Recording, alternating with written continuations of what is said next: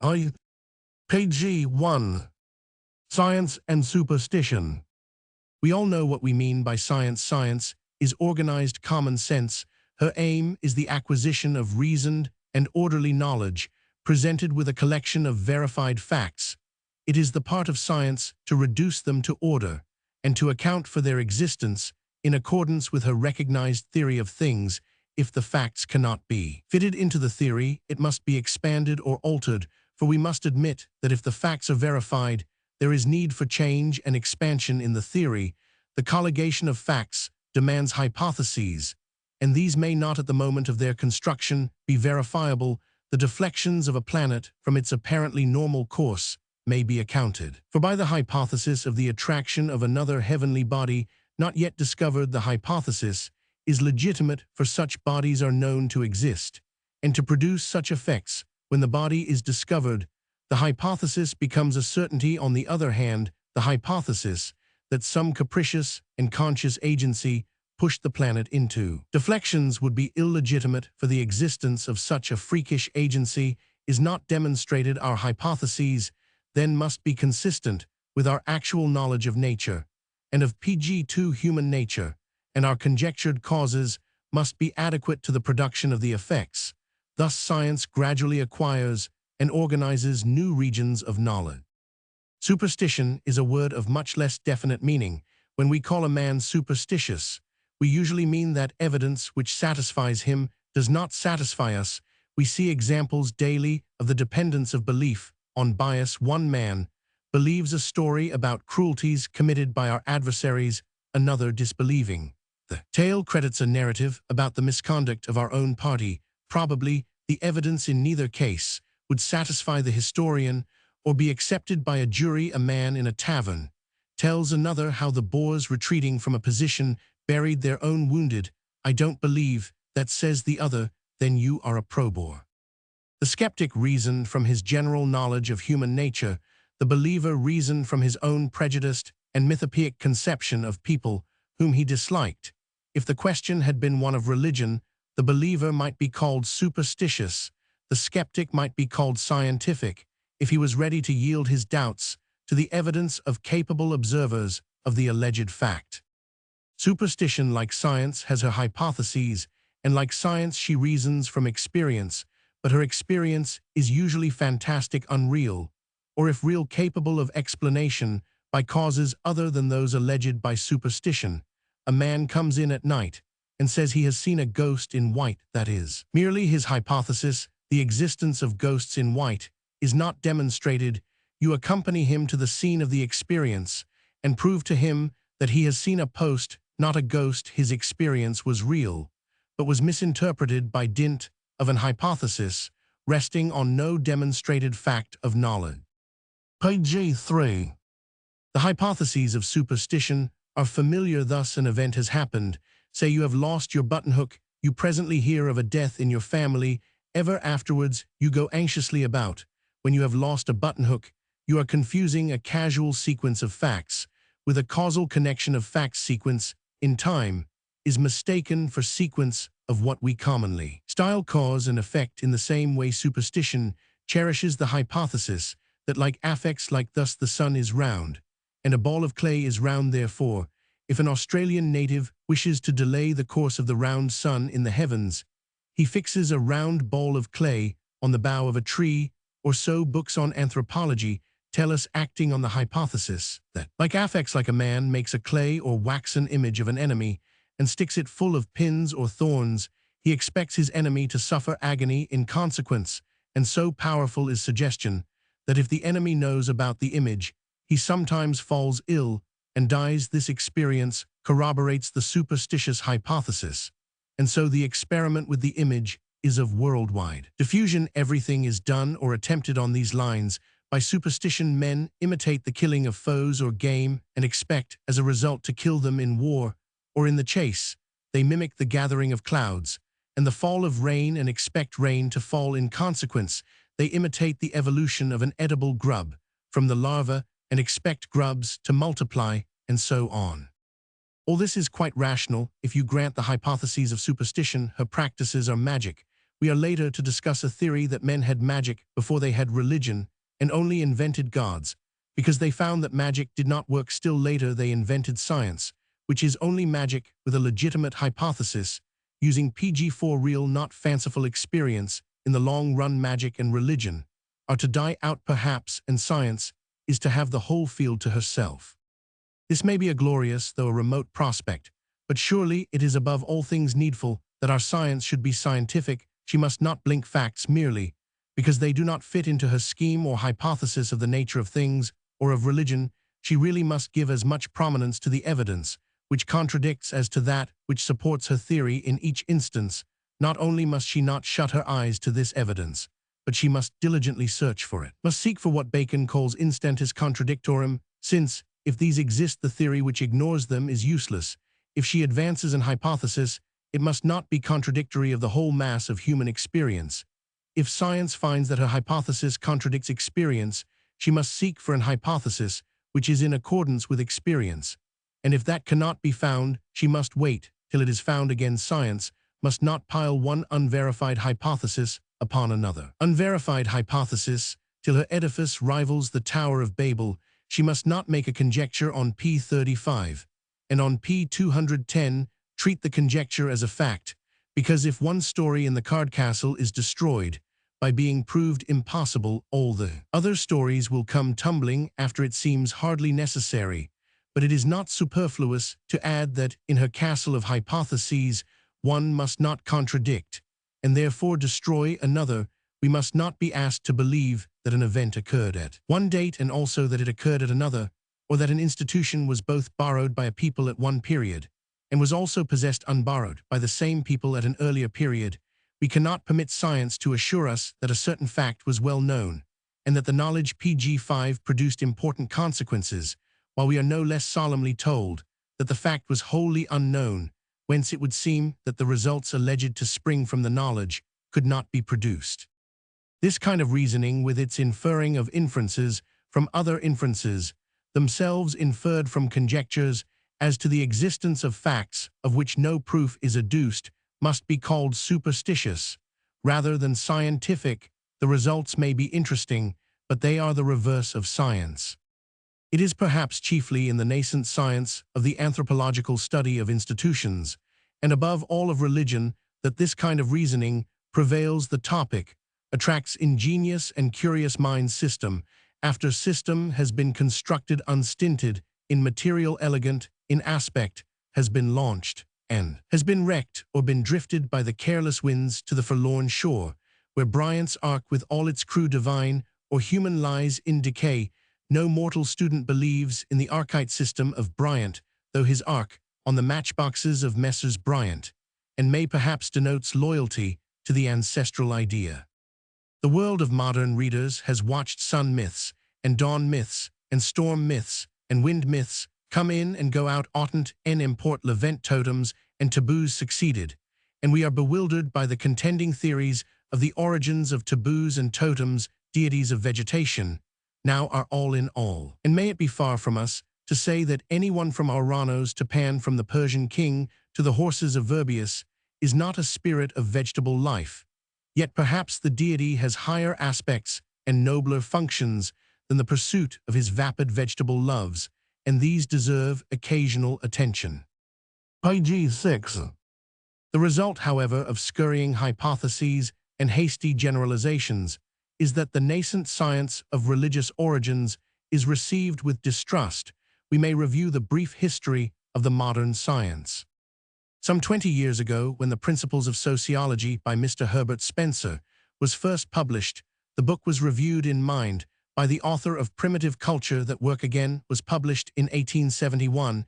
In 1890 appeared The Golden Bough by Mr. J. G. Fraser, and the second edition of the book, with changes and much new matter, was given to the world in 1900.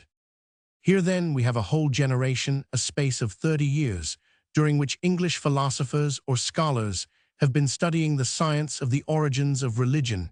In the latest edition of The Golden Bough, Mr. Fraser has even penetrated into the remote region where man neither had nor wanted any religion at all. We naturally ask ourselves to what point we have arrived after the labors of a generation 20 years ago, when reviewing Mr. Spencer, Mr. Tyler said that a time of great public excitement as to these topics was at hand, the clamor and contest aroused by Mr. Darwin's theory of the origin of species and the descent of man would be outdone by the coming war over the question of the evolution of religion. But there has been no general excitement. There has been little display of public interest in these questions. They have been left to the curious and the learned classes, not absolutely identical. Mr. Fraser, indeed, assures us that the comparative study of human beliefs and institutions is fitted to be much more than a means of satisfying an enlightened curiosity and of furnishing materials for the researches of the learned one. Page 7. But enlightened curiosity seems to be easily satisfied, and only very few of the learned concern themselves with these researches, which Mr. Tyler expected to be so generally exciting. A member of the University of Oxford informed me that the study of beliefs and of anthropology in general is almost entirely neglected by the undergraduates, and when I asked him why, he replied, "There is no money in it." Another said that anthropology had no evidence in the language of the economists. There is no supply provided at Oxford, because there is no demand. Classics, philology, history, physical science, and even literature are studied because there is money in them, not much money indeed, but a competence, if the student is successful, for the study of the evolution of beliefs.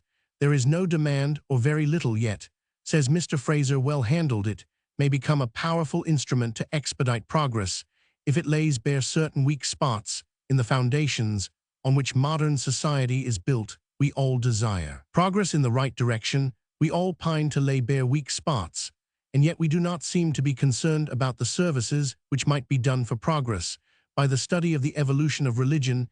It is indeed a melancholy, and in some respects thankless task, says Mr. Fraser, to strike at the foundations of beliefs, in which, as in a strong tower, the hopes and aspirations of humanity through long ages have sought a refuge from the storm and stress of life. Thankless indeed these operations are, yet sooner or later, Mr. Fraser adds, it is inevitable that the battery of the comparative method should breach these venerable walls, mantled over with the ivy and mosses and wild flowers of 1,000 tender and sacred associations.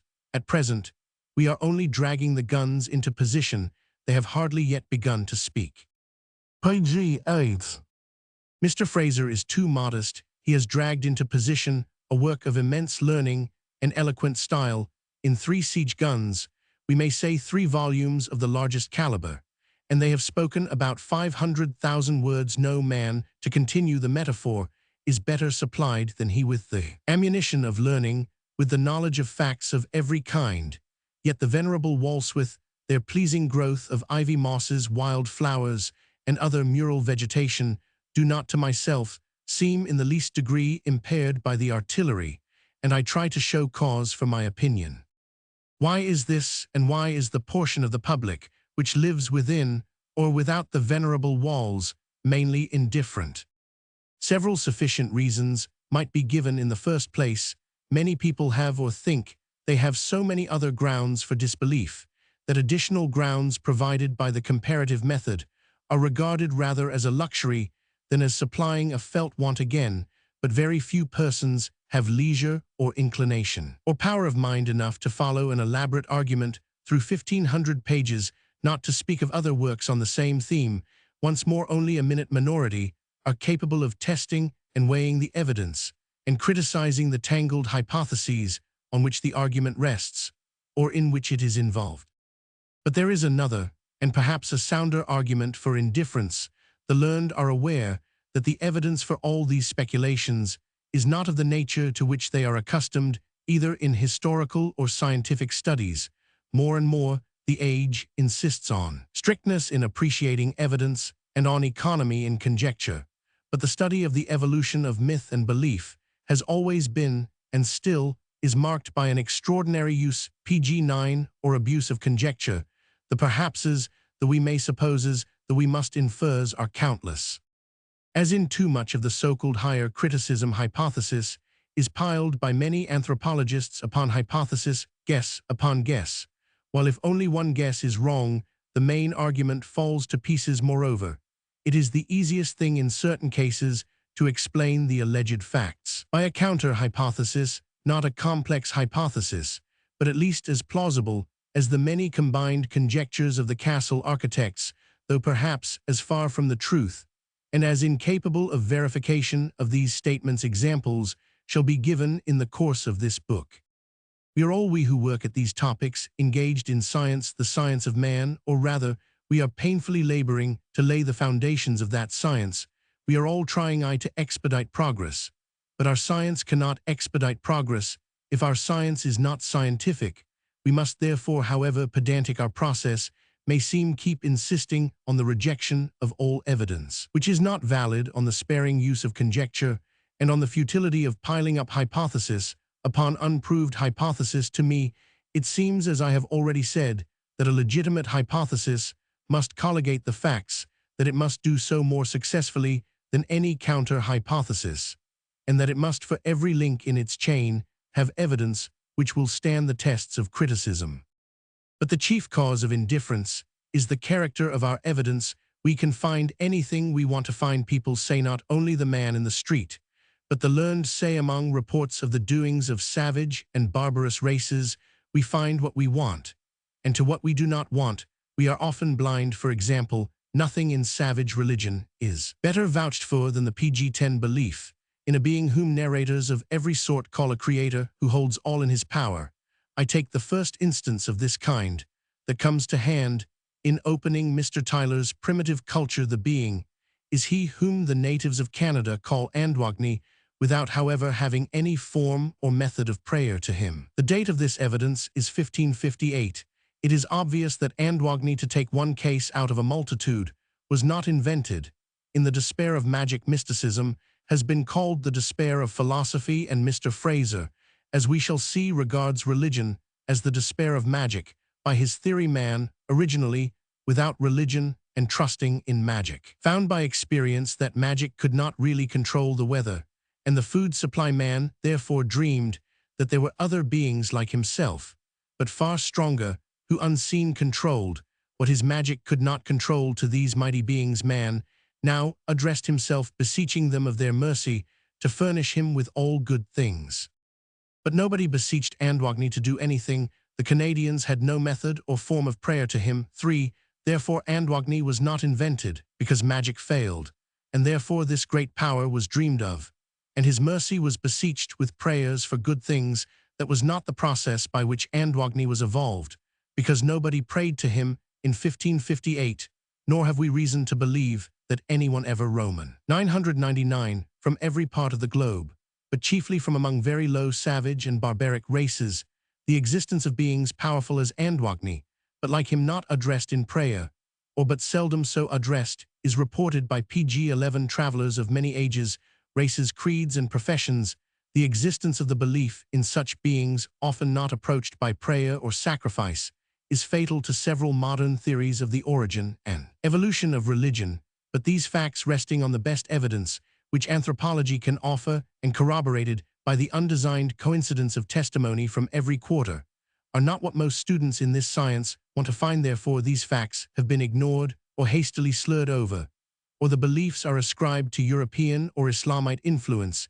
Yet first Christians or Islamites, with the God they introduced, would introduce prayer to him, and prayer in many cases there is none. Next, in the case of Andwagni, what missionary influence could exist in Canada before 1558? Thirdly, if missionaries, amateur or professional, there were in Canada before 1558, they would be Catholics, and would introduce not a creator never addressed in prayer, but crosses, beads, the Madonna, the saints, and such Catholic rites as would leave material traces. In spite of all these obvious considerations, I am unacquainted with any book on this phase of savage religion, and scarcely know any book, except Mr. Tyler's Primitive Culture, in which the facts are prominently stated. The evidence for the facts, let me repeat, is of the best character that anthropology can supply. For it rests on testimony undesignedly coincident, given from most parts of the world, by men of every kind of education, creed, and bias. Contradictory evidence, the denial of the existence of the beliefs, is also abundant to such eternal contradictions of testimony anthropology must make up her mind. We can only test and examine in each instance the bias of the witness, if he has a bias, and his opportunities of acquiring knowledge. If the belief does exist, it can seldom attest itself, or never by material pg-12 objects, such as idols, altars, sacrifices, and the sound of prayers for a being like Andwagni is not prayed to or propitiated. One proof that he is not of Christian introduction. We have thus little but the reports of Europeans intimately acquainted with the peoples savage or barbaric, and if possible with their language, to serve as a proof of the existence of the savage belief in a supreme being, a maker or creator of things. This fact warns us to be cautious, but occasionally we have such evidence as is supplied by Europeans initiated into the mysteries of savage religion. Our best proof, however, of the existence of this exalted, usually neglected belief is the coincidence of testimony from that of the companions of Columbus and the earliest traders visiting America to that of Mr. A. W. Howitt Mists of the Australian Eleusinian, or of the latest travelers among the Fangs, the remote Maasai, and other scarcely contaminated races. 4. If we can raise at least a case for consideration in favor of this non-utilitarian belief in a deity not approached with prayer or sacrifice, we also raise a presumption against the theory that gods were invented in the despair of magic as powers out of whom something useful could be got, powers with good things in their gift things, which men were ceasing to believe that they could obtain by their own magical machinery. The strong primal gods, unvexed by prayer, were not invented as recipients of prayer. To ignore this chapter of early religion, to dismiss it as a tissue of borrowed ideas, though its existence is attested by the first Europeans on the spot, and its originality is vouched for by the very absence of prayer pg-13, and by observers like Mr. A. W. Howitt, Miss Kingsley, and Sir A. B. Ellis, who proposed, but withdrew, a theory of longodsis not scientific.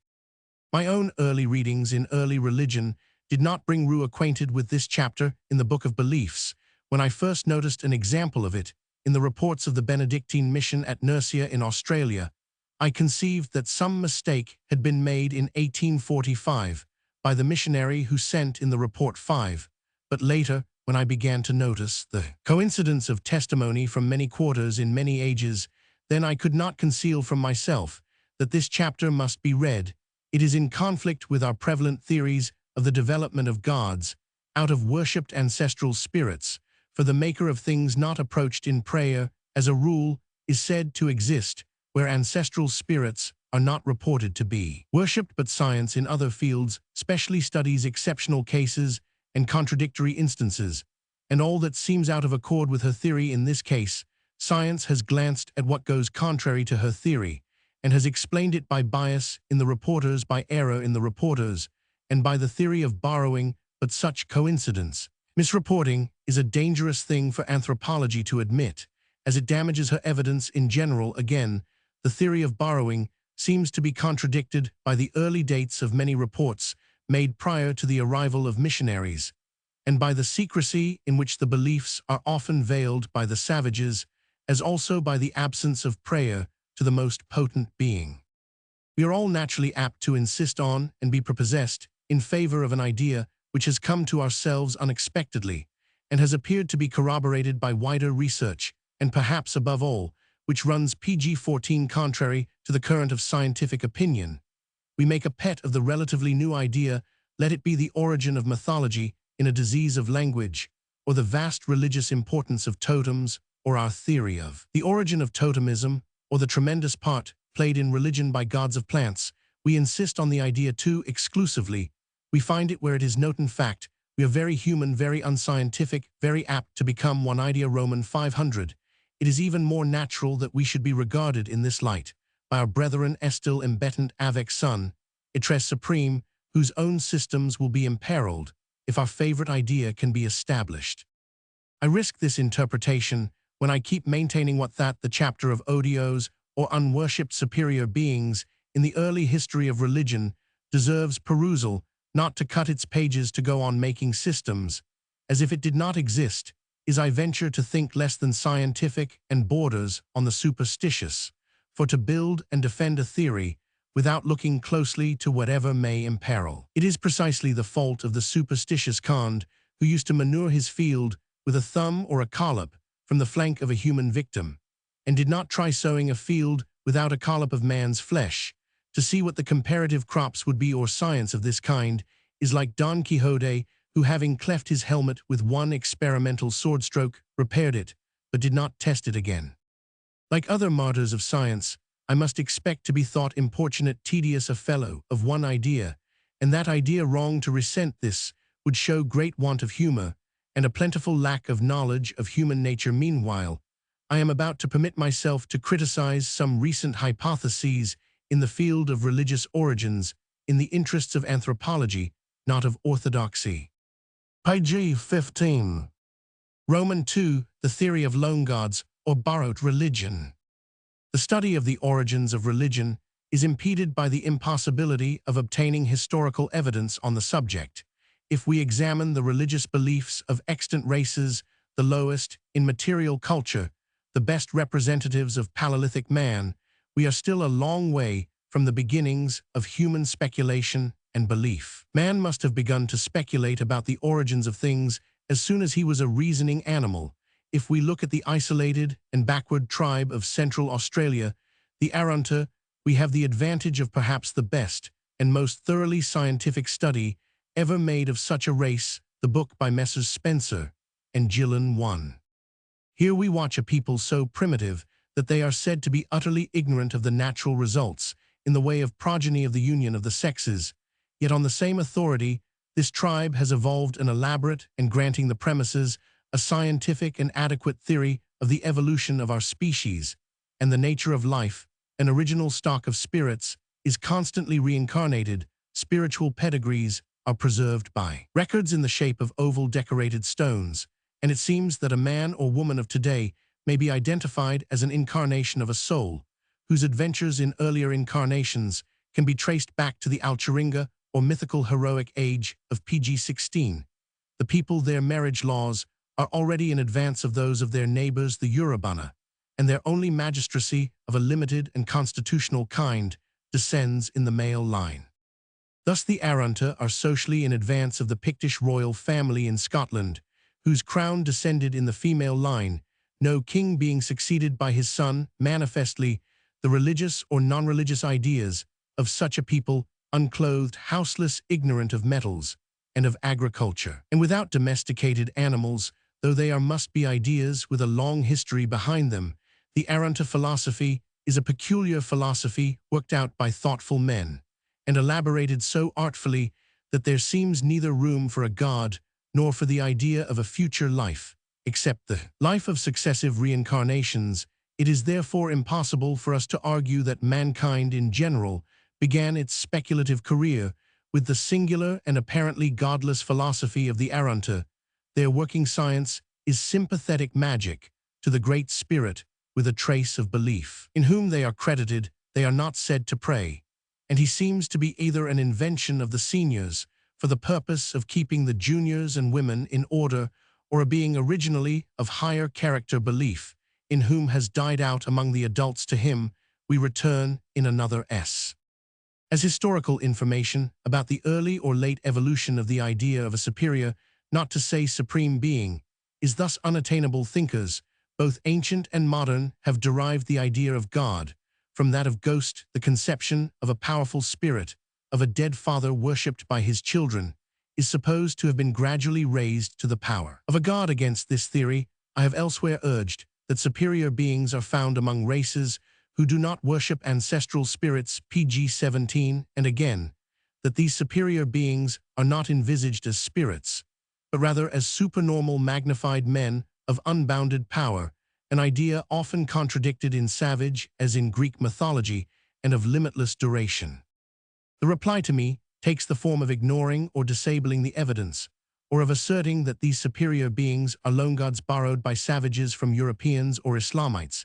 It is to the second theory, that these savage superior beings are disguised borrowings from missionaries, explorers, traders, or squatters, that I now address myself to.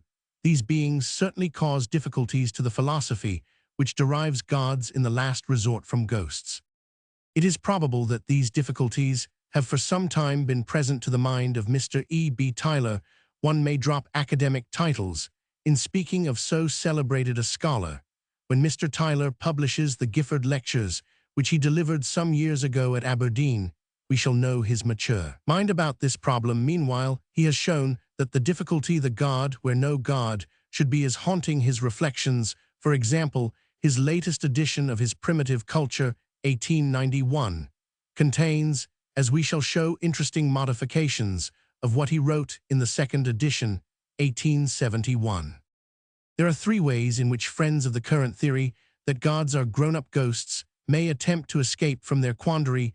1. The low races with the high gods are degenerate, and their deity is a survival from a loftier stage of lost culture. Mr. Tyler, however, of course, knows too much to regard the Australians in the Stone Age as degenerate. 2. The evidence is bad, or Fr. Muller, is that of prejudiced missionaries, but Mr. Tyler, pg 18, knows that some of the evidence is excellent, and at its best does not repose on missionary testimony. 3.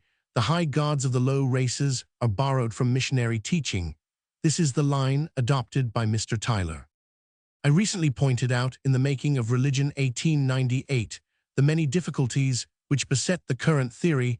I was therefore alarmed on rinding that Mr. Tyler had mined the soil under my own hypothesis. His theory of borrowing, which would blow minds sky-high if it exploded, is expounded by Mr. Tyler in an essay, The Limits of Savage Religion, published in the Journal of the Anthropological Institute, Vol. Roman 21, 1892. I propose to examine Mr. Tyler's work, and to show that his own witnesses demonstrate the unborrowed and original character of the gods in question. Mr. Tyler first opposes the loose popular notion that all over North America the Indians believed in a being named Kitchai Manitou, or Great Spirit, a notion which I do not defend. He says the historical evidence is that the Great Spirit belongs not to the untutored but to the tutored mind of the savage, and is preserved for us in the records of the tutors themselves, the Jesuit missionaries of Canada. 3. Now, as to the word Manitou spirit, Mr. Tyler quotes Lejeune 1633. By this word Manitou, I think they understand what we call an angel or some powerful being. 4. Again, the Montagnets give the name Manitou to everything, whether good or bad, superior to man. Therefore, when we speak of God, they sometimes call him the good Manitou, while, when we speak of the devil, they call him the bad Manitou. 5. When then 90 years later, in 1724, Pierre Lafitau dilates on the Great Spirit, the pg 19 Great Manitou, we are to see that in 90 years the term which the Indians used for our God, their translation of Le Bon Dieu, has taken root, become acclimatized, and flourished. Lafitau, according to Mr. Tyler, has also raised the Huron word for spirit Oki to Aki with a capital O, which he calls Le Grand Esprit.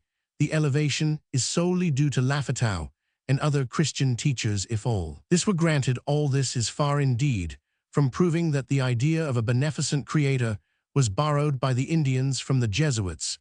Between 1633 and 1724, Mr. Tyler's own book, Primitive Culture, enables us to correct that opinion. Here he quotes Captain Smith from an edition of the History of Virginia of 1632. Smith began to colonize Virginia in 1607. He says, edition of 1632, their chief god they worship is the devil, him they call Oki Aki, and serve him more of fear than love. Mr. Tyler cites this as a statement by a half-educated and whole-prejudiced European about savage deities, which from his point of view seem of a wholly diabolic nature. The word Oki, Mr. Tyler goes on, apparently means that which is above, and was in fact a general name for spirit or deity. 6. The chief deity of the Virginians, then in 1607, before missionaries came with his temples and images, was a being whose name apparently meant that which is above. Moreover, Father Brebeuf, 1636, describes an Oki in the heavens who rules the seasons, is dreaded, and sanctions treaties. Consequently, Lafitau did not in 1724 first make Oki a spirit into Aki, a god, that had been done in Virginia before any missionaries arrived by the natives themselves long before 1607. For this, we have and Mr. Tyler has cited the evidence of Smith before Jesuits arrived. What pg 20 is yet more to the purpose. William Strachey, a successor of Smith, writing in 161,112, tells us that Ochius, as he spells the word, was only a magisterial deputy of the great God, the priests tell them, who governs all the world, and makes the sun to shine, creating the sun, and moon his companions. Him they call Ahon, the good and peaceable God, requires no such duties as are paid to Ochius, nor needs to be sacrificed to, for he intendeth all good unto them. He has no image. 7 Strachey remarks that the native priests vigorously resisted Christianity. They certainly borrowed neither Ochius nor Ahon, the beneficent creator, who is without sacrifice, from Jesuits who had not yet arrived. Do we need more evidence? If so, here it is. Speaking of New England, in 1622, Winslow writes about the god Keaton as a being of ancient credit among the natives. He made all the other gods. He dwells far westerly above the heavens, whither all good men go when they die. Thus Mr. Tyler himself, Locke Sitz, summarizes Winslow and quotes, "They never saw Keaton, but they hold it a great charge and duty that one age teach another, and to him they make feasts and cry, and sing for plenty and victory, or anything that is good." Thus Keaton in 1622 was not only a relatively supreme god, but also a god of ancient standing. Borrowing from missionaries was therefore impossible. Mr. Tyler then added in 1871, Brinton's etymology is plausible that this Keaton is simply the Great Spirit, Kitanitoit, great living spirit, an Algonquin word, compounded of kita, great, manitou, spirit, termination, wit, indicating life. Page 21. But all this etymology Mr. Tyler omitted in his edition of 1891, probably no longer thinking it plausible. He did, however, say in 1891, Roman II, another famous Native American name for the supreme deity is Oki. Not content with Ochius, capital O, and all before the arrival of missionaries, not content with Keaton, whose etymology in 1871 apparently means great spirit, before the arrival of Jesuits in New England, Mr. Tyler, in primitive culture, adds to these deities the Greenlanders' Torngarsuk, or great spirit. His name is an augmentative of Torngak, spirit, in 1891, demon. Before the arrival of missionaries, for, says Mr. Tyler, he seems no figure derived from the religion of Scandinavian colonists, ancient or modern. He so clearly held his place as supreme deity in the native mind, that as Krantz the missionary alleges, many Greenlanders, hearing of God and his almighty power, were apt to fall on the idea that it was their Torngarsuk who was meant. 8. Now in 1891, Mr. Tyler dropped out, he seems no figure derived from the religion of Scandinavian colonists, ancient or modern. And he added that Torngarsuk was later identified not with our God, but with our devil, a foible characteristic, I may say, as Mr. Tyler said concerning Captain Smith and Okioff, a half-educated and whole-prejudiced European. For the Algonquin Indians, Mr. Tyler cited Father Lejeune, 1633, when the missionary talked to them of an almighty creator of heaven and earth. They began to say to one another, Atahakan, Atahakan, but his name had fallen into contempt, and a verb nitatahakan meant, I tell an old fanciful story. In 1558, Thevet credits the Canadian Indians with belief in a creator Andwagni, not pg 22, approached with prayers. None of these beings can have been borrowed from Europeans. It will presently be seen that between 1871 and 1892, Mr. Tyler became skeptical as to the records of a great spirit in America, but he retained Oki in the sense of supreme deity. Here then, from Virginia to Greenland, Mr. Tyler presented in 1871 evidence for a being of supreme power called by names, which perhaps mean great spirit. In his essay of 1892, he does not refer to his earlier work and his evidence there for a great spirit, nor tell us why he has changed his mind. He now attributes the great spirit to missionary influence. We naturally ask in what respect he has found the early evidence on which he previously relied lacking in value. Mr. Tyler, in Primitive Culture 9, gives a yet earlier reference than the others for a Virginian creator. He cites Harriet, an author of 1586 again.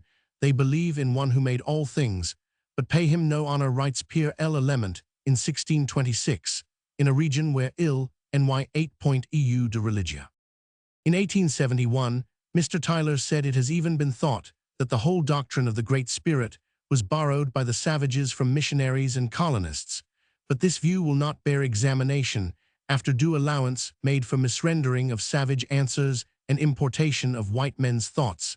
It can hardly be judged that a divine being whose characteristics are so unlike what European intercourse would have suggested, and who is heard of by such early explorers among such distant tribes, could be a deity of foreign origin. 10. In 1891, this view will not bear examination is deleted, and the deity, we are told, could hardly be altogether of PG-23 foreign origin. He could not be when found by the first European discoverers, and had the creed been borrowed prior to the being, would have been borrowed with it. Now in his essay of 1892, Mr. Tyler never, I think, alludes to his own evidence of 1873 or even of 1891, in favor of a Red Indian creator evidence earlier than the Jesuits, 1558, 1586, 161,216, 1622, and of Lejeune, 1633, in the essay of 1892, that authentic evidence of such early explorers among such distant tribes to a savage conception of the Creator is not cited. The coincidence of testimony is the strongest possible evidence to the nature and unborrowed character of the being. Such coincidence is in fact Mr. Tyler's own touchstone of trustworthy testimony, yet in 1892 the Jesuits received the whole credit of introducing the idea. It would be interesting to know why the early evidence has suddenly become untrustworthy. The essay of 1892 ought, of course, to be regarded as only a sketch. Yet we are anxious to learn the reasons which made Mr. Tyler leave his evidence out of sight, though republished by him only the year before he put forth his tractate in favor of borrowing from Jesuits. I turn to another point on which I cannot accept Mr. Tyler's arguments. In his essay of 1892, Mr. Tyler dates the Mandan Deluge legend as not before 1700. Why? Because Catlin in 18,301,840 found iron instruments used ritually in the native mystery play of the flood. They were supposed to represent the tools employed in making the vessel wherein the only man escaped drowning, but the Mandans did not get iron tools before 1700. The Indians, however, we reply, had canoes before they had iron tools, and in modern times might naturally employ iron instead of flint instruments discarded in the mystery play. They might do this in spite of the PG-24 marked preference for stone tools in ritual. Perhaps they had none. It must here be observed that Catlin does not use the word ark, as Mr. Tyler does. For the vessel of the only man, Catlin always says the big canoe, even if we admit, which we do not, that the Mandans necessarily borrowed their deluge legend from whites. It does not follow, as Mr. Tyler argues, that because the Great Spirit appears in the deluge legend, he cannot claim greater antiquity than 1700 in the first place. As in Mr. Tyler's earlier statement, Canadians, Algonquins, Virginians, Massachusetts, and Greenlanders had a great spirit before Christian influences began. The Mandans may have been equally fortunate, nor does it seem safe to argue like Mr. Tyler that if the Great Spirit figures in a hypothetically borrowed myth, therefore the conception of a Great Spirit was necessarily borrowed at the same time that more recent myths are constantly being attached to a pre-existing god or hero, is a recognized fact in mythology, nor can mythologists argue, one, that biblical myth is a modified survival of savage myth, and two, that such natural and obvious savage myths as the kneading of man out of clay, the origin of death, the fall, and the tradition of the deluge are necessarily borrowed by savages from the Bible. This is indeed to argue in a vicious circle. Again was the Australian and American myth of a race of wise birds. Earlier than man, borrowed from the famous chorus in The Birds of Aristophanes, is the Arunta theory of evolution, borrowed from Darwin, or their theory of reincarnation from Buddhism. Borrowing of ideas seems only to be in favor when savage ideas resemble more or less those of Christianity.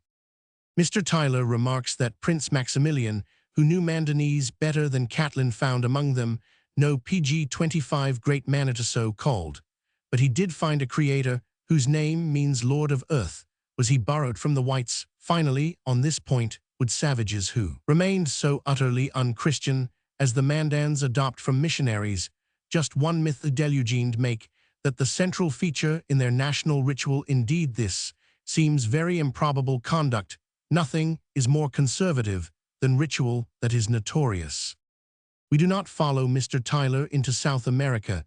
If our case is proved by his own not repudiated authorities for North America, that suffices us. We turn to Australia. Let us first take the typical Australian case of Bayam Payame or Bayamai, at present alleged by Mr. Howitt and others to be the moral creative being of many tribes 11, and served without sacrifice in their mysteries. Mr. Tyler first finds him mentioned as a creator by Mr. Horace Hale, whose book is of 184,012. Next, in 1850, Bayam was spoken of by a native to some German Moravian missionaries as a being who, according to their sorcerers or doctors, made all things, but was easy to anger, and was to be appeased by dances. Thus he was accepted by the most notoriously conservative class, the class most jealous of missionary influence, the sorcerers omitting for the moment a later description of Bayam as seen by a black devotee. In a vision, we turn to Mr. Tyler's theory of the origin of this god, Mr. Ridley, who began his missionary career in Victoria in 1854, gives a pleasing account of Bayam as a creator with a paradise for the good. According to Mr. Ridley, Bayam is discovered by Mr. Greenway to be derived from Baya, to make, and pg 26. He concludes that for ages unknown the blacks have called God the Maker 13. Mr. Tyler now asks, was Bayam, who is he avers near 1840, so prominent a divine figure among the Australians known to them at all a few years earlier? He decides that before 1840 Bayam was unknown to well-informed white observers. This, of course, would not prove that Bayam was unknown to the blacks. As for the observers, who are three in number: 1, Buckley, the convict, in spite of his 32 years with the blacks, is of no real value. We cannot trust a man who lied so freely as to say that in Australia he speared salmon and often saw the fabled monster, the bunyip. 14, Buckley could not read, and his book was made up by a Mr. Morgan out of rough notes and memoranda, and by conversation. If then, as Buckley says, they have no notion of a supreme being P57, we may discount that Buckley's idea of such a being was probably too elevated. Moreover, he never mentions the confessedly ancient native mysteries, in one of which among certain tribes the being is revealed. 15, Mr. Tyler's next well-informed observer before 1840, Mr. Backhouse, a Quaker, takes his facts straight from the third witness, Mr. Threlkeld. He admits it for some of them, and it is true in this matter of all of them. 16. Buckley being out of court and Backhouse being a mere copy of Mr. Threlkeld. What has Mr. Threlkeld to say? What follows is curious. Mr. Threlkeld, 18,340,1857.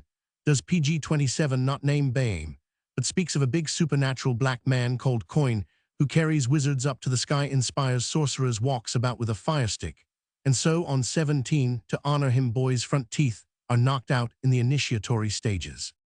As soon as I read this passage, I perceived that Mr. Threlkeld was amalgamating such a goblin as the Kern I call Bruin with the high god of the mysteries in 1881, when Mr. Howitt with Mr. Fisson wrote Camila and Kern he knew no higher being among that tribe than the goblin Bruin, but being initiated later, Mr. Howitt discovered that the god of the mysteries is Mungangor, our father. This shows the slight value of negative evidence. Women know about Bruin, the goblin master of sorcerers, but the knowledge of Mungangor is hidden from them under awful penalties. 18. Not only I, but Mr. Horace Hale, 1840, came to this opinion, that Coin is a goblin, Bayam a god, as we shall see. In the same way, where Bayam is supreme, Daramulan is sometimes a goblin or fiend.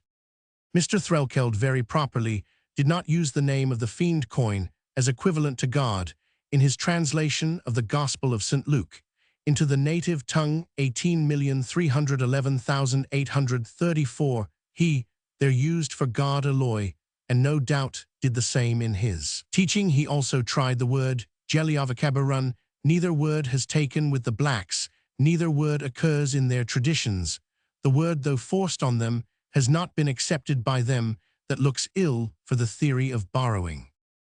Here then of Mr. Tyler's three negative witnesses, who before 1840 knew not Bayame Mr. Threlkeld alone is of value, as Mr. Hale says Mr. Threlkeld was 18,261,857, the first worker at the dialects of those Bayame-worshipping PG 28 tribes the Kamilaroi of the Wellington Valley in Victoria. But whence did Mr. Hale get what Mr. Tyler cites his knowledge in 1840 of Bayame? He, an American savant on an exploring expedition, could not well find out esoteric native secrets. I shall prove that Mr. Hale got his knowledge of Bayame from Mr. Tyler's own negative witness. Mr. Threlkeld Mr. Hale says that when the missionaries first came to Wellington, Bayame was worshipped with songs. There was a native famous for the composition of these songs or hymns, which according to Mr. Threlkeld were passed on Roman 100. Mr. Hale thus declares Mr. Tyler probably overlooked the remark that when the missionaries first came to Wellington, where Bayame is the creator, they found Bayame there before them. 19. Then why did Mr. Threlkeld not name Bayame? I think because Mr. Hale says that Bayame's name and sacred dance were brought in by natives from a distance, and when he is writing had fallen into disuse. 20. Had then a missionary before 1840 evolved Bayame from Kamilaroi Baya to make for that is Mr. Tyler's theory of the origin of the word Bayame, and taught the name to distant natives as a word for his own god, and had these proselytizing distant dancing natives brought Bayame's name and dance to Wellington. Our missionaries dancing masters, they would teach prayer and kneeling or give rosaries. Dances are no part of our religion to demonstrate missionary influence. Here we must find a missionary, not Mr. Threlkeld, who was studying and working on the Kamilar tongue before 1840. There was no such missionary. Finally, Mr. Hale runs counter to Mr. Tyler's PG 29 theory of borrowing from whites. Though Mr. Tyler does not quote his remark, the ideas of Bayame may possibly be derived from Europeans, though says Mr. Hale the great unwillingness which the natives always evince to adopt any custom or opinion from them militates against such a supposition so strong is this reluctance to borrow ideas from the whites that the blacks of the center have not even borrowed the idea that children are a result of the intercourse of the sexes. Here, then, in part of the district studied by Mr. Threlkeld in 18,261,857, an American savant who certainly received the facts from Mr. Threlkeld testifies to Bayame as recently brought from a distance by natives, but as prior to the arrival of missionaries, and most unlikely to have been borrowed. Whence then came Bayame? Mr. Tyler thinks the evidence points rather to Bayame being the missionary translation of the word creator used in missionary lesson books for God. But by 1840, when Bayame is confessedly so prominent a divine figure, Mr. Threlkeld's were the only translations and grammatical tracts in the Kamilaroi tongue. Now Mr. Threlkeld did not translate creator or anything else by Bayame. He used Eloi and Jehovah, and the natives would have neither of these words. Where is Mr. Tyler's reason then for holding that before 1840? For it must be prior to that date. If it is going to help his argument, any missionary ever rendered creator by Bayame, he has just argued that no observer then knew the name Bayame, so no observer could have introduced a name Bayame, which he did not know yet there was the name. Mr. Hale found it. There Mr. Tyler's argument seems to be that Mr. Ridley in 1866, and again in 1877, printed extracts in which occurs Bayame God from the missionary primers prepared for the Kamilaroi. We might have expected Mr. Tyler at PG 30, least to give the dates of the missionary primers that X hypothesis introduced Bayame before 1840. He gives no dates, and the primers are of 1856, and are written by Mr. Ridley, who cites them 21, thus they must be posterior to the Bayame of 1840, and Bayame was prior to missionaries at Wellington at the time when Mr. Tyler first notes his appearance. Thus, by Mr. Tyler's own evidence, Bayame is not shown to be a missionary importation, the reverse. As to Australia, it is not denied by Mr. Tyler that practically all over the continent, the blacks possess religious mysteries of confessed antiquity. It is not denied that the institution of these mysteries is now, in many cases, attributed by the blacks to a moral creative being whose home is in or above the heavens. It is not denied that his name now usually means in different dialects Maker Bayame, Master Bayamban, and Father Papang, and many other words, it is not denied that the doctrine of this being is now concealed from children and women and revealed to lads at the Bora or Initiatory Mystery 22. But on the other hand, as I understand Mr. Tyler, while initiatory rites are old, they certainly existed when Dampier touched at the Australian coast in 16,881,689. The names of their institutor father, maker his moral excellencies, and his creative attributes are all due to missionary influence. The original founder of the Bora in premissionary days would only be a dead headman or leader, now religiously regarded. To this we first demur. It is not shown, it is denied by Waits, and it is not even alleged by Mr. Herbert Spencer that the Australians steadily propitiate or sacrifice at all to any ghosts of dead men. How can they? PG-31 The name of the dead is tabooed, and even where there is in one instance an eponymous human patronymic of a tribe, that patronymic alters in every generation, now among such a ghost-worshipping people as the Zulus. The most recently dead father gets most worship in Australia, where even the recent ghosts are unadored. Is it likely that some remote ghost is remembered as founder of the ancient mysteries? This is beyond our belief, though the opinion is, or at least was that of Mr. Howitt, the mere institution of female kin among some of these tribes, though paternity is recognized, makes against an ancient worship of a male ancestor, where even now ancestors are unworshipped. As to the aspect of this god Baim, Mr. Tyler presently cites a story told to Mr. Howitt by a native of how, with his father, he once penetrated in the spirit to Baim's home, and found him to be a very great old man with a long beard and with crystal pillars growing out of his shoulders, which support a supernal sky. His people, birds and beasts, were around him. Mr. Tyler says these details are, it will have been noticed, in some respects of very native character, while in others recalling conventional Christian ideas of the Almighty. The Christian idea is naturally that of the old man of Blake and Michelangelo, Hartley Coleridge's old man with the beard. Is it likely that the savages had seen any such representations again? Is the idea of Baim as an old man not natural to a race where respect of age is regularly inculcated in the mysteries and prevails in practice among the Kamilari? About Bundara Turamulan, another name for this, or a lower god, is represented at the mysteries by an old man learned in all the laws 23. Page 32.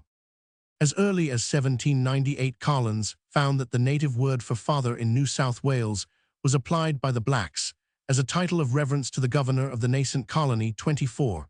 It is used now in many native tribes as the name of their supreme being, and Mr. Tyler thinks it of missionary origin. Manifestly, this idea of age and paternity in a worshipped being is congenial to the natives, is illustrated in their laws and customs, need not be borrowed, and is rather inevitable. The vision of Baim, we may add, was narrated to Mr. Howitt by a native fellow initiate. To lie in such cases is an unheard-of thing, says Mr. Howitt. The vision was a result of the worldwide practice of crystal gazing. The seer's father handed to him a crystal. When I looked at it, says the narrator, all manner of visions appeared, including that of Baim 25.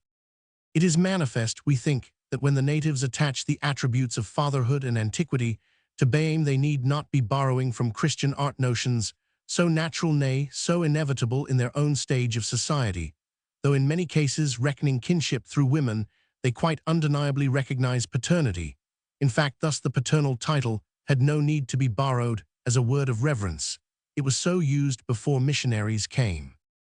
Mr. Howitt, who is deeply initiated, writes, beyond the vaulted sky lies the mysterious home of that great and powerful being who is Bunjil Baim or Taramulan in different tribal languages, but who in all is known by a name the equivalent of the only one used by the Kurnai, which is Mangangor, our father 26. Now, not to multiply evidence, which is provided by PG-33 other observers, as to Central Australia, not so central as the Arunta country, and the North, Mr. Tyler is confronted with this problem. Have all the tribes who regard a powerful being Baim or another as founder of their ancient mysteries borrowed his name and attributes since 1840 or so from whites, with whom they were constantly in hostile relations? Is it probable that, having hypothetically picked up from Christians the notion of a moral father In heaven, their priests and initiators instantly disseminated that idea over most of the continent and introduced it into their most secret and most conservative ceremonies. Would they be likely to restrict so novel a piece of European information to the men? Mr. Dawson, in his Aborigines of Australia p51, writes the recent custom of providing food for it. A corpse is derided by intelligent old Aborigines as white fellows gammon thus do. They estimate novelties, yet in Mr. Tyler's theory, it is the most conservative class of all the medicine men and learned elders everywhere, rivals and opponents of Christian doctrine who pick up the European idea of a good powerful father or master borrow. A missionary name for him. We have shown that the name Baim is not of missionary origin, and introduce him in precisely the secret heart of the mysteries. This knowledge is hidden under terrible penalties from women and children. To what purpose do missionaries teach only the old rams of the flock and neglect the ewes and lambs? Obviously, the women and children must know any secret of divine names and attributes imparted by missionaries. Again, it is not probable that, having recently borrowed a new idea from the whites, the blacks would elaborately hide it from its authors, the Europeans. So well is it hidden that, till he PG-34 was formally initiated, Mr. Howitt had no suspicion of its existence. 27. Mr. Tyler may rest in his hypothesis of borrowing, but for the reasons assigned, we think it impossible in our and his selected North American cases, and inconceivable as an explanation of the Australian phenomena. Finally, Mr. Tyler candidly adduces a case in which Mr. Dawson, taking great and acknowledged trouble to collect evidence, learned from the blacks that they had believed in a benevolent being Permaheel, whose voice is the thunder, before they knew of the existence of Europeans who have given them a dread of Permaheel. 28. We add Mr. Howitt's testimony to supreme being ruling from Omeo to Shoalhaven River, from the coast to Yasgundagai, concerning whom old men strenuously maintained that it was so before the white men came, they themselves now aged, having only learned the secret when they were initiated and made men at about the age of 1429. In the same essay of 188,530, Mr. Howitt tells of a native whose grandfather initiated him as to an all-seeing personality Bunjil up there, who would mark his conduct. This was said before the white men came to Melbourne. 1835. Bunjil, said William Berruck, a black was called our father before white men came to Melbourne. I might give other evidence in favor of the unborrowed character of Australian belief in some such being as Baim. Thus Mrs. Langlo Parker, the careful collector of Australian legendary tales, 31, was herself interested in the question.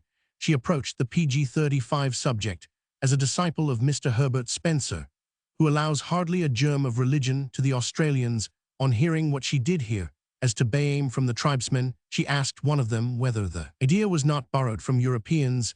The old warrior answered that if it was so, the young men would know most about Baim, but they know nothing apparently, because the old rites of initiation have fallen into disuse, nor are they much more familiar with Christian doctrine. This black man had logic in him. Mrs. Langlo Parker came contrary to her prepossessions to the same opinion as our best authority, Mr. Howitt, that the Australian belief is unborrowed. This lady, who has taken very great pains in criticizing and collecting her evidence, kindly sent me an essays of Mr. Manning's from the Journal of the Royal Society of New South Wales, Vol. Roman 16 p. 159, 1883. Mr. Manning was an early settler in the north border of the southern colony.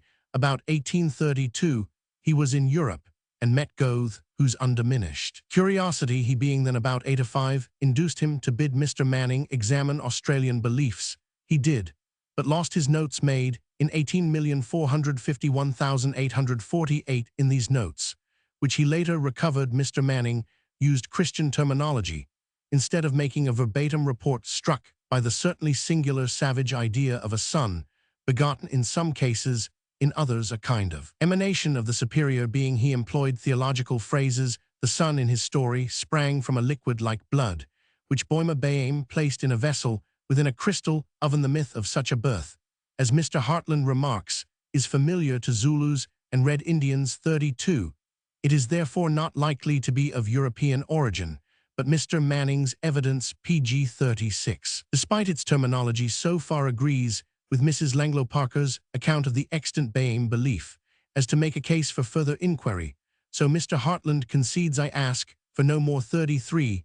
Thus Mr. Manning has Ballima, Mrs. Langlo Parker has Bullima, for a kind of floral paradise of souls, very beautifully described in the lady's more Australian legendary tales. Both authorities mention prayers for the dead Mrs. Langlo Parker, quotes what Mr. Hartland calls very interesting funeral rites and prayers. For the dead, he adds, we want to be assured whether these are usual by means of an accurate description of the customary ceremonies, and that she does not give us, I shall make inquiry. But what does it matter whether the rites in the overthrow of native manners are now usual or not? Bayame is unknown to the new generation, as we have seen prayers to him, then cannot be usual. The point is that Mr. Manning in 1845 and Mrs. Langlo Parker in 1898 both mention the prayers for the dead, certainly not borrowed from Protestants.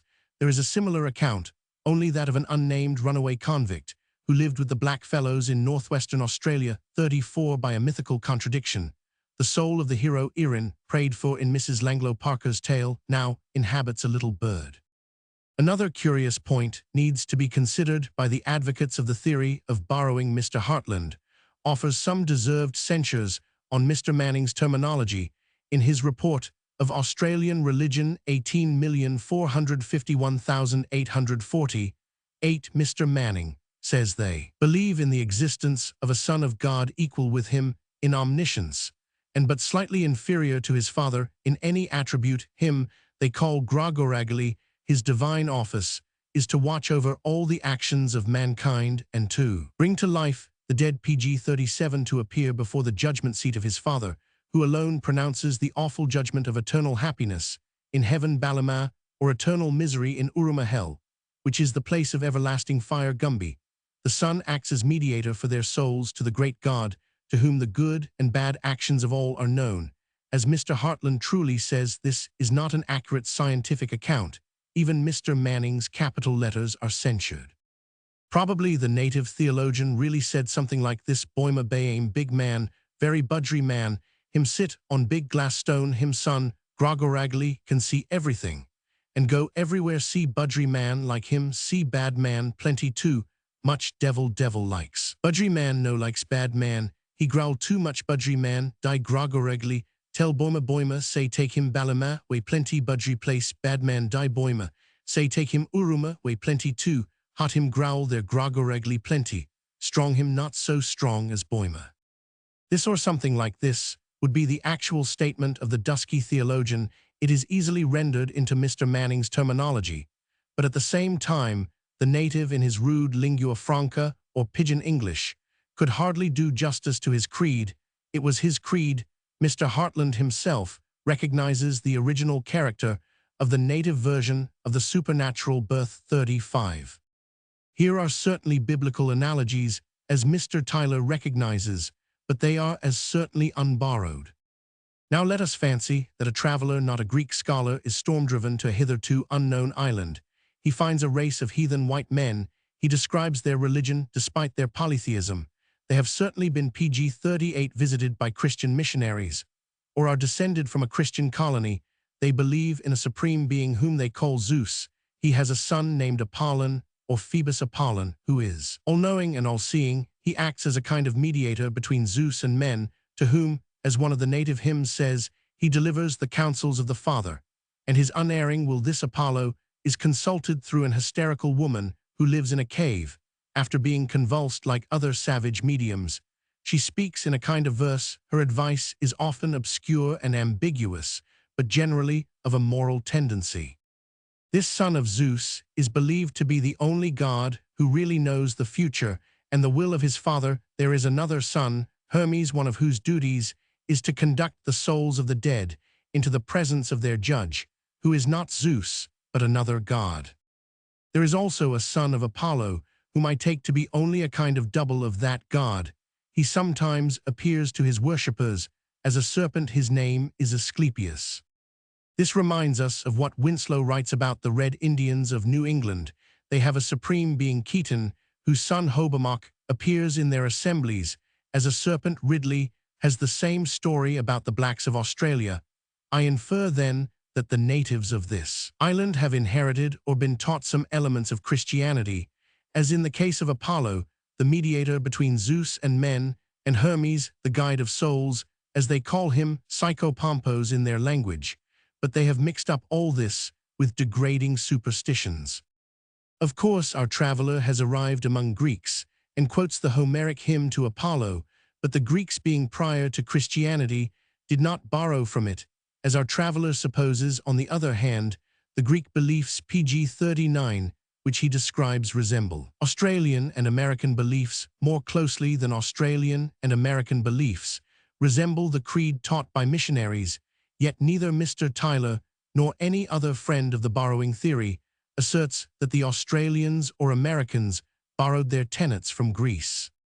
The truth seems to be that where a supreme being is regarded as too remote and impassive, he is naturally supplied, with a deputy Ahon has Oki Keaton, has Hobamok Boima, has Grogoragli Baim, has Tundun, or in places Daramulan Ninekapan in West Africa, has Baboisi sometimes, as in the Australian Norrell's case.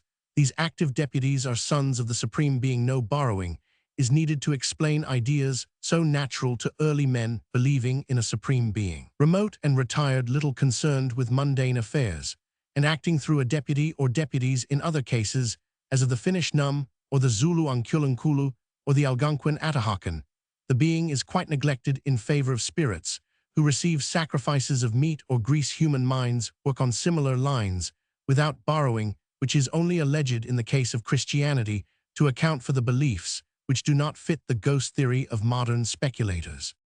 The essential point of Mr. Manning's report, injured as it is by his impossible terminology, is the extreme secrecy maintained on these points by his savage informants. They used to believe that the world would perish if the women heard of their dogmas. Thus a man said to Mr. Howitt, whose competence as a witness is indisputable, if a woman were to hear these things, or hear what we tell the boys, I would kill her. 36. One of Mr. Manning's witnesses slunk into a wooden fireplace pg 40, whence he whispered his beliefs. He had previously examined doors and windows in search of listeners. A man who reported these creeds would, if they became divulged among the women, be obliged to kill his wife. If the religious ideas were borrowed from missionaries, the women would know them as well as the men. They would not be reserved for initiates at the mysteries, through which Mr. Howitt derived his most esoteric knowledge of creeds, whereof in 1881 he was absolutely ignorant. 37. If the beliefs were of missionary origin, the young men, not the old men, would know most about Bayame. For similar beliefs in northwest central Queensland, I may cite Mr. Both. 38. The being Mulcahy is described by Mr. Both as a benevolent, omnipresent, supernatural being. Anything incomprehensible. Mulcahy is the supernatural power who makes everything which the blacks cannot otherwise account for. He is a good, beneficent person and never kills anyone. His home is in the skies. He was also a medicineman, has the usual low myths about him, and invented magic. So writes Dr. Both, who knows the local Pitta Pitta language and is not a missionary doctor. Both is pursuing his researches, and his remarks are only cited provisionally, awaiting confirmation. Sometimes European observers do not see the trend of their own reports. In 1845, Mr. Eyre described the origin of creation as narrated to him by Australian blacks on the Murring River. A being Norrell, with 3 unbegotten sons, lives up among the clouds. He is all pg 41 powerful, and of benevolent nature. He made the earth, trees, water. Roman 100. He receives the soul's Ladko shades umbra of the natives who join him in the skies, and will never die again. Yet Mr. Eyre adds a deity, a great first cause, can hardly be said to be acknowledged. 39. What is Norrell, if not a great first cause? Among some tribes, Bunjil, merely a title of authority meaning master, lord, headman, is a name of the superior being. Abundance of the mythology of Bunjil, often ludicrous or degrading the being, showing as a supernormal medicineman, may be found in Mr. Br. Smythe's great collections. 40, but no evidence can be better than that of native poetry, which proves a higher aspect of Bunjil. A Woiwurrung bard of old made a song which moved an aged singer to tears by the melancholy which the words conveyed to him. It was an inspired song for the natives, like ourselves would think Tennyson inspired, and Tupper not so. Usually, the spirits inspire singers. This song was inspired by Bunjil himself, who rushes down into the heart of the singer, just as Apollo did of old. It is a dirge of the native race. We go old. The bones of all are shining white. In this duller land, the rushing noise of Bunjil, our father, sings in my breast. This breast of mine, 41. The missionaries do not inspire these songs, they put them down the white man, says Mr. Howitt knows PG-40 too little or nothing of the black fellows' songs. One of Mr. Manning's informants, 1845, was angry when asked for the hymn to Bayame Boima. He said that Mr. Manning knew too much already. I have dwelt specially on Australia, because there, as the natives do not worship ancestral spirits, the names of the dead are tabooed. Their superior being cannot have been evolved out of ghost worship. I have expressly avoided the evidence of missionaries, except the early Jesuits, because missionaries are believed by some writers to be biased on this point, though in fact on other points they are copiously cited by anthropologists, as Mr. Tyler finds the saintly and often martyred Jesuits of 16,201,660 worth quoting. I have therefore admitted Father Lejeune's testimony to the existence of Atahakan before their arrival in America, with Father Brebeuf's Oki or Un-Oki, whose anger is feared, and who sanctions treaties. It is impossible to me to understand how the savages could borrow from Europeans the beliefs which the Europeans found extant when they arrived. I have not touched the case of Africa in the making of religion, pp. 222,228. I argued against Sir A. B. Ellis' elaborate theory of borrowing a god. In the case of the Tisha-speaking races, I did not know that this exact writer had repudiated his theory, which was also rejected by Miss Mary Kingsley.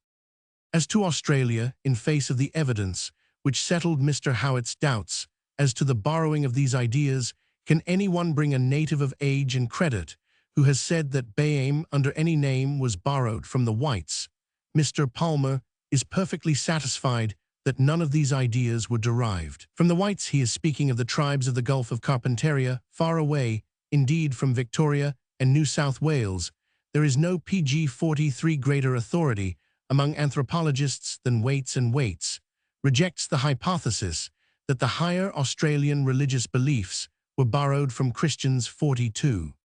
To sum up, we have proved by evidence of 1558, 1586, 161,216, and 1633 that a sort of supreme creative being was known in North America before any missionary influence reached the regions where he prevailed. As to the Australian god Bayame, we have shown out of the mouth of Mr. Tyler's own witness, Mr. Hale, that Bayame preceded the missionaries in the region where literary evidence of his creed first occurs. We have given Mr. Hale's opinion. As to the improbability of borrowing, we have left it to Mr. Tyler to find the missionary who before 1840 translated Creator by the Kamilaroi Bayame, while showing the difficulty, I think the impossibility, of discovering any Kamilaroi philologist before Mr. Threlkeld, and Mr. Threlkeld certainly did not introduce Bayame. We have proved that, contrary to Mr. Tyler's theory of what a missionary can do, Mr. Threlkeld could not introduce his own names for God, Eloi and Jehovah, into Kamilar practice. We note the improbability that highly conservative medicine men would unanimously thrust a European idea into their ancient mysteries. We have observed that by the nature of Mr. Tyler's theory, the hypothetically borrowed divine names and attributes must, if taken over from missionaries, have been well known to the women and children from whom they are concealed under dreadful penalties. We have demonstrated the worthlessness of negative evidence by proving that the facts were discovered on initiation by a student, Mr. Howitt, confessedly in the first rank, though he during many years had been ignorant of their existence. We show that the ideas of age and PG-44 paternity in an object of reverence are natural and habitual to Australian natives and stood in no need of being borrowed. We suggest that the absence of prayer to a powerful being is fatal to the theory of borrowing. We show that direct native evidence utterly denies the borrowing of divine names and attributes, and strenuously asserts that before Europeans came to Melbourne 1835, they were revealed in the secret doctrine of ancient initiatory rites. This evidence again removed the doubts which Mr. Howitt had entertained on the point, and Mr. Palmer and Mr. Dawson agree with Mr. Howitt, Mr. Kidley, Mr. Gunter, and Mr. Greenway, all experts all studying the blacks on the spot, in the study Waits, is of the same opinion Australian religion is unborrowed. It is rare in anthropological speculations to light on a topic in which verifiable dates occur, the dates of the arrivals of missionaries and other Europeans, the dates of Mr. Hale's book, of Mr. Threlkeld's books, of Mr. Ridley's primer, are definite facts, not conjectures in the air. While this array of facts remains undemolished, science cannot logically argue that the superior beings of low savage belief are borrowed from Christian teachers and travelers. That idea is disproved also by the esoteric and hidden nature of the beliefs, and by the usual though not universal absence of prayer. The absence of prayer again, and of sacrifice, proves that gods not bribed or implored were not invented as powerful givers of good things, because good things were found not to be procurable by magic. This condition of belief is not what a European, whatever his bias, expects to find. He does not import this kind of ideas if they are all misreports due to misunderstandings in America and Australia. From 1558 to 1898, what is the value of anthropological evidence?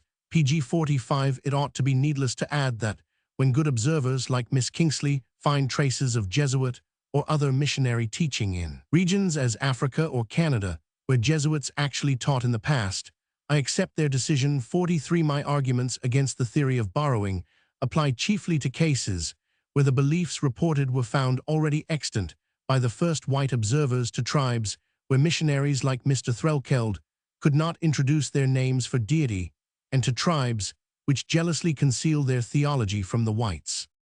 Page 46. Roman 3. Magic and religion.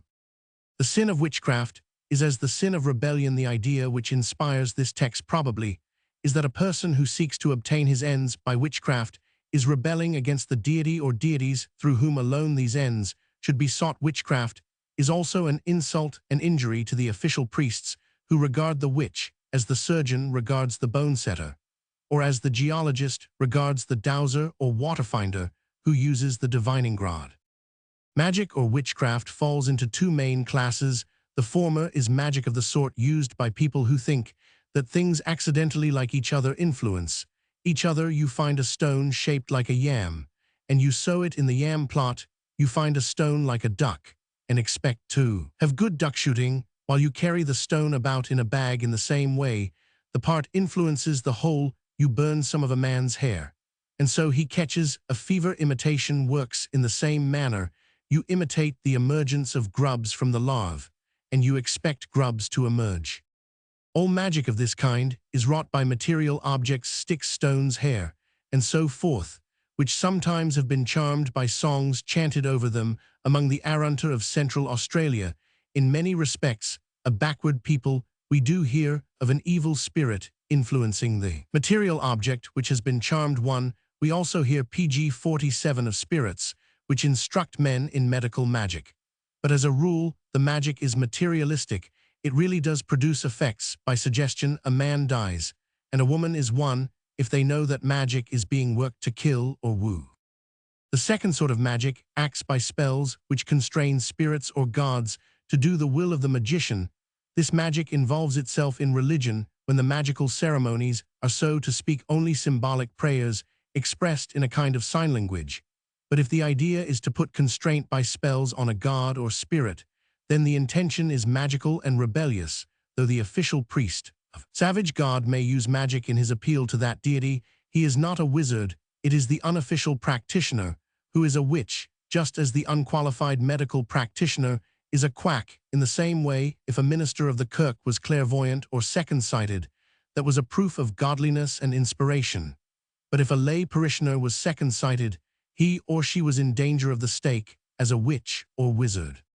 These, briefly stated, are the points of contrast and points of contact between magic and religion. The question has recently been raised by Mr. Fraser in the new edition of his Golden Bough, whether magic has not everywhere preceded religion.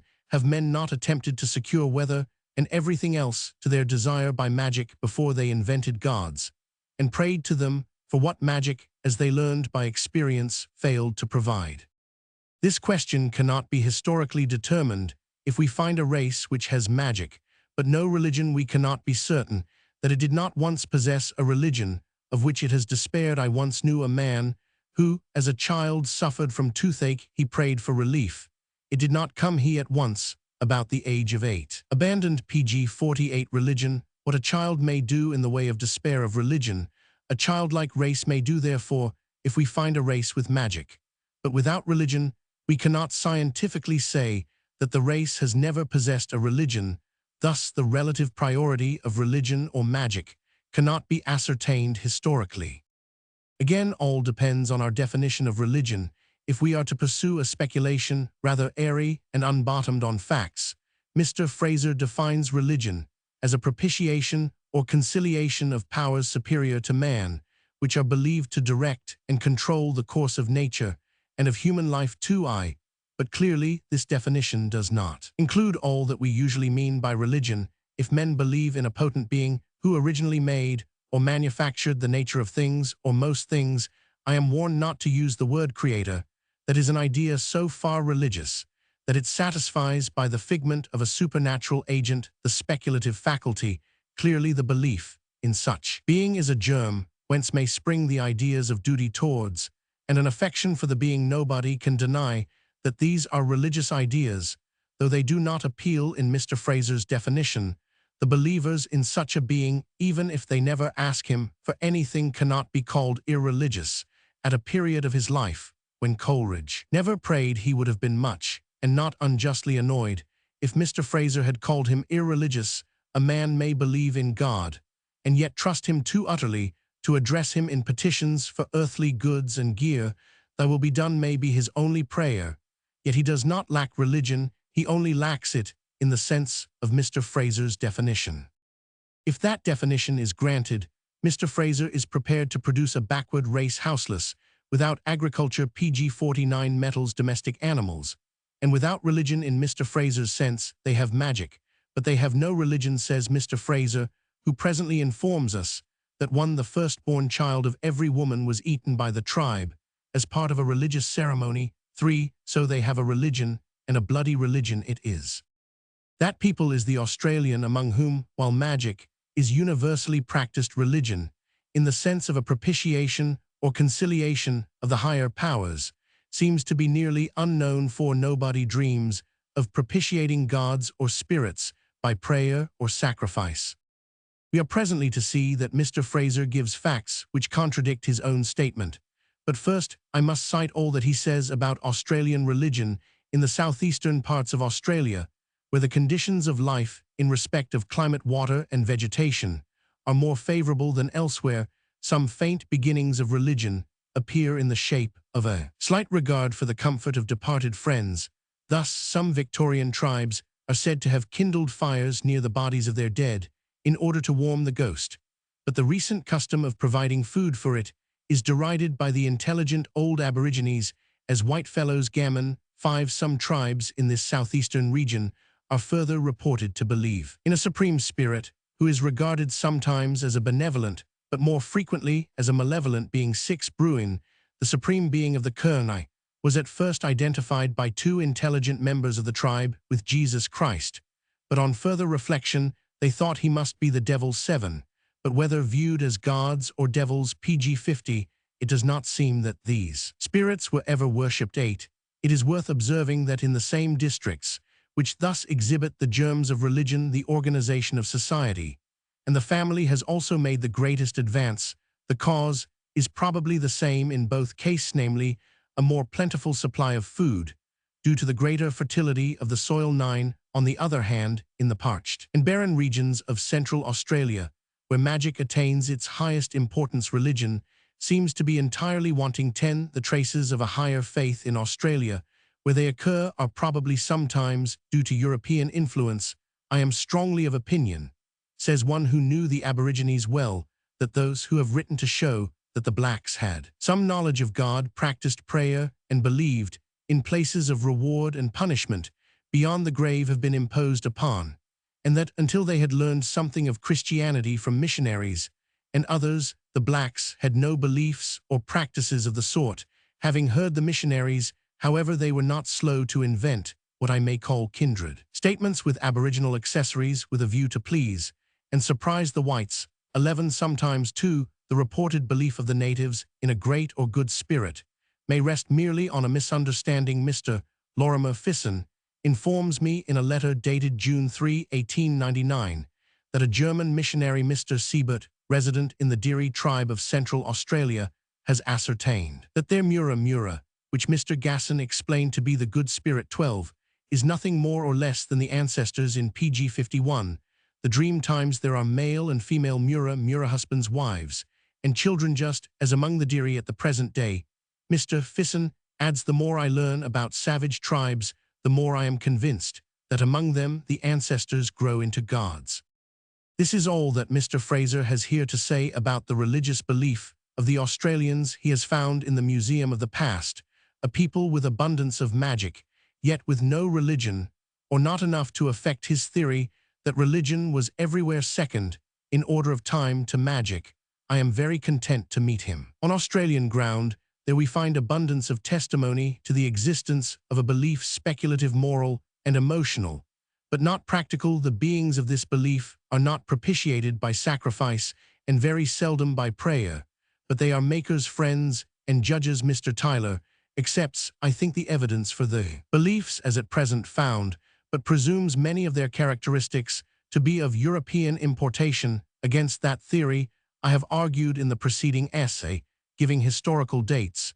Mr. Fraser omits and ignores the evidence for the beliefs. He denies to the Australians more than some faint beginnings of religion, and puts down traces of a higher faith, as probably sometimes do, and perhaps it sometimes is, to European influence. For this theory Mr. Kerr is cited having heard the missionaries. They were not slow to invent what I call kindred statements with aboriginal accessories with a view to please and surprise the whites. 13. To please and surprise the whites, the natives concealed their adaptations of Christian ideas in the mysteries to which white men are very seldom, or were very seldom admitted. Is this likely? I believe that the exclusive rule is now relaxed, where the natives are practically paid PG 52 to exhibit 14. Bora was under European patronage, and the old men and children were fed on European supplies. But when Mr. Howitt was initiated by the Kurnai, and so first learned the secret of their religion, the old men desired to be satisfied that I had in very deed been fully initiated by the Bradgerak black fellows in their Curingle. He therefore retired to a lonely spot far from the possibility of a woman's presence, and exhibited the token of his previous initiation by the Murrings. Hitherto, long as the Kurnai had known me, these special secrets of the tribe had been kept carefully from me by all but two, one of whom was now dead. The inmost secret was the belief in Mungangor, the great father of the tribe, who was once on earth and now lives in the sky. He is rather the beneficent father and the kindly, though severe, headman of the whole tribe than the malevolent wizard, such as are other of the supernatural beings believed in by the Australian blacks. 15.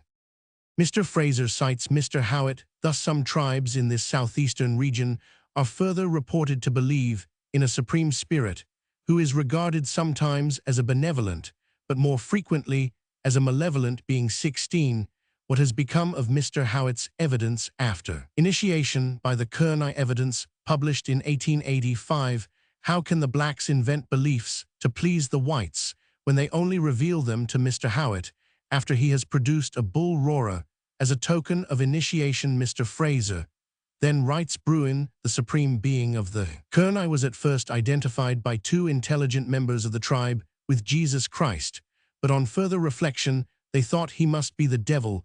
This is cited from a work of 1881 PG 53, Messrs. Fisson and Howitt's Kamilar, and Kurnai p. 255. It must have escaped even Mr. Fraser's erudition that Mr. Howitt says, when I wrote of Bruin in my paper on some Australian beliefs, I was not aware of the doctrines as to Mungangor. These the Kurnai carefully concealed from me until I learned them at the Jeriel or Mysteries. 17. Had Mr. Fraser observed this remark of Mr. Howitt's, he could not have cited without comment or correction Mr. Howitt's earlier and confessedly erroneous opinion that Bruin is the supreme being of the Kernai 18 to Mr. Howitt's correction in 1885 of his mistake of 1881. Mr. Fraser, as far as I observe, makes no allusion.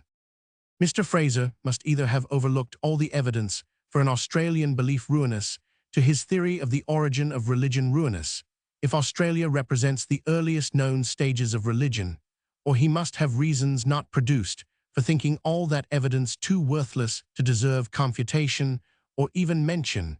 We are anxious to know his reasons, for on other matters he freely quotes our witnesses, yet I cannot think Mr. Fraser consistently so severe as to Australian evidence. He has a picturesque theory that the origin of the Passover was a rite in which masked men ran about through Hebrew towns in the night, butchering all the firstborn of Israel. 19.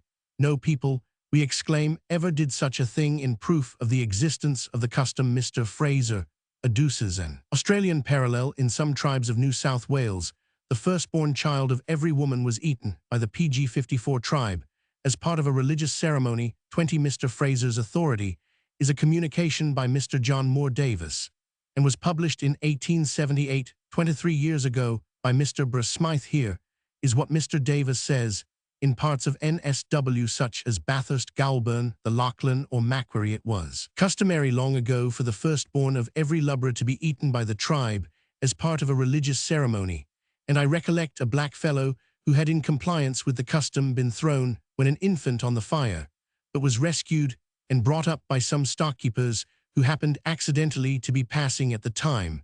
The marks of the burns were distinctly visible on the man when I saw him.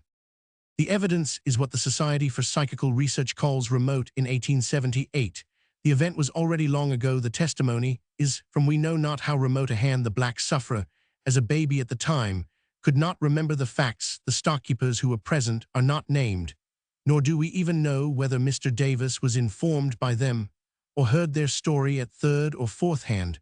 We do not know whether they correctly interpreted the alleged sacrifice in a religious ceremony by people said to be almost or quite irreligious of all the firstborn children of women. Mr. Fraser has circulated inquiries as to Australian customs and has published the results in the Journal of the Anthropological Institute. 21. He does not appeal to the answers in corroboration of Mr. Davis' remarkable story. 22. Imbued with the superstition of psychical research, I once investigated the famous Australian tale of Fisher's ghost. 1826. I sent for the court archives. The ghost led to trial for murder, and I received these and a contemporary PG55 plan of the scene of the murder and the apparition. These documents left me doubtful about the ghost of Fisher. 23. May I not say that similar researches and good corroborative evidence are needed before we accept a settler's tale of an Australian sacrifice long ago as confirming a theory of a Hebrew yearly massacre of all the firstborn? Moreover, if Mr. Moore's evidence is good as to a sacrifice, why is the latest evidence of Mr. Howitt and all my other witnesses as to Australian religion not worth mentioning? Why is it so bad that Mr. Fraser goes back to Mr. Howitt's evidence of 1881 before he knew the secret, and is silent about Mr. Howitt's evidence of 1885? We may quote Sir Alfred Lyall: one effect of the accumulation of materials has been to encourage speculative generalizations, because it has provided a repertory out of which one may make arbitrary selection of examples and precedents to suit any theory. Has Mr. Fraser escaped this error? I cannot think that he has escaped, and the error is fatal. He cites Mr. Howitt, Mr. Palmer, Mr. Oldfield, Mr. Dawson, and Mr. Cameron, whom I am about to quote, all of whom speak to a native religion of the kind for which I contend their witness is enough for him in other matters. But as to this matter, these witnesses, for some reason, are absolutely ignored. I myself have omitted the affirmative evidence of Mr. Oldfield and Mr. Folch as to religion, because I think it contaminated, although in part corroborated. But my witnesses, all cited for other points by Mr. Fraser, are not even mentioned on the point where, if their reports be correct, they seem rather to invalidate his central theory that religion was invented in the despair of magic. Page 56. As to that despair, it does not exist. The religions of Babylon, Greece, and Egypt lived side by side with superabundant magic. The Australians, when their magic fails, merely say that some other black fellow is working stronger. Counter Magic 24. However, that is a different question. The question at present is, why does Mr. Fraser not cite and confute the evidence of witnesses, whom he quotes on other points, evidence fatal to his theory? Why does he ignore it among so many witnesses distrustful of facts that surprise them, anxious to explain by borrowing all cannot be biased? If they were, why is not the testimony of witnesses with the opposite bias also discredited or ignored? Why is it welcomed? Mr. Fraser prefers the opinion of Mr. Siebert, a German missionary, that the Diri propitiate ancestral spirits, to the opinion of Mr. Gasson that the being of their belief is a good spirit who made them. I do not know which of these gentlemen is right. Possibly both views are held by different native informants, but Mr. Siebert's ancestral spirits come through Mr. Fisson, who says, the more I learn about savage tribes, the more I am convinced that among them ancestors grow into gods, so natural a process where the names of the dead are tabooed. Oh no, we never mention them. Their names are never heard. So they grow into gods. Mr. Fisson is a Spencerian, so for all that I know may Mr. Siebert be. If so, both have a theory and a bias. Yet they are cited. It is only witnesses who hold that the Australians, certainly not as a rule ancestor worshippers, believe in a kind of God, who are not deemed worthy of mention on this point, though quite trustworthy on other points. Page 57. I cannot understand this method. The historian has a theory. He searches for contradictory facts. The chemist or biologist does not fail to mention facts hostile to his theory.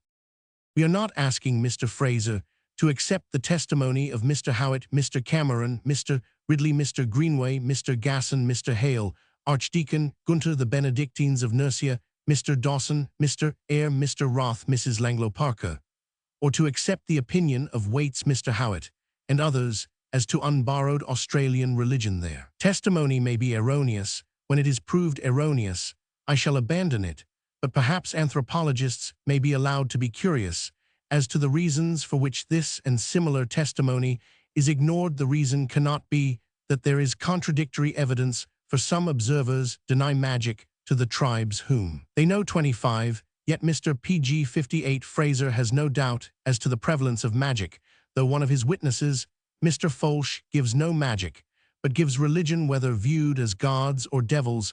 Mr. Fraser says of Southeast Australian beings, it does not seem that these spirits were ever worshipped. He has ignored the evidence that they are worshipped, if the rites of the Bora are worship. But if they are not worshipped, so much the worse for his theory. Gods in his theory were invented just to be worshipped. To these mighty beings man now addressed himself, beseeching them of their mercy to furnish him with all good things. 26. As against the correctness of my witnesses, I only know the mass of evidence by white observers, who have detected no religion among these savages. But I do not necessarily accept the negative evidence, because the beliefs are reported by the affirmative witnesses to be guarded with the utmost secrecy. 27. It is not every inquirer who has the power of eliciting beliefs which for many reasons are jealously guarded. Many Englishmen or Lowlanders are unable to extract legends of fairies, ghosts, and second sight from Gaelic Highlanders. On the other hand, they are kind enough to communicate to me plenty of their folklore. The Urkas were very shy and frightened when asked about their religion, says Mr. Pope Hennessy in his notes on the Jukos and other tribes of the Middle Ben, 189,828. Thus I prefer the affirmative evidence of Europeans who have won the confidence of the Australians and have been initiated to the denials of observers less. Pg 59 Fortunate. As for their theory that the religious practices, if they exist, are borrowed from Christians, I have stated my case in the preceding essay. There could be no stronger evidence than the absence of prayer that the Australian religion is not borrowed. This argument ought especially to appeal to Mr. Fraser. His definition of religion is that of Euthyphro in the Platonic dialogue of that name. Socrates' sacrificing is giving to the gods, and piety is asking from them. Euthyphro, yes, Socrates. Socrates, upon this view, then piety is a science of asking and giving. Euthyphro, you understand me, capitally Socrates. Mr. Fraser agrees with Euthyphro, but if we find that the most backward race known to us believes in a power yet propitiates him neither by prayer nor sacrifice, and if we find, as we do, that in many more advanced races in Africa and America, it is precisely the highest power which is left impropriated, then we really cannot argue that gods were first invented as powers who could give good things on receipt of other good things, sacrifice and prayer. Sir Alfred Lyell here agrees with Mr. Fraser. The foundation of natural religion is the principle of do ut des, I give that you may give, and the most ingenious researches into the evolution of primitive ideas will hardly take us beyond or behind it. 29. My researches do not pretend to be ingenious.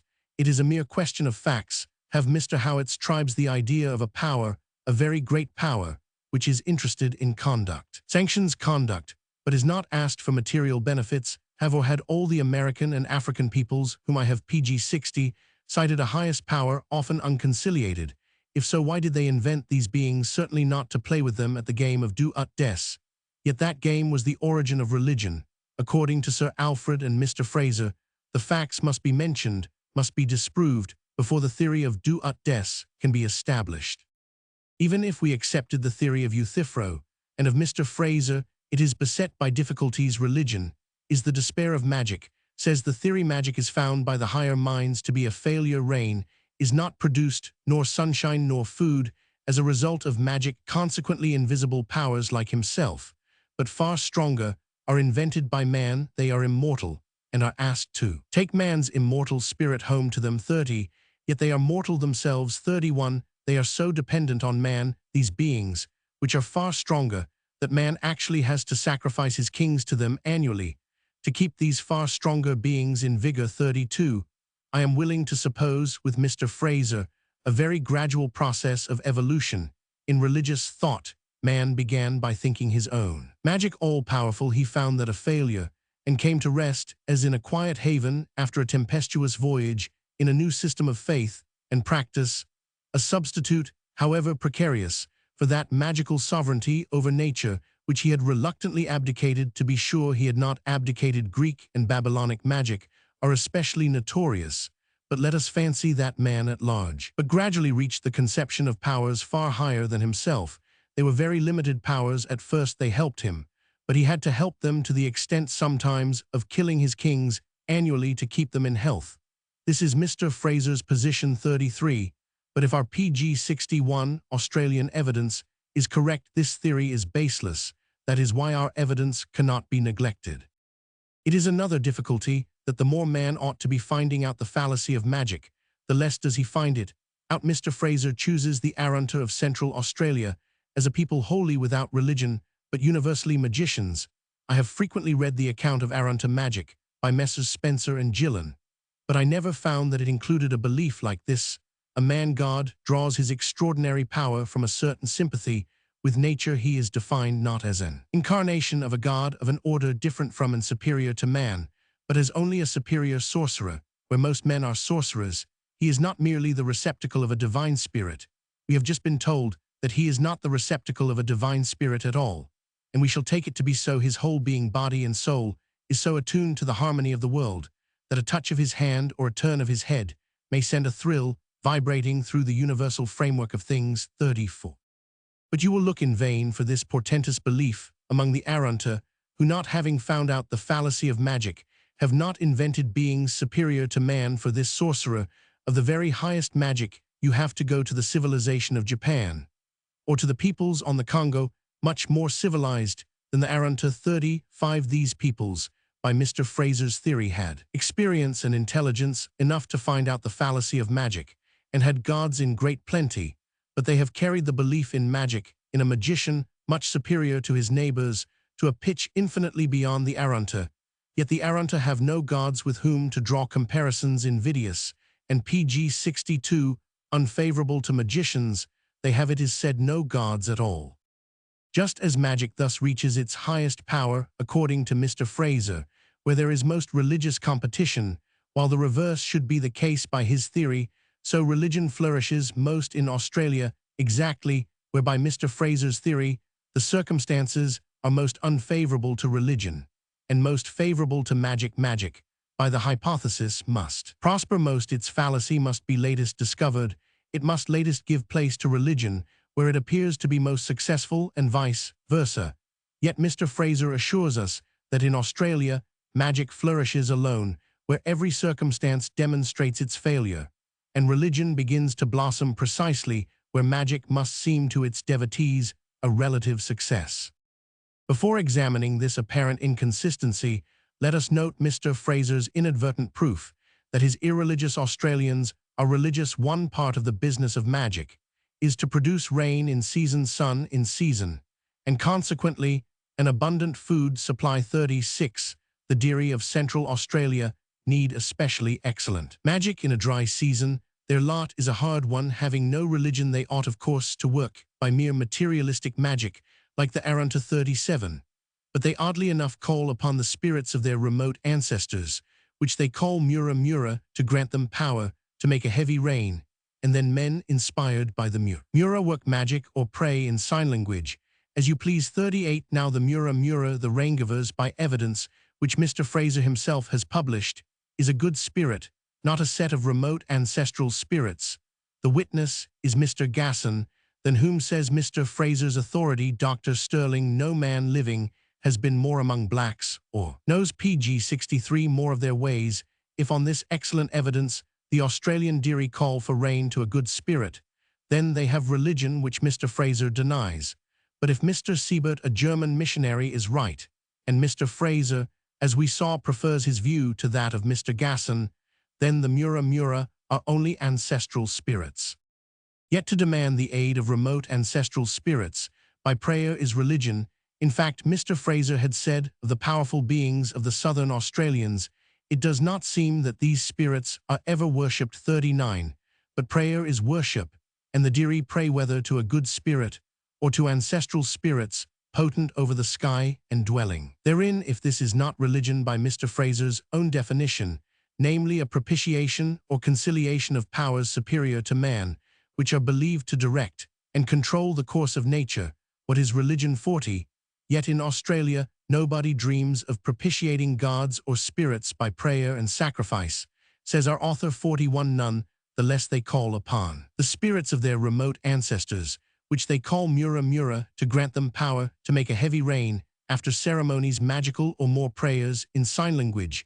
The Mura at once cause clouds to appear in the sky. 42. They see the signs which their worshippers are making here.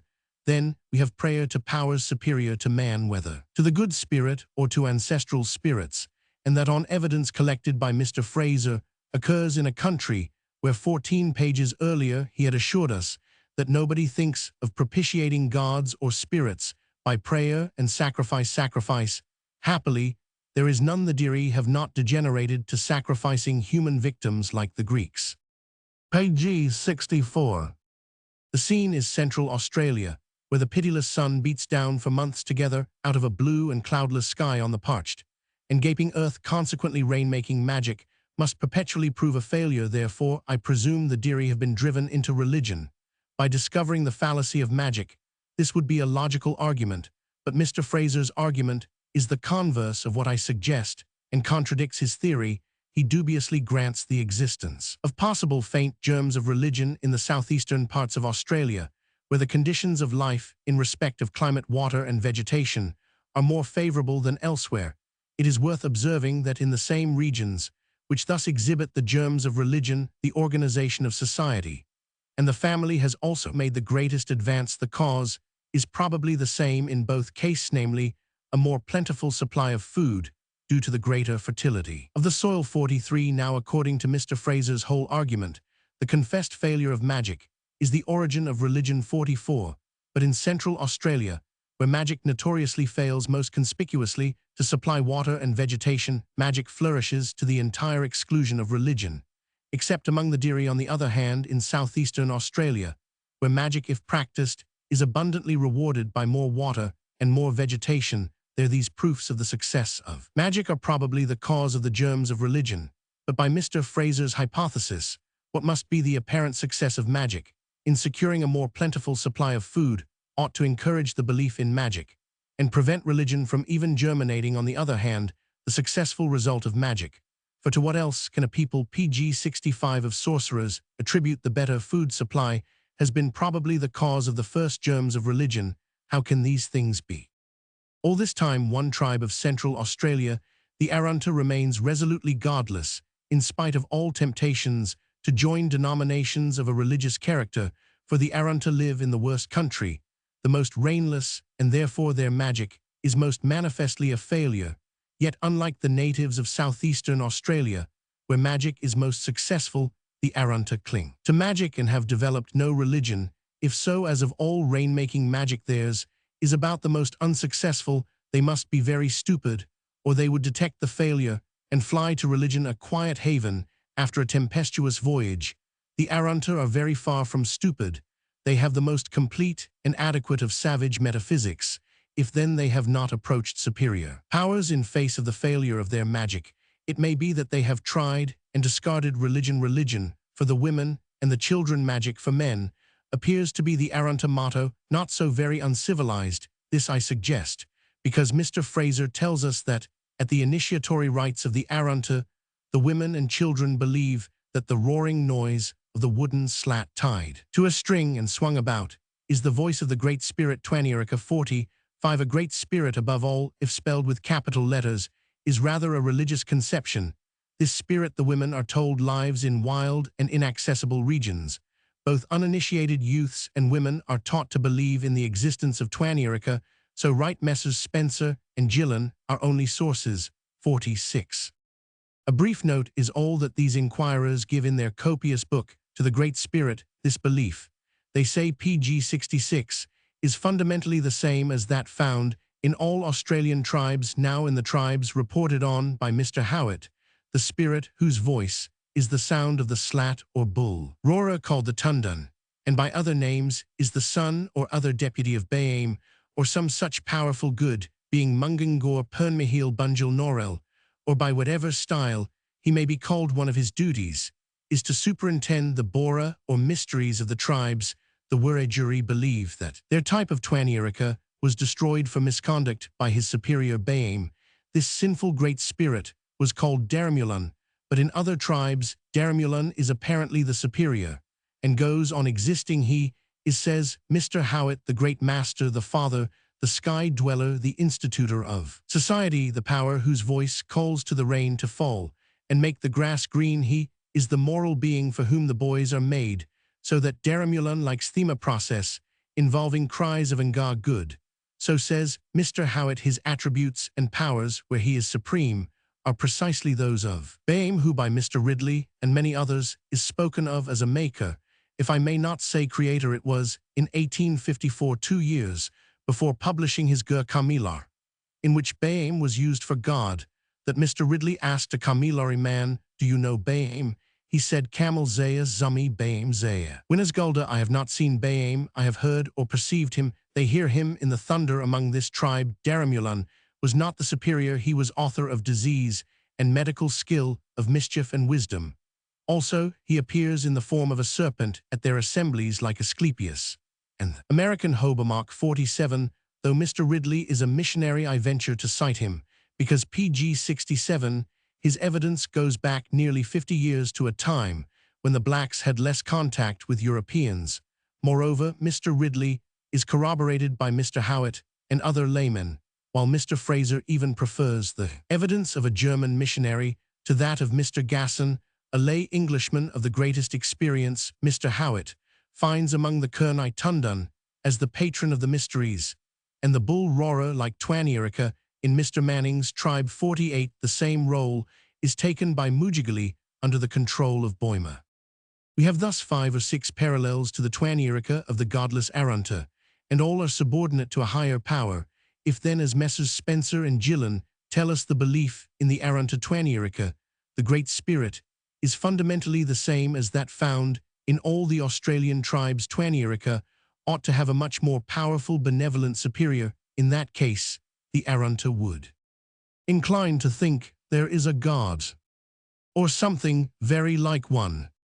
As Clough says, if so as they do not propitiate him, They did not conceive him as a partner in the game of do ut des. But our only witnesses, Messrs. Spencer and Gillen, are extremely reticent about Twanierica. Nothing is said about his having a superior, and I assume that he has none. It seems to follow that he is a mere mumbo-jumbo or bogle, devised by the men to keep the women and children in order. But in southeastern Australia, if I may trust Mr. Howitt's evidence, to which Mr. Fraser does not here allude, the counterpart of Twanierica is a mere servant of a much higher being, everywhere called by names meaning our father, therefore either our father Bame PG 68 Mungangor, and the rest have been developed out of a sportive bugbear like Twanierica or Twanierica.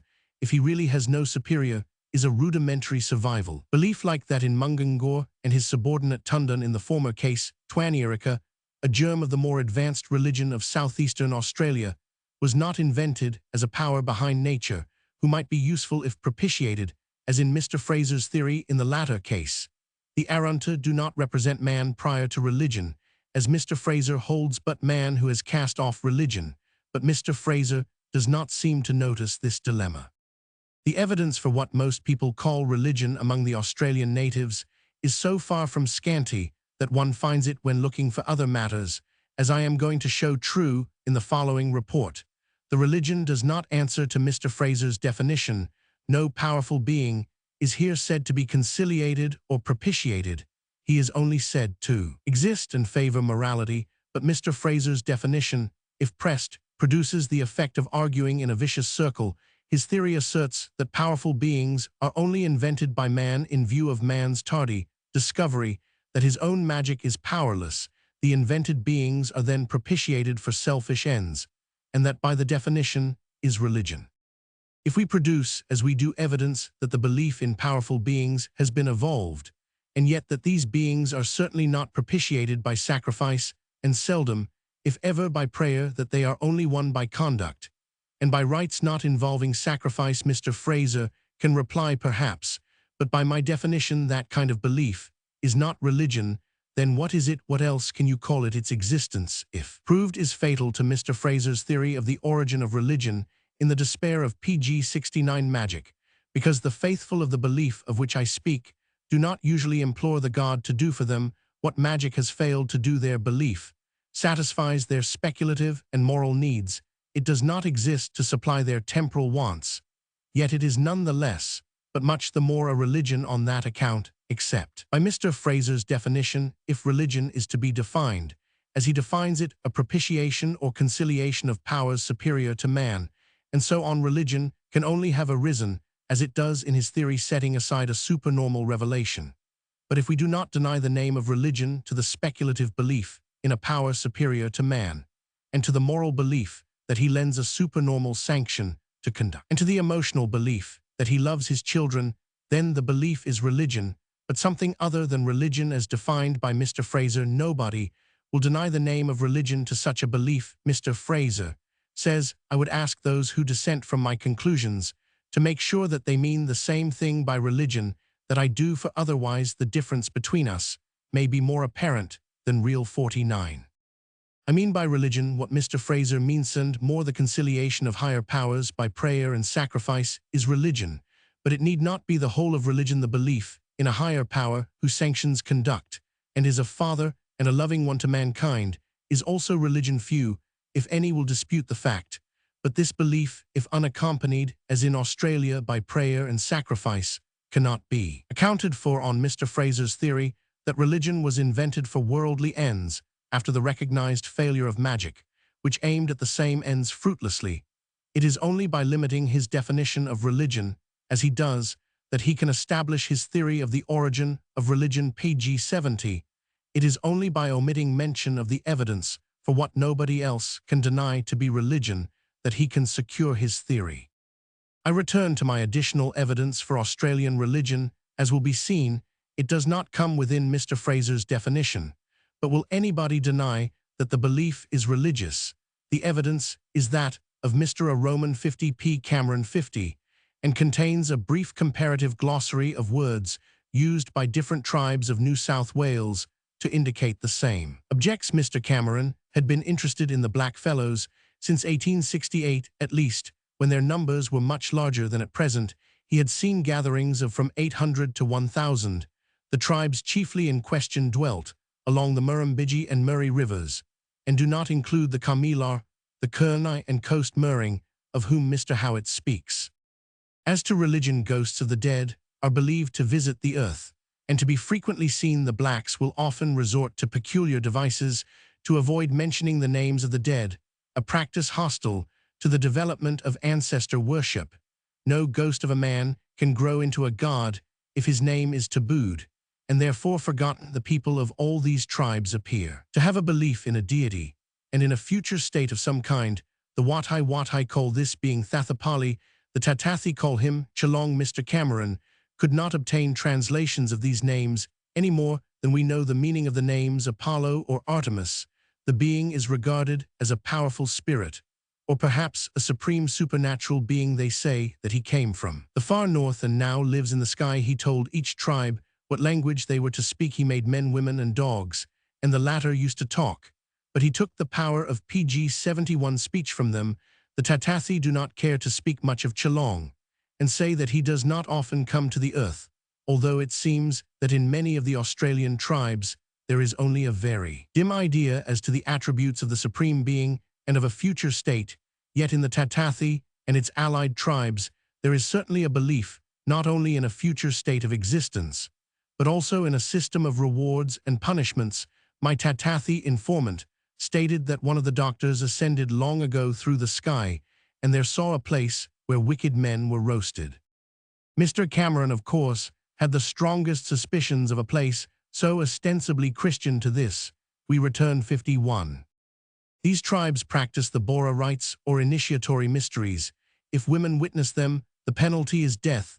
The penalty for revealing the secrets is probably the same. Mr. Cameron, unlike Mr. Howitt, has not been initiated, and does not know the full secret. The presiding being, like the Twanierica of the Arunta, is called Thurimlin, who I conjecture is Daramulun in his subordinate capacity. Their belief in the power of Thurimlin is undoubted, whereas the Arunta adults do not appear to believe in Twanierica, a mere bugbear of the women and children. The bull roarer is Kalari, or among the Tatathi Kalk or Kalakthat, is to say word concerning the instruction given to the boys, and described by Mr. Howitt. Mr. Cameron, not being initiated, gives no information. Page 72. As to the future life, Mr. Cameron received his account from a tribesman named Makogo, an intelligent member of the Watai tribe. The belief was that current before his people came into contact with Europeans, and Makogo expressed an opinion that, whether right or wrong, they would have been better off now had their beliefs never been disturbed. Probably Makogo was right. The beliefs were in a future state of reward or punishment. European contact does not import, but destroy the native form of this creed. The Watai belief answers in character to the creeds expressed in the Egyptian Book of the Dead, the Fijian hymns, the famous Orphic gold talisman of Petilia, the Red Indian belief, published by Cole, and to many other examples. 52. The way of souls, as in these ancient or savage beliefs, is beset by dangers and temptations too, which the Egyptian Book of the Dead is a guidebook. If anyone desires to maintain that this Australian idea held before contact with Europeans, and now to some extent abandoned after that contact, is of Christian origin, we know this argument. He must suppose that the Watai adapted the idea from our old like Wake Dur.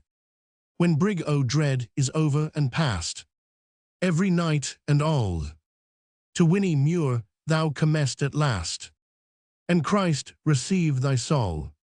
A weak point there is. The soul of the Watai after death is met by another soul, who directs him to the road for good men. But the natives had no roads. The opponent will reply, they have trade routes and markets, however, and barter of articles made in special localities goes on across PG-73 hundreds of miles of country. 53. Let us allow that the Watai may know a clean path or track from a dirty one. The soul meets a dirty and a clean path. The good soul, being instructed, chooses the dirty path. The other path is kept clean by bad spirits, in order to induce the unthinking to follow it, as Bunyan's Mr. Ignorance unwarily chose a bypath into hell The soul next meets a woman who tries to seduce him. He escapes her lures and comes to two women who try to trip him by whirling a rope. One of them is blind, and the soul evades her. Next comes a deep, narrow gap in which flames rise and fall. The good soul watches the fall of the flames and leaps across. There is no brig, oh dread bed. Indian souls cross by a log which nearly spans the abyss. Two old women meet the good soul and take him to the deity. Thathapuli, he tests the soul's strength and skill by making him throw a nulla. When the Watai see a shooting star, they believe it to be the passage of such a nulla through space, and say Thathapuli is trying the strength of some new spirit, the soul of a bad man. If it escapes the traps set for it is sure to fall into the hell of fire. Many of the natives have had their beliefs modified by contact with the whites, and I feel doubtful, says Mr. Cameron, whether the pit of fire was not of this kind, and questioned my informant very closely on the subject, but he assured me that there was no doubt whatever that the above was the exact belief before the settlement of the country by the white men. It is the standing reply of believers in the borrowing theory that a native cross-examined will always agree with whatever the European inquirer wishes him to say. Pg 74. The natives examined by Mr. Cameron, Mrs. Langlo Parker, Mr. Howitt, Mr. Manning, and others were exceptions. They would not allow that their beliefs were borrowed. This particular form of native belief is exactly analogous to that of ancient Egypt, of Greece, of Fiji, and so on. Not to the doctrine of our missionaries. The believers in borrowing must therefore say that the Watai stole heaven, hell, and the ways thither from missionaries, and adapted them, accidentally coinciding with Egyptians, Greeks, Red Indians, Fijians, Aztecs, and the rest, as to a gulf to be crossed, and temptations on the way to the abode of the powerful being, and the souls of the good. The native proverbial explanation of a shooting star establishes as historical fact their belief in Thathapuli, and his home for good spirits. Mr. Fraser has 6 pages on beliefs about shooting stars. 54. One case is to our point. The Yarranthli of Queensland think that the souls of the dead climb to a place among the stars by a rope. When they let the rope fall, it appeared to people on earth as a shooting star. 55. Now, if the evidence of Mr. Palmer in the Journal of the Anthropological Institute is good evidence for this Australian belief, why is the evidence of Mr. Howitt and Mr. Cameron in the same serial to an unborrowed Australian religion, in this case with Thathapuli and his home for good souls, unworthy even of mention? We fall back on Sir Alfred Lyall. I think that one effect of the accumulation of materials has been to encourage speculative generalization, because it has provided a repertory out of which one may make arbitrary selection of examples and precedents to suit any theory. 56. Pg 75. Here I have the pleasure of agreeing with this great authority. Mr. Fraser has chosen Australia as the home of magic, as a land where magic is. But religion has not yet been evolved, as I have shown in this and the preceding paper. There is abundance of evidence for an unborrowed Australian religion. I shall abandon the evidence so soon as it is confuted, but I cannot reject it, while the witnesses are treated as good on many other points, but are unmentioned just when their testimony, if true, seems inconsistent with a theory of the priority of magic to religion. By the concurring testimony of a crowd of observers, writes Mr. Tyler, it is known that the natives of Australia were at their discovery, and have ever since remained a race with minds saturated with the most vivid belief in souls, demons, and deities. 57.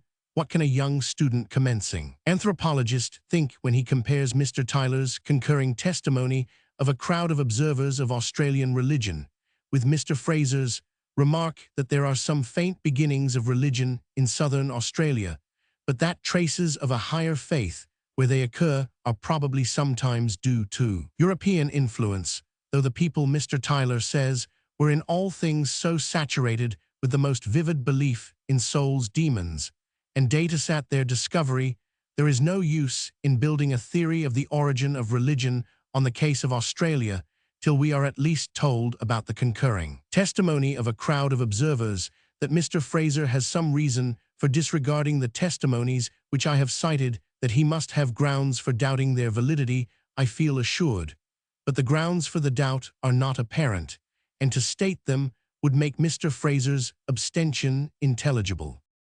Mr. Gasson, an excellent witness, says that the Diri think some souls turn into old trees or rocks, or as breath ascend to the heavens to Puryolpanina. The Diri believe the Muramura created them, and will look after their spirits. Op. Cit. p. 175. Mr. Fraser, however, calls the Mura remote ancestral spirits, who would have a difficulty, one thinks, in creating the Diri. The names of the dead may not be mentioned. p. 176.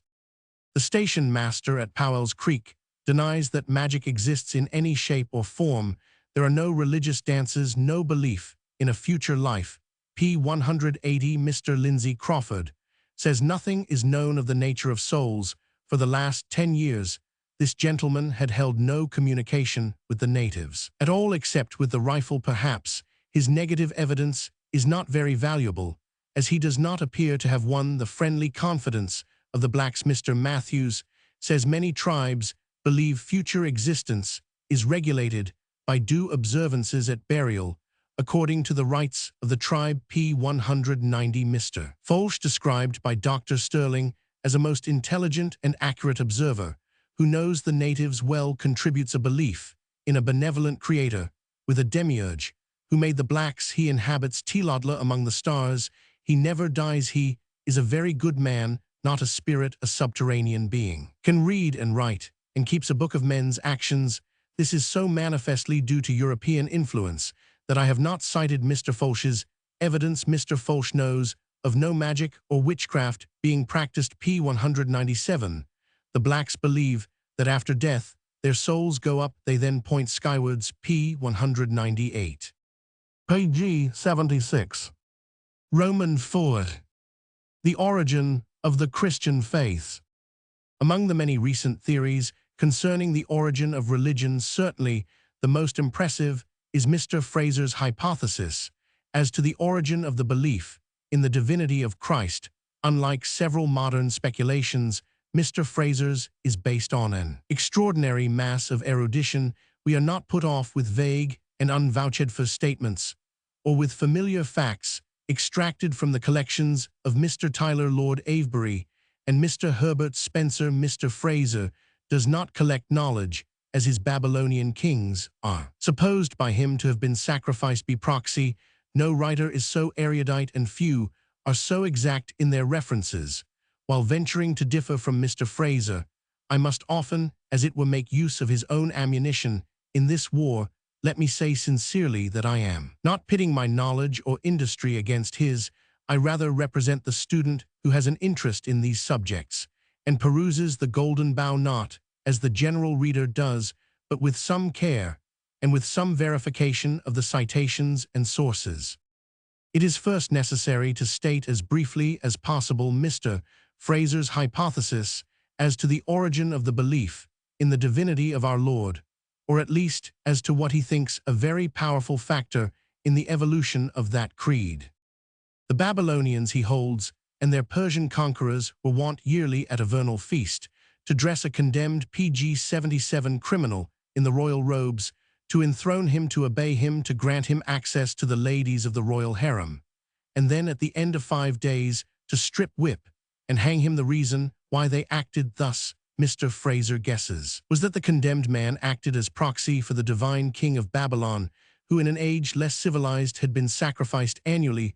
So Mr. Fraser conjectures the king was thus sacrificed as a being of divine or magical nature, a mangoed, and the object, according to Mr. Fraser, was to keep providing the god or magical influence resident in him with a series of fresh human vehicles. It appears, or may appear, to be Mr. Fraser's opinion, though the point is stated rather casually and late in the long argument, that the king himself was believed to incarnate a known and recognized god of vegetation, a personal principle of vegetable life. The king's proxy, therefore the condemned criminal, is sacrificed by hanging in a character at once royal as representing the king and divine, since the king incarnates a god. All this occurs by one of the theories advanced at about the time of year in which our Easter falls, at a feast called Zakmuk in Babylonian, in Persian by the theory Saka, a period of hard drinking and singular license. The Jews, by the theory, or by one of the theories, had probably no such feast or custom before they were carried into exile in Babylonia. But from the Babylonians and Persians, Mr. Fraser holds that they probably borrowed the festival which they styled Purim, and also borrowed the custom, historically unheard of among them, of crowning, stripping, flogging, and hanging a mocking, condemned criminal in March. It does not appear that this man in Judah was allowed to invade the harem, for example, of Herod.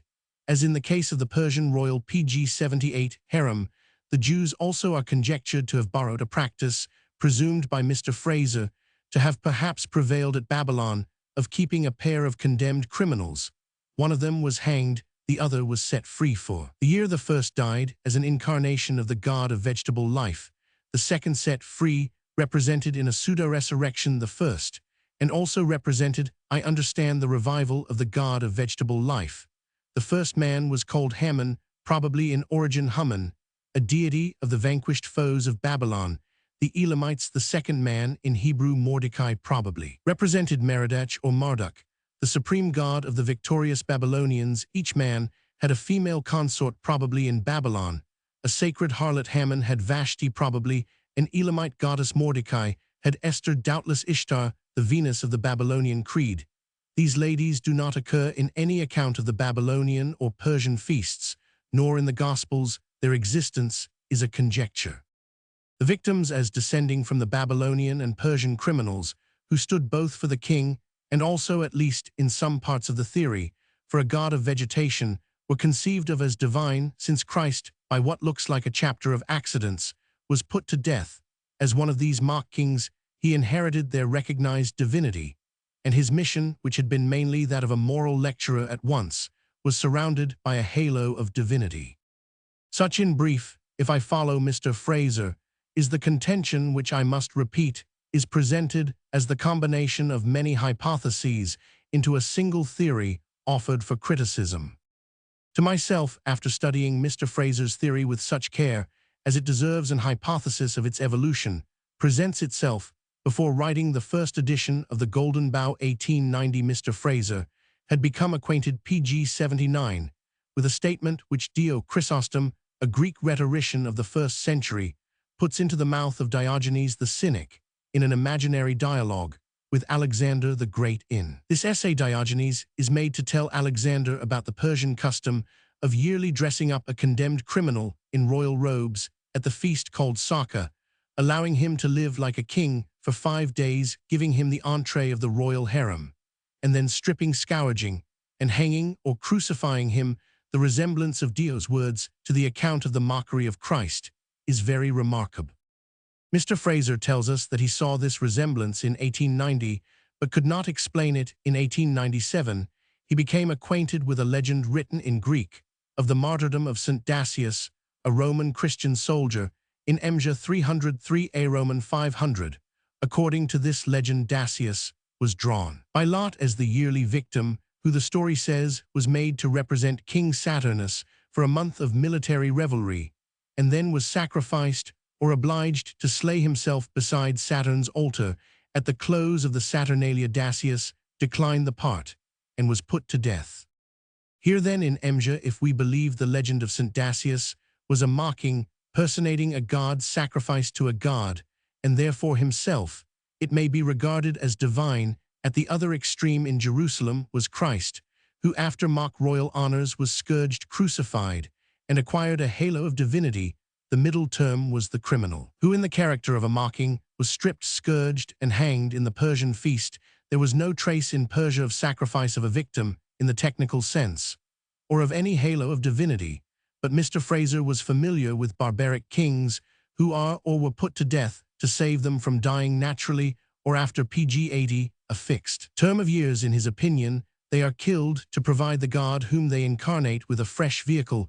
Combining all these facts, and strongly drawn by the resemblance of Dio's anecdote to the narratives of the crucifixion, Mr. Fraser adopted the argument that the criminal executed at the Saka in Babylon had once been like the Saturn sufferer in Emja, a divine victim not at first hanged, but sacrificed yearly to redeem the life of the Persian king, who in earlier ages must himself have been a yearly sacrifice.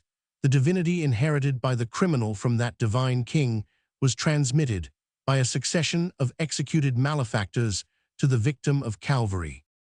The ingenuity of the idea is undeniable, but it appears to me that the author's mind was throughout unconsciously drawn to the crucifixion.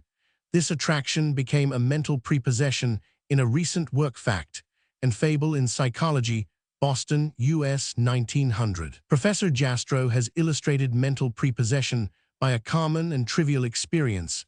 A beginner in the art of bicycling is unconsciously drawn into collision with every obstacle on the road, which his conscious self is doing its best to avoid.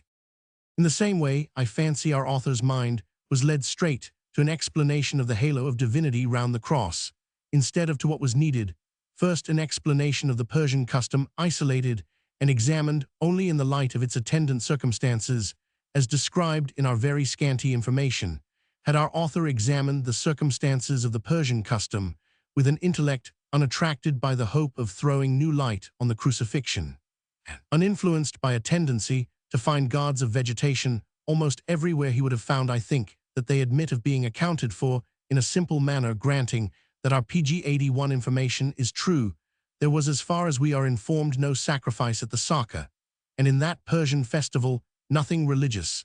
The religious element has to be imported by aid of remote inference, daring conjecture, and even, I venture to say, some disregard of documentary history.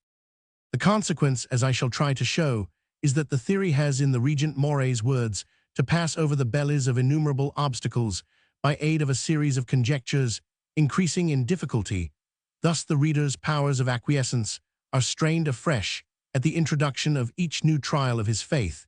If one stage out of so many stages of remote inference and bold presumption is unstable, the whole edifice falls to the ground. Meanwhile, we shall have to offer a simple explanation of the circumstances of the second victim, only in a single instance, demanding the use of one of Mr. Fraser's own conjectures, itself a legitimate hypothesis. The remainder of this essay is concerned with an examination of the difficulties of his theory and of the bridges of hypothesis by which the yawning chasms are to be crossed. Page 82. V. The approaches to Mr. Fraser's theory. Roman 1. The evolution of gods.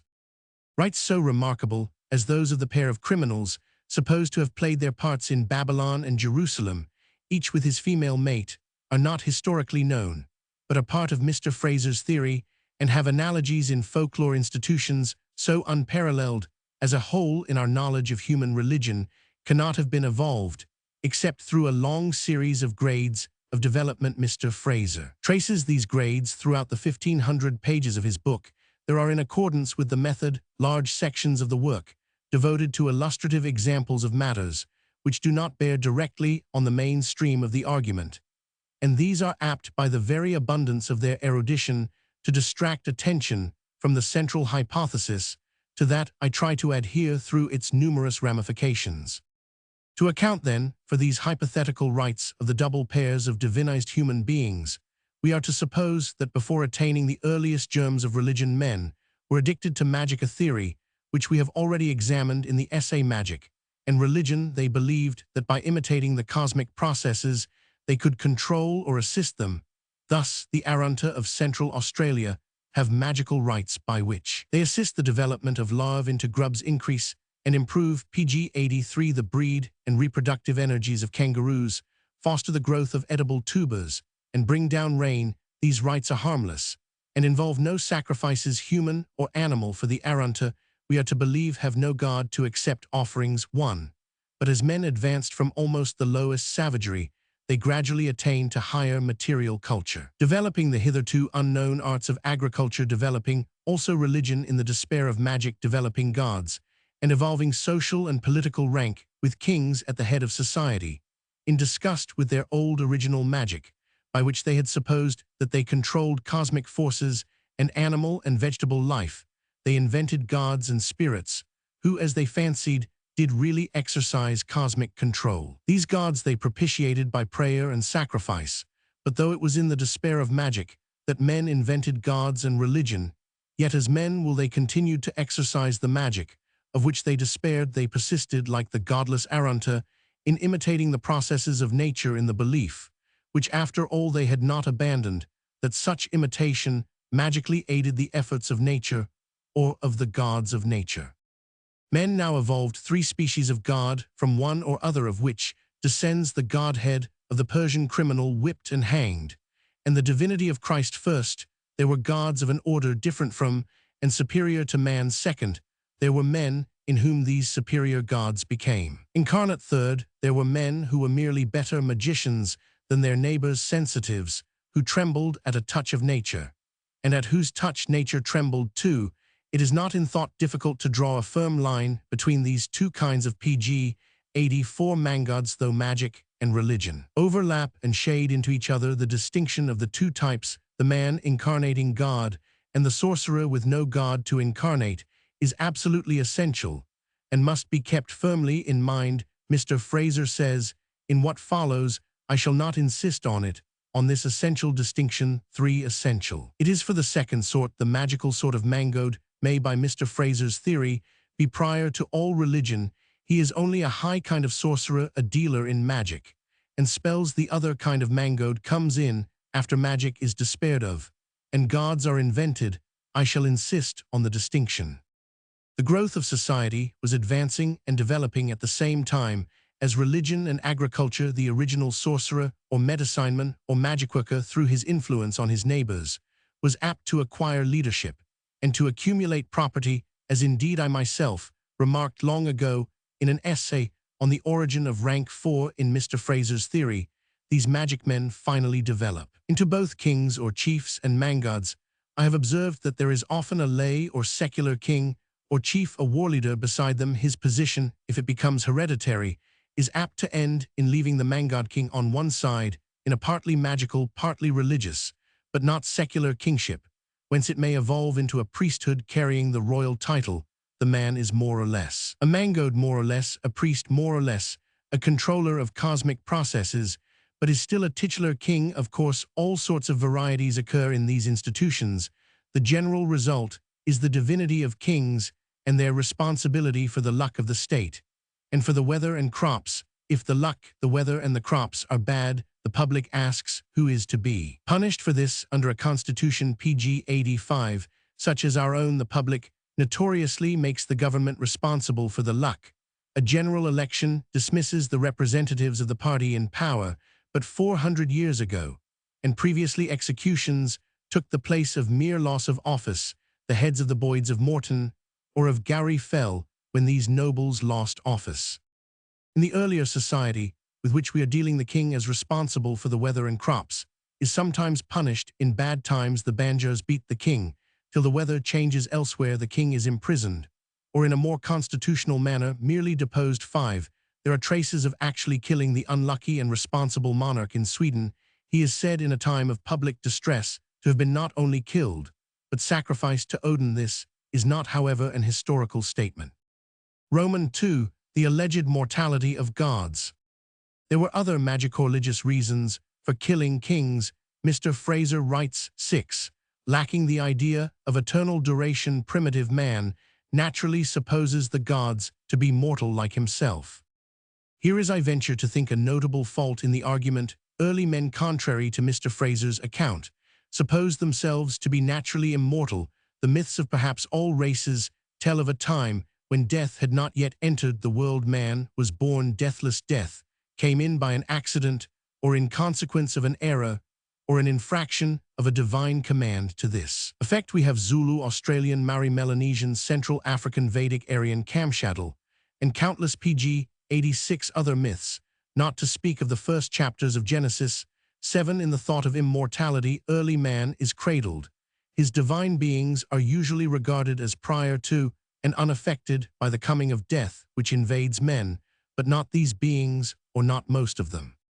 Indeed, some low savages have not yet persuaded themselves that death is natural. Amongst the Central Australian natives, say Spencer and Gillen, there is no such thing as belief in natural death. However old or decrepit a man or woman may be, when this takes place it is at once supposed that it has been brought about by the magic influence of some enemy, and it is avenged on the enemy, as in the blood feud. 8. These Australians, in Mr. Fraser's opinion, though not in mine, are primitive.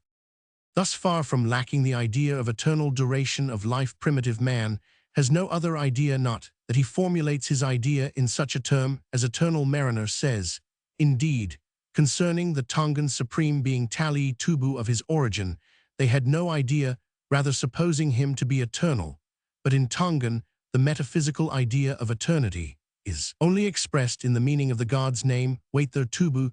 This god occasionally inspires the how or elective king, but the how was never sacrificed to provide the god with a sturdier incarnation, a process which Mr. Fraser's theory of the divinity of Christ demands, as customary being eternal Tali Tubu was independent of a human vehicle 9.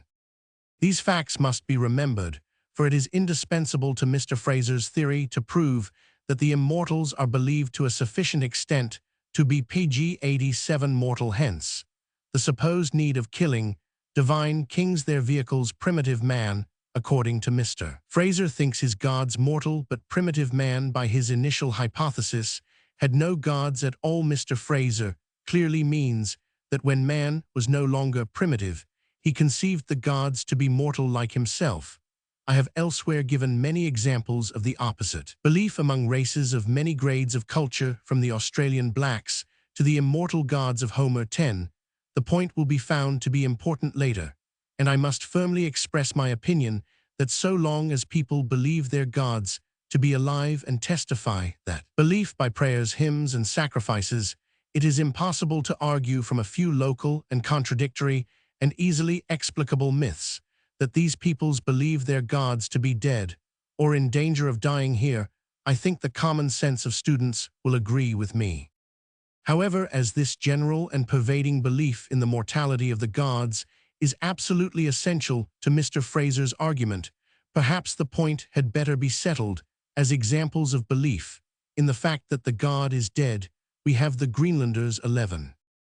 The Greenlanders believed that a wind could kill their most powerful god, and that he would certainly die if he touched a dog. Mr. Tyler, on the other hand, tells us that to the Summerland of the Greenland deity, beneath the sea Greenland souls hope to descend at death.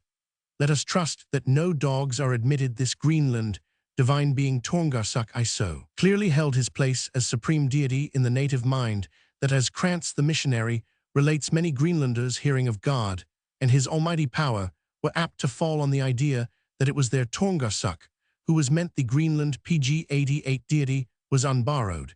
He seems no figure derived from the religion of Scandinavian colonists, ancient or modern. 12. From Cran's evidence and much more might be cited the most powerful god of the Greenlanders was not dead nor likely to die, in spite of the apprehensions of certain Greenlanders, communicated to a person not named by Mr. Fraser, but quoted in a work of 180,613. At the best, the Greenland evidence is contradictory. All Greenlanders did not agree with Mr. Fraser's Greenland authority, nor was the accuser of the brethren currently believed to be deceased, when the ancient folk song assures us that some say the deal's dead. The deal's dead, the deal's dead. Some say the deal's dead and buried in Kirkcaldy. Some say he's risen again. Risen again, risen again. Some say he's risen again to dance the Hieland laddie. Risen again he was, and did dance the Hieland laddie at Gledsmuir and Falkirk. The Volkslied scientifically represents the conflict of opinion as unsettled despite the testimony of the grave of Satan at the Lang town of Kirkcaldy, like the grave of Zeus in Crete. Mr. Fraser, then, ought not, I think, to assume a general belief in the mortality of Greenland gods in face of contradictory but uncited evidence. A North American Indian told Colonel Dodge that the Great Spirit that made the world is dead long ago. PG 89. He could not possibly have lived so long as this 14 now. This was the ips dixit and personal inference of a vague, modern North American Indian living in an age which, as Mr. Fraser remarks, must breach those venerable walls of belief. To prove his case, Mr. Fraser needs to find examples of the opinion that the Great Spirit was believed to be dead. If he grants that there ever existed an American belief in a Great Spirit among the American Indians, as first studied by Europeans, I have elsewhere argued that the supreme being of most barbaric races is regarded as odious inactive, and so may come to be a mere name and byword, like the Huron Atahakan 15 who made everything, and the Unkulunkulu of the Zulus who has been so thrust into the background, by the competition of ancestral spirits, that his very existence is doubted in. Process of time, we have come to worship the spirits only because we know not what to say about Unkulunkulu. We seek out for ourselves the spirits, that we may not always be thinking about Unkulunkulu 16 in the same way throughout the beliefs of barbaric races. The competition of friendly and helpful spirits pushes back such beings as the Australian Bayame and Mungangor, who exist where sacrifice to ancestral spirits has not yet been developed, and the Canadian Andwagni of 155,817, thus a modern North American Indian may infer and may tell Colonel Dodge that the Creator is dead, because he is not in receipt of sacrifice or prayer, but the cult of such high beings where it existed and still exists in North America, the cult of Tarawa, with whom the Pawnees PG-90 expect to live after death of the Blackfoot Nappy of Ahon Okius Keaton, and the rest proves belief in gods who are alive and who are not said to be in any danger of death. A tribe of Philippine islanders told the Spanish conquerors that the grave of the Creator was on the top of Mount Cabunian, so the Philippine islanders did believe in a Creator. The grave may have been the result of the usual neglect of the Supreme Being already explained, or may have meant no more than the grave of Zeus in Crete, while Zeus was being worshipped all over the Greek world. Heitzi Ibib of the Hottentots had a number of graves accounted for by the theory of successive lives and deaths, but so had Tammuz and Adonis yearly lives and deaths, yet the god was en permanence. The graves of Greek gods may be due to euhemerism, a theory much more ancient than euhemerous. People who worship ancestral spirits sometimes argue, like Mr. Herbert Spencer, that the gods were once spirits of living men, and show the men's graves as proofs the bricks are alive to testify to it, but that the Greeks regarded their gods as mortal cannot be seriously argued, while they are always styled the immortals in contrast to mortal men, and while Apollo, who had a grave daily, inspired the Pythia, her death did not hurt Apollo, she was not sacrificed for the benefit of Apollo. The grave of Zeus was shown to visitors in Crete as late as about the beginning of our era, but was it shown as early as the time of Homer? Euhemerus was prior to our era. The Egyptian gods were kings over death, and the dead with tombs and mummies in every province, but they were also deathless rulers of the world and of men. Page 91. If Ra rises in the heavens, it is by the will of Osiris. If he sets, it is at the sight of his glory. King of eternity, great God, whoso knoweth humility and reckoneth deeds of righteousness, thereby knows he Osiris. 18. This is a living god, and Seb and Nut can scarcely die despite myth and ritual. The gods of Egypt lived till they fled from the folding star of Bethlehem. As to the legend of Great Pan is dead, in the reign of Tiberius, Mr. Fraser mentions a theory that not Pan, but Adonis or Tammuz was dead. He was always dying. The story is pretty, but is not evidence. About 1064 A Roman 500, there was a Turkish story of the death of the king of the Jinn. The Jinn are not gods, but fairies, and we have heard of fairy funerals. Concerning the high gods of Babylon, it is especially needful for Mr. Fraser to prove that they were believed to be mortal and in danger of death, for Dr. Jastrow denies that they are mortal. The privilege of the gods is immortality. 19. But Mr. Fraser's hypothesis derives the doctrine of the divinity of Christ from the opinion that he represented in death a long line of victims to a barbarous superstition. 20. And that superstition was in Mr. Fraser's conjecture that a substitute died for the king of Babylon, and that the king of Babylon died to reinforce the vitality of a mortal god of Babylon, whose life required a fresh human incarnation annually. To prove the Babylonian belief in the mortality of the deities, Mr. Fraser writes, the high gods of Babylon also, though they appeared to their worshippers only in dreams and visions, were conceived to be human in their bodily shape, human in their passions, and human in their PG-92 fate, for like men they were born into the world, and like men they loved and fought, and even died. 21. How many of them died, if they were dead in religious belief?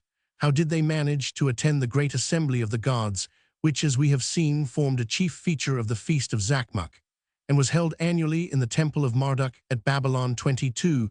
Did Marduk die? If so, why is he addressed as, O merciful one, who lovest to give life to the dead? Marduk, king of heaven and earth. The spell affording life is thine. The breath of life is thine. Thou restorest the dead to life. Thou bringest things to completeness. 23. Supposing again that the king was really sacrificed to keep a god in good condition, only one sacrifice.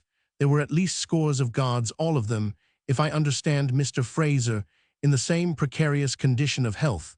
They appear, he might argue, to have been especially subject to hepatic diseases. O supreme mistress of heaven, may thy liver be pacified. Says a hymn to Ishtar. 24. Of course everyone sees that thy liver is only a phrase for thy wrath, the liver, as in our phrases pluck and lily-livered, being taken for the seat of the pluck of men. It is manifest that the Babylonian gods are not dead, but living, otherwise they could not attend the yearly divine assembly, nor could they be addressed in prayer. Moreover, if they could only be kept alive by yearly sacrificing their human vehicles, great holocausts of human vehicles would have been needed every year, one man for one god, and their name was Legion. Page 93. Once more, if men believed that gods could die unless kept alive by sacrifices of their human vehicles, we must say of the Greeks that they did not strive officiously to keep alive their deities. Had the Greeks known that this was in their power to do, then Apollo, Dionysus, Kronos, Zeus, Hermes, Aphrodite, Ares had not died, yet die they did. If the graves of each of these mortals prove the prevailing belief in their decease. 25. Mankind, according to Mr. Fraser, believed in mighty beings who breathed into man's nostrils and made him live. He implored them to bring his immortal spirit to some happier world where he might rest with them, and so on. 26. Yet lacking the idea of eternal duration, primitive man naturally supposed the gods to be mortal like himself. Mr. Fraser, as we see, also told us that they did not believe their gods to be mortal. Probably then the belief in their immortality was a late stage in a gradual process. 27. Yet it had not prevailed when the grave of Zeus was shown about the beginning of our era. 28. Man then believed that he could keep one out of the crowd of gods alive, though he implored them to keep him alive by sacrificing his rightful king once a year, thereby overthrowing dynasty after dynasty and upsetting the whole organization of the state. All this we must steadfastly believe before we can accept Mr. Fraser's theory of the origin of the Nicene Creed. It is a large preliminary demand. The gods keep on being immortals, and this we must insist on in view of Mr. Fraser's theory that man-gods who are slain to keep alive the God who pg 94 is incarnate in them, of which he does not give one example. His instances of beliefs that the high gods are dead notoriously contradict the prevalent belief that they are deathless, and the prevalent belief regulates religion. However, man-gods certainly die, and some South Sea Islanders be. A scientific experiment demonstrated that Captain Cook was no god because he died when stabbed, which a genuine god would not have done. This, of course, proves that these benighted heathen knew the difference between an immortal god and a deathly man, as well as did Anchises in the Homeric hymn to Aphrodite. Roman 3. Religious regicide.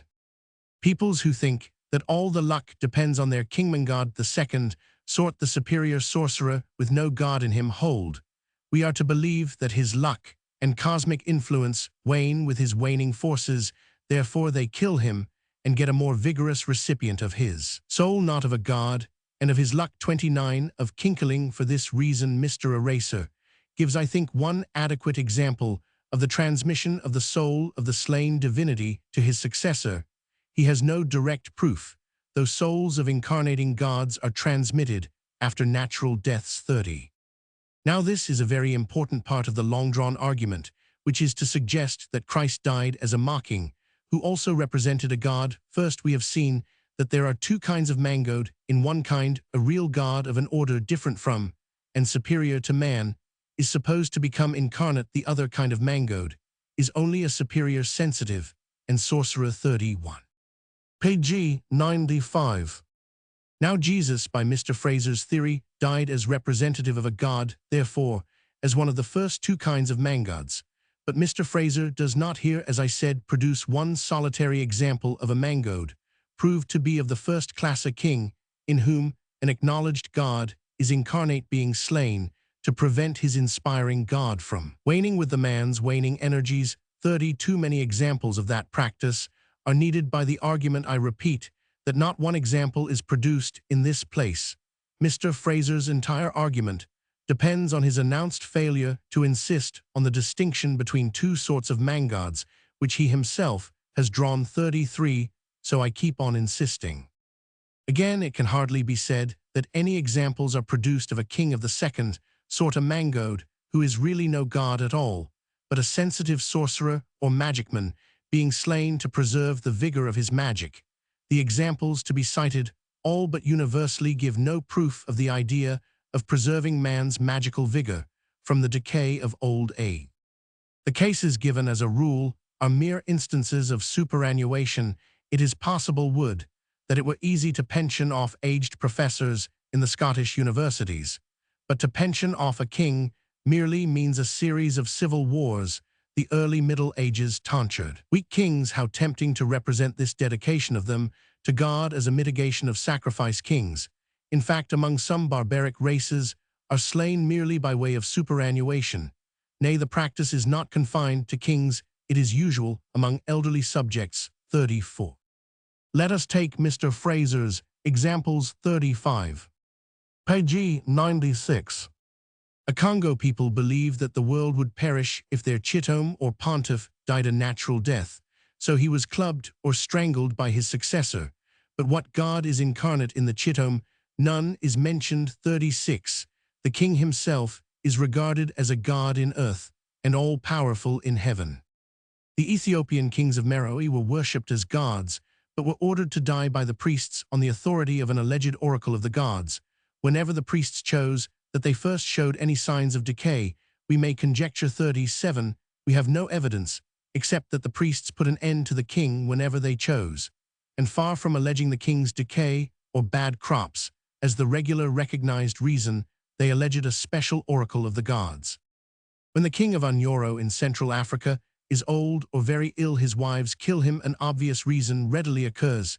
It is the wives, not a god, who need a more spirited person, alleging an old prophecy that the throne will pass from the dynasty if the king dies a natural death. But it is not here shown that this king is a man-god of either species, and the prophecy does not concern injury to a god or to magical rapport. 38. The king of Kibanga on the Upper Congo is killed by sorcerers when he seems near his end. So are old dogs and cats and horses in this country, and peasants are even thought to provide euthanasia for kinsfolk near their end. If the king of Kibanga is a man-god, Mr. Fraser does not say so. If wounded in war, the king of Ginjero is killed by his comrades or kinsfolk, even if he be reluctant. The reason alleged is that he may not die by the hands of his PG-97 enemies. Did Saul Brutus and many other warriors who refused to survive wounds and defeat die as man-gods? Is the king of Ginjero a man-god? Chaka, king of the Zulus, used hair dye, having a great aversion to gray hairs. The Zulus, a warlike people, would not elect or accept a gray-haired king, and though I know no instance of slaying a Zulu king because he was old, Mr. Isaacs, 1836, says that gray hair is always followed by the death of the monarch. Even if an historical example were given, a warlike race merely superannuates a disabled war leader in the only safe way. At last we reach a kingman-god in Sofala, who, according to Dos Santos, was the only god of the Kaffirs, and was implored to give good weather. 39. A modern Zulu told Dr. Calloway that when people say the heaven is the chiefs, they do not believe what they say. 40. The Sophalese, or rather their neighbors, were perhaps more credulous, and it appears to have been custom or law among them that a blemished king should kill himself, though a reforming prince denounced this as insanity and altered the law. We are told that the king-god of the Sophalese was under this law, and a neighboring king, who is nowhere said to have been a man-god, was. But what god, if any, was incarnate in this man-god, if he was a man-god like his neighbor? 41. Page 98. The Spartans were warned by an oracle against a lame king, as the Mackenzies were warned by the Brahan seer against a set of physically blemished lairds. The seer's prophecy was fulfilled. 42. We do not hear that the Spartans killed any lame king. The king of the Ios is warned to kill himself, warned by a gift of parrots' eggs. When the people have conceived an opinion of his ill government, his wives strangle him and his son succeeds, or did so before 1774, when the king refused to die at the request of his ministers to make a case. It must be shown that the king was a mangoed of one or other variety. He is in fact merely king, while popular, holding the reins of government no longer than whilst he merits the approval of his people. The old Prussians were governed by a king called God's Mouth. If he wanted to leave a good name behind when weak and ill, he burned himself to death in front of a holy oak. In Quilacare in southern India, the king cut himself to pieces before an idol after a 12 years' reign. We are not told that he was an incarnation of the god, if any, incorporated in or represented by the idol. The king of Calicut on the Malabar coast used to cut his throat in public after a 12 years' reign, about 16,801,700. This was commuted if any man could cut his way through 30,000 or 40,000 guardsmen to kill the king. He succeeded. 3 men tried, but numbers overpowered them. Other examples are given in which every PG-99 regicide might become king if he could, like Macbeth. It was held at Passia that God would not allow the king to be killed if he did not richly deserve it. These kings are not said to incarnate gods. Ibn Battuta once saw a man throw a rope into the air and climb up it. Another man followed and cut the first to pieces, which fell on the ground, were reunited, and no harm done. This voracious traveler also saw a man at Java kill himself for love of the Sultan, thereby securing liberal pensions for his family, as his father and grandfather had done before him. We may conjecture that formerly the sultans of Java, like the kings of Quilacare and Calicut, were bound to cut their own throats at the end of a fixed term of years 43, but that they deputed the duty to one certain family, we may conjecture, but considering the lack of evidence, and the stories that Ibn Battuta freely tells, I doubt Ibn at the court of Delhi saw cups and dishes I at a wish appear, and at a wish retire did the Sultan of Java incarnate a god. This case is so extremely involved and hypothetical it concerns Sparta, where I never heard that the king was a mangoed, that the reader must be referred to the original 44.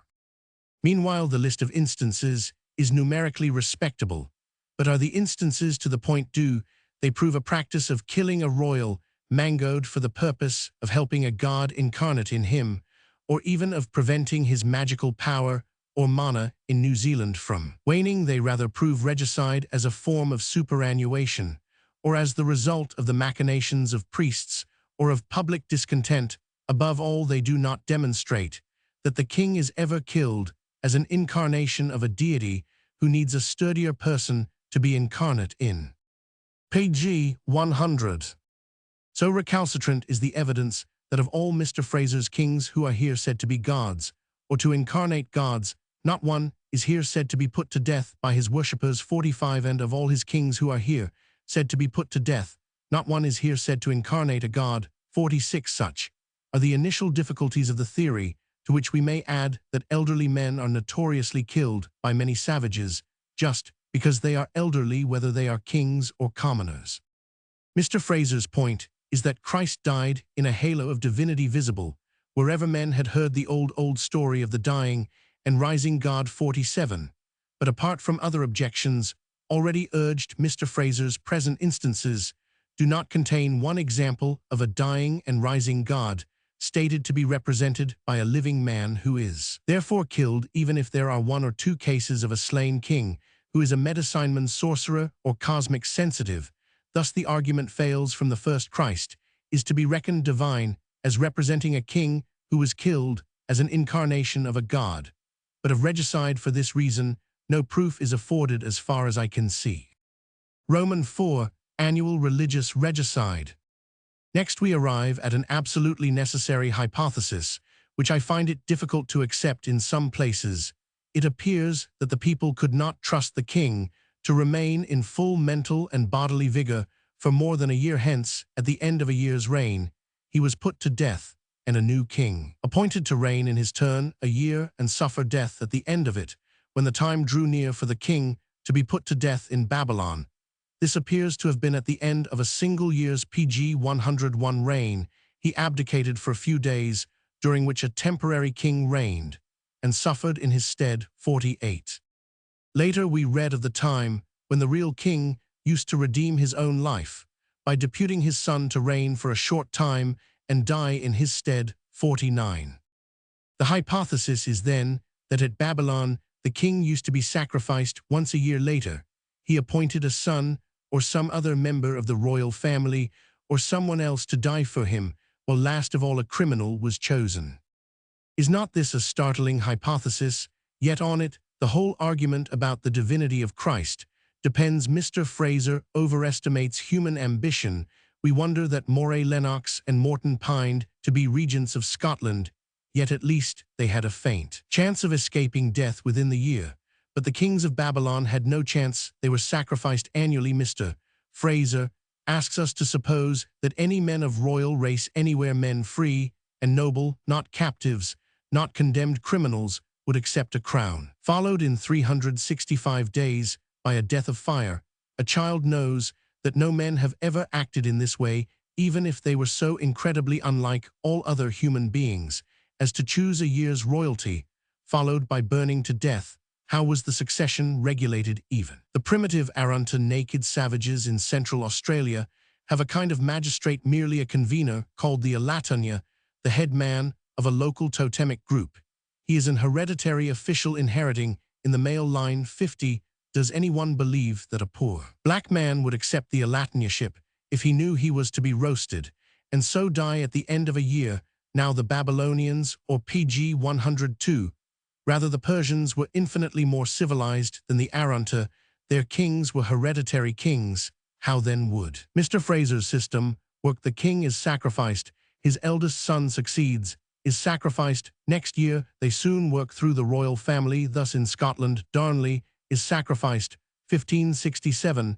Next year you sacrifice the baby James, Romans 6. Next year you begin on the Hamilton's Chatelherault, lasts a year, then Aaron, then Lord John, then Lord Claude. Beginning in 1567, you work out that result in 1572. Then you start on the Lennox Stuarts. You have Lennox offered up in 1573, his son Charles in 1574, and by the end of the century you have exhausted the female and illegitimate branches of the royal family. You can only sacrifice males, and these must be adults, for each sacrificed man, by Mr. Fraser's theory, has to consort before his death with a lady, probably a sacred harlot. 51. Mr. Fraser perhaps will say these Babylonian kings were polygamous and had large families of sons, but think of the situation when the king comes to providing a son as a substitute to reign for a few days and be sacrificed in his stead. He may be a young king, just married. Even if he could count on a male baby or a score of them annually, they would be of no use. They could not consort with the sacred harlot, which is indispensable. 52. So, after the young king is sacrificed, we are in a quandary. We must overlook primogeniture and begin sacrificing the king's brothers. They will not last long. We fall back on the cousins. Soon we need a new dynasty. Now no government could be carried on in the circumstances imagined by Mr. Fraser. The country would not stand it. No individual king would ever accept the crown. Human beings never had such a PG 103 preposterous institution. But if they had not, Mr. Fraser's whole theory of the crucifixion is baseless, for it all hangs on the yearly sacrifice of the divine king in Babylon, where there is no historical evidence of annual regicide. We must appeal to our general knowledge of human nature. The reply is that the thing is impossible. Moreover, that sacrifice is wholly without evidence. The only reason for believing that the kings of the great Babylonian Empire, or even the kings of Babylon, when it may have been a small autonomous town, were sacrificed once a year, is the faint testimony existing to show that once a year at a Persian feast, a mocking was hanged. To account for that hanging, Mr. Fraser has to invent the hypothesis that real kings in olden times were annually sacrificed. The only corroboration of actual fact is in the savage instances of king killing, not annual, which we have explained, as in most cases a rude form of superannuation, in no case, as certainly the deliverance of a recognized God incarnate in the king. There are also instances in folklore of yearly mock executions of a king of the May or the like, and a dubious case in Lower Emsure. These do not prove annual sacrifices of actual kings in the past. If they prove any sacrifice at all in these circumstances, I venture to hold science requires us, if we must explain the alleged yearly hanging of a mocking at Babylon, to look for a theory and hypothesis which does not contradict all that we know of human nature, for all of human nature that we know is contradicted by the fancy that the kings of Babylon were once sacrificed annually. I shall later produce a theory which at least does not run counter to the very nature of man, and so far is legitimate and scientific. Page 104. Mr. Fraser says that his theory will hardly appear extravagant or improbable when we remember that in Ngoyo, the chief who puts on the cap of royalty one day is by the rule killed the next day 53, so nobody puts on the cap, and nobody would have put on the Babylonian crown under the condition of being roasted to death at the end of the year. If the theory were correct, the king incarnating a god would be slain yearly, but he would not like that, and would procure a substitute who would yearly be slain as a proxy of the king, or be as the god of vegetation incarnate in the king, or as both. Yet, I repeat, not a single instance has been given of a king who is slain for magico-religious reasons, and who is also the incarnation of any god, whatever the slain kings in the instances produced were as a rule superannuated because they were old, or got rid of because they were unpopular, or because a clerical cabal desired their destruction, or for some other reason at most, and rarely because they were outworn sensitives. We know scores of cases of God-possessed men, but none are killed because they are God-possessed. The argument has thus made no approach to Mr. Fraser's theory of the origin of the belief in the divine character of Christ and of his doctrine. At this point, Mr. Fraser's theory turns from God-making slain to preserve their mana or cosmic rapport to persons who suffer for these kings. Not one single historical proof that there ever was such a custom is adduced. All is a matter of inference and conjecture. There is, we saw, a region Ngoyo in Congo where the throne is perpetually vacant, because whoever occupied it was killed the day after coronation. Dano substitute pg 105 is suggested, and no one sits in the siege perilous 54. There are cases of temporary kings, as King February for 3 days in Cambodia, temporary king, being of a cadet branch of the royal family. He is not killed in Siam. A temporary king for 3 days conducted a queet or jocular pillaging like our Robin Hood in Scotland. This is an example of the period of license, when law is in abeyance, and the importance of this period we shall later prove. The mocking also ploughed 9 furrows, and stood later with his right foot on his left knee. He did the same thing on a later occasion, and omens were drawn from his steadiness. He was supposed, if firm, to conquer evil spirits, and had another queet in Upper Egypt. A king of unreason for 3 days holds mock tribunals, then is condemned, and his shell is burned, probably, as I shall show, to mean that the gamble has been shown, and is over 55. There are 2 or 3 similar cases, and Mr. Fraser suggests that the mocking is invested with the divine or magical functions of the real king, but the local patch on the Nile has no such functions, and his august representative wears a tall fool's cap. None are put to death. The Upper Egyptian case alone, and dimly if at all, suggests the proxy supposed, as in Ibn Battuta's tale, interpreted by Mr. Fraser, to die for the king. Next we approach instances of sons of kings who are sacrificed, but these are cases of sin offerings, as when the king of Moab sacrificed his son on the wall. And even if the lads were substitutes for their royal fathers, there is no presumption raised that the fathers were habitually killed year by year to keep their cosmic rapport unimpaired, or to release the God incarnate within them, a custom of which I find no example at all. Page 106. One instance of what he conjectures to be a proxy sacrifice for a king Mr. Fraser finds in a festival at Babylon called the Saka 56. To this we return in due order. We must first examine cases of similar customs or inferred customs in Greece and Bourne. Meanwhile, we hope to have shown that Mr. Fraser's theory of the origin of the belief in the divinity of Christ already rests on three scarcely legitimate hypotheses. First, there is the hypothesis that kings were slain to release a known deity incarnate in them, and to provide a better human vehicle of this rite.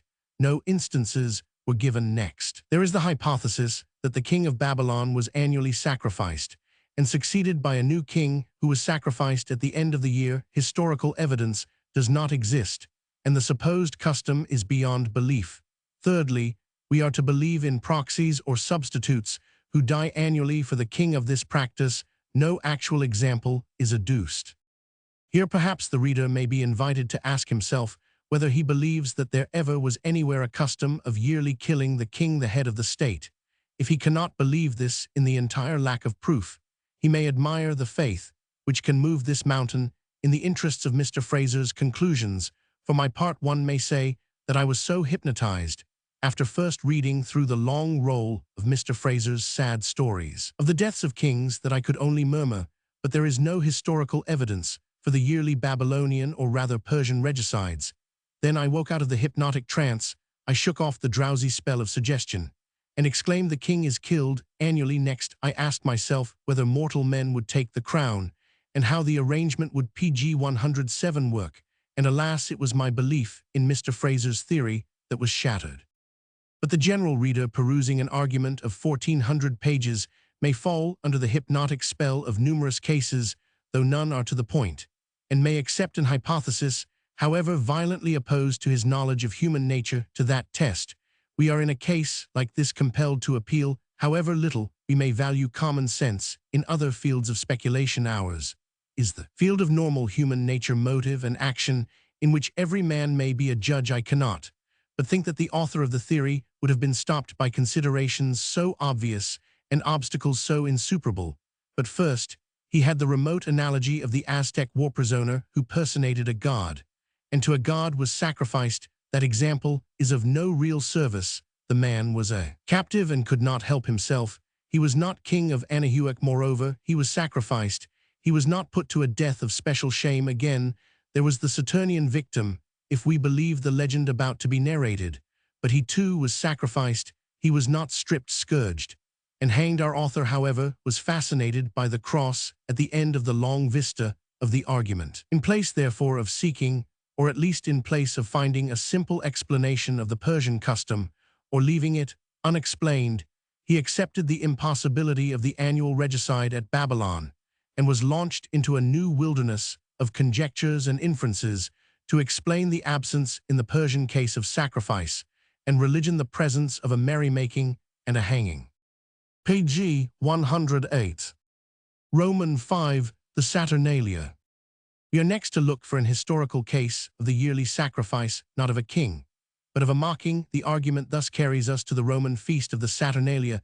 This festival, in late times held in December 1623, so closely resembled our Christmas in jollity that Pliny, like some of us, used to withdraw to the most retired room in his Laurentine villa to escape the noise. Mr. Fraser does not remark the circumstance, but in Rome, before the empire or earlier, the Saturnalia seemed to have been a feast of one day only among our ancestors. Says Macrobius, the Saturnalia were completed in a single day, though he does not seem very certain of his fact. Livy says the Saturnalia were instituted as a festal day 57. After the time of Caligula, the Saturnalia endured for 5 days, precisely like the Feast of the Saka at Babylon, of which we are fated to hear a great deal. 58.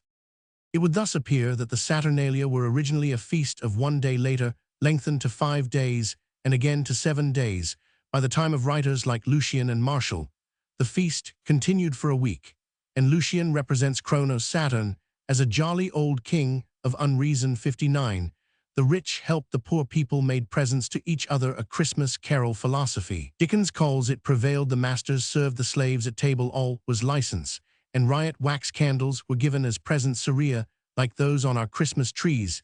These ceria, according to Macrobius, were thought pg 109 by some antiquaries to be substitutes for human sacrifices. Originally, it was said the Pelasgi, before migrating to Italy, received an oracle from Dodona. Send a man to the father, that is, to the god Kronos, or in Italy Saturn, but by a pun on the Greek, they were induced to substitute lights, the wax candles. 60. Now it is a really astonishing thing that if actual human sacrifices were offered after our era at the Saturnalia, no Roman antiquary, and there were plenty of antiquaries, should mention the fact while discussing the theory that Syria were commutations of sacrifice, if now and then under the empire a survival or recrudescence of human sacrifice was heard of in a rural district, the antiquaries would catch at it greedily as a proof that wax tapers really were commutations of human sacrifice, which some doubted that rural recrudescences do occur. We know from the recent case of burning an Irish peasant woman to death to deliver her from a fairy 61. Mr. Fraser, however, believes that survivals of human sacrifices at the Saturnalia did really occur.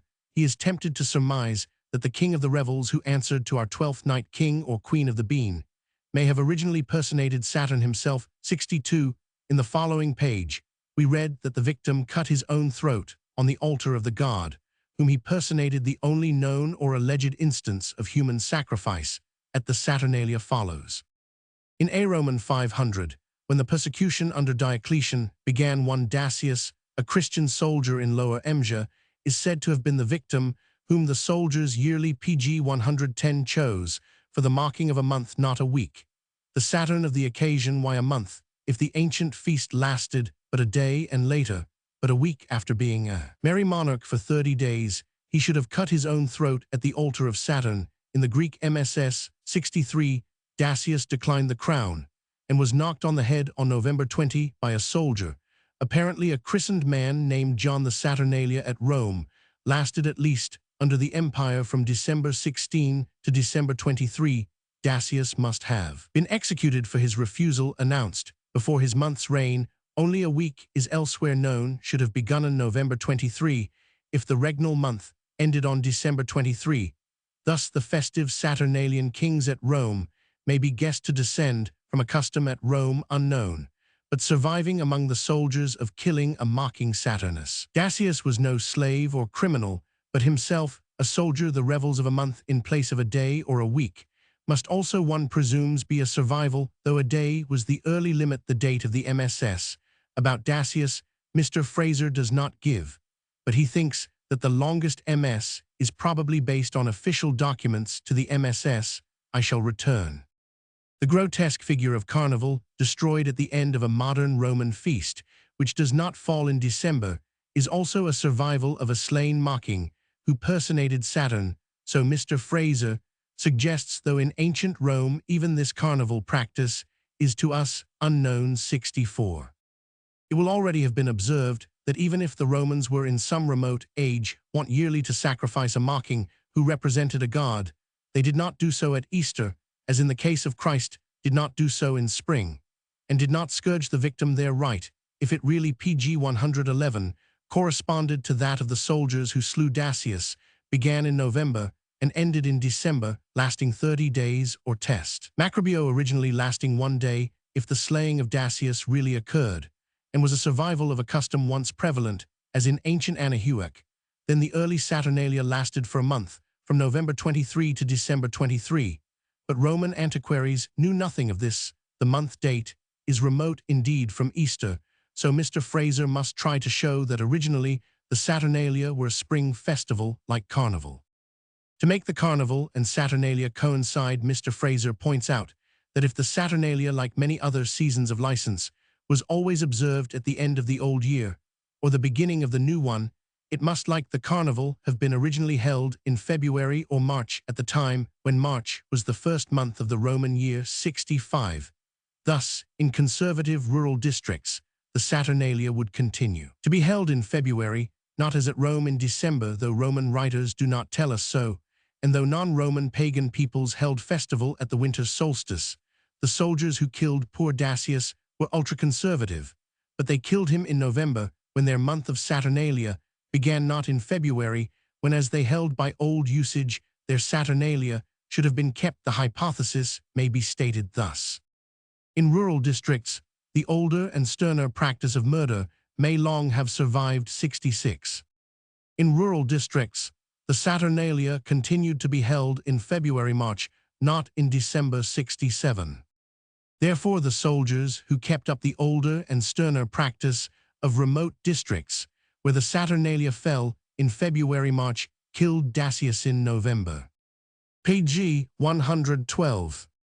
Meanwhile, so wedded were the rural districts to Saturnalia in February-March, that the feast continued in these months under the church, and became our carnival. The eclectic soldiers in Lower Emsia kept up the old killing and full month of revelry, though we never hear of a full month in older or later Rome. But they accepted the new date November, not kept in Rome, and December, though in their remote rural homes. The Saturnalia were in February-March doubtless. Their officers insisted on the new official date, while permitting the old month of revel, and the human sacrifice, yet apparently of old, there was but one day of revel. But is the story of St. Dacius a true story? The editor and discoverer of the Greek text, in which the legend occurs at full length, Professor Franz Cumont of Ghent, at first held that as far as the sacrifice of the military mocking goes, the story is false. I have already observed that Mr. Fraser says nothing about the date of the Greek MS, containing the longest legend of Dacius Roman 1000 Cumont.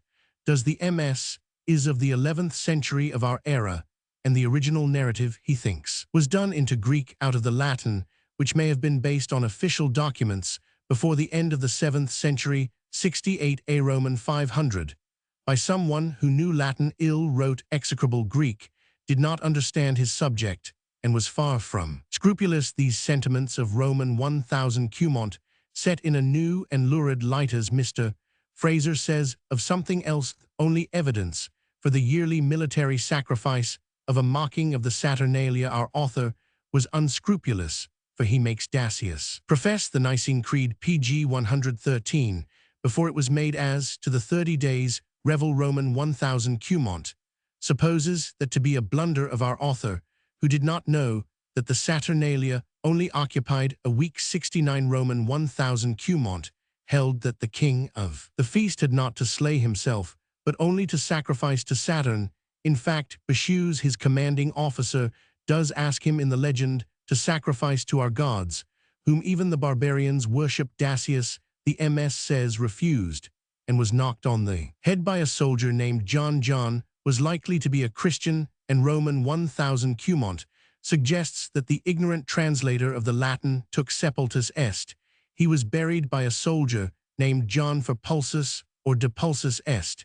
He was knocked on the head. In fact, the Greek translator of the 7th century retouched his Latin original, a placer human sacrifices, says Roman 1000 Cumont had been abolished. Since Hadrian's time, the soldiers, if they sacrificed a mocking, broke an imperial edict. 70. Our evidence then would seem, if Roman 1000 Cumont is right, to be that of an unfaithful and not very scrupulous translator and embellisher of a Latin text. He informs us, by the way, that similar noisy performances went on in his own Christian period. Not in December, but on New Year's Day, the Saturnalia were thus pushed on a week from December 23. We do not learn that they were transferred to or retained at February-March. The moral lesson of the legend is that we must not be noisy on New Year's Day.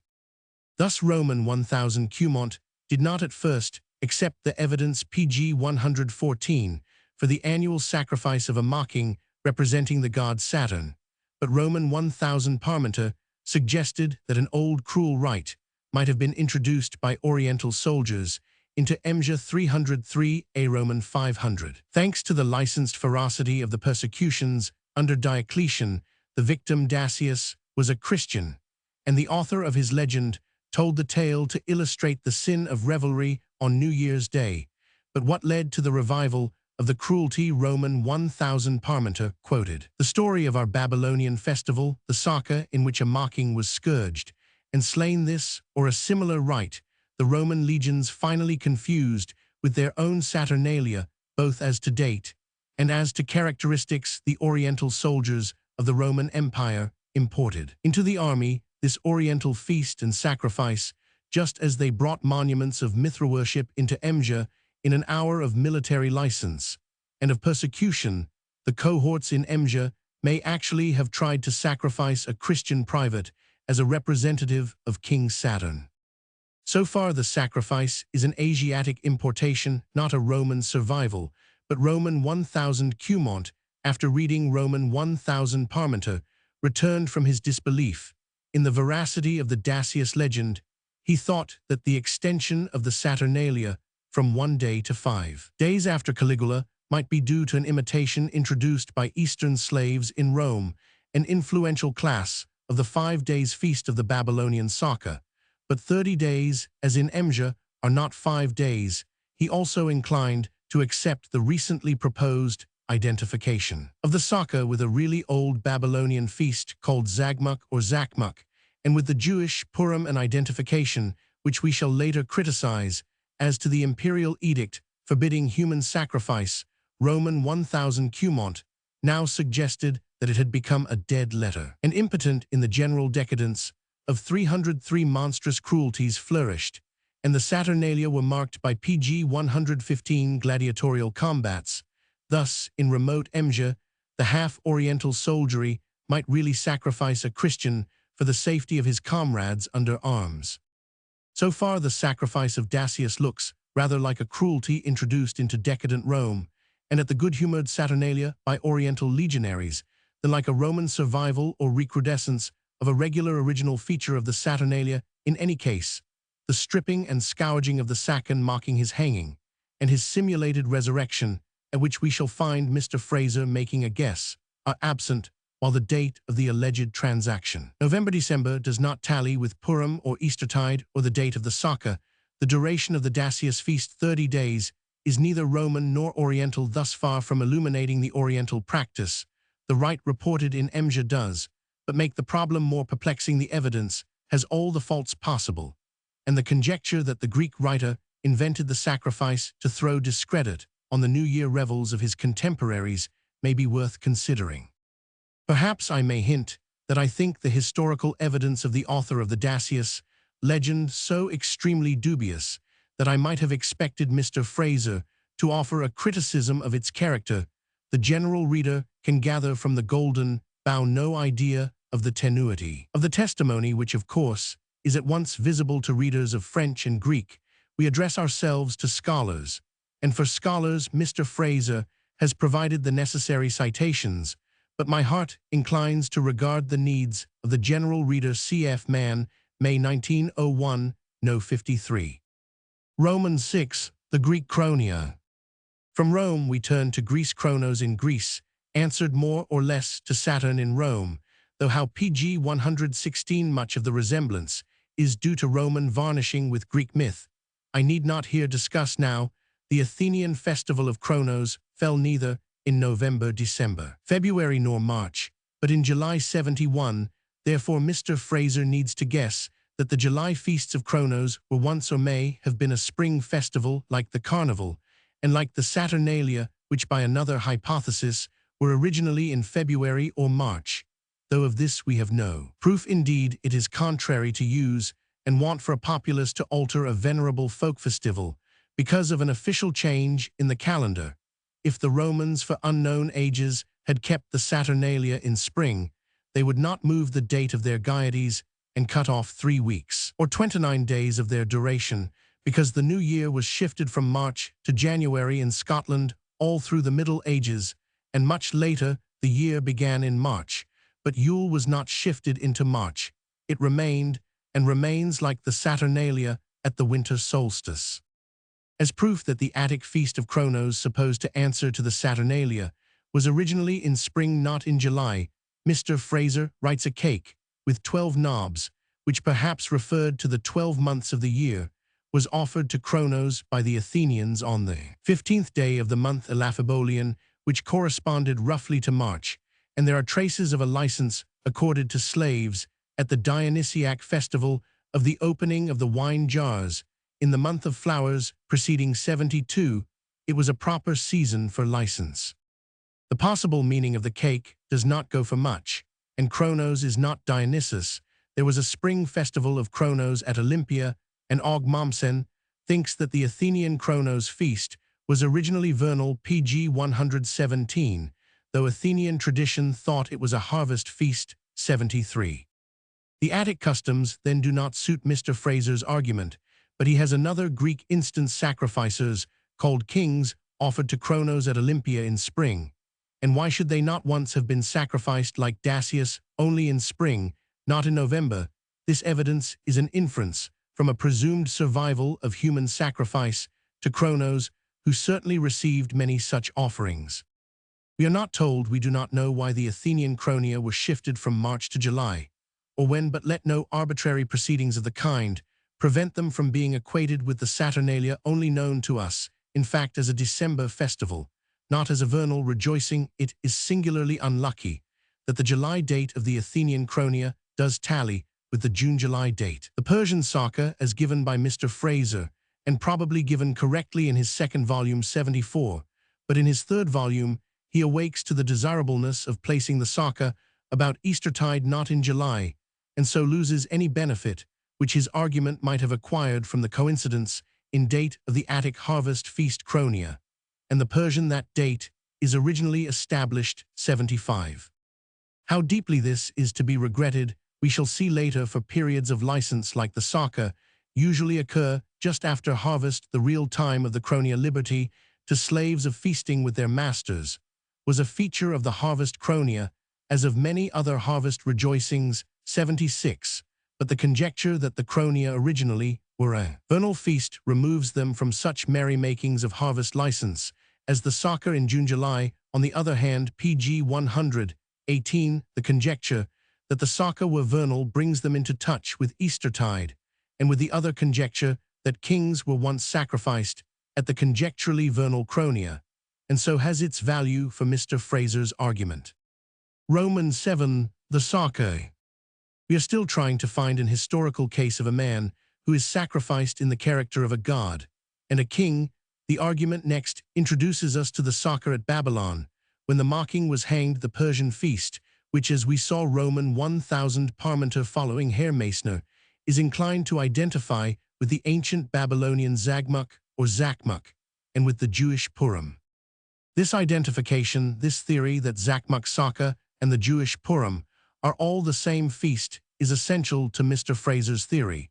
But before his theory was published, Mayer, in the new volume of his History of Antiquity, had declared that the identification is impossible. Philologically, and as a matter of fact, Geschichte des Altertums, it would be interesting to know the meaning of the word Saka, or Sacia, or Sakia, which Hyde translates convivial drinking healths, compotatio propinatio. 77. We remember the Persian butler called a Saki in Omar Khayyam. The eternal Saki from the bowl has poured myriads of other bubbles and will pour. If the winepourer, the Saki of Omar, is etymologically connected with the Saka or Saka, then the feast means a wine party. The Greeks, however, connected the Saka with the Sak, an oriental tribe of the great race, stretching from the Black Sea to Dacia. Indeed, in Strabo's time, the feasters at the Saka dressed as Scythians, pg 119 Sac, and drank, as Horace tells us that the Scythians were used to drink. This occurred at Zela, a town of Pontus, where a love goddess in Persian Anates of the type of the Babylonian Ishtar was adored. Mr. Fraser even conjectures that her high priest, or a substitute who played the king of the Saka, was yearly sacrificed here. Perhaps, as Tammuz 78, no record of the fact has reached us. The interesting point about this derivation of Saka from the tribe of the Sak is that the festival was believed, says Strabo, to commemorate a great victory of the Persians over the Sak. In precisely the same way, the Persian feast of the Magophonia was supposed to commemorate a victory over and massacre of the Magi. 79. Purim, again, was held to commemorate a triumph of the Jews over the Persians, and a massacre of the Persians in 3 cases, then Saka, Magophonia, and Purim, a feast, which was a secular drinking bout, preserved the memory of a bloody victory. I do not observe that Mr. Fraser notices this coincidence. But manifestly, this kind of feast is not a feast of the death of a mocking, still less, if possible, a religious festival of the death and resurrection of a vernal god. 80. Yet there really was, if we accept rather poor evidence, not a sacrifice, but an execution of a mocking. A criminal at the Saka, as held in Babylon. I quote our authorities. First comes Athenus, who is writing about feasts of unreason, at which in various regions the slaves are waited upon by their masters. 81. He says nothing of the execution of a mocking. he remarks Berossus in the first book of his History of Babylon, says that on the 16th day of the month Luz, there is a great festival celebrated at Babylon, which is called Sakias, and it lasts 5 days PG 120, and during these days it is the custom for the masters to be under the orders of their slaves, and one of the slaves puts on a robe like the king's, being called Zarganes, and is master of the house. And Synthesizes also mentions this festival in the second book of his History of Persia. Synthesizes, nourished rather earlier than Berossus, who is about 200 B Roman 100. Thus Athenus is silent about the execution of a mocking, though doubtless he had the book of Berossus before him, and Dio Chrysostom, who does speak of the execution, and he alone does so, says nothing about Berossus or any other authority. I cite the observations of Dio Chrysostom. He puts them into the mouth of the cynic Diogenes, who is lecturing Alexander the Great to tame his pride, and who tells illustrative anecdotes, some of them absurd, much as Mr. Barlow was used to instruct Masters Harry Sanford and Tommy Merton. Dio then makes Diogenes say that at the Saka they take one of the prisoners condemned to death and seat him upon the king's throne, and give him the king's raiment, and let him lord it and drink and run riot, and use the king's concubines during these days. And no man prevents him from doing just what he likes, but afterwards they strip and scourge and crucify or hang him. 82. He dies not as a victim by sacrifice, but as a criminal by a cruel and degrading form of capital punishment. 83 PG 121. According to Dio, any condemned criminal would serve the turn, but Mr. Fraser suggests that perhaps the profession of victim was hereditary. 84. Such is the story which Dio makes Diogenes tell Alexander in a humorous apologue against royal pride. You will soon be growing a crest, like a cock, says Diogenes in Dio's essay. I cannot think that evidence found only in a literary tour de force, and put into the mouth of a professed humorist, proves historically that the mocking was actually hanged once year at a feast described by Athenus Strabo and Hesychius, who never mentions so strange an affair as the hanging. The reader will not find that Mr. Fraser suggests all these doubts. Indeed, the student who avoids footnotes will believe that the tale of the hanging is according to the historian Berossus, who, as a Babylonian priest, spoke with ample knowledge. 85. Now, granting that there really was a yearly execution at Babylon of a criminal, a mocking, why was he put to death? We know what Mr. Fraser's theory needs. It needs historical examples of men who, by being sacrificed as victims, obtain a divine character. As representing the God to whom they are sacrificed, the theory also demands that these victims shall be arrayed and crowned as kings. It is desirable, too, that they should perish about our Eastertide, and that they should be supposed to rise again. The solitary example of a Saturnalian victim in Emja did not fulfill these conditions. He was arrayed as a king indeed, and was sacrificed, if we believe the legend of St. Dacius, but he was not stripped and scourged, and he died not at Easter but in November. If he had not refused the part thrust on him, he would have died in December. There was no word about his resurrection. It was found necessary to suggest PG 122 that originally the Saturnalian victim died in February-March, but this was not proved. The other historical case, the mocking of the Saka, also does not fulfill the conditions required. He is robed and crowned and scourged, but he is not sacrificed. We have no hint of a resurrection, none of a religious character attaching to the feast, none of a divine character attaching to the victim. The feast is traditionally a revel commemorative of a victory. The victim is a condemned criminal. As to the date of the death, Mr. Fraser has two contradictory theories. By the first, which is correct, the victim died probably in June-July, if not certainly in September. By the second, the month date of the death is fixed provisionally in March-April. Let me add that to suit Mr. Fraser's theory, the victim must not only have been divine at the origin of the institution, but must have been recognized as divine at the time of the crucifixion of our Lord. Otherwise, our Lord's death, in the character of the victim, could lend him no halo of divinity. Page 123.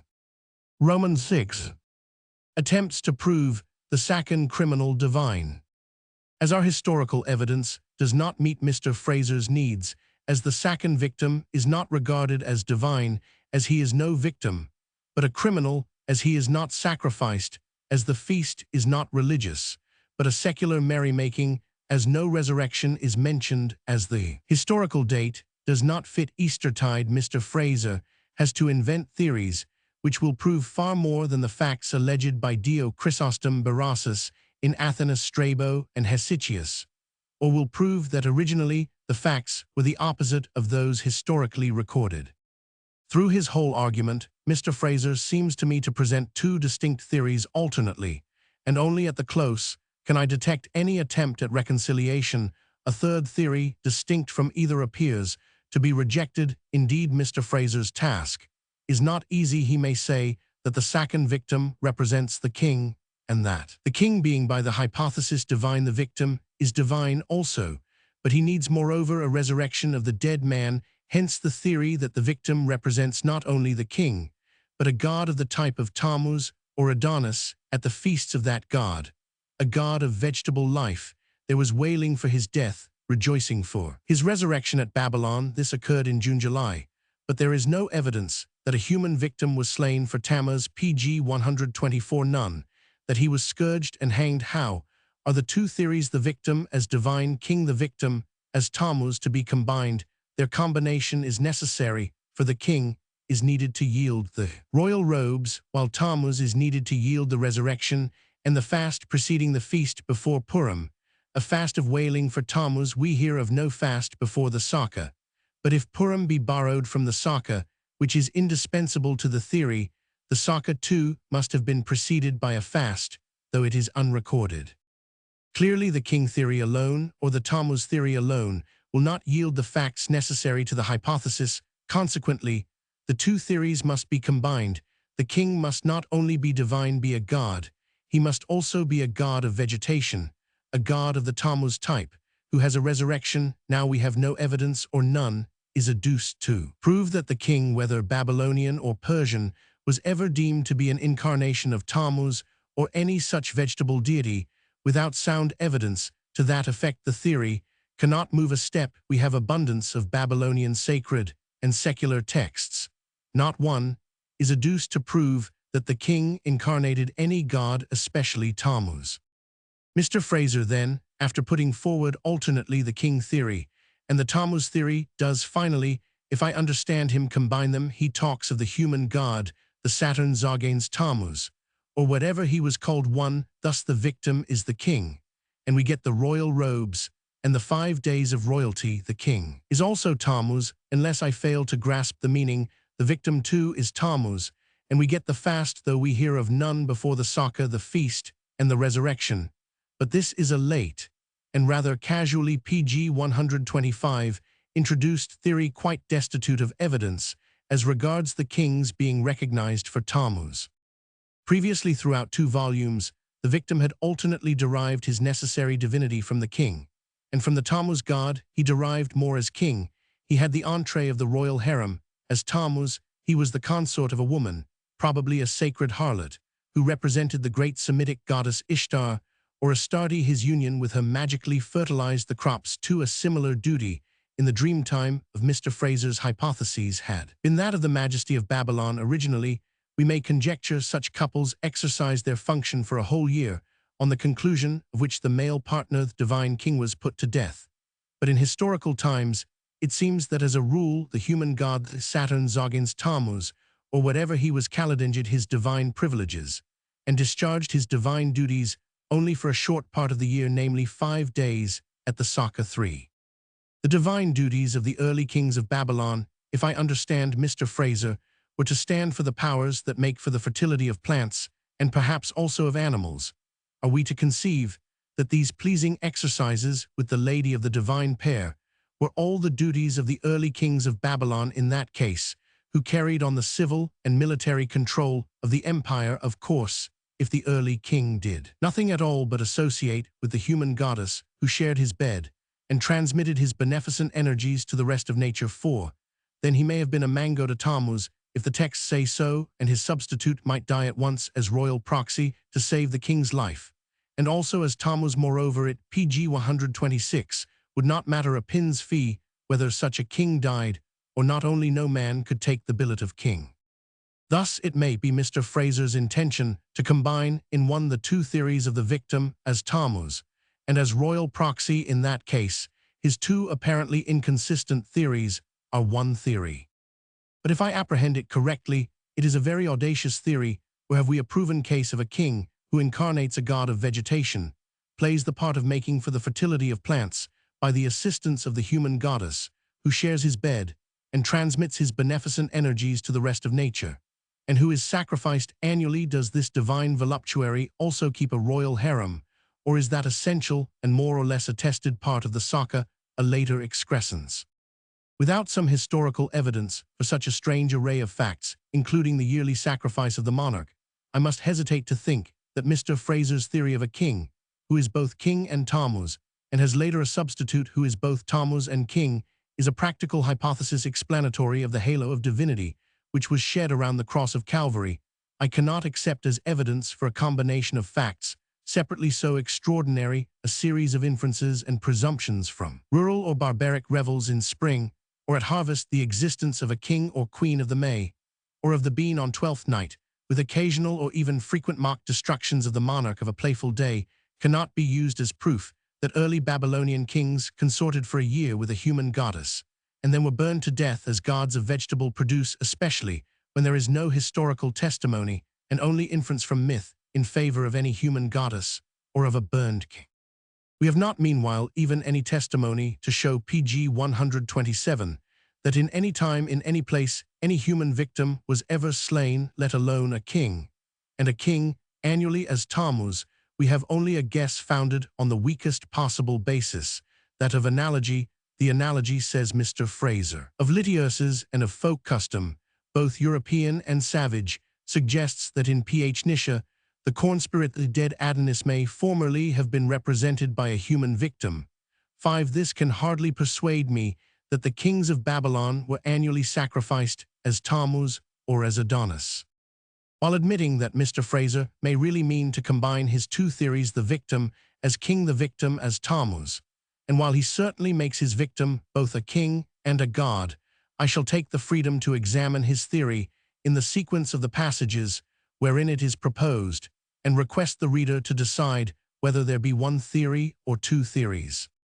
But first, have we any examples of a sacrifice by hanging, not by burning the human victim, for the second victim, though confessedly hanged, is said by Mr. Fraser to be sacrificed. Roman 1. Sacrifice by hanging, does it exist? Let us look at actual human victims actually known to have been slain in the interests of agriculture. Or were these human victims put to the infamous death of malefactors, like the mocking of the Saka? They were not. Cases are given in Vol Roman 2 p. 238 et sec. The Indians of Guayquar used to sacrifice human blood and the hearts of men when they sowed their fields. 6. In the Aztec harvest festival, a victim was crushed pg 128 between two great stones, perhaps to represent the grinding of the maize. The Mexicans sacrificed young children, older children, and old men for each stage of the maize's growth. We are not told how they were sacrificed. 7.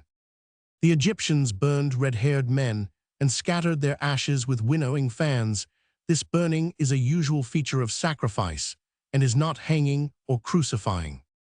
The Skidi or Wolf Pawnees burned a victim to Tarawa, the power above that moves the universe and controls all things, but the victim was a deer or a buffalo.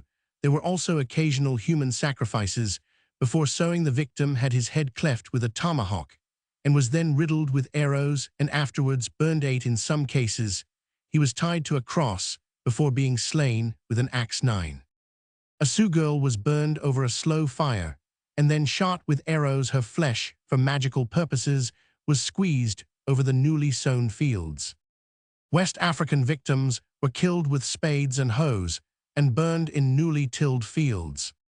At Lagos, a girl was impaled among sacrificed sheep, goats, yams, heads of maize, and plantains hung on stakes. Though impalement is a form of capital punishment, probably the girl's blood was expected to fertilize the earth.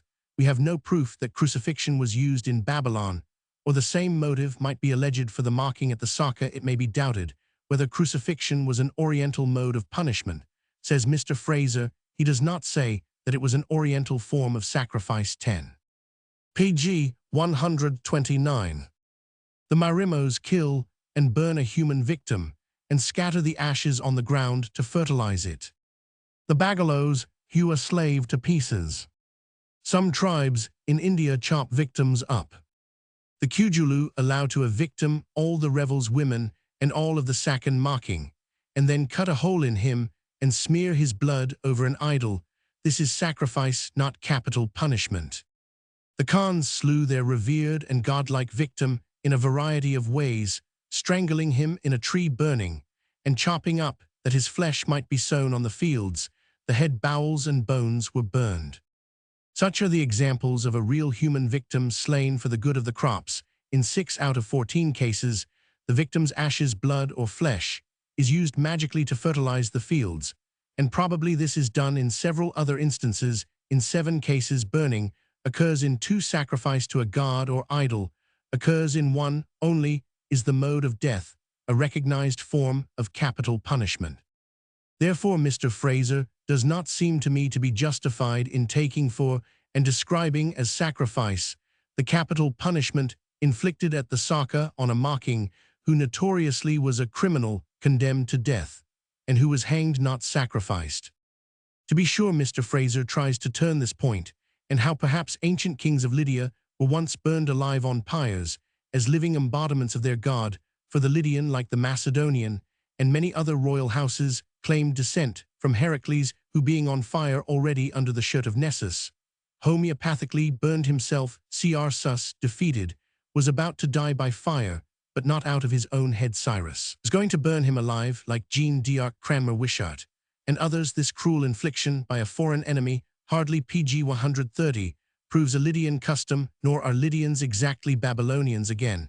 If an old Prussian king wished to leave a good name behind him, he burned himself before a holy oak. Crummies is not a Prussian, nor were the kings of Babylon. Once more, movers thought that the divine pair who figured by deputy at the Saka were Semiramis and Sandon or Sardanapalus, which divine pair the king's proxy and one of the king's concubines, or the Tammuz man, and the sacred harlot Sandon was thought to be Heracles by the Greeks, and his effigy was perhaps burned on a pyre at his festival in Tarsus. Now the Persians, according to Agathias, worshipped Sans Sandon, and perhaps the Babylonians did so also, though really that agreeable Byzantine minor poet Agathias cannot be called a good witness. Next, K.O. Muller thinks that Sandon Sands may have been burned in a mystery play in Nineveh. Muller, giving free license to his fancy, as he admits movers too thought that at the Saka the Zaganes represented a god, and paired with a woman who personated a goddess. 11, and movers thinks that the Sakan victim was originally burned. 12. For these exquisite reasons, that the Lydian monarchs claimed descent from Heracles, who was burned, that Cyrus wanted to burn Cr. Sus alive, that old Prussian kings who wished to leave a good name burned themselves, that movers thought that Sandon or Sardanapalus might have figured at the Saka as Zaganes, that Agathias mentioned Sans as a Babylonian deity, and that movers thinks that the man who acted the god was burned. Mr. Fraser suggests that perhaps the mocking of the Saka was burned once upon a time. 13. But we only know that he was scourged PG 131 and hanged, so perhaps Mr. Fraser suggests he was both scourged, hanged, and burned afterwards, or perhaps hanging or crucifixion may have been a later mitigation of his sufferings, a pretty mitigation. And why was flogging added? 14. One had liefer be burned like a god and a king than be first whipped, and then crucified as a malefactor of the lowest, most servile kind, losing 2, the necessary suggestion of sacrifice and divinity implied in being burned. Besides, apart from this theory of a cruel and debasing mitigation, there is no evidence at all, except what proves that the mocking at the Saka was first stripped of his royal robes, then whipped, then hanged. If he dies as god or king, why is he stripped of his royal robes? The man was hanged, was capitally punished, which as a condemned criminal he richly deserved, and there is an end on't, as Dr. Johnson rudely remarked. Now, we must not forget that Mr. Fraser has announced this sacrifice of a divine king as his theory, but we need not, I may even say must not, accept the theory, because first Mr. Fraser gives many examples of persons believed each to contain a god, either temporarily or permanently. 15, but in not one single case is the person said to be killed for the benefit of the god whom he contains. Secondly, there was historically no sacrifice in the case of the Sakan mocking. The mocking then, if he has any divinity, has it not as a sacrifice, for he is not sacrificed nor as representing a king, who incarnates a god for no kings, or others thought to incarnate gods, whether temporarily or permanently, are proved to be slain for the benefit of that god, nor are any kings who are actually slain by hanging the death of a man, as a god belongs, if to PG 132 anything to quite another festival, that of Tammuz, or Adonis, and to quite another set of ideas, we have no proof indeed that a man was ever hanged or sacrificed as an embodiment of Adonis or Tammuz, but Mr. Fraser's theory of the reason for the crucifixion on Calvary demands the sacrifice of a human victim who is ex officio, a god is sacrificed in that character, and is fain to rise again. He must also be royal to account for the scarlet robe and crown of thorns of the great victim. Roman 2. Stages in Mr. Fraser's theory. Let us now trace the stages of Mr. Fraser's theory that the second victim is both god and king. First, in order of statement, comes the description of the Saka combined from Athanas, who mentions no victim, and Dio Chrysostom, who does we learn from Mr. Fraser, not from Dio 16, that the victim dies in the king's stead. But we must not forget that the king is slain in his character of a god, his death and resurrection, as the only means of perpetuating the divine life unimpaired, being deemed necessary for the salvation of his people and the world. That is Mr. Fraser's theory. We have seen no proof of it. We have remarked that sacrificed victims are not hanged, that kings are not scourged, that there is no evidence beyond conjecture for an earlier Babylonian process of burning, while conjecture also explains whipping and hanging as a mitigation, or alleges that possibly the victim was hanged first and burned afterwards. Here the king is certainly not 17 on the face of it, a god of vegetation. If anything, he is more like the PG 133 Chitome in Congo, who was a pontiff. His credulous people believed that the world would end if the Chitome died a natural death. So when he seemed likely to die, he was clubbed or strangled. He was sacrificed to no god, whom he incarnated. 18. He was not clubbed once a year like the Babylonian king of Mr. Fraser's theory. He was given a rude euthanasia when he seemed likely to die. Does science ask us to believe that each Babylonian king had the cosmic rapport of a Congo savage pontiff, and was sacrificed after a year's reign, because a savage pontiff in Congo is put to death not annually, but when he seems likely to die? Here, whatever science may expect us to believe, we are told by Mr. Fraser that the king in Babylon was annually sacrificed as a god indeed, but not explicitly as a god of vegetation who has a resurrection. A Babylonian god of vegetation and a known god appears in Roman 2:124. This god is Tammuz. We hear that water was thrown over him at a great mourning ceremony, at which men and women stood round the funeral pyre of Tammuz, lamenting the dead. Tammuz was probably represented. In effigy, water was poured over him, and he came to life again. Mr. Fraser does not here plead for a human victim. The festival doubtless took place in the month Tammuz, June, July, or in different places at different times, from midsummer to autumn, or from June to September, as the late Mr. Robertson Smith calculated. Tammuz, so Mr. Sayce is cited, is originally the spring vegetation, which dies in his month Tammuz, or Duzu, June, July. Here then we have a death and resurrection of Tammuz. It occurs in June, July, or June, September, and Tammuz is undoubtedly the god of spring vegetation. PG 134. But Mr. Fraser does not here tell us that the king of Babylon is also Tammuz.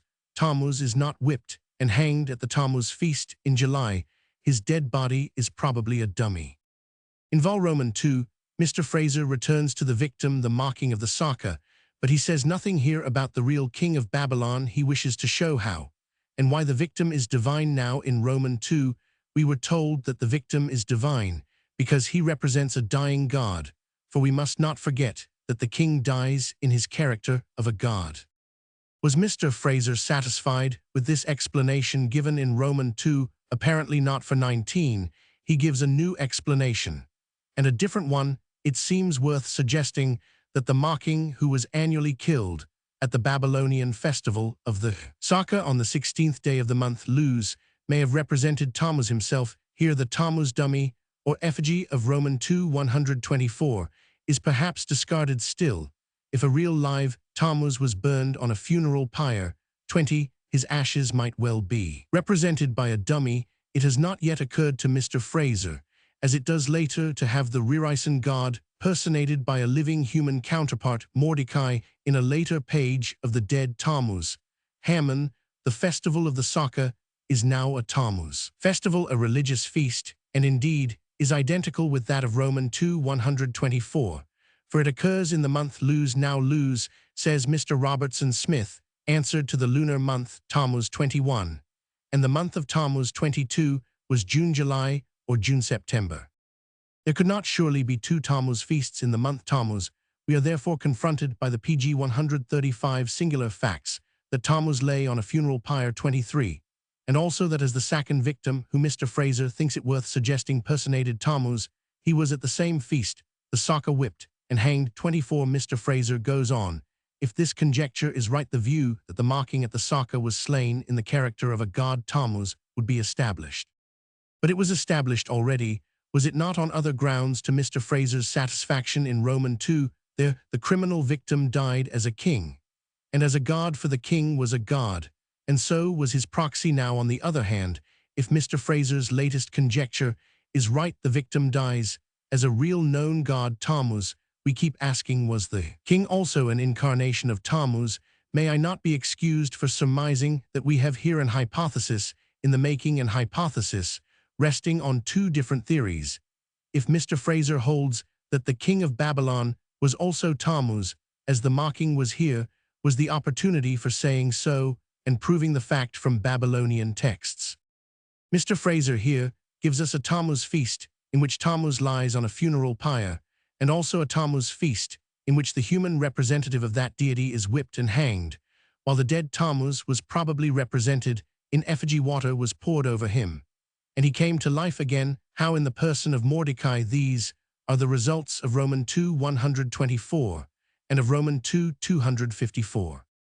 These things are confessedly conjectures, but one thing is quite certain: the Saka, wherein Tammuz either lay on a funeral pyre and afterwards had water poured over him, probably in effigy, or was hanged, was a festival of June-July. Variations of calendars, however, might make the Saka fall from midsummer to autumn, pg 136, or from June to September. Roman 2 note of Mr. Robertson Smith.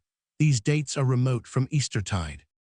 To this point, Mr. Fraser 25 promises to return later. He does so in the most disconcerting manner, for when he returns, the Saka, which were in the month Tammuz June, July 26, startle us by being held in March or April 27.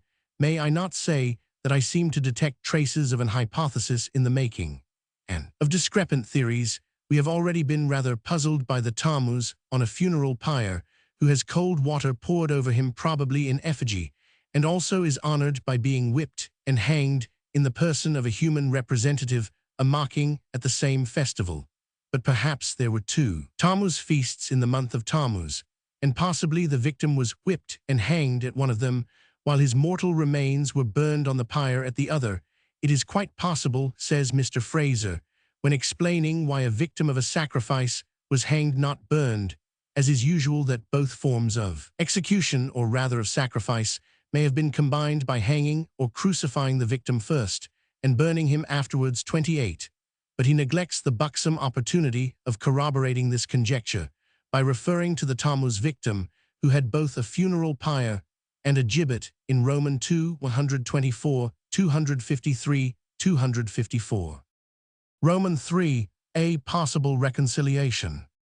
There is perhaps a mode of reconciling the dates of the Tammuz festivals, at one of which Tammuz was honored with a pyre, at the other, in the person of his representative, the second mocking with a gibbet. Dr. Jastrow places a Tammuz feast in the fourth month, which, if the Babylonian year begins, as Mr. Fraser says it does, with pg 137, the month Nisan, means that the fourth month and a Tammuz feast occurred in our June-July. But Dr. Jastrow also writes that in the sixth Babylonian month, our August-September, there was celebrated a festival to Tammuz 29. Thus Tammuz might have his gibbet in June-July and his pyre in August-September. But alas, this will not do, for the pyre is of June-July 30, nor can he have his gibbet in August-September, as I had fondly hoped, for he is to be identified with the mocking of the Saka. The month of his hanging is Tammuz Luz, or June-July, If Mr. Robertson Smith is right 31, thus I really fail to believe that Tammuz could have both a burning and a hanging in June-July. I hoped that Dr. Jastro's 2 Tammuz feasts had solved the problem, but I hoped in vain. Roman 4, the Saka suddenly changes its date. Meanwhile, even though we have allowed for 2 Tammuz feasts, are we also to admit a 3rd Tammuz feast at the March festival of the Saka? For in Vol Roman 30, 153 March has become the date of the Saka, rather to our surprise. For the date had been June, July 32, now 3 Tammuz feasts in 6 months. Seem one too many if not 2, consequently, the arguments which in Roman 2, 124, 253, 254 show the second victim, because he died in the month Tammuz to represent the god Tammuz fail perhaps, if the victim really died in March at the Babylonian Zakmuk or Zagmuku, a feast in honor not of Tammuz, but of Bau a goddess and later of Marduk. 33 Neither Bau nor Marduk is Tammuz, nor does the victim seem pg 138 likely to represent Tammuz after his death is shifted from the Tammuz feasts of May, June or June-July, July-August to March, when the feast was really in honor not of Tammuz, but of Bau or later of Marduk. All our difficulties indeed pale before the fact that the date of the Saka when the possible Tammuz victim was hanged is fixed twice, once with much show of reason, and with unconcealed delight in June-July in the 2nd volume, while next it is argued from in the 3rd volume as if the date were March-April. I conjecture, therefore, that the July date was not inconsistent with what is now Mr. Fraser's theory when he revised his 2nd volume, otherwise he would not have said that Mr. Robertson Smith's decision as to the July date supplies so welcome a confirmation of the conjecture in the text 34, and then in Roman 3, 153, have proceeded to argue on the presumption that Mr. Robertson Smith's calculations may be for the purposes of the theory disregarded, and they are disregarded, as we shall see. If they were dubious, they should never have been welcomed. Roman 5, various theories of the victim. Meanwhile, for our own argument, as to the precise nature of the Babylonian king's divinity, vegetable or not, I do not think that we have yet found the king of Babylon explicitly identified with a god of vegetation. The victim, remember, was at first divine either as proxy of the king incarnating, I think, a god unknown, or as full of cosmic rapport as a mangote of the 2nd species. 35 Next, his divinity was established, if Mr. Fraser rightly conjectured that he represented Tammuz himself. 36 pg 139. Next, he was a criminal vicariously sacrificed for the saving of the king's life for another year. 37. Next, it would appear that the Zoganes, the same old victim during his 5 days of office, personated not merely a king, but a god, whether that god was the Elamite Haman, the Babylonian Marduk, or some other deity not yet identified. 38. Next, the victim personated a god or hero of the type of Tammuz or Adonis, and enjoyed the favors of a woman, probably a sacred harlot, in addition to the caresses of the royal seraglio. 39. Next, the indefatigable victim represented the king, the human god, the Saturn Zoganes Tammuz, or whatever he was called, though all we know of the god Zoganes is that Zoganes was the title of the slave lord of the household at the Persian Saka 40. It would thus appear almost as if all gods are one god to Mr. Fraser by a kind of scientific henotheism. Haman or Saturn Zoganes or Tammuz Marduk or Adonis, any one of them or all of them, will do for the king to incarnate or personate. Any one of them or all of them will figure as representatives of vegetable life in company with Zeus. And the horses of Virbius, we may conjecture that the horses by which Virbius was said to have been slain were really embodiments of him as a deity of vegetation. 41. Now let me too say, we may conjecture Mr. Fraser tells us that horses were excluded from the grove and sanctuary of Virbius. 42. Is it putting too great pressure on evidence to conjecture that the horses, while being driven out, were whipped? Now the horses embodied perhaps, as we are told, a deity of vegetation. They were whipped, and therefore it was usual to whip the representatives of a deity of vegetation. pg 140. This solves our problem. Why was the victim, the divine victim, whipped? Seriously, have we not in all this book to do with that method of arbitrary conjecture which has ruined so many laborious philosophies of religion? As to one essential conjecture, that the Babylonian, or rather the Persian kings, represented a deity of vegetation, I can offer only one shadowy testimony: Nebuchadnezzar for a while exhibited a caprice in favor of a purely vegetable diet. This may have been a survival of a royal taboo. As a god of vegetation, a king would not eat vegetables any more than a savage usually eats his totem, but some savages do eat their totems on certain sacred occasions, and that may be the reason why Nebuchadnezzar, for a given period, turned vegetarian. Page 141. Romans 7. Zachmuch, Saka, and Purim. It is necessary to get the death of the second victim into touch with Easter. The Saka, when he died, had been in June-July in Vol Roman 2 in Mr. Fraser's first edition, before he evolved his theory, when the theory is evolved in the second edition. And third volume, the Saka prefer to occur in March-April, which gets the sufferings of the mocking into touch with the Jewish Purim, and so within measurable distance of our Passion Week, though the June-July date of the first edition survives in the second volume of the new edition. The change of date of the Saka is arranged for by the plan rejected by Mayer and Jastrow of identifying the Persian Saka and the Jewish Purim with the ancient Babylonian Zagmuch or Zachmuch, a New Year festival of March-April 1. To be sure, if that be the date, we seem bereft of our useful Tammuz, from whom in Roman 2 it was conjectured that the victim mocking derived his divinity, an old superstitious belief which shed the halo of divinity on the victim of Calvary, for the Tammuz feast was certainly in June-September.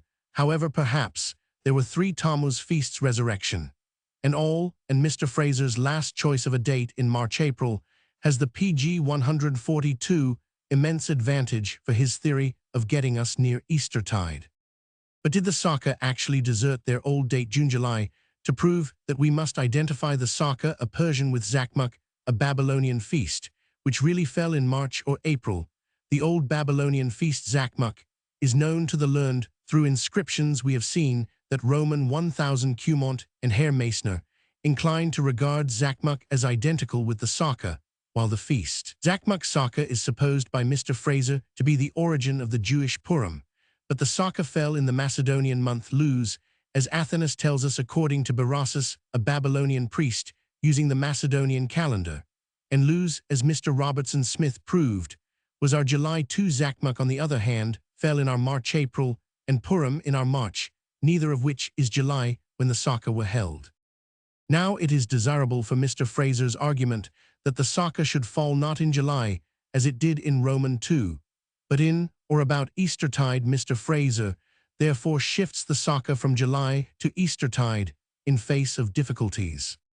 All we know concerning Zachmuch is 3, that this feast, originally a feast of bough, says Dr. Jastrow, fell about the vernal equinox, near the beginning of the old Babylonian year, that after a certain period it was held in honor of the chief god of Babylon named Merodach, that a council of gods was thought to meet in Merodach's temple under his presidency, and that they determined the fate of the year, especially the fate of the king's life.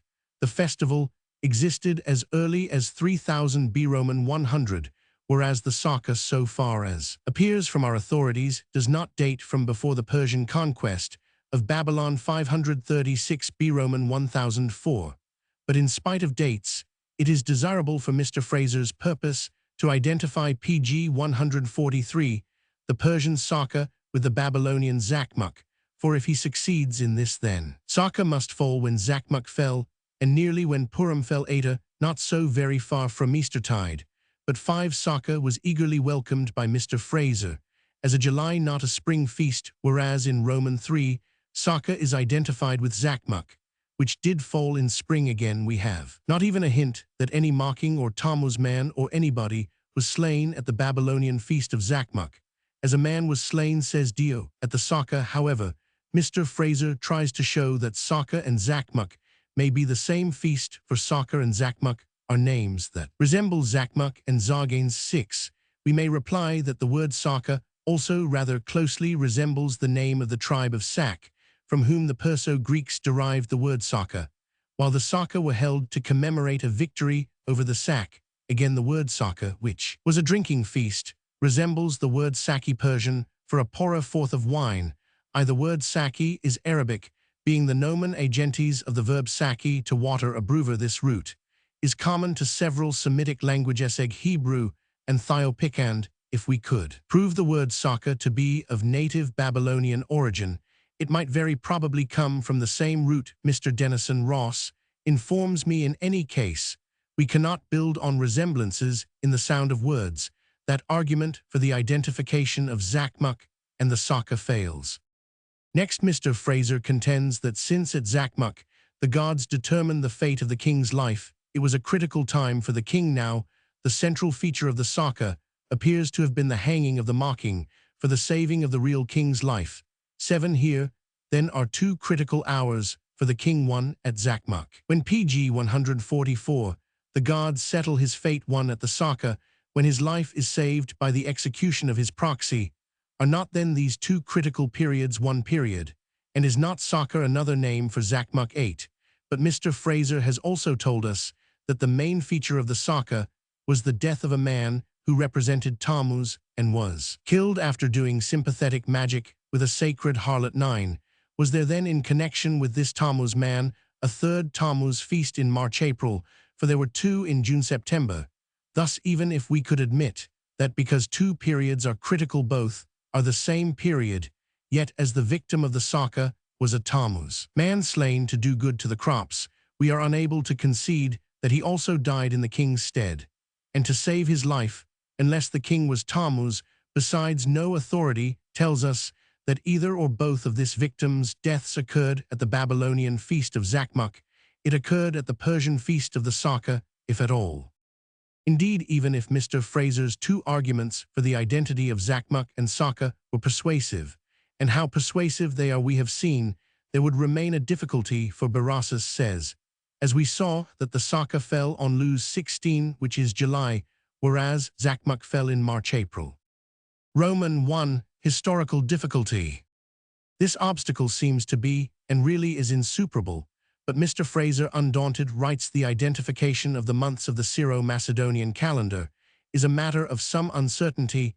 As to the month Luz in particular, the evidence of ancient writers appears to be conflicting, and until we have ascertained beyond the reach of doubt pg 145, when Luz fell at Babylon, in the time of Berossus, say 200 B. Roman 100, it would be premature to allow much weight to the seeming discrepancy in the dates of the 2 festivals, namely Zakmuk and the saka. Henceforth, Mr. Fraser's hypothesis seems to me to proceed on the fancy that saka and Zakmuk are identical, which is impossible, since the saka fall in July or September and Zakmuk in March-April.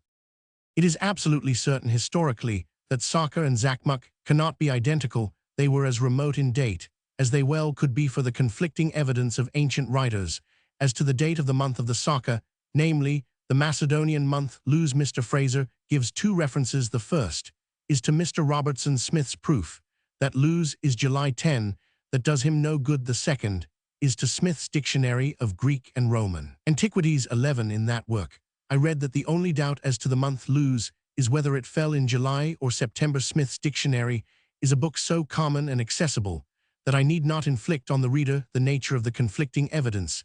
It is enough to say that the month of the saka Luz was almost certainly July, but if not July, was undeniably September. Now neither July nor September is Eastertide or near it, so that the effort to make the saka identical with Zakmuk, and therefore more or less coincident with Purim, and with our Easter, is an absolute failure. The Jews then could not, as in Mr. Fraser's theory, borrow abroad a July or September mocking, and attach him to a vernal festival, their Purim. Thus, as Zakmuk is several months remote from the saka, it is not identical with the saka. Mr. Fraser himself says, if the saka occurred in July and the Zakmuk in pg 146 March, the theory of their identity could not be maintained. 12. But he loses rather than gains if the saka were in September, and that is the only possible alternative. The game is over. The mocking of Babylon died, if at all, in July or September at the saka, not at Zakmuk or Zakmuk in March-April. There is not a known hint that any mocking died in Babylon about Eastertide or earlier at the feast of Zakmuk. I confess that, when I found Mr. Fraser declining to allow much weight to the seeming discrepancy in the dates of the 2 festivals, till it was ascertained beyond the reach of doubt, when Luz fell at Babylon in the time of Berossus. I presumed that the apparently conflicting evidence of ancient writers meant a difference of opinion as to whether Luz was a spring or a midsummer month, but I looked at Smith's dictionary and found nothing of the sort. The difference of opinion, the conflict of evidence, is concerned, see Smith, with the question whether Luz was September, as it seems to have been in the time of Philip of Macedon, or whether it was July, as in the time of Plutarch. Neither opinion gives Luz the faintest chance of being a spring month. Therefore the vernal Zachmuch is not the Saka. Therefore there is not the ghost of a reason for guessing that a mocking was hanged at Zachmuch.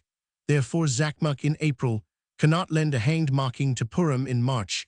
Therefore Purim, having no slain mocking, cannot hand one on to Eastertide, which moreover does not occur at the same date as Purim, but some weeks later, as may happen. Therefore the mocking, if he had been divine, which he was not, and if he had been sacrificed, which he was not, could not have lent his halo of divinity to pg 147 gild the cross at Calvary, but that he did so is Mr. Fraser's hypothesis. Times. Roman II Persians are not Babylonians. The Saka, according to all our authorities, was a Persian, not a Babylonian feast. We have not a tittle of evidence to show that the Babylonians, with whom Zachmuch was a feast of old standing, ever heard of the Saka before they were conquered by the Persians. B. Roman 100 Mr. Fraser admits this. The Babylonian custom, so far as appears from our authorities, does not date from before the Persian conquest, but probably it was much older. 13. Why probably? On the strength of this probably, Mr. Fraser calls the doings at the Persian Saka a Babylonian custom. 14. It was a custom of the Persian conquerors of Babylon, if we can believe Dio Chrysostom, but we have no evidence that it was a Babylonian custom. Yet it has just got to be a Babylonian custom, that Mr. Fraser may attach it to a vernal Babylonian feast Zachmuch, and so to Purim, and so to Eastertide. Roman 3 Origin of Purim. About the real origin of Purim, a purely secular jollification proceeded after a certain date. By a fast we know nothing. It is first mentioned in the book of Esther, which is so secular that the name of God is never mentioned in it. Scholars have debated as to the date of Esther, which Mr. Fraser places in the 4th or 3rd century. B. Roman 100 some as Cunan place it later. Some think it historical, as Mr. Sayce does. Others regard it as a romance composed to supply an account of the origin. Pg 148 of the Feast of Purim, which we never hear of before the exile. The account in Esther is well known. Xerxes quarreled with his queen Vashti, and after a series of experiments in wives, selected Esther, cousin of an artful Jew named Mordecai. This man discovered, and through Esther reported a conspiracy. He later behaved with insolence to Haman the vizier, who settled with Xerxes a kind of St. Bartholomew's Day for all the Jews.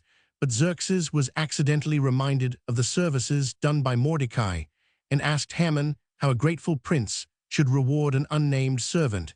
Haman suggested the ride in royal splendor, which Mordecai enjoyed. Haman then erected a very tall gallows whereon to hang Mordecai, but Esther got news of the intended massacre, and as Xerxes had promised to give her any gift she asked, for she demanded the death of Haman, so Haman was hanged, and the Jews were allowed to defend themselves. They massacred an enormous number of their enemies, and henceforth kept Purim a feast of 2 days, on Adar March 14 and 15. Wherefore they called these days Purim, after the name of Pur and Pur, that is, the lot was cast before Haman for a whole year from Nisan to Adar 15. The word Pur, a lot, does not occur in Hebrew, says Mr. Fraser. However, the Assyrian Pura means an assembly, and there was an assembly of the gods at the feast of Zachmuch. Why the Jews went after an Assyrian word we may guess, but we also learn that Pur or Bur seems to be, one wants to know if it really was an old Assyrian word for stone, and a stone may be used for a lot. 16, as the Greek a pebble also means a vote. Thus either the Assyrian Pura or Pur may have lent a name to the feast of Purim. Pg 149. I'm no friend to etymological conjecture, especially when 2 Assyrian words put in rival claims to be each of them the origin of a Jewish word. Mr. Fraser does not, I think, allude to the other guess connecting Purim with the Persian feast Fertigan Furim or Purim 17, we find Perdagon Perdian, and so forth. This Persian feast was a drinking bout and time of jollity, so that Hyde very naturally compares it to Purim, and to the old Persian Saka or Sakya, which means drinking together or drinking healths 18. If Sakya means a convivial feast in Persian, it fits very well the Persian Saka, which were a time of jollity. The learned may settle their etymological guesses among themselves, but we are not obliged for want of another conjecture to fly to Old Assyrian for Purim. Still less do we agree that Mr. Fraser has made out a fairly probable case for holding that the Jewish feast Purim is derived from the Babylonian New Year festival of Zakmuk 19. No ease at all, I venture to think, is made out. Mr. Fraser's Assyrian etymologies are met by competing etymologies. Moreover, we know next to nothing of the Babylonian Zakmuk, but we do know that the Persian Saka Sakya or Sakya was like Purim, a period of hard drinking and wild license, which does not resemble a solemn religious festival of the supreme god Marduk, or a period of wailing for Tammuz. There is another coincidence, unnoted I think by Mr. Fraser, but already noted by us. Herodotus, our oldest Greek source for the Persians, tells us that their chief feast was called Magophonia, and celebrated the massacre of the hostile Magi. 20 Strabo tells us that the Saka were supposed to pg 150 commemorate a massacre of intoxicated Sak. Purim is held to celebrate a massacre of the foes of the Jews. Can these three feasts for a massacre coincide by accident? It is not easy to see how this tradition attached itself to the slaying of a criminal, either as king's proxy or as representative of Tammuz. Roman 4 is Purim pre-exilian or post-exilian. In any case, Purim has not been successfully connected with Zakmuk. Mr. Fraser, however, says that an examination of the Jewish tradition and of the manner of celebrating the feast renders it probable that Purim is nothing but a more or less disguised form of the Babylonian feast of the Saka or Zakmuk. 21. We have seen that stern dates do not allow us to identify Saka with Zakmuk. The month Luz is firm as the Macedonian phalanx and will not masquerade as March-April, when Zakmuk was held. Setting that aside, there are good grounds for believing that Purim was unknown to the Jews until after the exile, and yet that they learned to observe it during their captivity in the Bast. 22. But their captivity in the East was the exile, so how did they know nothing of Purim at the very time when they also learned to celebrate that festival? However, it is reckoned fairly probable that the Jews borrowed Purim either directly from the Babylonians or indirectly through the Persian conquerors of Babylon. The only question is from which. 23. The Jews probably borrowed Purim in or after the exile, but they also kept Purim before the exile. At least Mr. Fraser thinks that the best solution it is Jensen's pg 151 solution, stated however only in letters to correspondents. 24.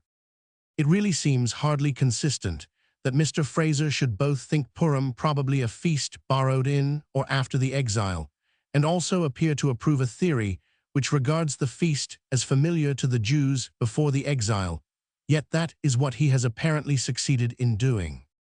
He prefers Jensen's solution, which is this: a fast was held before the feast of Purim. 25. Why? The best solution appears to be that of Jensen, that the fasting and mourning were originally for the supposed annual death of a Semitic god or hero of the type of Tammuz or Adonis, whose resurrection on the following day occasioned that outburst of joy and gladness which is characteristic of Purim. 26. Yes, but the Jews had that institution before the exile. In the first days of his own captivity, Ezekiel was carried in the flesh or out of the flesh to the temple at Jerusalem. Then he brought me to the door of the gate of the Lord's house, which was towards the north, and behold, there sat women wailing for Tammuz. 27. Now Jensen's solution is that the fast at Purim represents the wailing for Tammuz or somebody of his type. But if the Jews did that as they did before the exile, and if that was Purim, how did they also borrow Purim after the exile, especially as there are good grounds for believing that Purim was unknown to the Jews till after the exile? 28. How can both views be correct? Or is this March feast of the Tammuz kind an addition to the old pre-exilian Jewish Tammuz feast? Moreover, Purim is probably, according to Mr. Fraser, pg 152, a mere disguised form of the Saka which, in his opinion, is the same as Zakmuk 28. But the central feature of the Saka appears to have been the saving of the king's life for another year by the vicarious sacrifice of a criminal 29. Yet its central feature is also the sorrow for the death and glee for the resurrection of a Semitic god or hero of the type of Tammuz or Adonis following Jensen. How can the Saka have two central features if it is only an affair of hanging a man to save the king's life? Why should the Jews at Jerusalem fast before the vicarious sacrifice of a criminal for the Babylonian king? They did fast, we know, and why should the victim's resurrection, if any, on the following day occasion that outburst of joy and gladness, which is characteristic of Purim 30, what had the Jews to make with the resurrection of a proxy of the king of Babylon? Mr. Fraser has not, I think, suggested that the kings of Israel or Judah were once annually sacrificed, so why were the Jewish women wailing at the north gate of the temple for Tammuz, as we know from Ezekiel? But Tammuz was not a Jewish king, or if he was, it should be stated also. If the Jewish ladies wailed and rejoiced for Tammuz at the temple in Jerusalem before the exile, how can it be consistently maintained that they knew nothing of these rites till after the exile, and then borrowed them from Babylonians or Persians? If Purim is a Tammuz rite, the Jews had it before the exile, as Ezekiel proves. If it is not a Tammuz rite, why is Jensen's the best solution? For Jensen's solution is that the fasting and mourning were originally for the supposed annual death of a Semitic god or hero of the type of Tammuz or Adonis, whose resurrection on the following PG 153 day occasioned that outburst of joy and gladness, which is characteristic of Purim 31. Then once more, that outburst of joy and gladness for the Remarkably Tammuz was 32, probably in the month Tammuz or June, July, but now 33 it is at Purim, that is in March.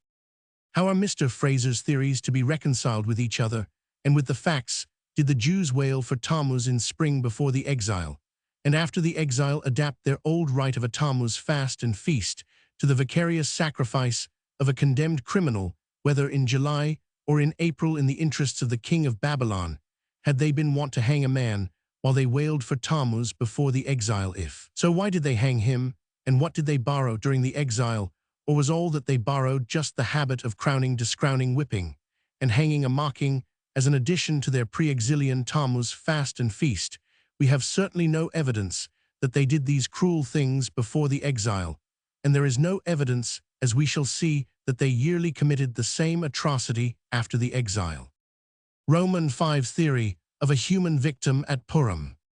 As Mr. Fraser is to make our Lord one of the annual victims at Purim, he has to try to prove that the Jews did annually hang or crucify a mocking, supposed to be divine at Purim. To be sure, neither prophet nor legislator, neither Ezekiel, Ezra, Nehemiah, Haggai, nor Zechariah says one word about this heathen abomination borrowed by the Jews. Mr. Fraser therefore tries to prove that the man was hanged at Purim by the evidence of traces of human sacrifice lingering about PG 154, the Feast of Purim, in one or other of those mitigated forms to which I have just referred, such as the uncertain burning in effigy of a man at Tarsus 34. Mr. Fraser is, I think, rather easily satisfied with this kind of testimony to human sacrifice. Every 5th of November, a man called Guy by the populace is burned in effigy. But as we know the historical facts, we do not, though science, in the distant future, may regard this rite as a trace of druidical human sacrifice, Guy being a god of the dying foliage of November, when St. Dacius was slain. Mr. Fraser explains the old custom of burning Judas on Easter Saturday as all for the purpose of protecting the fields from hail, and as really of pagan origin. 35. It may be so the ashes are used in agricultural magic, but we know that Guy Fawkes is not a relic of human sacrifice. Moreover, it is natural to destroy a foe like Haman or John Knox or Mr. Kruger in effigy. The thing is often done. The Jews undeniably regarded Haman, on the authority of Esther, as an enemy of their race, so they destroyed him in effigy in the 5th century of our era, when the hatred between Jews and Christians had become bitter. The Jews, in contempt of the Christian religion, attached the effigy of Haman to a cross. This insult was forbidden by the Codex Theodosianus 36. Similar doings without the cross prevailed at Purim in the Middle Ages. But how does this prove the hanging of a real Haman victim before the rise of Christianity. It merely proves that after the strife between Jews and Christians began an effigy of Haman, the national enemy was crucified in contempt to Christian fide, as the edicts say to annoy the Christians. But Mr. Fraser has some positive grounds for thinking that in former times, the Jews, like the Babylonians pg 155, from whom they appear to have derived their Purim, may at one time have burned, hanged, or crucified a real man in the character of Haman. We have seen that 37 Purim, if it is a Tammuz feast and fast, was kept by the Jews before they went to Babylon. But passing that, what are the positive grounds? Merely that in 416 a Roman 500 some Jews in Syria being heated with wine after certain sports began to deride Christianity, and for that purpose bound a Christian child to the cross. At first they only laughed and jeered at him, but soon their passions getting the better of them, they ill-treated the child, so that he died under their hands. Mr. Fraser can hardly doubt that the sports were Purim, and that the boy who died on the cross represented Haman. Granting that the sports were Purim, and that the Christian child did duty for Haman, the purpose was to deride Christians, and even Christ himself. These motives did not exist before Christianity, so how does the anecdote of brutal and cruel mockery ending in murder afford positive grounds for the hypothesis that ever since the exile, the Jews, in imitation of the second proceedings in July or September, yearly hanged a mocking in March 38. Romans 6. Contradictory conjecture. Mr. Fraser is so far from holding by these arguments for the practice of hanging a yearly victim at Purim, as to suggest a conjecture that the victim was not killed at Purim at all, but a month later 39. If he thinks this pg 156 possible, what becomes of his positive grounds for holding that Purim was the date of the hanging? I have shown the value of the positive grounds for maintaining a theory that the Jews before our era annually hanged a mocking as Haman at Purim. Mr. Fraser himself is so far from being convinced that the Jews hanged a man at Purim 40 as to suggest the supposition that they did not do so. 41. If they did not, it gets him out of the difficulty caused by the unlucky circumstance that our Lord was crucified not at Purim, but a month after Purim, as we read in the Gospels. But alas, if the Jews did not on this theory hang a Haman at Purim, what becomes of all Mr. Fraser's proofs that they did hang a Haman at Purim? In the total absence of all evidence to that effect, we may be sure that the Jews did not borrow unrebuked by prophets and legislators a heathen brutality in March, from a heathen brutality occurring if at all in July or September. And if they did not, Christ was not the Haman of a year, which it is Mr. Fraser's contention that he may have been. Romans 7. A new theory of the victim. We have seen that Purim is either an old Jewish Tammuz feast existing before the exile or a post-exilian adaptation of a Persian rite in which a condemned criminal died to save the king's life, or both. 42. The victim next personates not merely a king, but a god, whether that god was the Elamite Haman, the Babylonian Marduk, or some other deity not yet identified. 43. But 44. The victim represented the king. No other god was mentioned. Again, Mr. Fraser says, at the second festival, if I am right, a man who personated a god or pg 157 hero of the type of Tammuz or Adonis enjoyed the favors of a woman, probably a sacred harlot, who represented the great Semitic goddess Ishtar or Astarte. 45. But did the king also stand for a god or hero of the type of Tammuz or Adonis? Did he associate with sacred harlots? And did he and the victim also personate a god, whether that god was the Elamite Haman, the Babylonian Marduk, or some other deity not yet identified? 46. Were the Elamite Haman and the Babylonian Marduk or Merodach gods of vegetation? Marduk, or Merodach to be sure, was the chief god of Babylon, a solar deity, says Dr. Jastrow. But as Mr. Fraser suggests that the supreme Aryan god Zeus may have derived his name, the bright or shining one, from the oak tree, he being actually represented by an oak and oakwood producing bright sparks when used in fire-making. 47. Why then another supreme god, Marduk, may also be a god of vegetable life, but like the horses of Virbius, the second victim has been plausibly identified with Tammuz or Adonis. 48. It seems worth suggesting that the mocking who was annually killed at the Babylonian festival of the Saka on the 16th day of the month Luz, may have represented Tammuz himself. He also takes that role with his sacred harlot in Roman 3. It is therefore a little bewildering to find him appearing as Haman or Marduk, or some other god, unknown in Roman 3:160. How many single gods are rolled into one, scourged and hanged in this most unhappy condemned criminal. We have been told that Marduk presided over a council of the gods at the Zakmuk, which is the Saka 49, but the hanged man 50 very probably personates Marduk. PG 158. Mr. Fraser may think that when the supreme god is presiding over the Olympian assembly in his temple, it is a natural and pious compliment to whip and hang him in the person of his human representative. This, at least, is the result of his theory in Roman 3:160.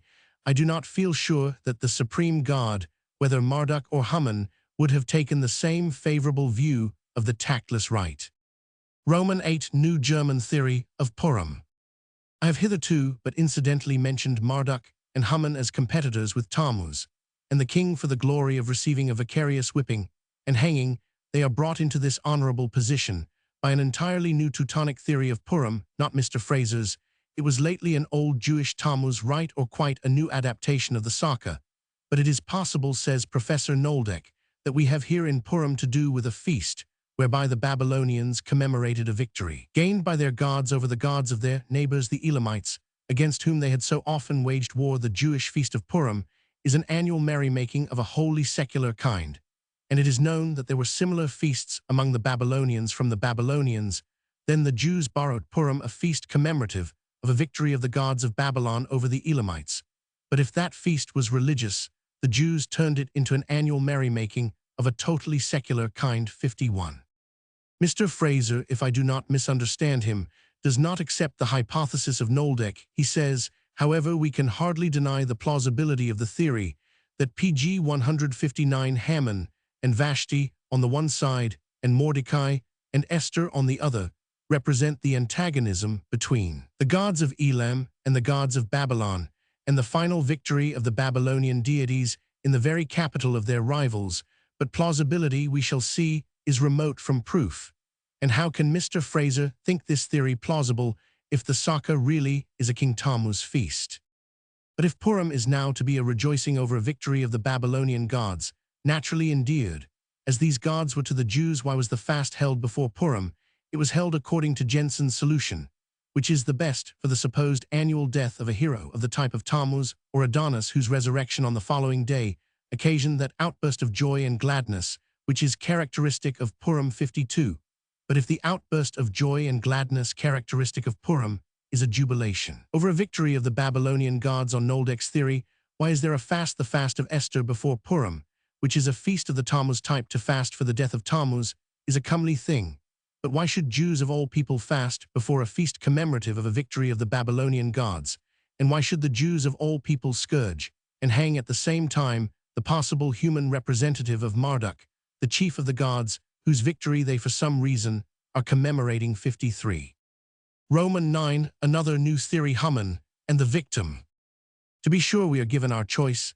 The victim may represent Marduk, the chief of the victorious gods, but he may also represent Haman, one of the defeated gods. In that case, the vanquished hostile gods, human PG 160 representative, may well be whipped and hanged in derision of the defeated deity Haman. But I do not observe that Mr. Fraser offers this hypothesis, which seems relatively plausible. Indeed, I am fairly certain that Mr. Fraser does not accept Noldeck's theory that Purim is a form of a Babylonian rejoicing over a victory of their gods. It cannot be both that and also a Tammuz feast. 54, or a festival for the saving of the king's life by the vicarious hanging of a criminal. 55. We are next to see how Haman, Mordecai, Vashti, and Esther are mixed up with the Saka Zakmuk, Purim, Marduk, and Haman. Pg 161. Roman 8. Mordecai, Esther, Vashti, and Haman. It may be asked, how did Haman or Marduk come to appear as the god connected with the Saka, whereas Tammuz had previously taken that part? The answer is that Haman and Marduk came in when we were tentatively regarding Purim not one as a Semitic Tammuz feast, nor yet two as a Persian. Punishment of a condemned criminal acting asking's proxy, but 3 as a festival for the final victory of the Babylonian deities Marduk, and the rest in the very capital of their rivals, Haman and his company. 1. This was a theory suggested by Professor Noldeck. It has etymological bases. The name Mordecai resembles Marduk. Esther is like Ishtar. Haman is like Haman the Elamite god, and there is a divine name in the inscriptions read as resembling Vashti, and probably the name of an Elamite goddess. Thus the human characters in Esther are in peril of merging in Babylonian and Elamite gods. But lest that should occur, we ought also to remember that Mordecai was the real name of a real historical Jew of the captivity, one of the companions of Nehemiah in the return from exile to Jerusalem. 2. Again, Esther appears to me to be the crown name of the Jewish wife of Xerxes in the book of Esther. Hadassah, that is Esther 3, in the biblical story, she conceals her Jewish descent. Hadassah, says Noldeck, is no mere invention of the writer of pg 162. Esther 4. Hadassah is said to mean myrtle bough, and girls are still called Myrtle. Esther appears to have been an assumed name after a royal mixed marriage.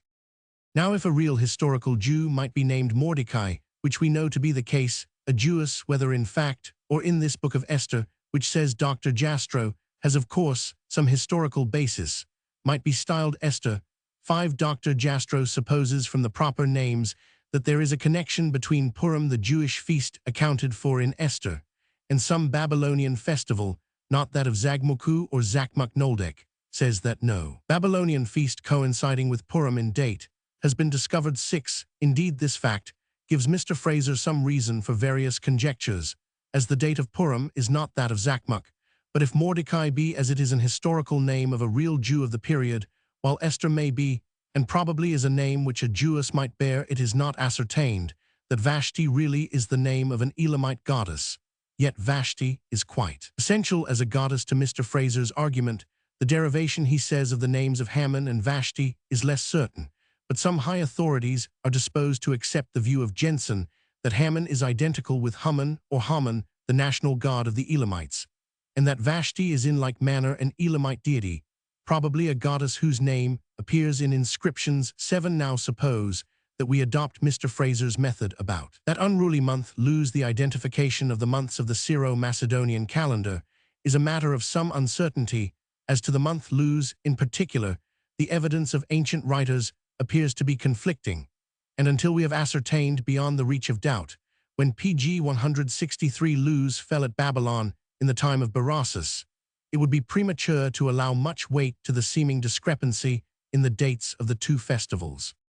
Following this method, we might say the identification of Haman and Vashti with a probable Elamite god and goddess is a matter of some uncertainty. As to Vashti in particular, the opinion of modern writers seems to be conflicting, and until we have ascertained beyond the reach of doubt that Vashti was an Elamite goddess, and a goddess of what sort, it would be premature to allow much weight to the conjecturine.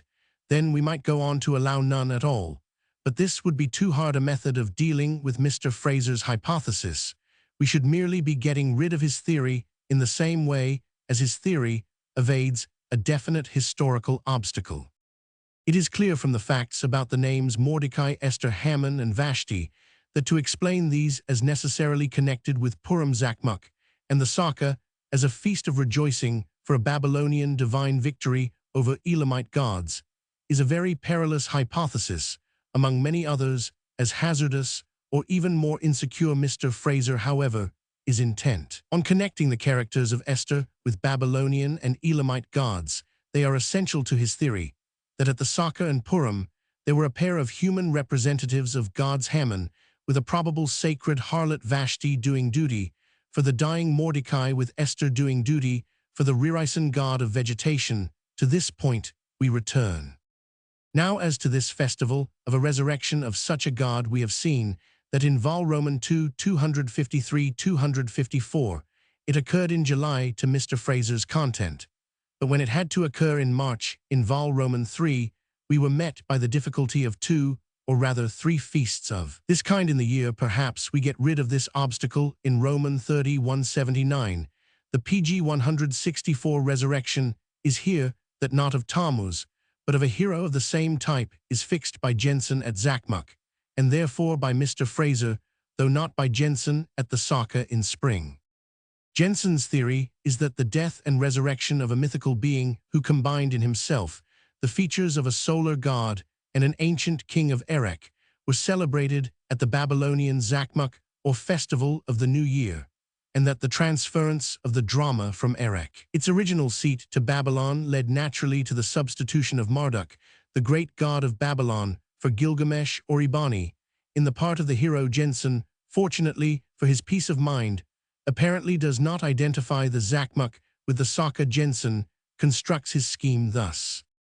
Gilgamesh was a hero of Erech, who repelled the amorous advances of the goddess Ishtar. Gilgamesh became extremely unwell. His friend Eabani also aroused the fury of Ishtar and died. Gilgamesh procured his return from the world of the dead to the upper world. The feast celebrating this resurrection was removed from Erech to Babylon. Instead of a mortal hero, Gilgamesh or Eabani, a being cold and chaste as Joseph Andrews, the Babylonians now cast Marduk, their supreme god, for the part. The feast was Zakmuk 9. Of course, this is precisely as if we said that an old feast of Adonis was turned into a new feast of Zeus, whose coldness as regards goddesses was not proverbial, like the frigidity of Adonis, Gilgamesh, Eabani, Mr. Andrews, and other notable examples. The theory seems to lack plausibility, but as Jensen pg 165 apparently does not identify Zakmuk with the Saka, he escapes the curious theory of supposing that Marduk, late Gilgamesh or Eabani, is whipped and hanged in the person of his human representative. An unheard of way of honoring the personator of the supreme being, however, if we accept Jensen's theory, and also, like Mr. Fraser, identify Zakmuk with the Saka, then remembering that Eabani rose from the dead, if he did, and that Marduk is now Eabani, and that the second victim is or may be Marduk, and is also the king, we get a reason for supposing that the victim too was fain to rise from the dead in the person of Mordecai Marduk. But why was the representative of Marduk, who in Jensen's theory represented Eabani, whipped and hanged? The victim on this theory, if we add it to Mr. Fraser's, seems to me to personate the king of Babylon 2, Marduk 3, Eabani 4, or Gilgamesh, and thus to combine a god or hero of vegetation, which Eabani is bound to be with a mortal king, and a supreme god. And, oh, why is he whipped and hanged? Taking the theory of Roman 31:79, it seems to run thus: in combination with all that has gone before, the king was burned alive annually, his royal substitute was next burned alive annually, his criminal substitute was burned alive annually, till this was commuted for whipping and hanging with or without burning. The king, before the feast of Zakmuk was brought from Erech to Babylon, had incarnated some god or other, I presume of vegetation. After the Eabani feast at Erech became the Marduk feast at Babylon. King, I think, but I may be wrong, represented Eabani plus Marduk.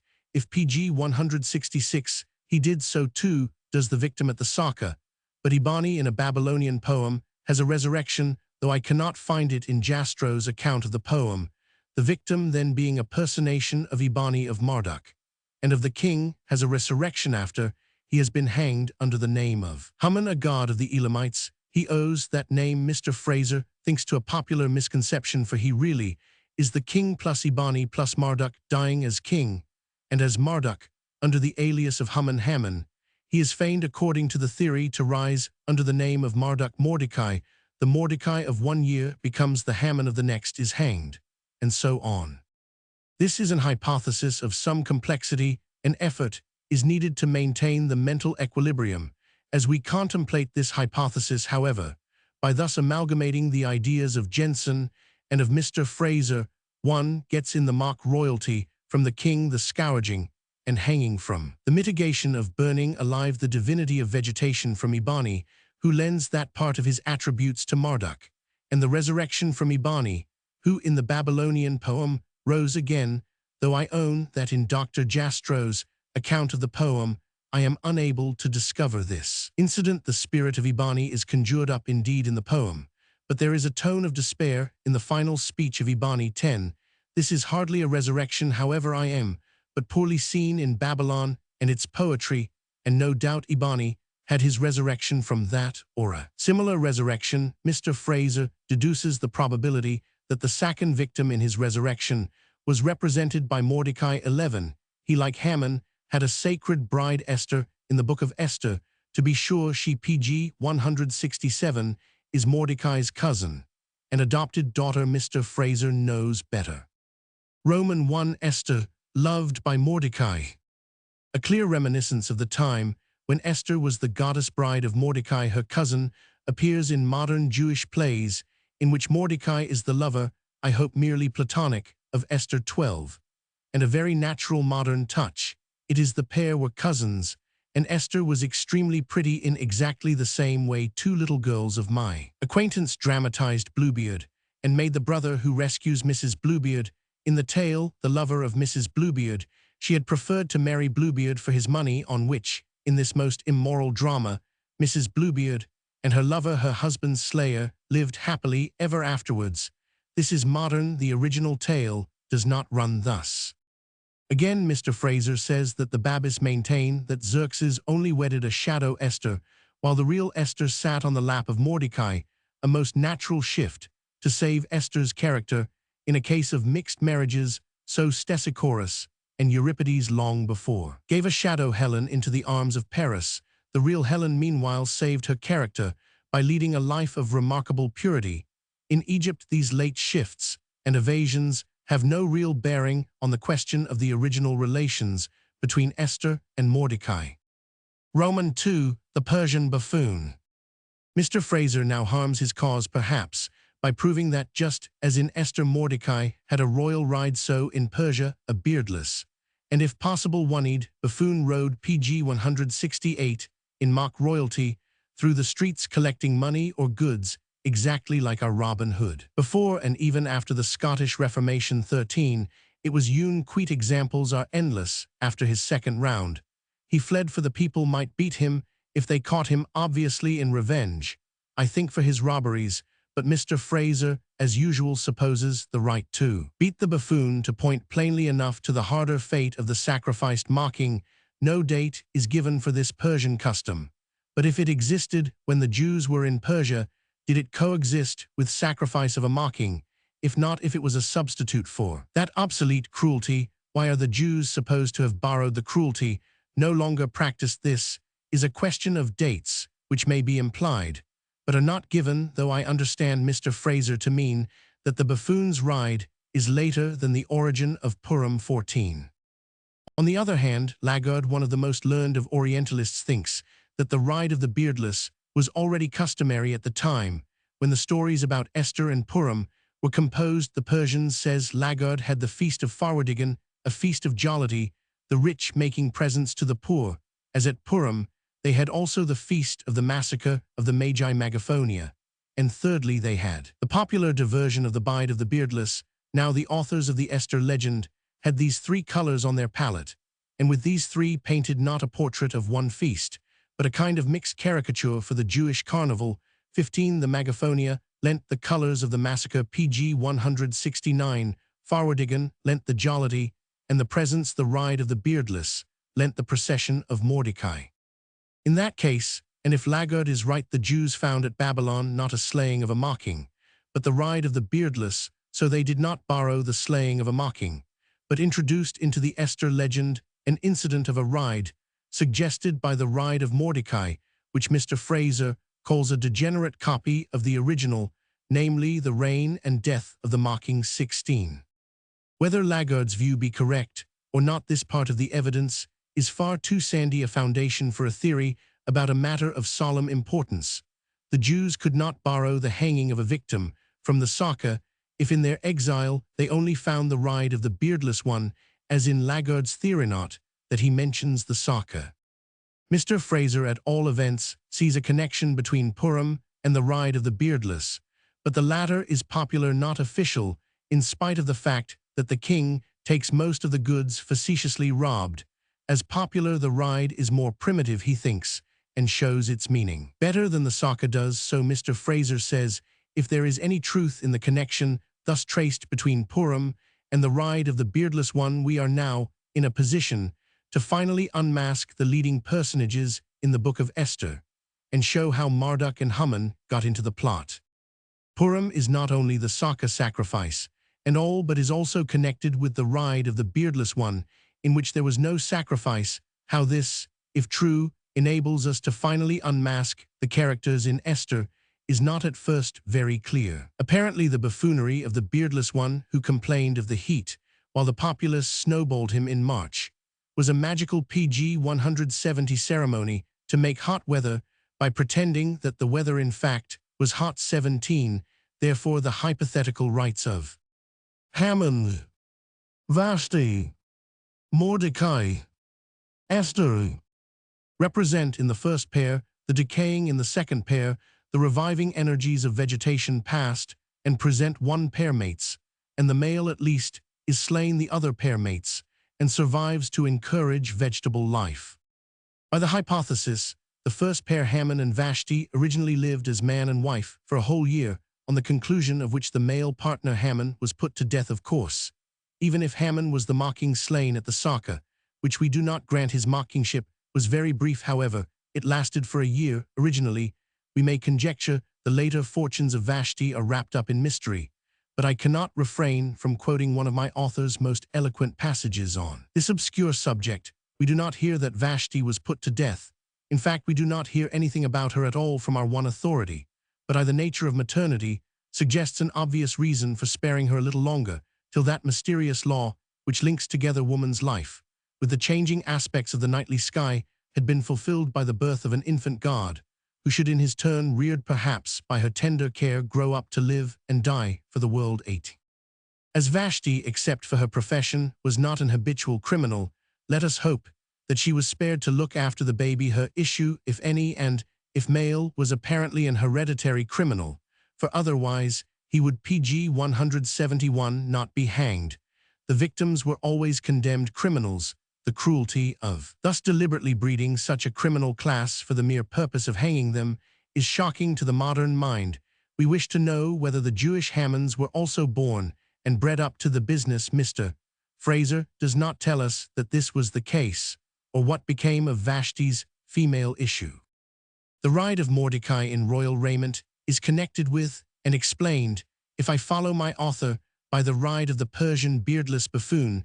To be sure, the buffoon rode naked on an ass. Mordecai rode in royal apparel of blue and white with a crown of gold, but the buffoon is clearly later than the origin of Purim in Mr. Fraser's opinion, though not in that of Lagarde, so long as the temporary king was a real substitute for the reigning monarch, and had to die sooner or later in his stead. It was natural that he should be treated with a greater show of deference. 19. But Mordecai, who rode royally, was the man who did not die. Haman died, therefore Mr. Fraser has to guess that the Mordecai of one year died as the Haman of the next. Ah me, there are so many guesses. In any case, Mordecai is nothing but a slightly altered form of Marduk or Merodach, as is now generally recognized by biblical scholars. Nevertheless, a real historical Jew called Mordecai occurs, as we saw in Ezra and Nehemiah, so the name was a Jewish name. Odd as it appears, 20 now Mordecai by the theory has to be whipped and hanged finally, and that seems an odd compliment to Merodach or Marduk, who as supreme Babylonian god is presiding over the gods, while his human substitute is being slain infamously. But remember, when whipped PG 172 and hanged, the Mordecai of 1900, so to speak, has become the Haman of 1901, and some high authorities are disposed to accept the theory of Jensen that Haman is identical with Haman or Haman, the national god of the Elamites. 21. Roman 3, a helpful theory of my own. If these high authorities are right, I at last see my way clear. Haman, or the victim of the Saka, is now neither the representative of the king of Babylon, nor of Tammuz, nor of both at once, nor of Marduk, nor of Ebani, nor of Gilgamesh. He is now, if Noldek or Jensen is right, the representative of a conquered and hostile god, Haman, of the Elamites. Tout va. Bien, the human representative of a hostile and defeated god, may well have been whipped and hanged in derision.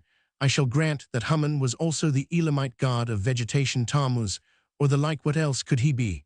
And so had to fall as the leaves fall, and also had to spring up as the flowers do, and this both in June, July 22, and also in March, April 23.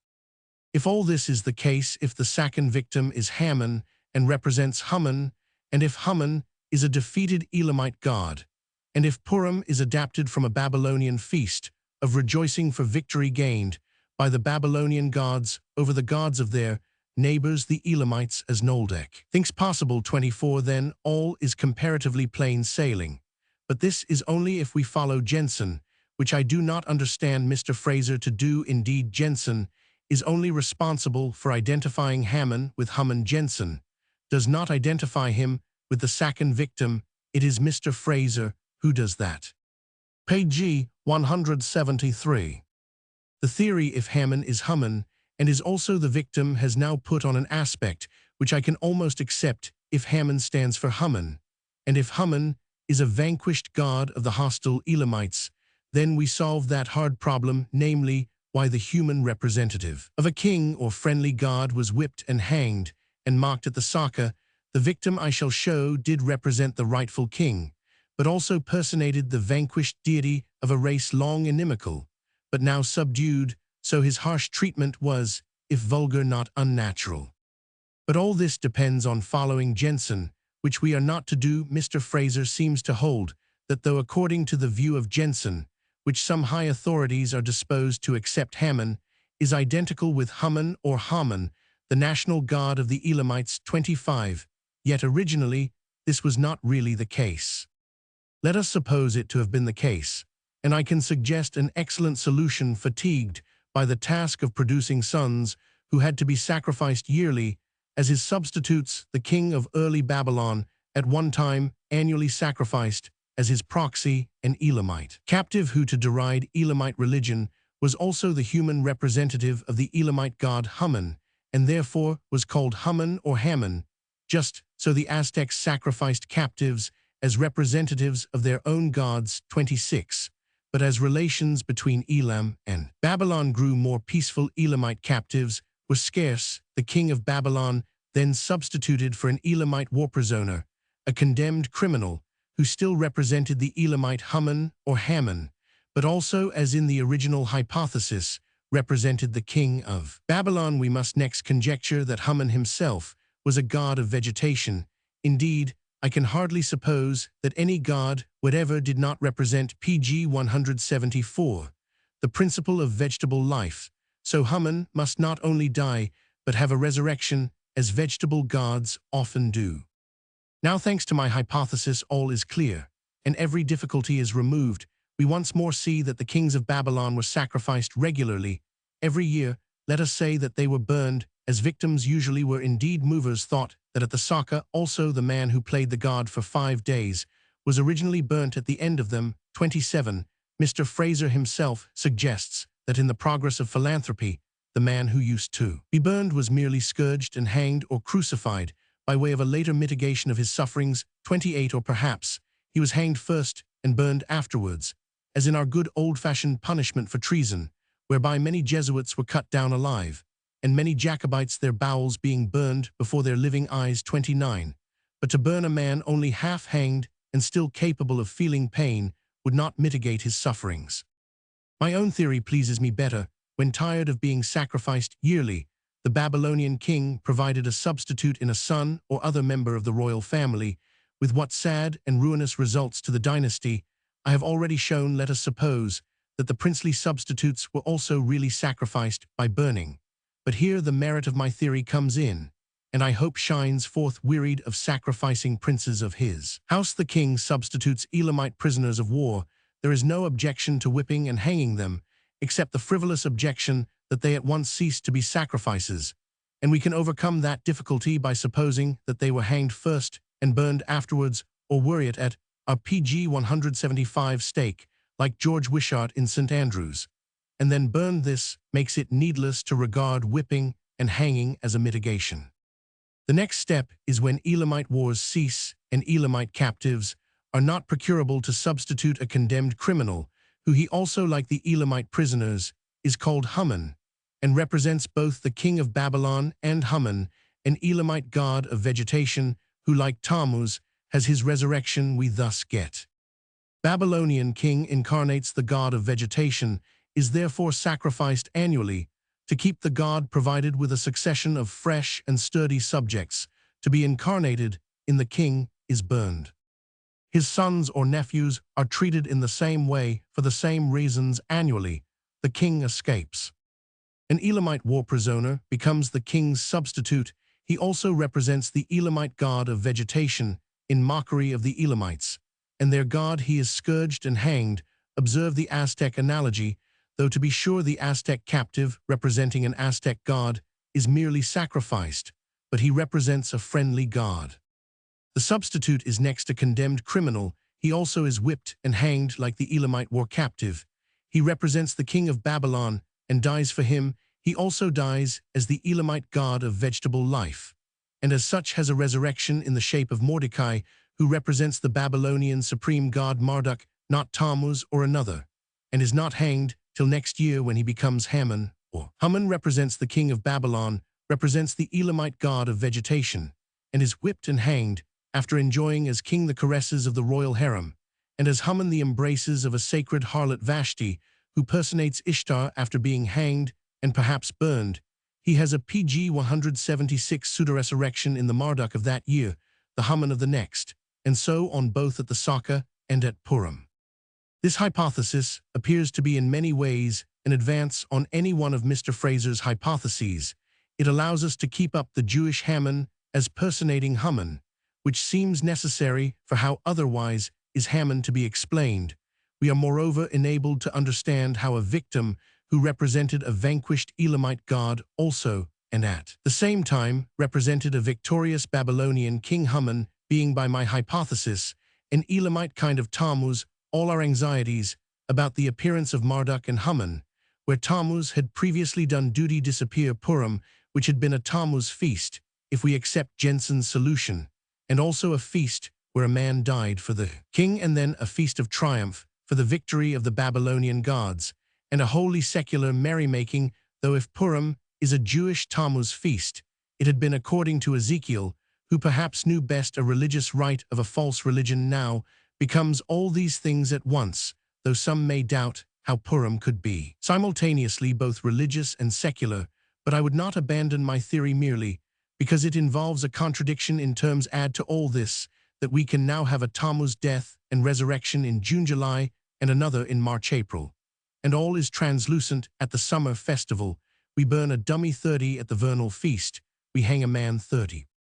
Admirably as my hypothesis colligates the facts, it is not the hypothesis of Mr. Fraser, though he thinks that we can hardly deny the plausibility of Noldek's theory that the Saka is a triumph for the victory of the Babylonian over the Elamite gods, and that Purim is an adaptation of the Saka 32. Mr. Fraser does not accept PG 177. That idea, Noldek, is plausible but not sound, and this is ruinous to my hypothesis of the Elamite war prisoner slain as Haman merely in a stage of evolution between the sacrificed prince and the hanged criminal.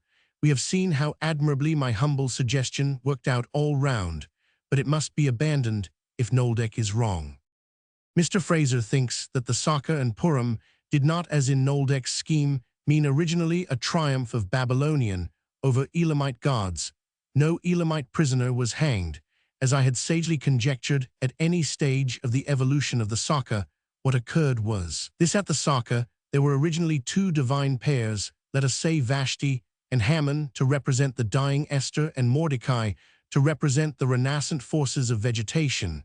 There was nothing Elamite in the business originally, but it would be natural enough that in time an unfavorable comparison should be drawn between the two pairs, and that people, forgetting their real meaning and religious identity, should see in their apparent opposition a victory of the gods of Babylon over the gods of their eternal foes, the Elamites. Hence, while the happy pair retained their Babylonian names of Marduk and Ishtar, the unhappy pair, who were originally nothing but Marduk and Ishtar in a different aspect, were renamed after the hated Elamite deities Haman and Vashti 33.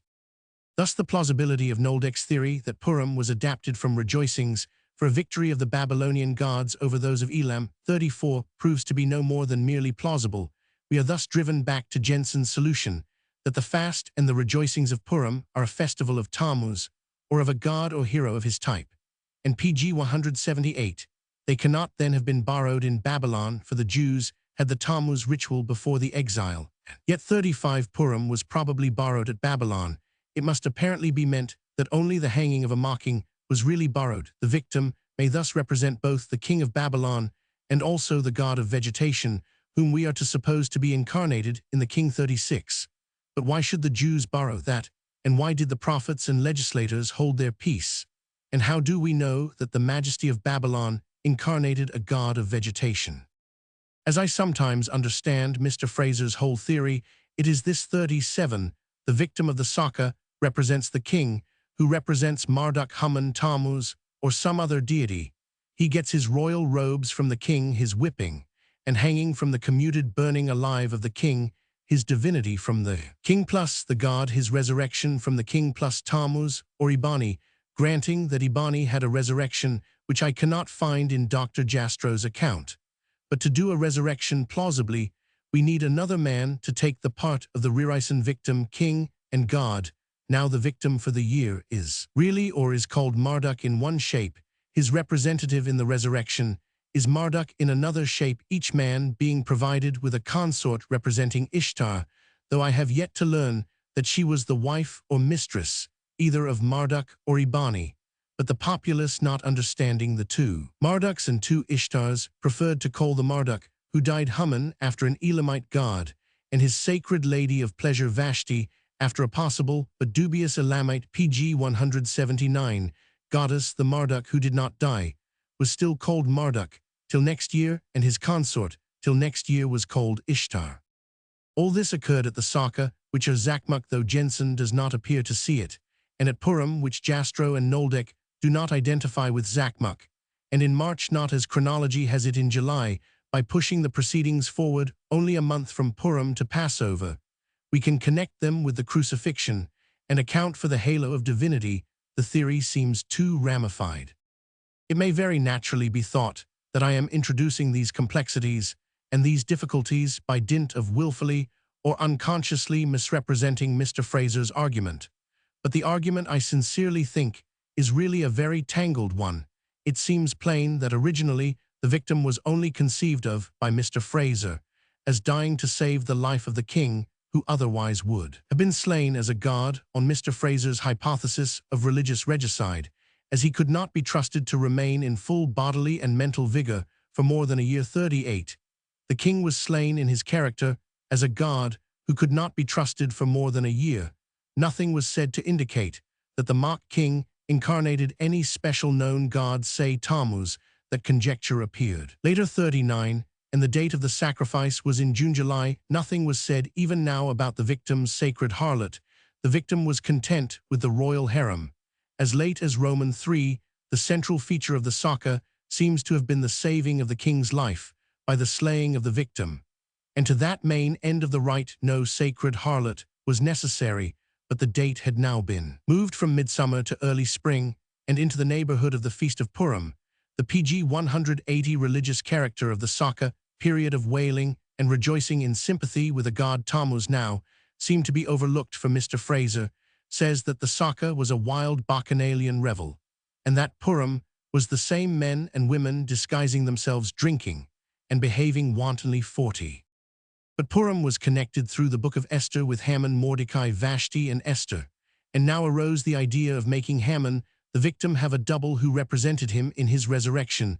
The Elamite god Haman and the Babylonian god Mordecai crept in through the Book of Esther, and through the very perilous effort to identify the Saka with Zakmuk, and both with Purim, the Book of Esther also introduced two female characters, and parts had to be found for them in the Saka, though our only authority mentions in connection with the Saka no female characters, whatever except the ladies of the royal harem by analogy and conjecture, as to Semiramis, and her lovers' parts were next found for the female characters of the Book of Esther as sacred harlots, representing the goddess of love. The consequent amours are supposed to stimulate the crops, and in this part of the theory, the conjecture that the victim really dies to save the life of the king does appear to be rather dropped out of sight, though this idea is the real starting point of the whole speculation. There is a come and go between the victim as king with the royal harem, and the victim as Tammuz with the sacred harlot conjectures about the victim as the Elamite Haman, or as the Babylonian Marduk, or as Marduk representing Ibani, or representing Gilgamesh flit, like the weaver's shuttle, through the strangely woven warp and woof of the argument throughout. We ask in PG 181 vein for any proof that the king of Babylon was ever at any time in any text regarded or spoken of as an incarnation of Tammuz, or of Marduk, or of Haman, or of Gilgamesh, or of Ebenewich, the speculation requires. Meanwhile, the known, or at least the alleged facts, are the mock royalty whipping and death of the man who yearly lorded it as king for 5 days in the Persian palace at the Saka, a period of license, when every house had its slave king. The extraordinary complexities in a matter really very simple are caused by identifying the Saka with Purim and Zakmuk in the teeth of chronology, and by introducing into the Saka, without any historical evidence, the characters of a Hebrew historical romance about the origin of Purim. The tendency also to find gods of vegetation everywhere adds its bewildering enchantment, till the spirit of system discovers gods of vegetation in the criminals who, on very slender evidence, are said to have been yearly whipped and hanged. Nay, even the hypothetical male issue of the criminal, by a hypothetical harlot, becomes a hypothetical infant god, is brought up as a criminal, and ends as a mocking and a divine victim. Mr. Fraser's whole argument, of course, clashes with the higher criticism of Wellhausen, who avers that the Jews could keep no feasts in the exile, and there learned the lesson of religious isolation. On the other hand, the Jews, by Mr. Fraser's theory, did keep a feast, and a very abominable feast, and far from learning the lesson of religious isolation, borrowed the most execrable heathen cruelties, accompanied by ritual debaucheries. So Wellhausen must greatly err in his opinions, which are much revered by the clergy of this island. 41. Page 182. Roman 9. Why was the mocking of the Saka whipped and hanged? Though I have tried to argue against Mr. Fraser's theory of the cause of the sacrifice of the mock Sakan king, I am not prepared to offer a dogmatic counter-theory. The Sakan case is unique, is isolated. We are acquainted with no other similar examples, and thus, a rite which has an isolated existence may have had a singular cause. The cause may be hidden behind the scenes of history. Though I have not a firm hypothesis as to that cause, I shall end this chapter by throwing out a conjecture for what it may be worth.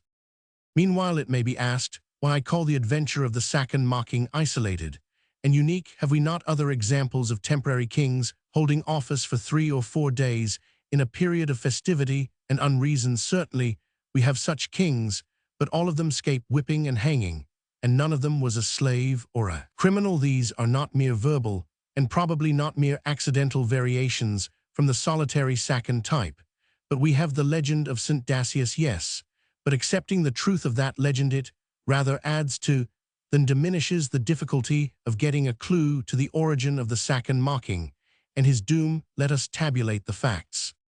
Page 183. Asaka B. Saturnalia. A condemned criminal, 1. A freeman selected by lot. King of a 30 days revel. 2. King of a 5 days revel. Is stripped and scourged. 3. Is not stripped or scourged. Is hanged. 4. Is sacrificed at the altar of Saturn or sacrifices himself. Is guessed to represent Tammuz god or be the king of Babylon, or both. 5. Represents Saturn. Has a pseudo-resurrection. 6. Has no known pseudo-resurrection. Lies with the royal concubines. B. With a sacred harlot. 7. Does not lie with royal concubines or with a sacred harlot. In a period of topsy-turvy. License to slaves and free. 8. In a period of topsy-turvy. License to slaves and free, which is supposed to commemorate a victory over the Sak. 9. Which is supposed to commemorate the golden age of Saturn. Under number 5, the item that the Sakan mocking represents the king of Babylon or Tammuz, or both. Number 6, the mock king's pseudo-resurrection, and number 7, 6, his amour with the sacred harlot, are all conjectures of Mr. Fraser's. The real points of resemblance between the Sakan and the Messian victim are 1. Their mockery of royalty. 2. Their death, occurring in very different circumstances. 3. During a period of license, including the pretense of lordship by slaves in each household at Babylon by free men at Rome. The points of difference are numerous and essential, and the dates and durations of the Babylonian and Roman festivals vary widely.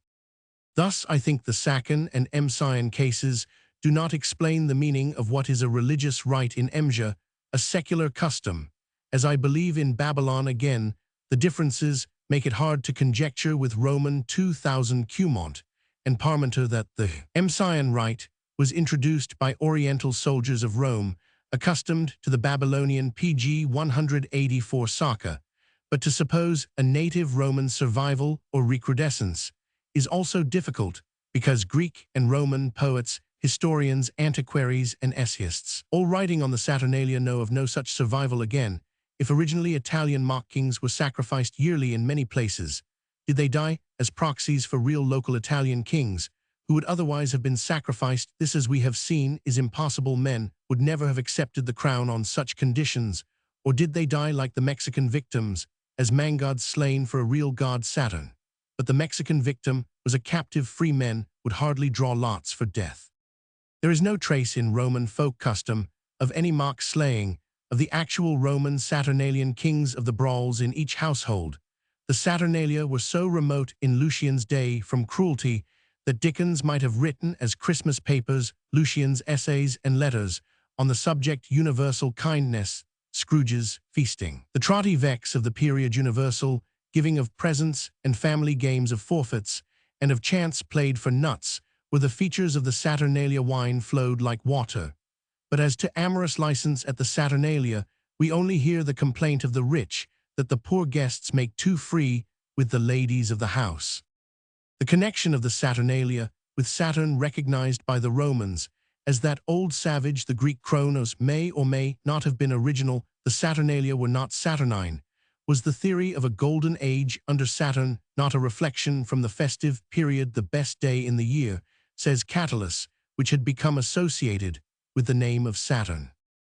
Our evidence for sacrifice or hanging of a mocking is so meager and shadowy in one case, the dubious PG 185 Dacius legend in the other, what Athenus cites from Berossus, coupled with what Dio puts into the mouth of Diogenes, and with what Strabo tells about the Saka, that the ground will not bear the weight of Mr. Fraser's hypold 18-storied castle. Of hypotheses, I do not even so absolutely impugn the truth of the two tales of the deaths of mock kings, the undesigned coincidence of testimony I am willing to take for presumption of truth, though of four ancient witnesses who speak of the Saka, only one Dio alludes to the crowning, robing, stripping, scourging, and hanging of the mocking of the festival 1.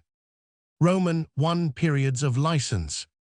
How are we to explain the obscure facts? Let us begin with a feature common to the Emsian event of 303 A Roman 500, and to the Saka. Both occur in a period of chartered license, when slaves play the masters, and all is topsy-turvy. Mr. Fraser has collected many examples of festivals of license, when laws lose their force too.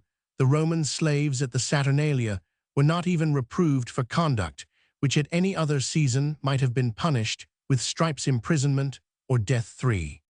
Now pass the conjecture that in just one known place, Babylon, the stripes and death for the conduct usually punished with these penalties were inflicted after the period of license on just one person, and you get Dio's case of the mocking of the Babylonian Saka.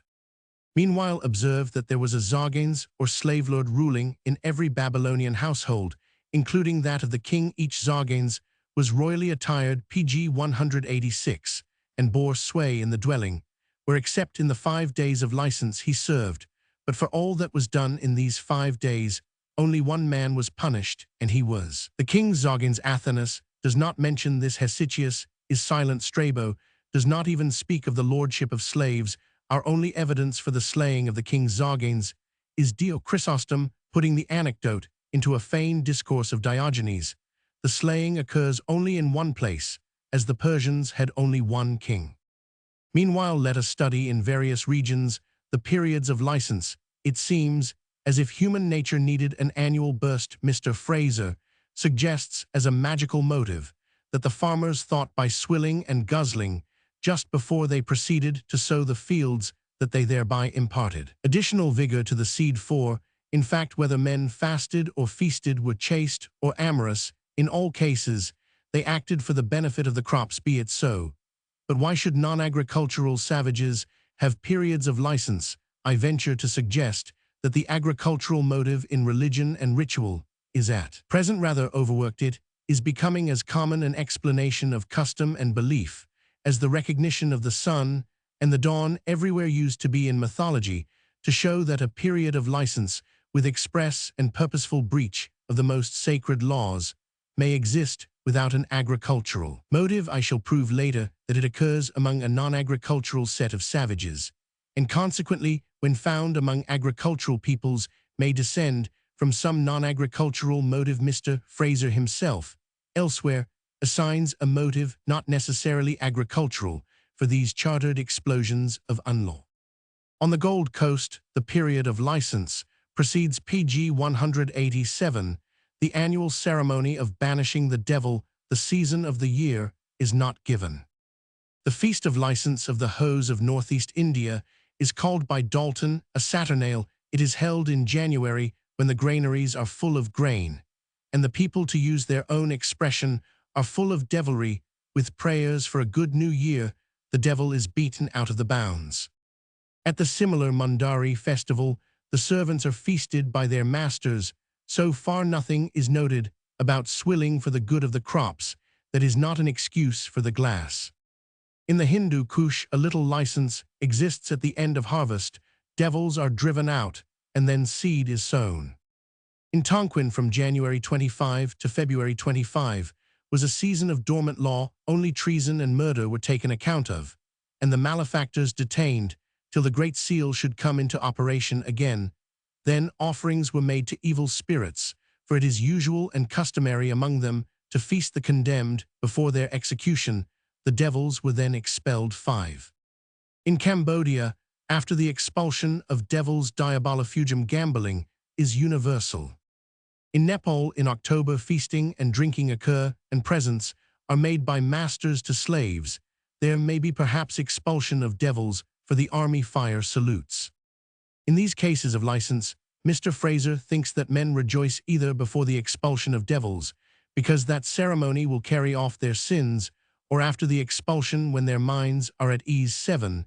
Thus men enjoy these bursts, either by the first hypothesis, to improve the PG 188 prospects of agriculture, or on the second theory, because a ceremony will cleanse the sins of the burst, or because a ceremony has freed their minds from fear of devils, when the harvest is just in. Then, in fact, men have plenty of food, and as we saw, are full of devilry, so they play it off. In at least 4 out of our 7 cases, fullness of bread and drink appears to me to account for the burst. This also explains 8. The Zulu license at the rejoicing for the first fruits. A Saturnalia people are not supposed to be responsible for what they say or do. 8. The same facts mark the Pondo Feast of First Fruits. In Ashanti, the harvest feast is in September. During its continuance, the grossest license prevails. Theft, intrigue, and assault go unpunished, and both sexes abandon themselves to their passions. 10. By an extraordinary coincidence, which Mr. Fraser does not quote, on the 5th day of the Ashanti Harvest Festival, a criminal is sacrificed, says Sir A.B. Ellis, sent as a messenger to the deceased kings. Is the criminal attired as a mocking? I would venture to suggest, as a conclusion, that people indulge in these lawless excesses not so much to improve the prospects of farming, as because they are full of devilry, and that often they are full of devilry because they have ended their labors, and are full of meat and drink. Sign back, et cetera. Frigate Venus. They therefore permit themselves a regular debauch. Ranks are reverse. Slaves lord it over their masters' laws, are in abeyance. In Tonquin, reviving law only takes notice of treason and murder inborn at the Saturnalia. And at Purim, among the Jews, however, a kind of PG 189 Dickensight Christianity prevailed at the period of license. Also in Persia at the period called Perdagon, which Hyde compares to the Saka, and Purim, as does Lagarde in writing on Purim 11. The reader will have observed that at not one of these many periods of license, in widely severed regions and grades of civilization, is a mocking put to death. Indeed, nobody is put to death except in Ashanti, and nobody is scourged. Thus, as I remarked before, the case of the mocking at the Babylonian Saka is isolated as far as our knowledge goes. Roman 2, the divine scapegoat.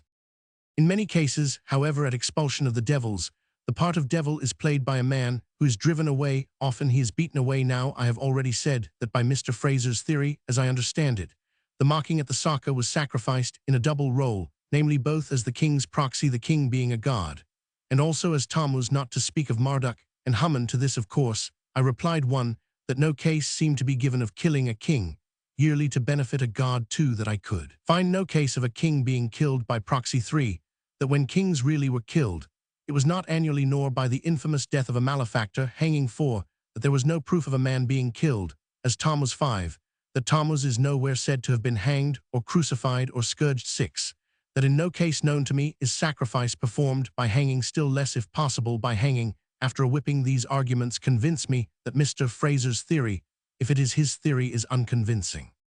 But I am not quite sure that Mr. Fraser really holds his second victim to have played 2 parts at 2 pg 190 distinct times of year.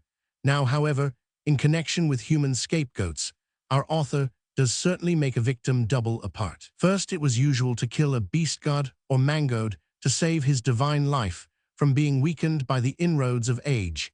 Next, there were human scapegoats driven away with all evil on their heads, but suggests Mr. Fraser, if it occurred to people to combine these 2 customs, the result would be the employment of the dying god, godman, king, or his proxy as a scapegoat. He was killed not originally to take away sin, but to save the divine life from the degeneracy of old age. But since he had to be killed at any rate, people may have thought that they might as well seize the opportunity to lay upon him the burden of their sufferings and sin, in order that he might bear it away with him to the unknown world beyond the grave. 12. Even so, when a Dublin mob was about to throw a man over from the gallery of the theatre, some economist cried, "Don't waste him, kill a fiddler with him." As proof that people might reason in this thrifty way, we learn that on March 15, a scapegoat man called Old Mars was beaten at Bourne and expelled. Mars, of course, was a god of vegetation, and here the mangoed Old Mars is both god and scapegoat, but he is not sacrificed nor even hanged. 13. In Athens during plague, drought, or famine, 2 human scapegoats were done to death, and Mr. Fraser infers, but doubtfully were stoned to death.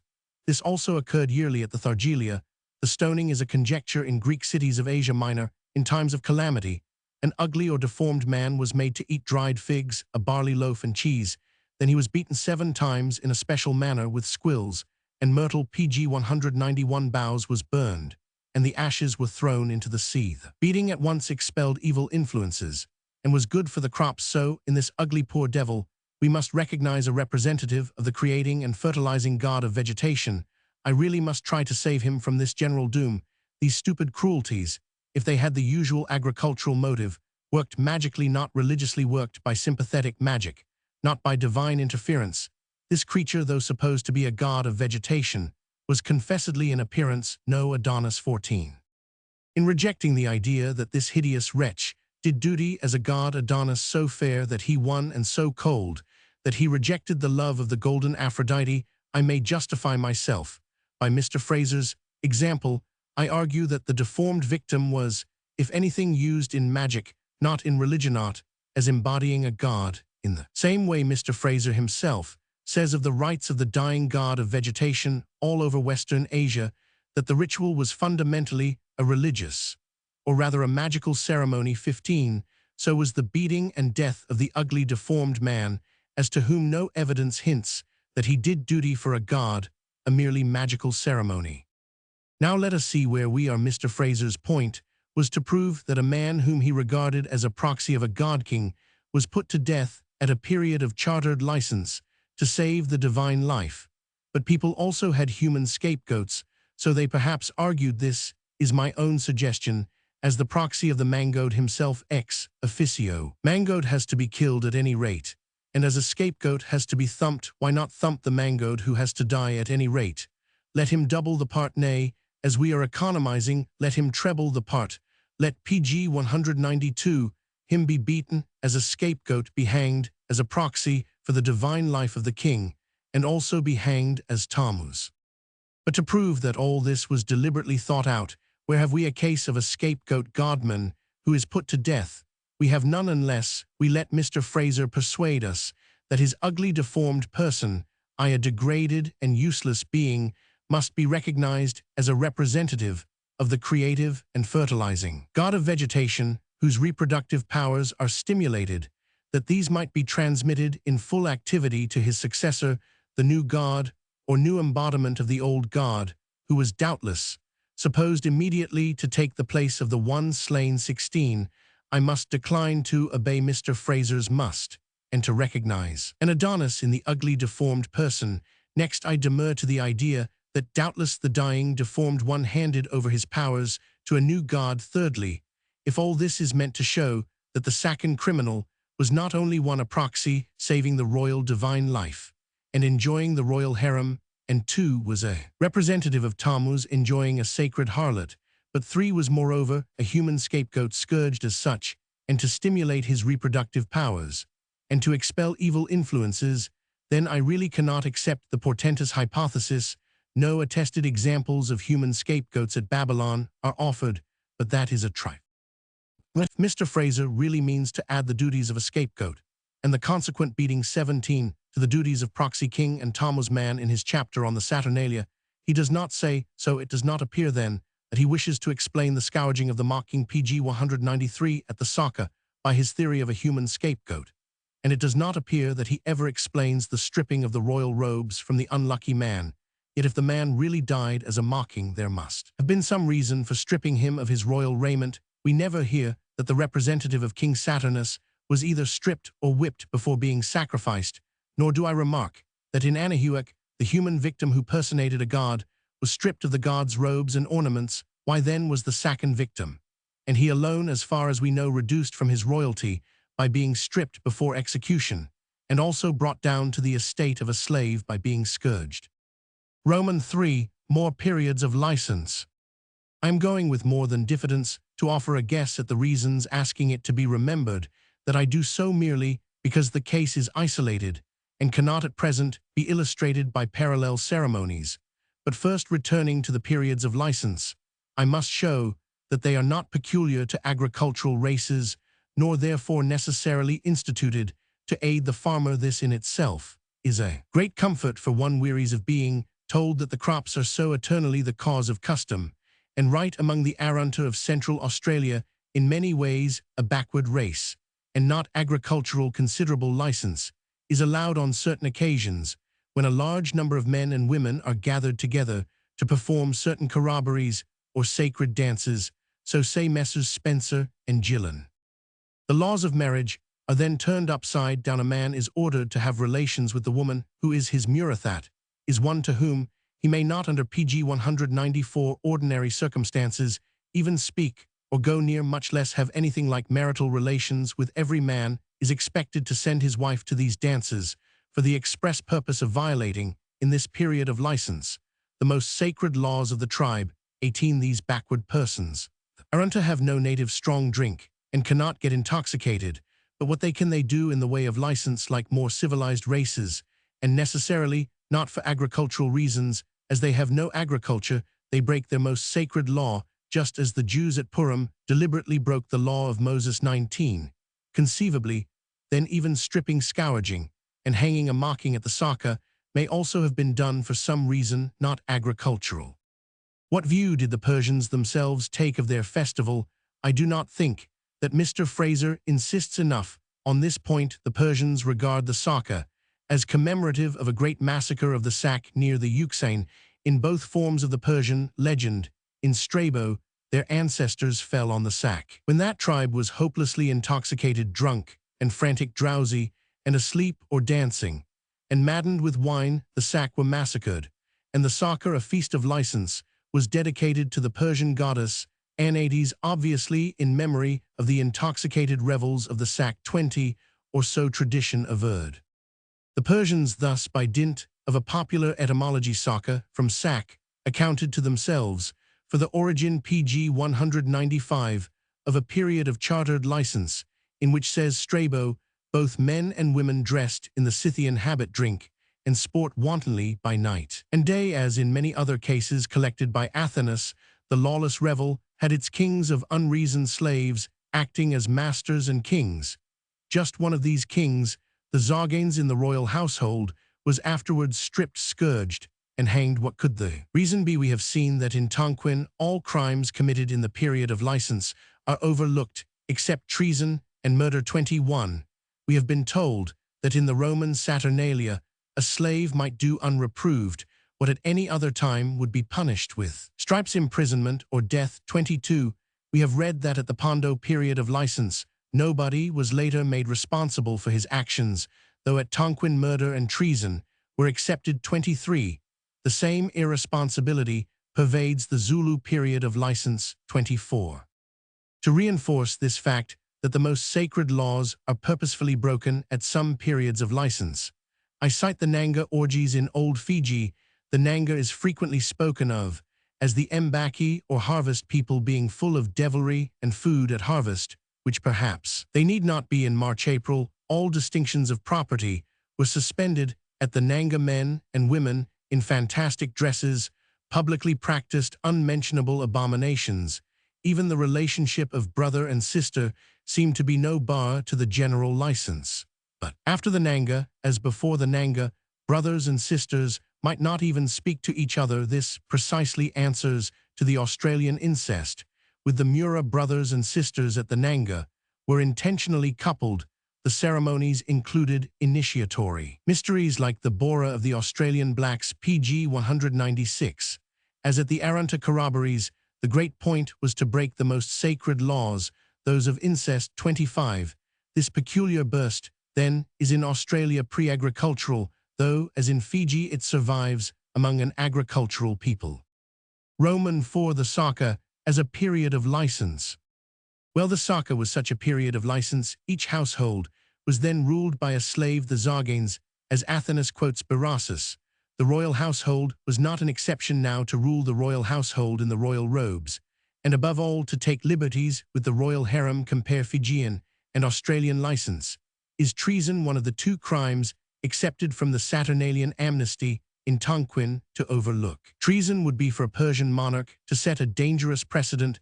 Therefore the royal Zagains or slave king of the 5 days revel, unlike the Zagains of private houses, would deserve death. Technically speaking, at this point, let me adopt Mr. Fraser's theory of a substitute. A criminal already condemned to death is employed instead of a harmless slave as Zagains of the royal household and is then hanged. In dozens of cases of summer gambols in European folklore, the Whitsuntide representatives of the tree spirit are put to a mock death. 26. These are in 1 or 2 instances called kings. The regular May kings and May queens seem to escape. The grass king merely hands his crown to the mayor. 27.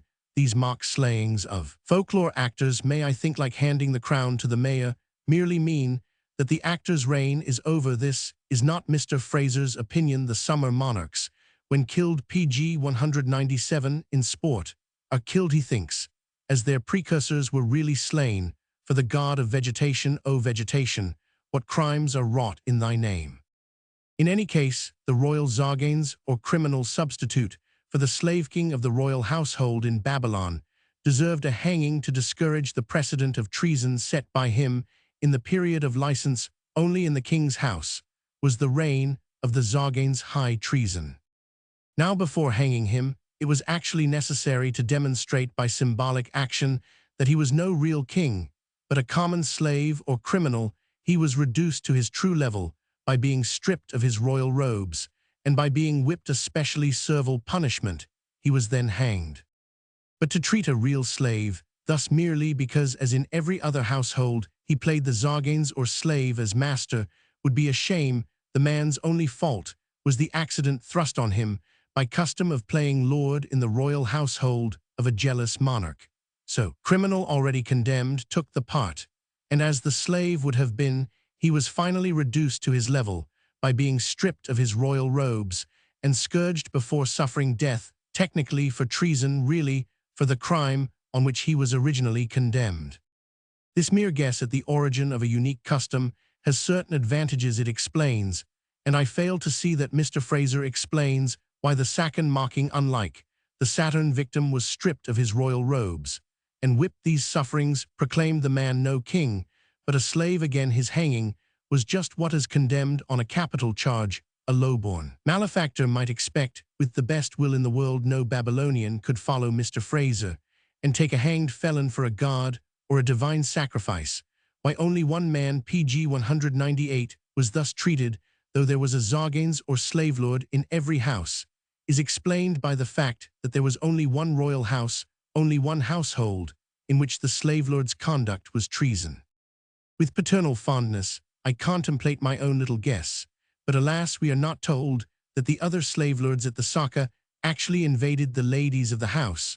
So why should the slave lord of the royal household be allowed to do so? How is my conjecture to weather this point of danger? Well, we are never told as far as I am aware that a subject in the East enfeoffed himself of private domain by invading the harem of the man to whose estate he was a pretender, but in the case of royal domain to invade the harem was the first step of a young pretender like Absalom for the purpose of making known and strengthening his claim to the throne, says Movers 28. Remembering the tenacity of traditional usage sanctioning deadly sexual crimes in some periods of license, remembering that in them the primitive Arunta deliberately break, as did the Jews at Purim, and the Fijians, the most sacred and stringent of their taboos, shall we not allow second custom to encroach for the purpose of making the royalty of the king's Zarganes indisputable on the king's harem, for in that way was Oriental royalty proclaimed, and asserted Sir Alfred Lyall, says we believe that a few unfortunate concubines would have been of no account at all for the due performance of a popular Babylonian masquerade, which might just as well mimic earthly kingship as symbolize divine mysteries. And now we see a simple and conceivable reason why PG 199, the mocking of the Saka, invaded the king's harem, ruled all royally, was crowned, robed in the king's robes, and then to restore his servile status and wipe away his royalty was stripped of the royal robes, whipped, as a slave was whipped, and hanged, as a condemned criminal deserved to be. My guess, unlike Mr. Fraser's hypothesis, colligates all the facts. It explains the stripping, which Mr. Fraser does not, I think, explain. It explains the scourging and hanging, which Mr. Fraser is obliged to account for as a mitigation of burning. It does not require us to believe what is incredible, that of old the Persian kings were sacrificed annually. It accounts for the occurrence of the execution at a season of secular license. Just as in Ashanti, it involves us in no double, and to my thinking contradictory theory, that the sufferer is both king's proxy and also a representative of Tammuz or Marduk or Haman or Gilgamesh or Ibani. But my guess is only a guess, and is offered chiefly to prove that guessing is easy. We cannot be certain about any explanation of a custom so remote, so unparalleled, and reported on evidence so late and so dubious as that of Dio Chrysostom.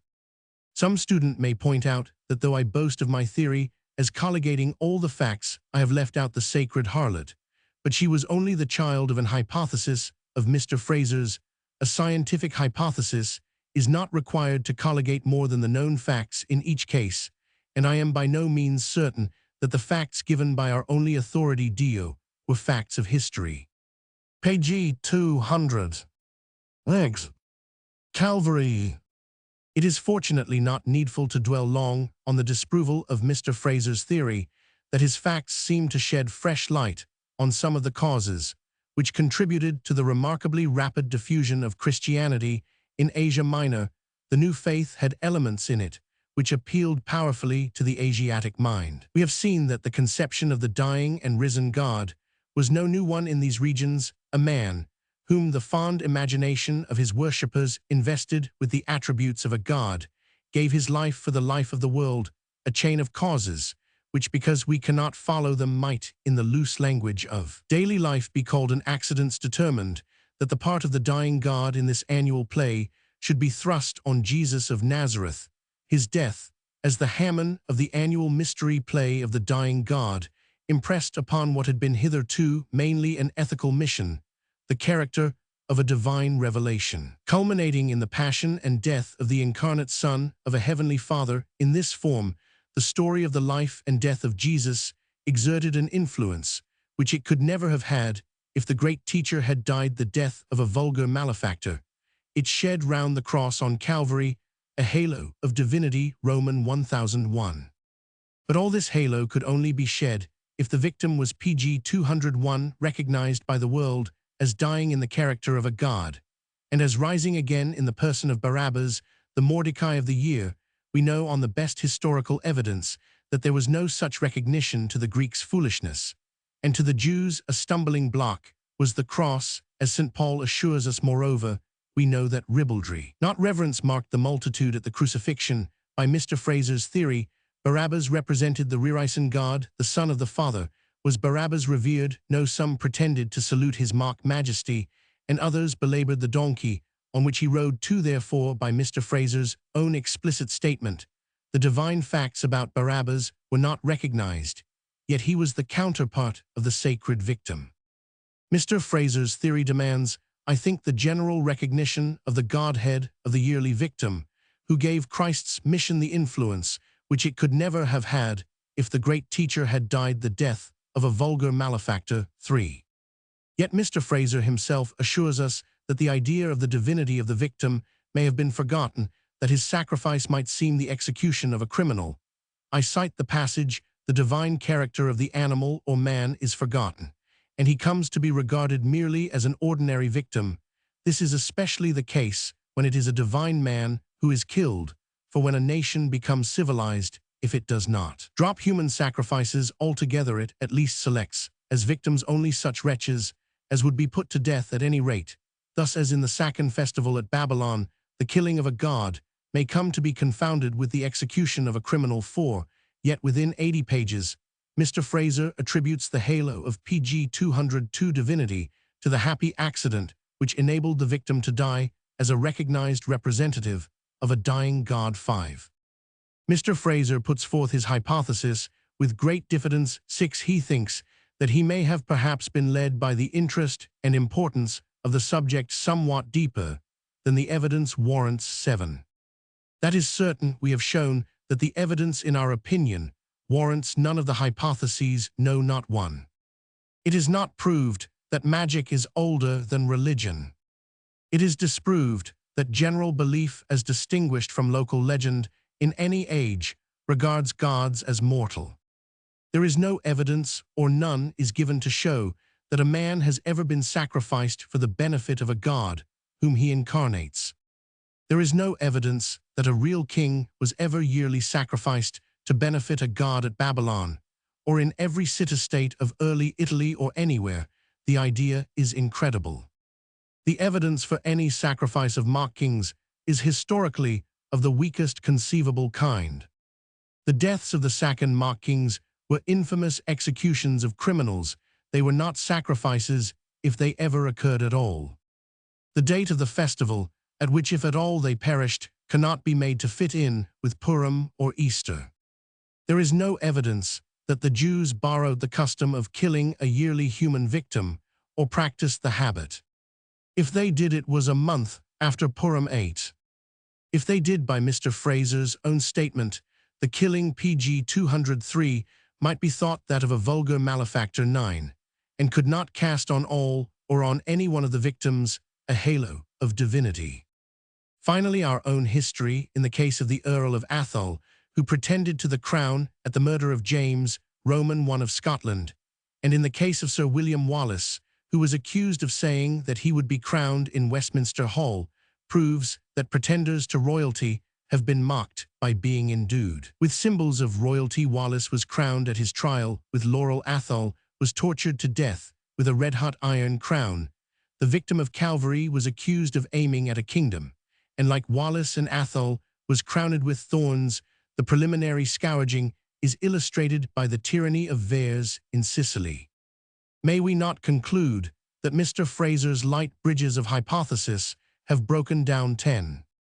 The importance and interest of the subject have induced me to examine the hypotheses, but it was needless. One point has been clear from the beginning: even if the second victims were originally supposed to be gods, they could not bequeath a halo of divinity to Christ, unless as late as the reign of Tiberius their own godhead was still commonly recognized. Now, it certainly was not recognized when Mr. Fraser published the first edition of his Golden Bough. He doubted that the second victim could, as civilization advanced, be identified with a god. Before publishing his second edition, Mr. Fraser evolved his theory of the origin or partial origin of the belief in the divinity of Christ, as inherited from the criminal slaves at the Saka in his second edition. Therefore, the godhead of the second victims is usually regarded as commonly recognized, though Mr. Fraser had doubted the possibility of this in his first, and preserves pg 204 the doubt in his second edition. It is needless to say more. Mr. Fraser in Vol Roman 3 had already shaken his own theory, as given in Vol Roman 319,811. I might have contented myself with comparing these two passages, but in the interest of the nascent science of religion, it seemed desirable to point out what I am constrained to think the errors of method that now prevail in the following essay criticism is applied to an hypothesis with which modern orthodoxy has no concern. Pg 205. The ghastly priest.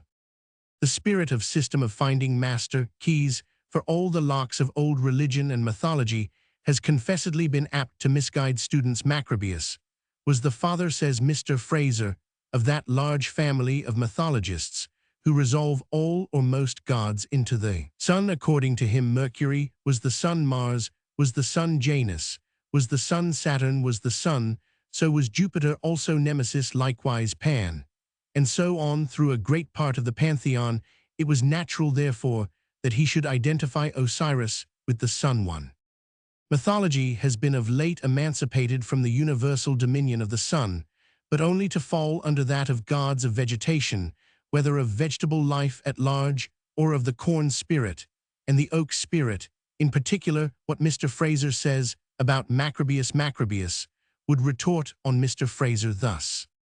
According to him, Mars was a god of vegetation, Saturn was a god of vegetation of sowing, so was Zeus, also Hera, and so on through a great part of the pantheon.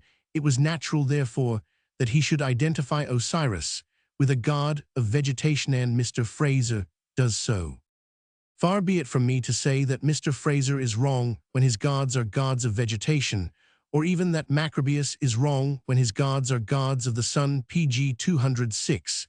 It appears to me that when a god had obtained a firm hold of public favor, the public might accept him as a god of this, that, and the other aspect or phenomenon of nature. Still, the new school of mythology does work the vegetable element in mythology hard, nearly as hard as the solar element used to be worked. Aphrodite, as the female mate of Adonis, gets mixed up with plant life too.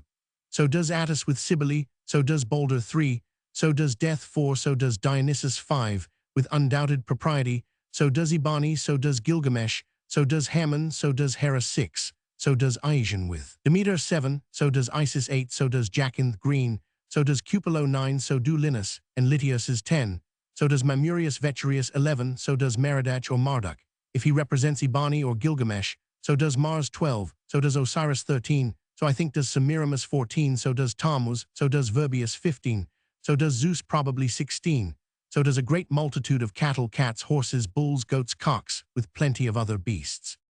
The solar mythologists did not spare heroes like Achilles, they too were the sun, but the vegetable school, the Covent Garden school of mythologists, mixes up real human beings with vegetation. Jesus Christ derives his divinity, or some of it, as we have seen, from a long array of criminals who were hanged partly as kings, partly as gods of vegetation. I do not feel absolutely assured that Judas Iscariot at his annual burnings in effigy escapes the universal doom any more than the ugly deformed person who was whipped and killed in old Attica, but an unexpected man to be a representative. Pg 207 of a god of vegetation is the priest of the grove of Diana near Aricia. He is known to all from the familiar verse of Macaulay. These trees in whose dark shadow the ghastly priest doth reign, the priest who slew the slayer, and shall himself be slain. Why, Mr. Fraser asks in effect, had the priest of the grove of Diana near Aricia to slay his predecessor subject in turn to death at the hands of a new competitor? For the office, first let us ask what we know about this ghastly priest. let us begin with the evidence of Virgil in the 6th book of the Need, line 136. And so onwards Virgil says nothing about the ghastly priest, or in this place about Diana. The grove near Aricia. Virgil, indeed, tells us much about a bough of a tree, a golden branch. But as to the singular priest, nothing but some 400 years after Virgil's date, say 370 A Roman 500, a commentator on Virgil, Servius, tries to illustrate the passage. Cited from the Need, he obviously knows nothing about Virgil's mystic golden bough.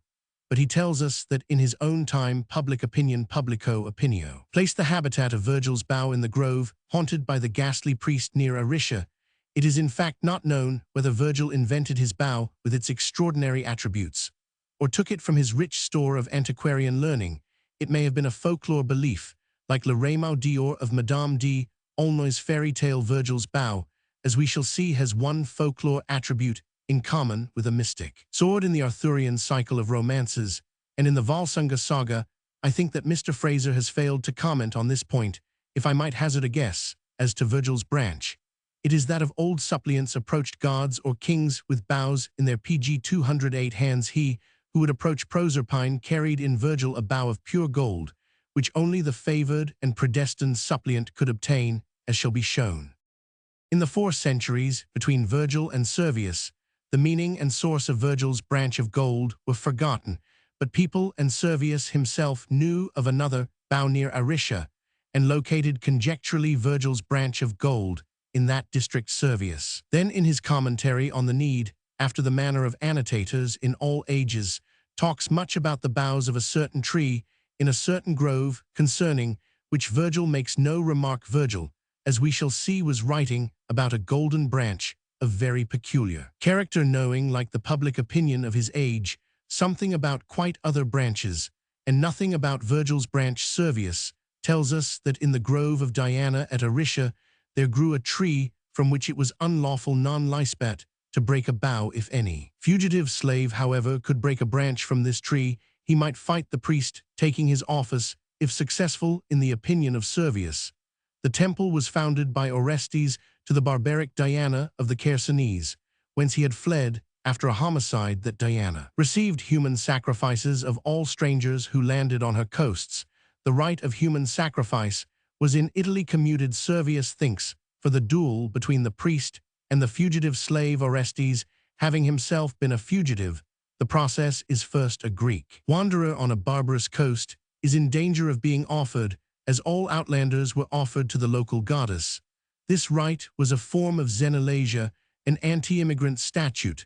Compare China, the Transvaal, the agitation against pauper immigrants having escaped being sacrificed, and having killed the king in an unfriendly land. Orestes flies to Italy and appeases the cruel Diana by erecting her fane at Aricia. PG 209. But instead of sacrificing immigrants, he or his successors establish a duel between the priest and any other fugitive slave. Why? For the priest of the cruel Diana was not accustomed to be sacrificed, nor had he been a fugitive slave. Servius, then, not observing this, goes off into an allegorizing interpretation of Virgil's branch as worthless, as all such interpretations always are. The story about Orestes appears to myself to be a late theological myth, a story invented to explain the slaying of the slayer, which it does not do. In short, it is an hypothesis. The priesthood is open not to men flying the blood feud like Orestes, but only to runaway slaves. The custom introduced by Orestes was the sacrifice of outlanders, not of priests. The story has a doubled in Pausanias. According to Pausanias, Hippolytus was raised from the dead, and in hatred of his father, and being a fugitive, he went and reigned at the Arician grove of the goddess. For these reasons, apparently, Statius calls the Arician grove Profuges Regibus Aptum, a sanctuary of exiled princes. Orestes and Hippolytus 18. From Suetonius, we learn that the ghastly priest was styled Rex Nemorensis, king of the wood, and that the envious Caligula, thinking the priest had held office long enough, set another athlete to kill him. 19. The title of king born by a priest suggests, of course, the sacrificial king at Bourne. Also, Mr. Fraser adduces African kings of fire and water credited with miraculous powers over the elements. They kill nobody and nobody kills them. Then we have Jachin the Green May Tree, the spirit of vegetation the May king, and the queen of the May. These titles, as Manhart observes, imply that the spirit incorporate in vegetation is a ruler whose creative power extends far pg 210, and wide possibly so. Now the king of the wood, the ghastly priest, lived in the grove of Diana, who among other things has the attributes of a tree spirit. May not then the king of the wood in the Arician grove have been like the king of the May, an incarnation of the tree spirit or spirit of vegetation, given a female tree spirit? We should rather expect a queen of the wood, and we assuredly do not expect a priest of Diana to represent the supreme Aryan god, nay, to incarnate him. But this Mr. Fraser thinks probable 20 again, since the king of the wood could only be assailed by him who had plucked the golden bough. His life was safe from assault as long as the bough or the tree on which it grew remained uninjured. 21. Here we remark the nimbleness of Mr. Fraser's method. In Vol Roman 1, he had said tradition averred that the fatal branch in the grove near Aricia was that golden bough which, at the Sibyl's bidding, Nays plucked before he essayed the perilous journey to the world of the dead. But I have tried to show that, according to Servius, this identification of two absolutely distinct boughs, neither similar nor similarly situated, was the conjecture of public opinion in an age divided from Virgil's date by 400 years. In the space between Vol Roman 1 and Roman 1, the averment of tradition, as Mr. Fraser calls it, the inference of the curious, as I suppose to the effect that Virgil's golden branch and the Arician branch were identical, has become matter of fact for Mr. Fraser, since the king of the wood could only be assailed by him who had plucked the golden bough. He says, with what follows 22.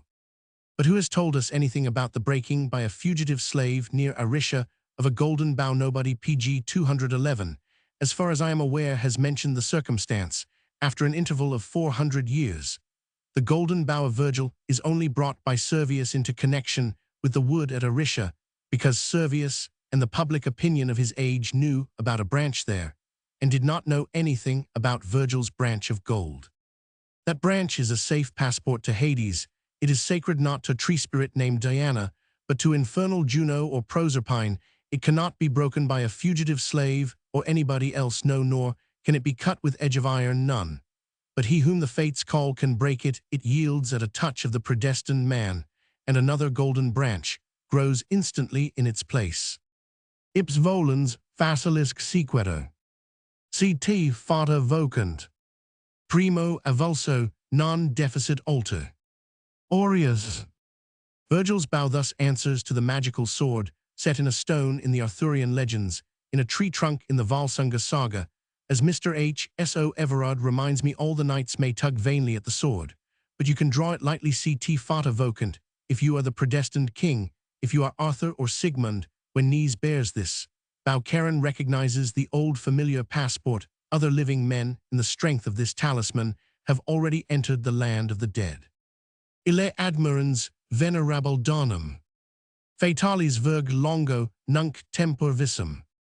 I have collected all these extraordinary attributes of Virgil's bough in origin, a suppliant's bough perhaps, because as far as I notice, Mr. Fraser lays no stress on the many peculiarities which differentiate Virgil's bough from any casual branch of the tree at Aricia, and connect it with the mystic sword. The general reader, who pg 212 seldom knows Latin, needs, I think, to be told precisely what Virgil's bough was. Nothing can be more unlike a branch, any accessible branch of the Arician tree, than is Virgil's golden bough. It does not grow at Aricia. It is golden. It is not connected with a tree spirit, but is dear to Proserpine. I easily see, of course, that Proserpine may be identified with a tree spirit. 23. Virgil's branch is not to be plucked by fugitive slaves. It is not a challenge, but a talismanic passport to Hades, recognized by Charon, who has not seen a specimen for ever so long. It is instantly succeeded if plucked by another branch of gold, which the Arician twig is not. So I really do not understand how Mr. Fraser can identify Virgil's golden bough with an ordinary branch of a tree at Aricia, which anybody could break, though only runaway slaves, strongly built, had an interest in so doing. Still less do I think that Virgil meant to identify his branch of gold with mistletoe. He does the reverse in a poetic simile.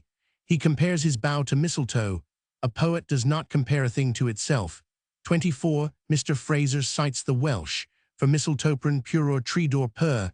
In places also mistletoe is used for divining rods, which may be employed by gold hunters. What wood is not thus used. 25. Like other magical plants, mistletoe is PG 213, gathered at the solstices. When fernseed is fabled to flame, must not the golden bough, like the golden fernseed, be an emanation of the sun's fire? The older solar mythologists would have had not a doubt of it. 26. I must admit, then, that I cannot at present accept the identification of the branch of gold in Virgil with any branch you please on a certain tree at Arisha, nor am I aware of any historical evidence that the grove there was an oak grove, or the tree an oak tree, or that the branch to be plucked was a mistletoe bough, or that any branch for the purpose of the runaway slave was not as good as another. That Virgil's branch of gold was mistletoe, that the tree at Arisha was an oak, that the bough to be plucked by the person ambitious of being a ghastly priest was mistletoe seems, if I follow Mr. Fraser accurately, to be rather needful to the success of the solution of his problem, which he finally propounds. He takes on his road the Eddaic myth of Balder, which I do not regard as a very early myth, but on that point there is great searching of hearts among Scandinavian specialists.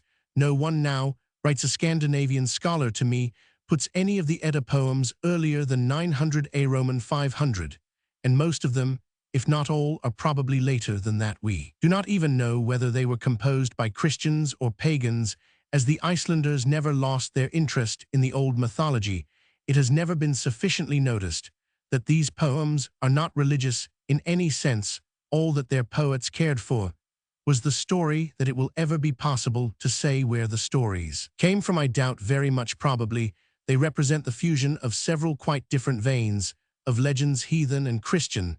The saga writers knew practically nothing about the old heathen PG 214 worship, and Balder may never have been worshipped at all, or if he was, it is rather hopeless to conjecture in what capacity.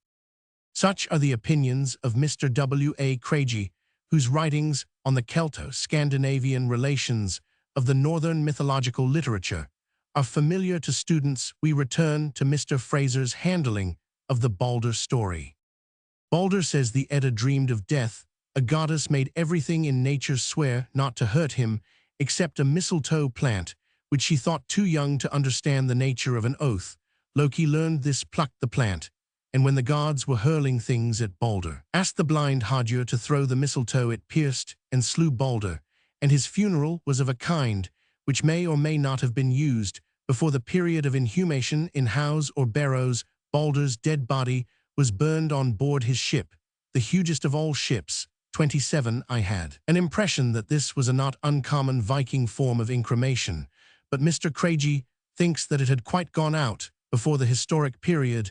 In the legendary period, he remembers but one case in Unglinga Saga 28, King Haki, being mortally wounded, had his ship piled with the bodies and weapons of the slain. A funeral pyre was erected on board and lit, and the body of Haki was borne forth to sea in the flaming vessel. The thing was famous long after the story may be borrowed from the Balder story, or the Balder story from that of King Haki. In any case, Balder was not sacrificed but cremated, and the huge ship, of course, is a late Viking idea, an idea the reverse of primitive. Mr. Fraser, however, goes on apparently assuming that in the original form of the myth, Balder was sacrificed too. A theory about certain religious or ritual fires which survive in folklore. These fires are lit PG 215 by peasants at various seasons, but are best known at midsummer, while a pretense of burning a man is made, and this at a season when mistletoe is gathered as a magical healing herb, not as a weapon of death. He seems to think that Balder was the spirit of the oak, that human victims representing the oak and Balder were of old periodically sacrificed, and that people deemed that the oak could not be injured by axes before the mistletoe, in which they thought lay its life, was plucked off. Unluckily, I see no evidence that people ever did entertain this opinion, namely, that the oak was invulnerable till the mistletoe was plucked. 29. Mr. Fraser says the mistletoe was viewed as the seat of the life of the oak, and so long as it was uninjured, nothing could kill or even wound the oak. He shows how this idea might arise. The oak so people might think, was invulnerable so long as the mistletoe remained intact. 30. But did the people think so? Pliny says a great deal about the druidical gathering of mistletoe, which on oaks is very rarely to be met with. The Druids, I presume, never observed that oaks in general, in fact by an overwhelming majority, lived very well without having any seat of life mistletoe at all. Not noticing this obvious fact, they reckoned it would appear that an oak pg 216 with mistletoe on it id not be cut till the mistletoe was removed. Perhaps they never tried. Pliny does not say that, when the Druid had climbed the tree and removed the mistletoe, he next cut down the tree. 31. It does seem desirable to prove that people thought the life of an oak was in the mistletoe, which they might gather without hurting the oak, before we begin to build another theory on our theory that they did hold this opinion. 32. This new theory Mr. Fraser goes forth to erect on the basis of the first theory. The theory in brief comes to this, that as Balder was the spirit of the oak, and was sacrificed, of which I see no proof, so human beings representing Balder and the oak were sacrificed to reinvigorate vegetation. The mistletoe which slew Balder was the soul box of both Balder and of the oak, and of the human victims who represented yearly the oak and Balder.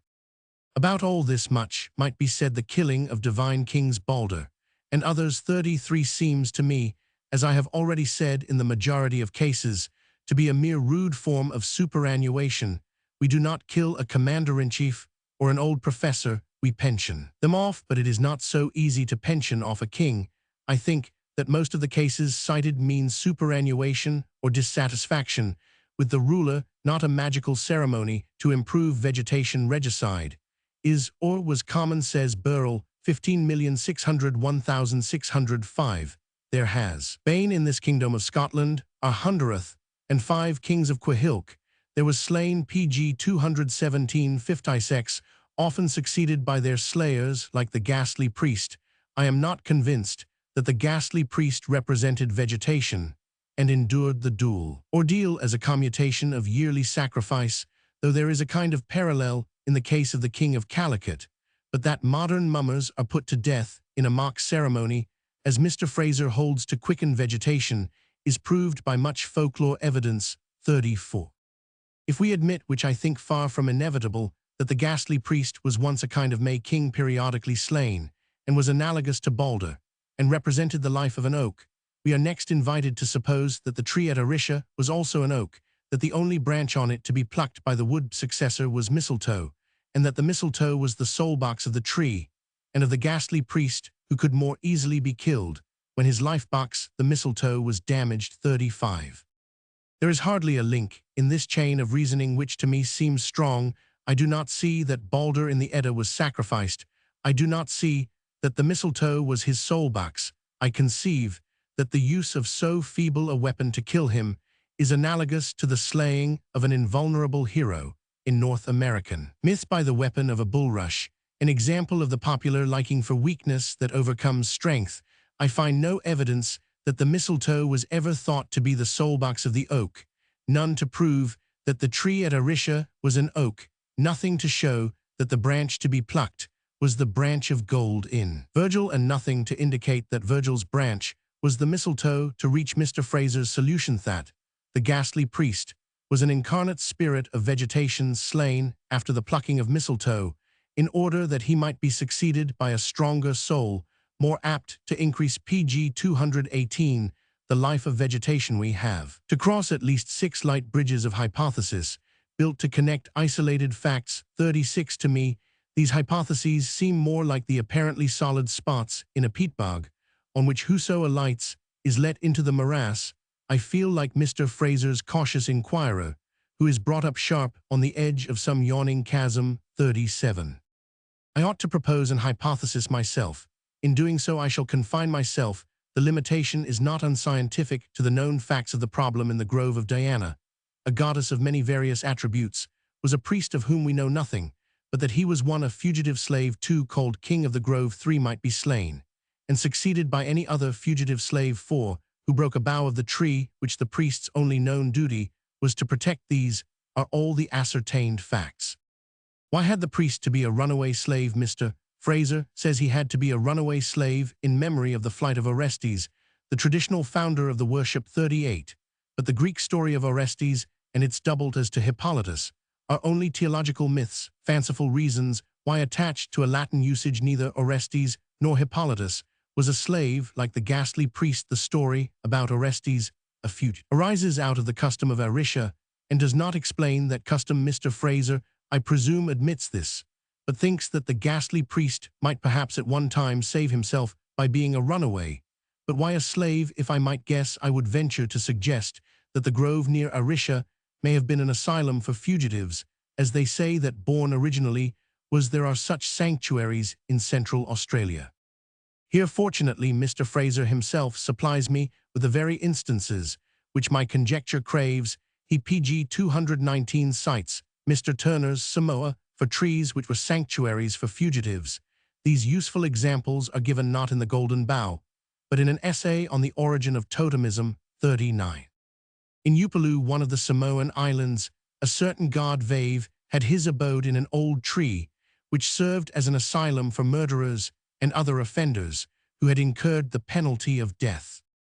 I gather from Mr. Turner's 19 Years in Polynesia, p. 285, that the death penalty was that of the blood feud. In his Samoa, Mr. Turner writes concerning trees which were sanctuaries.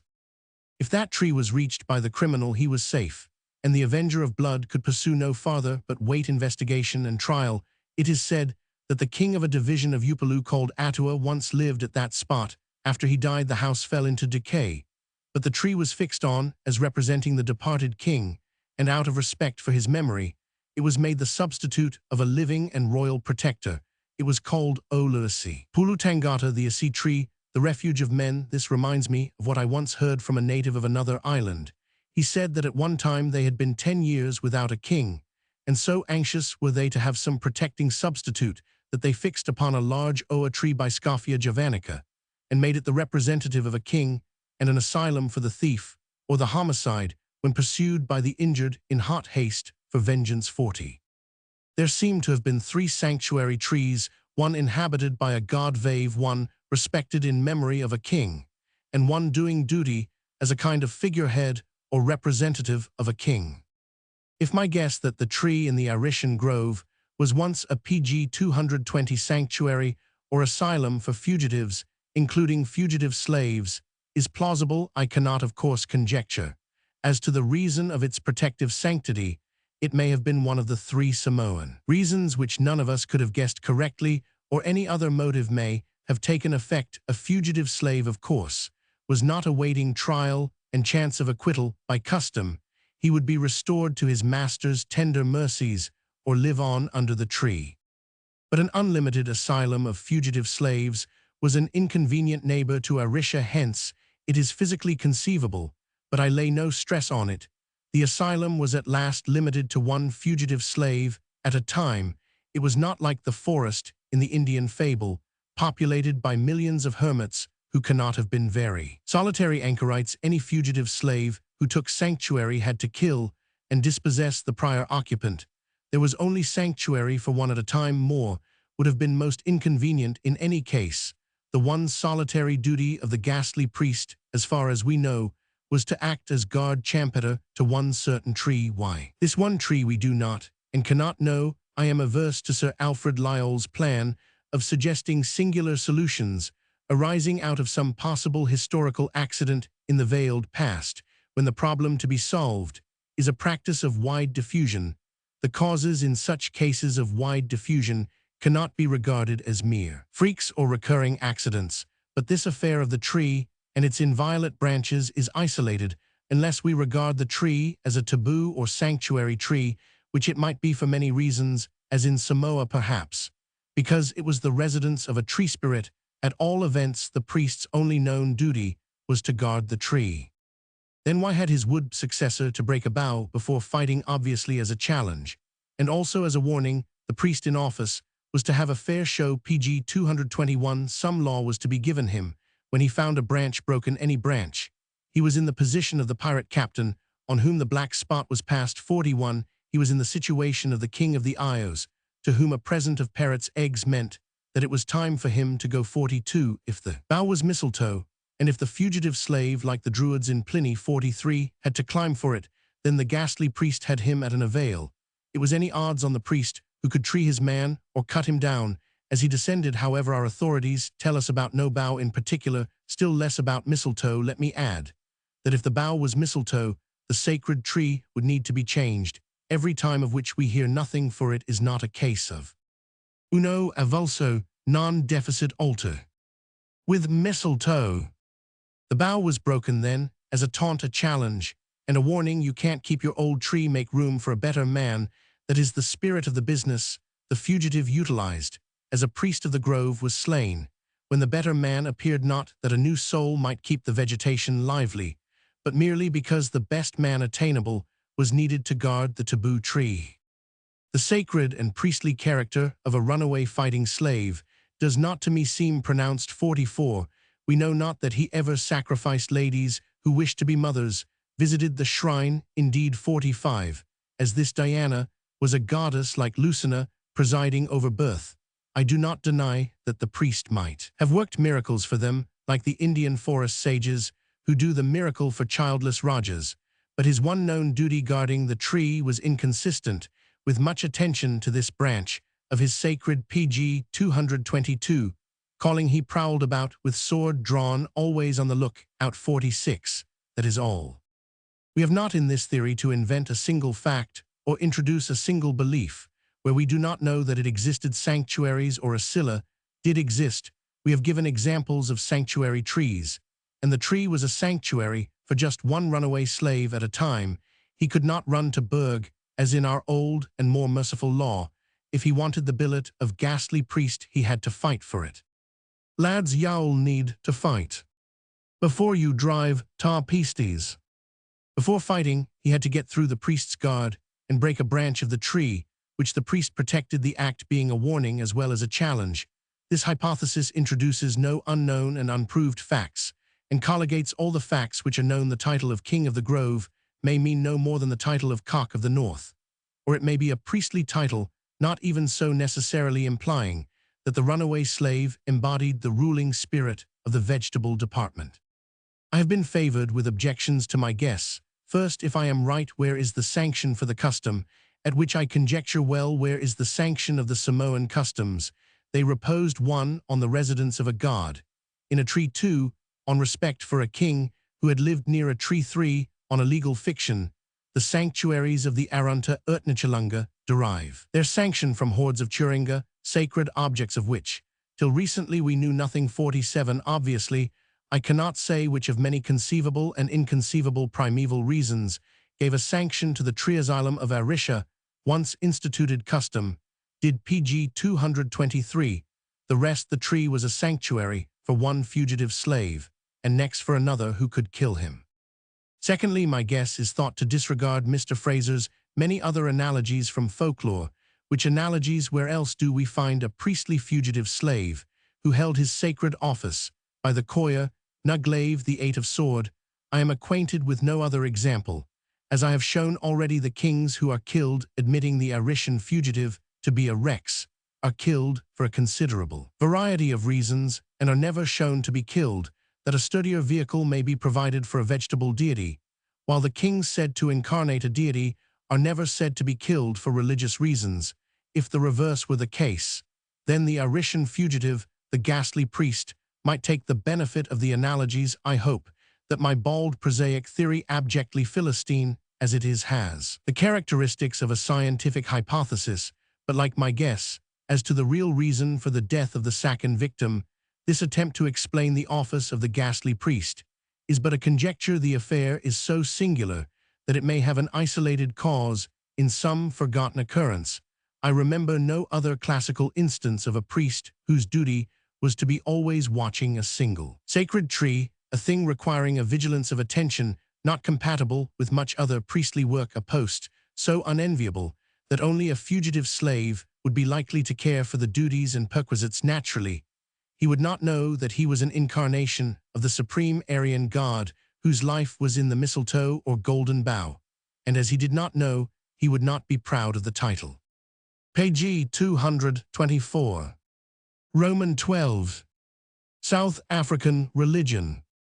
The provisional hypothesis, by which I try to explain the early stages of religion, may be stated in the words of a critic, Mr. Hartland. Apparently, it is claimed that the belief in a supreme being came in some way only to be guessed at first in order of evolution, and was subsequently obscured and overlaid by belief in ghosts.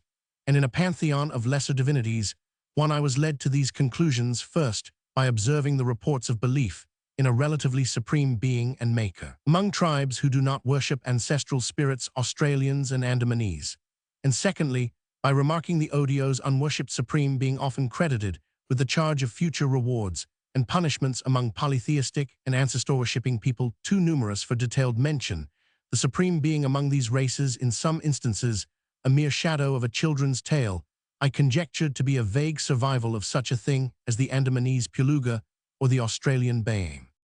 Granting the validity of the evidence, the hypothesis appears to colligate the facts.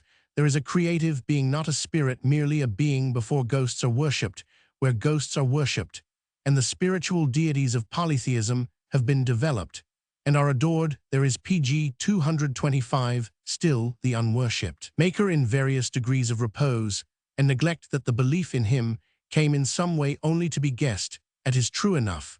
But if I am to have an hypothesis like my neighbors, I have suggested that early man, looking for an origin of things, easily adopted the idea of a maker, usually an unborn man who was before death and still exists, bound. This being crystallized affection, fear, and sense of duty, he sanctions morality and early man's remarkable resistance to the cosmic tendency, his notion of unselfishness, that man should so early conceive a maker and father, seems to me very probable. To my critics, it is a difficulty, but one. Of Dr. Calloway's native informants' remarks, when we asked by what was the sun made, they said by umvalinkangi, for we used to ask when we were little, thinking that the old men knew all things too, what a savage child naturally asks about his yet more savage ancestors may have pondered. No speculation seems more inevitable.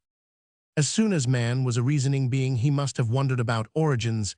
He has usually two answers: creation, complete or partial, and evolution, like Topsy. He specs things growed, when he does not guess that things were made by somebody.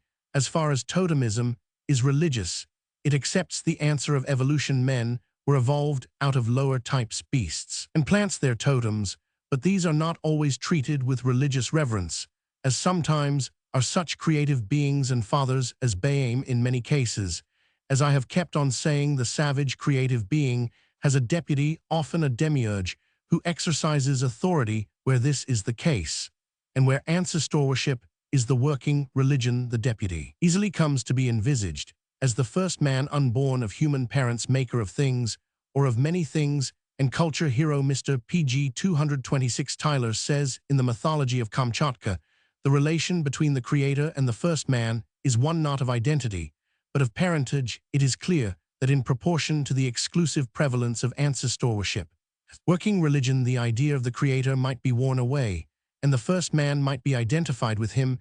It would not follow that the idea of creation was totally lost. The first man might be credited with the feat of creation. Mr. Tyler observes that by these consistent mainsworshippers, the Zulus, the first man, Unkulunkulu, is identified with the creator. 3. Mr. Tyler's statement, of course, involves the opinion that the idea of creation is present to the Zulu mind. Unkulunkulu made things as Bayame and Puluga, and other beings, Roman 999, like them. He is no spirit, but a magnified non-natural man. Unlike them, he is subject to the competition of ancestral ghosts, the more recent the better. In receipt of prayer and sacrifice, having no special house, which claims him as ancestor, and being very remote, he is now believed by many Zulus to be dead. His name is a fable like that of Atahakan, a thing to amuse or put off children with. They are told to call on Unkulunkulu when their parents want to send them out of the way. All this is exactly what my theory would lead me to anticipate if the Zulus had once possessed the idea of an unworshipped creative being, and had lost it under the competition of worshipped near akin and serviceable ghosts. Their ancestral character would be reflected on him.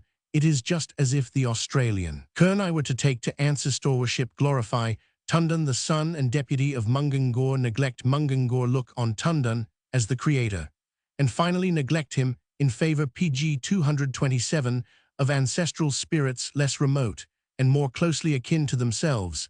This process is very readily conceivable, and from our point of view it would look like degeneration in religion under stress of a new religious motive, the do-ut des of sacrifice to ancestral ghosts, that Unkulunkulu should come to be thought dead, is the less surprising as a Zulu in bad luck will be so blasphemous as to declare that the ancestral spirits of his worship are themselves dead when we sacrifice to them and pray that a certain disease may cease, and it does not cease. Then we begin to quarrel with them and to deny their existence, and the man who has sacrificed exclaims, "There are no Amadlozi," although others say there are, but for my part one say that the Amadlozi of our house died forever for.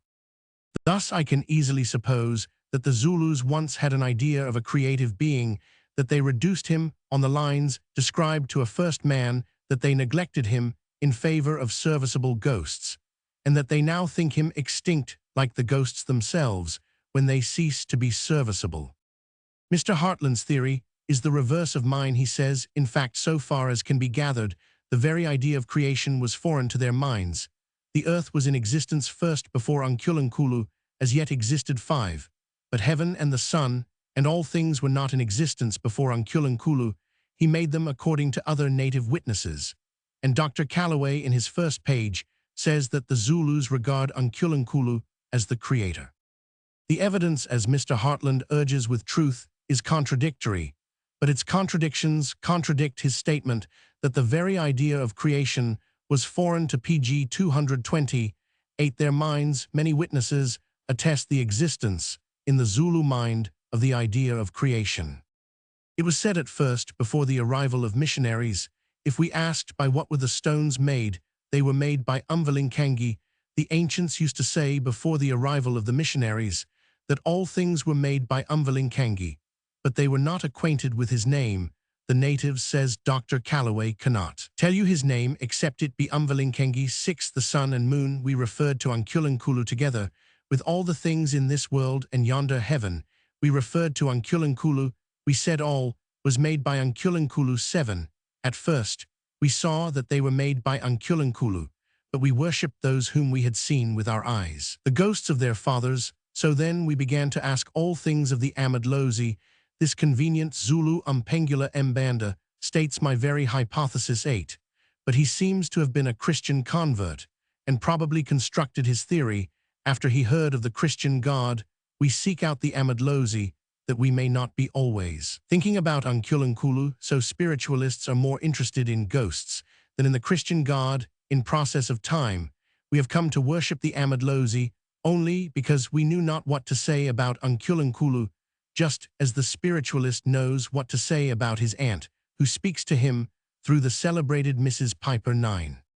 Dr. Calloway consulted a very old Zulu Yukoto, whose aunt was the mother of King Chaka Achaka. Mr. Rider Haggard dates Chaka about 18,131,828.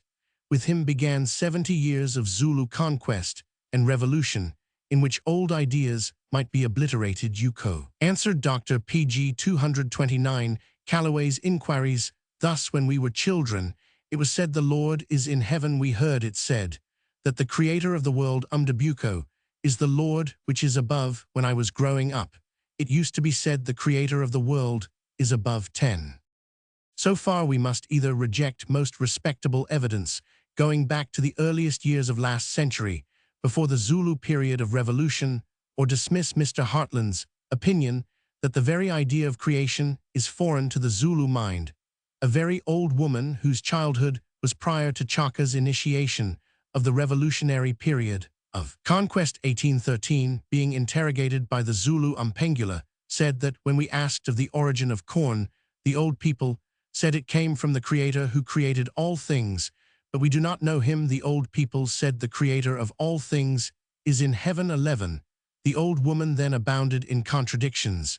She said that Unkulunkulu was the Creator in heaven, but only the day before she had denied this. Dr. Calloway thought not that her mind was wandering, but that there appears in this account to be rather the intermixture of several faiths, which might have met and contended or amalgamated at the time to which she alludeth, early days of Chaka, 1 primitive. Faith in a heavenly Lord or Creator 2, the ancestor-worshipping faith, which confounds the Creator with the first man 3 the Christian faith again, directing the attention of the natives to a God who is not anthropomorphic. She might also, in a part of her tale, allude to the fabled ascension of the father of King Chaka prior to 1813. From my point of view, Dr. Calloway's theory seems PG 230, possible, the memories and ideas of people who were ancient, when Chaka and this old woman were young before the Zulus entered on a wolf age. A war age went far back into the Zulu past, when their belief may have been nearer to that kind of savage deism which Waits regards as unborrowed and indigenous to Africa. 12. Another very old man, Ubeb, who had fought against Chaka, said, as to the source of being Umdebuko, I know only that which is in heaven. The ancient men said Umdebuko is above, for the Lord gives them life. Umdebuko, source of life, may be local or personal, the place in which man was created, or the person who created him. Here the Umdebuko is called the Lord, which gives them life. 13. Here too, the evidence is of Zulu antiquity, the words of the ancients of Chaka's time, the use of the same name for a person and a place is familiar to us in Zeus and Hades, and we use heaven ourselves for God as in the will of heaven. The old man uses Umdebuko as a personal name elsewhere. It is equivalent to Athlanga, the impersonal metaphysical source of being not identical with Hlanga, a bed of reeds from which mankind arose in Zulu myth. Umlanga is the place where they broke off or out, came from Ulanga. 14. Old Ubeb said to Umpengula, do you not understand that we said Unkulunkulu made all things that we see or touch, and Unkulunkulu, he added, was a man, and now a dead man? Then he considered and added, it is evident that all things were not made by a man who is dead, they were made by one who now is. He began with the Creator vouched for by the other old people. He relapsed into the confusion of him with the first man, and either reverted to PG 231, the original idea, or to a natural reflection of his own. Dr. Calloway found Ubeb declaring that tradition averred the Maker to have been a man, but that the missionaries averred the Creator to be the heavenly Lord. The old men said that Unkulunkulu was an ancestor, and nothing more, an ancient man who begat men and gave origin to all things. 15. In fact, the primal being of lower savages, Andamanese and Australians, is a man without human limitations, and creative. My hypothesis, like Dr. Calloway's, is that Ubeb and the rest wandered between 3 faiths, a faith analogous to that of the Andamanese and Australians, that faith modified by ancestors, carried to a great pitched Creator being identified with the first man, and the doctrine of the missionaries. It is no wonder that these ancients are confused, but perhaps my hypothesis, which is Dr. Calloway's, so far helps to explain their contradictions. They talk of providence, but I reckon there is one above. He said, the British agriculturist, quite as confused as Ubeb. Dr. Calloway interrogated another very old man, Ulangeni. He denied that Utikso, his name for God, was a Hottentot word introduced by missionaries, misled by what Dr. Calloway thinks their erroneous idea, that the Hottentot Utikso represented a lofty and refined theistic belief. Ulangeni utterly rejected with extreme contempt the idea that his tribe borrowed Utikso from a people broken and contaminated by the Dutch. 16. We have learnt nothing of them. In Ulangeni's opinion, Utikso created Unkulunkulu, but being invisible was disregarded in favor of his visible deputy, as Mungangor might come to be disregarded in favor of Tundan, and so they said Unkulunkulu was God. I am grateful to Ulangeni for again anticipating my humble theory. He gave PG 232 a humorous account of the arrival of the first missionary Unyagana Gardiner, of his jabbering of his promise to give news of Utikso and of the controversies of Zulu theologians. A native convert won the day and composed a hymn. All this is recorded by Umpengula. With all respect for Ulangeni, he appears to have been in the wrong about Utikso. Kalb, 1729, gives Gaunya Tikwoa Utikso as the Hottentot word for a supreme deity, but if Dr. Calloway is right, Kalb was in error. Nothing is more easy than to inquire of heathen savages the nature of their creed, and during the conversation to impart to them great truths and ideas, which they never heard before, and presently to have these come back to one as articles of their own original faith. 17. But Kolb's Hottentots, as Dr. Calloway notes, say that Tequoa is a good man. They did not get that from Kolb or any missionary, as I have said. It is the regular prenomimistic savage theory, as in Australia, and the Andaman Isles' later investigations down to Han tell us of Tsui Goeb wounded near a Hottentot being who is only an idealized. Medicineman Shaw says that the older Kaffirs used to speak of Umdali the creator, but Moffat found no trace of anything higher than Morimo, another mythical first ancestor, who came out of the earth. Livingstone asserts just the reverse. There is no necessity for beginning to tell even the most degraded of these people of the existence of God or of a future state, the facts being universally admitted. 18. As to the Bechuana Morimo, Mr. Hartland gives the etymology of his name. It is said to be derived from Gorimo, above with the singular prefix mo. It would thus mean him who is above. But why then did Morimo come out of PG 233, a hole in the earth? Was he once he who is above, and was he confused with the first man? The plural barimo seems to mean the spirits of the dead. Mulsino test Cassilis is used for an ancestral ghost. Mr. Hartland is inclined to regard Morimo not as a once supreme deity fading away, but as a god in process of becoming. 19. I feel that I have no grounds whereon to base even a conjecture. A curious piece of evidence by Dr. Calloway is given in a note, not in his book One Zulu account, is that Unkulunkulu was created by Utixo. Now Unkulunkulu was visible, Utixo was invisible, and so was more prominent and popular. 20. Thus regarded, Unkulunkulu is the demiurge and deputy of Utixo, as sometimes are Daramulan, Tundan Hobamak, Oki Baboisi, deputies of Bae Mungangor Keaton Aho Nyankapan. And so on. The idea is usual in savage theologies.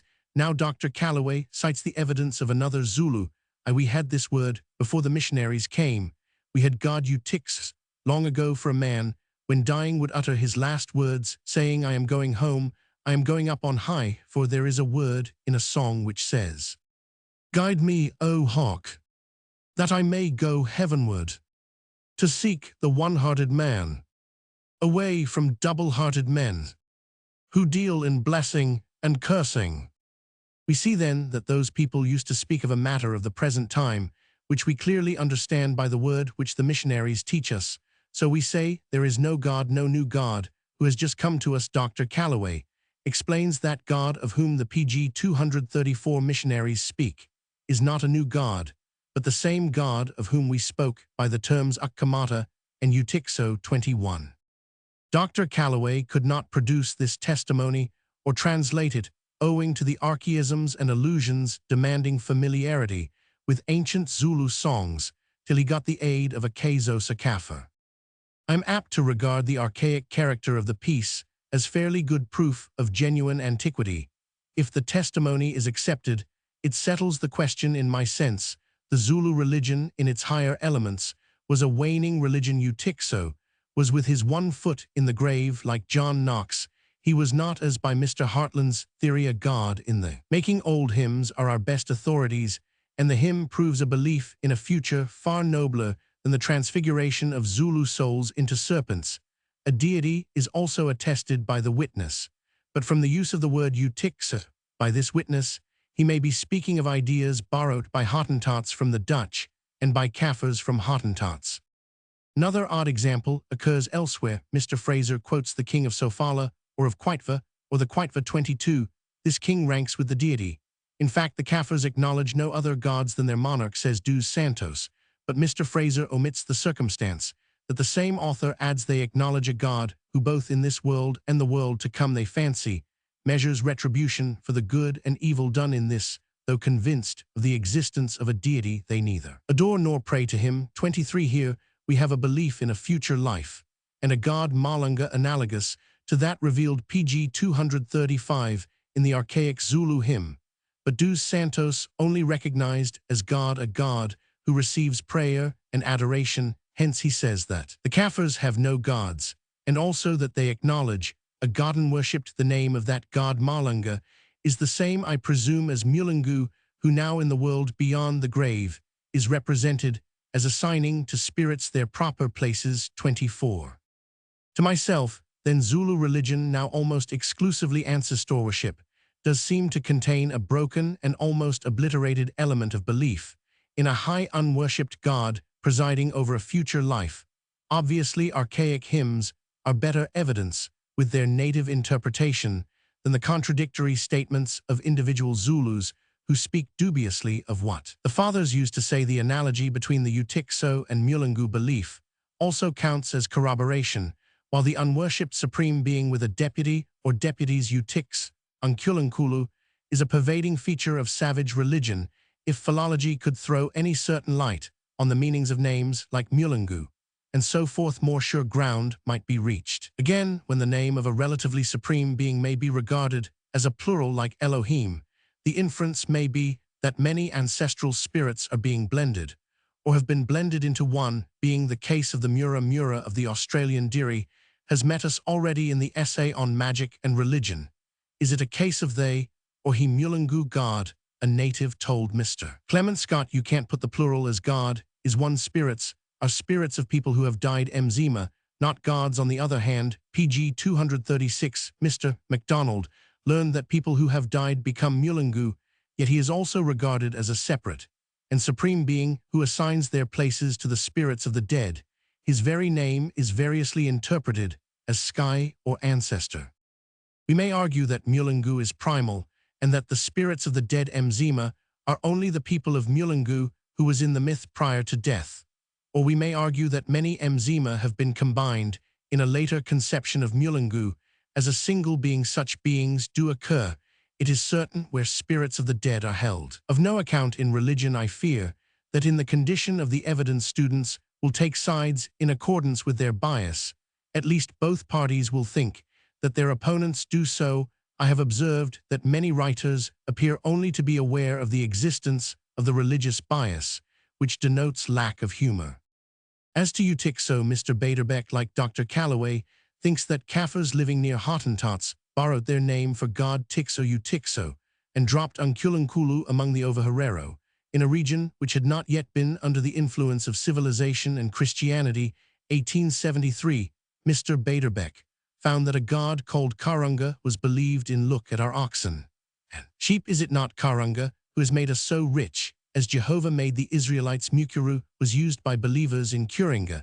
As the name for the missionaries' god Mukuru is in Audiobook, the name for God, the derivation is unknown.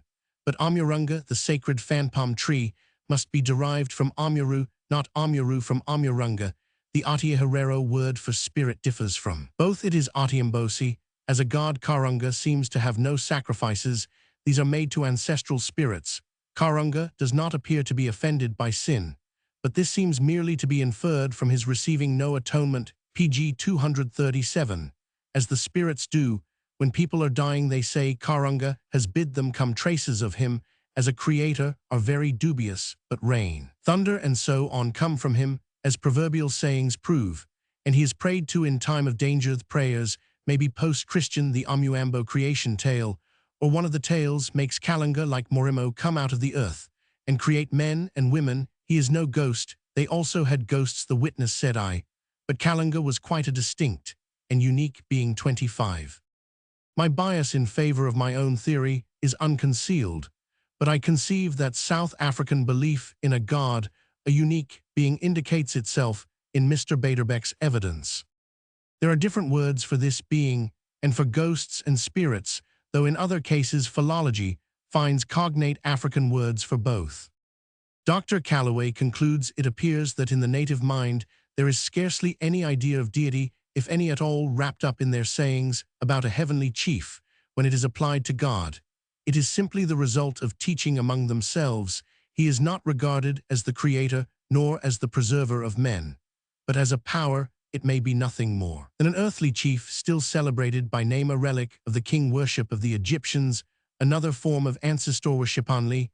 He is not worshipped. 26. Dr. Calloway, a most impartial inquirer, has given several cases of very old Zulus who in childhood heard from their elders about a creator, a creative lord.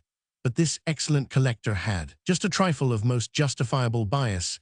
He was arguing to prove that unkulunkulu athlanga utix, and the rest were PG 238 not safe equivalents to be used by missionaries for God, and they were not safe equivalents. Pengula argued that point to perfection unkulunkulu, he said, was a name to deceive children with you must not come to us with a new great God and call him by the name of a being whom every adult Zulu despises. 27, but that the name was despised, say, in 1860, by convinced mainstreamers, by no means proves the non-existence of a higher belief. In the past, Mr. Ridley deemed Bayame a fit name for the Christian God. Probably it was imprudent to employ it in teaching natives. Urged by his justifiable objection to the use of native names to indicate the Christian God, Dr. Calloway, in the conclusion just quoted, forgot, or had abandoned his opinion, that the evidence of old Zulus represented a blending of beliefs, beginning with a primitive faith in a heavenly Lord or Creator. 28. I entirely go with his conclusion that the natives at large of his generation did not regard the heavenly chief as the creator or preserver of men, and that they had scarcely any notion of deity at all. But on the evidence collected from very old people by Dr. Calloway, I feel disposed to think it probable enough that under stress of military life, conquest, and ancestor worship, the Zulus may have forgotten and almost obliterated the higher belief, which the old men had heard of in their infancy. If so, the Zulus fall into the general line of my argument there. Faint traditions, as in the case of Atahakan, have dwindled to children's tales. They are not the theoplasm of a god who is in course of becoming, but of course it may be argued that these faint rudiments came in with Utix through the Hottentots, who picked them up in conversation with the Dutch. This process, however, does not PG 239 apply to the belief in superior beings carefully concealed from the native women, the children, and the Europeans by the Australians, nor does it apply to the American Keaton, Ahone Andwagni Atahakan, and many others. Such are the hesitating conclusions which I venture to draw from what we are told about religion among the peoples of South Africa. In favor of my theory is the fact that the oldest evidence that of persons born before the genius of Chaka revolutionized Zulu life agrees with what I expect to find a creative tradition. The success of either of the competing theorists, that which sees elements of a high religion among low savages, and that which denies the existence of these elements, does not appear to me to affect our ideas about the truth of religion. Each theory regards religion as a thing evolved by mankind in accordance with their essential nature. The only question is as to the sequence of stages of evolution. Suppose that the beginning of religion was, as in my hypothesis, regard for a maker and father who was credited with sanctioning morality, and in some cases with rewarding or punishing the good or bad in a future life. These ideas occur in modern religion, but the circumstance that they also occurred in primitive religion would not prove modern religion to be true. It would only prove that the men who evolved primitive religion were really human, very like their descendants. Why not? They did not produce the higher ideas pure, or at least, as we find them, they are always contaminated, softened, overlaid by myths of every degree of absurdity and viciousness. But it is to be observed that the faith of primitive man, as far as it is represented by the evidence which I offer as to very backward man, had not some of the worst elements of the creeds of more advanced races. Sacrifices, there were none. But when agriculture arose, PG 240, it brought with it hecatombs of human sacrifices, especially if we agree with Mr. Fraser's theory stated in The Golden Bough. So far it cannot be doubted that as man advanced in social progress, he became more deeply stained with religious cruelty. In similar fashion, the religion of peace and goodwill came to be accompanied, thanks to the nature of mankind, by religious cruelties, as barbarous as those of the Aztecs. Tant moles erat, so hard has it been to elevate the race in any one direction, without introducing new depressions in other directions. Page 241. Roman 13. Cup and ring and old problems solved. History and antiquity supply our curious minds with many pleasant, profitless exercises. Even in these days of education, there are still many persons who have heard of the man in the iron mask, and would like to know who he was. Nobody, of course, reads the letters of Junius, but many would be glad to be certain as to who wrote them. My riddle is infinitely more remote, but it has this merit that I think I can unriddle it. If ever you roamed on that moor of the Cheviot Hills, which is near Chatton Park, I think on Lord Tankerville's ground, you may have noticed engraved on the boulders central cup-like depressions, surrounded by incised concentric circles, who hollowed out these devices why and in what age. I remember putting these questions when I first saw the scalps of whinstone just swelling out of the turf among the heather on a beautiful day of September. It was a lonely spot where victual never grew about us, were the blue heights of the Cheviots. Below us, the fabulasus amnes of till that drowns 3 men to 1 drowned by Tweed my friend, told me that some said the stones were places of druid human sacrifice, and others, men of common sense, held that the herd boys carved the circles out of sheer idleness. But these answers will not pass. There were no PG 242 herd boys, nor druids in Central Australia, nor on the Rio Negro in Brazil, among the Waimara Indians, nor in Fiji, nor in Georgia of old, nor in Zululand, where these decorative markings occur with others of primeval character. In our own country they are found not only on scalps of rock, but on the stones of druid circles from Inverness to Lancashire Cumberland, and the Isle of Man. They also occur on great stones, arranged in avenues, on cromlechs, one huge horizontal stone, supported on others which are erect on the stones of chambered tumuli, artificial mounds in Yorkshire on stone-kist, or coffins in Scotland, Ireland, and in Dorset on prehistoric obelisks, or solitary standing, stones in Argyll on walls in underground, Picts houses in the Orkneys and Forfarshire, in prehistoric Scottish forts, old camps as well as on isolated rock scalps, and stones analogous double spirals occur at Newgrange in Ireland, at the entrance of the Great Gallery, leading to the domed chamber in Scandinavia, in Asia Minor, in China and Zululand, in Australia, India, America North and South, and in Fiji 1. Now who made these marks when, and why Sir James Simpson says they are archaeological enigmas, which we have no present power of solving. He cites some guesses. The markings are archaic maps, or plans of old circular camps and cities. They are sundials, but they occur in dark chambers of sepulchres or underground houses.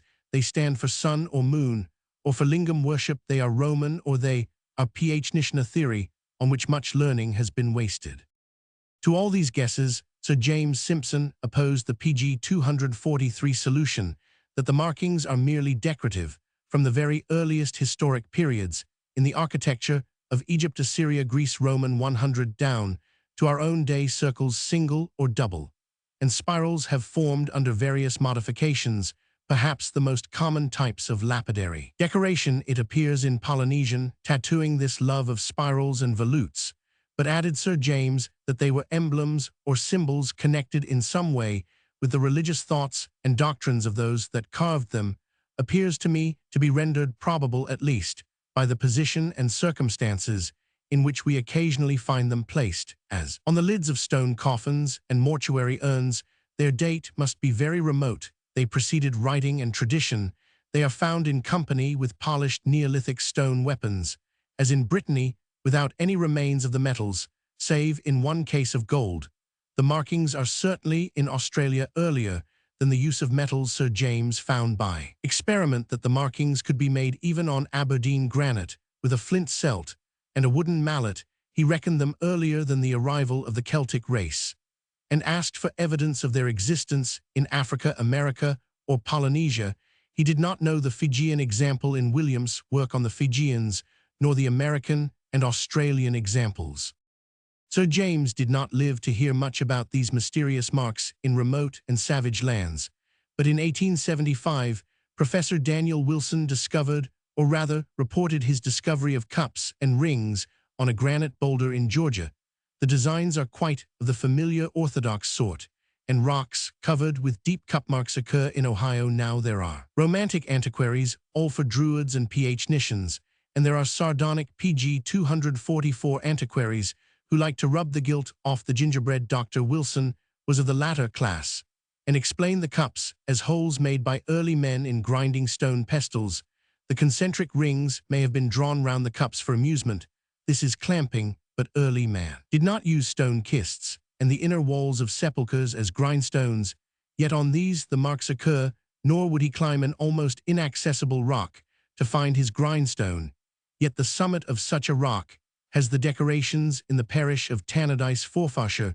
We may therefore discard Dr. Wilson's theory as a general solution of the problem, sir. James Simpson left it with the answer that the marks are decorative plus religious symbolism. 3. His guess, as I think I can prove, or at least cause to seem probable, was correct. The cups and circles with other marks were originally decorative, with a symbolical and religious meaning in certain cases. How I have reached this conclusion, I go on to show. When you want to understand an old, meaningless custom or belief found in the middle of civilization, you try to discover the belief or custom in some region where it possesses intelligible life. Then you may reckon that, where you now find it without meaning, it once meant what it now does, where it is full of vitality, or meant something analogous.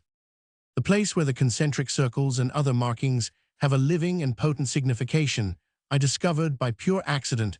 I had been reading the proofs of Messrs. Spencer and Gillen's valuable book on the native tribes of Central Australia, Macmillan. There I had noted plenty of facts about the native churinga, or sacred things, flat oval pieces of wood or stone, covered with concentric circles, cups, and other decorations which pg 245 are read or deciphered as records of the myths and legendary history of the native race. These churinga are of various sizes down to a foot or less in length. I did not think of them in connection with our cup circles, and so forth on our boulders and standing stones, but a friend chanced to come into my study who began to tell me about the singular old site Dumbuck, discovered by Mr. W. A. Donnelly, July 1898, under high tide. In the Clyde estuary near Dumbarton, the odd thing, said my friend, is that they have found small portable stones, amulets, marked in the same way as the cup and ring-marked rocks. And he began to sketch a diagram. Why, that's a churinga, said I, a Central Australian churinga, enlightened by Messrs. Spencer and Gillen. My friend, after being informed as to churinga, told me that other examples had been dug up also by Mr. Donnelly in an ancient fort near the other site at a place called Dunbuy. Here then I had things very like churinga and of the same markings as our boulders, kists, and so on in 2 Scottish sites, where I understand neither pottery nor metal has yet been detected. Next, I found that the marks which the Australians engrave on their small churinga, they also paint on boulders, rock walls, and other fixtures in the landscape on sacred ground, tabooed to women. The startling analogy between Australian and Old Scottish markings, saute ox u. On the cover of Sir James Simpson's book, stamped in gold, is a central set of 6 concentric circles surrounding a cup. From the inmost circle, a groove goes to the circumference of the outer circle. The circles often occur without this radial groove, and there the line gives a wriggle, suggesting that the circle was evolved out of a spiral. Above and below this figure are a similar one with pg 246-3, and another with 4 concentric circles at each side, are 2 circled and 1 circled specimens with a wriggled line, and 2 cups and circles with no wriggle. Now compare Fig 131p 630, one of Messrs. Spencer and Gillen. Here we have the churinga ilkinia, or sacred rock drawing in red and white of the honey ant totem in the Warramunga tribe. Here are first 7 concentric circles, through the center of which goes a straight line of the same breadth, only found among the Warramunga, while to each extremity are added 2 concentric circles of small dimensions ending in a cross around, as on Sir James' cover, are small sets of less numerous concentric circles, exactly like Sir James, except for the radial groove, which ends in a wriggle. Again, Fig 124p 615, we have 2 sets of concentric circles with white dots answering to cups, and where the third set of circles should be is a volute, as at New Grange in Ireland, and in many other examples in our islands. Now in Central Australia, the decorative motives or analogous motives of the permanent rock paintings are repeated on the small portable churinga, which are deciphered by the blacks in a religious, or rather in a mythical sense. It is therefore arguable that the small portable Scottish cup and circle marked stones, only recently discovered, bore the same relation to the engravings on permanent stones, scalps, and boulders, as do the Australian churinga to the Australian sacred rock paintings. They may have been portable sacred things. I have been unable to visit Dumbuck now in course of excavation, and have only seen some casts and pen and ink sketches sent to me by Mr. Donnelly, but I have examined the similar objects from Dunbuy in the museum at Edinburgh. The antiquaries looked dubiously on them, because they had seen no such matters before PG 247. They might have done so in Ireland, because a shell with a very modern scratched face was among the finds, and because a few of the markings on one or two stones look recent and fresh. But I argue that a Dumbarton humorist wishing to hoax us monkbarnses would hardly salt an old site with objects unknown to Scottish antiquaries, yet afterwards discovered in Central Australia. How could the idea occur to him? A forger would forge things known such as flint weapons. He would not forge novelties, which later are found to tally with savage sacred things in actual use. Many of the Dunbuy finds are engraved in Mr. Miller's paper on Dunbuy 4, but he has not engraved the most unmistakable Turinga, a small oval slab of stone, with an ornament of little cups, following its outline much as in an Irish instance, and provided like stone Turinga in Australia with a hole for suspension. He does engrave certain hitherto unheard-of article spearheads of slate 2, supplied with suspension holes. 1p 294 has a pattern of the simplest, like a child's drawing of a larch, which recurs in Australia 5. That these slate spearheads pierced for suspension were used in war I doubt, though. Some Australians do use spearheads of a flinty slate, and where flint is so scarce, as in Scotland, hard slate may be used, for example, in North America.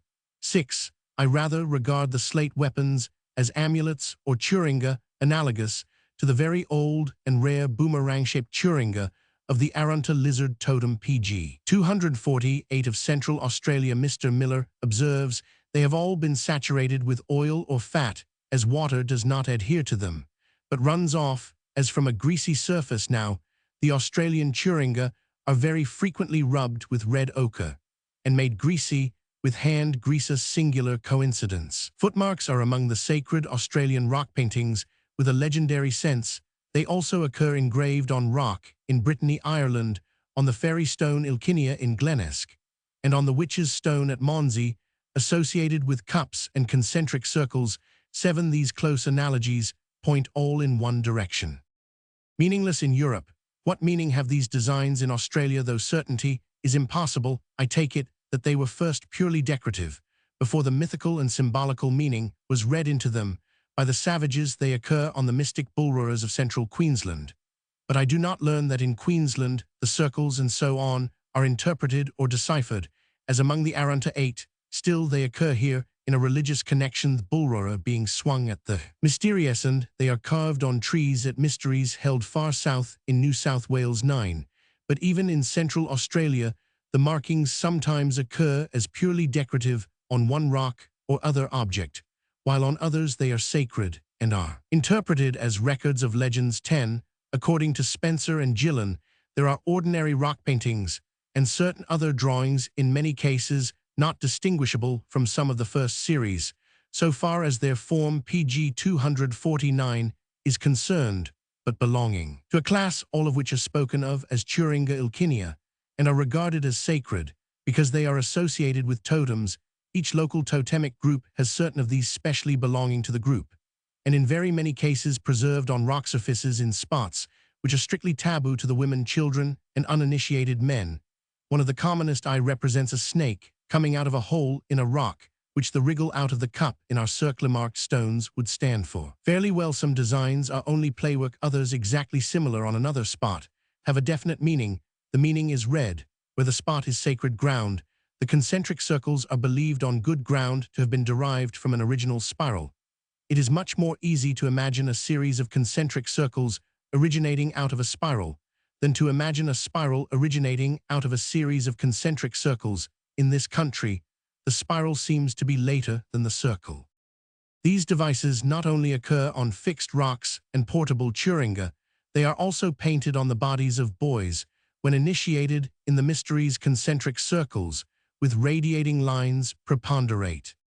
In Mr. Haddon's Decorative Art of British New Guinea, he describes designs of concentric circles and spirals, which are clearly derivatives of drawings of the human face. 11. Thus, our concentric circles and spirals may, in the last resort, have been derived from drawings of the human face, though diabolement changes en route. What then, however, we interpret the origin decorative or symbolic of the sacred designs? Is their significance as understood by the Arunta of Central Australia at the present time. Page 250. The Arunta are totemistic, that is, they believe in close relations, which bind up the groups of their society with certain plants and animals. But they differ vastly from other totemistic races all over the world, and even in Australia so much do they differ that it may be doubted whether their totems can properly be called totems at all. Elsewhere, a man of a given totem, say the Emu, cannot marry a woman of that stock. It is incest. The children inherit their totem either from the mother or, less frequently, the father. Any local group in a given region contains persons of various totems. People may not kill, eat, or make any use of the plants and animals which in each case are their totems.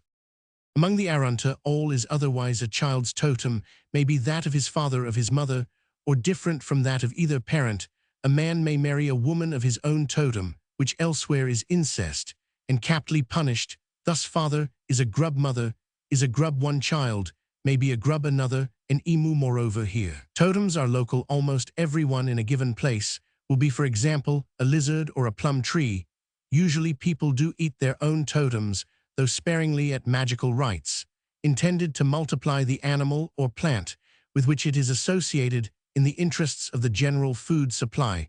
The grubs work a rite to cause plenty of grubs, and they give the other groups a lead by eating sparingly of the first fruits of the grubs. This bears, in my opinion, no strong analogy to the so-called tote sacrament. To work the magic, the men of the grub or other totem must eat a little of it. This probably confirms their relation to the grub, but involves no religious element. They do not adore the grub. If anyone likes to call this a tote sacrament, he is rather easily satisfied, nor does it agree with the pg 251 notion that a man's totem is the receptacle of his life or soul. If so, why should he encourage his neighbor to kill and eat it? Nay, he even helps them to destroy it. Whether Arunta totemism is the most archaic kind from which all other totemism has varied, or whether it is a private sport from the main stock, does not concern us here, and is matter of conjecture. The Arunta and other Central Australian tribes look back to a mythic past, when ancestors closely connected with this or that plant or animal, perhaps transformations of such animal or plant, roamed the country in groups, each of the same totem name, each feeding freely on its own totem.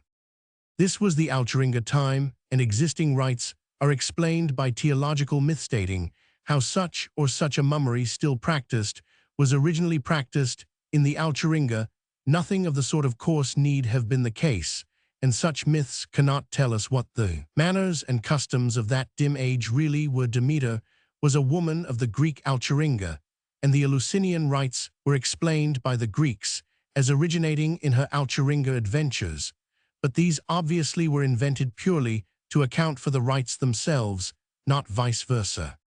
Now among the Arunta, the blacks of today are regarded as reincarnations of the Alcharinga fabulous ancestors. Each of these carried about both men and women Churinga, the portable decorated stones. When an Alcharingite died, a rock or tree rose to mark the place, but his or her spirit remained in the Churinga. Plenty of Churinga were dropped at different sites, and round these now hover the spirits associated with them. In one place is a crowd of wild cat ghosts, at another a mob of frog, lizard or emu ghosts. These want to be reincarnated. Consequently, a woman who desires to have pg 252, a baby, goes to one of them in Argyll. She would slide down a cup-marked rock. A woman who does not want to have a baby keeps away. A child's totem is derived not from father or mother, but from the totem of the ghosts. At the place where the woman thinks she conceived it, when the baby is born, her relations hunt the spot and find for it the Churinga left by the spirit which is reincarnated in it. Thus first there is the fabulous Alcharingite himself, a transformation of an emu, lizard, water, fire, or what not. Then there is his spirit haunting after his death, a spot where Churinga of his totem were deposited. That spirit enters into and is born again from a passing woman, and the spirit's Churinga is found, and is henceforth the child's Churingan oval plate of stone with cup and ring or other decorations. 12. All these Churinga are kept at sacred central stores, caves, or crevices. Each member of the tribe is represented by her or his Churinga Nanya. In these repositories, women may not go near these sacred stores, nor may they see a Churinga. 13. If they do, their eyes are burned out with a fire stick. A man's Turinga is not to him like the egg, in which was the life of the giant in the fairy tale. If it comes to grief, he does not die, but expects bad luck as we do if we break a mirror not, till he has been through the mysteries and the most cruel mutilations. And just before he has been painted with the pattern on the sacred rock of his totem, can a man see the storehouses of the Turinga now in the witchetty grub totem? This sacred painting tallies with the lines incised under concentric circles on the covering pg 253 of a stone kist at Tillicoultry 14. There are circles above the lines in the Australian example, or rather circular dabs of paint, called the decorated eyes, painted on the rocks. The corresponding patterns are incised on the portable Turinga in Scotland. The patterns are incised both on fixed rocks and portable stones, the latter at Dumbuck and Dunbuy. I observe many patterns common to both regions. There are the concentric circles, the spiral, the marks like horseshoes, the tree pattern, the witchetty grub pattern, the volute, the long sinuous snake-like pattern. And a number of these recur in Brazil, on the banks of the Rio Negro 15. Now, though we have those patterns on rocks in Ohio, Brazil, Australia, in this country, in France, in Asia Minor, I only know the patterns on portable small stones in Australia at Dunbuy on the Dumbuck site, and I think in a cairn near Loch Crew in County Meath.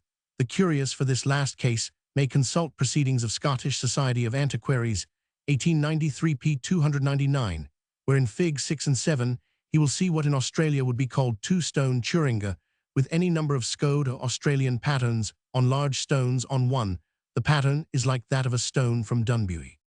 In Australia, members of each totem decipher the marks purely conventional as representative of the totem and of adventures in the Alturinga time.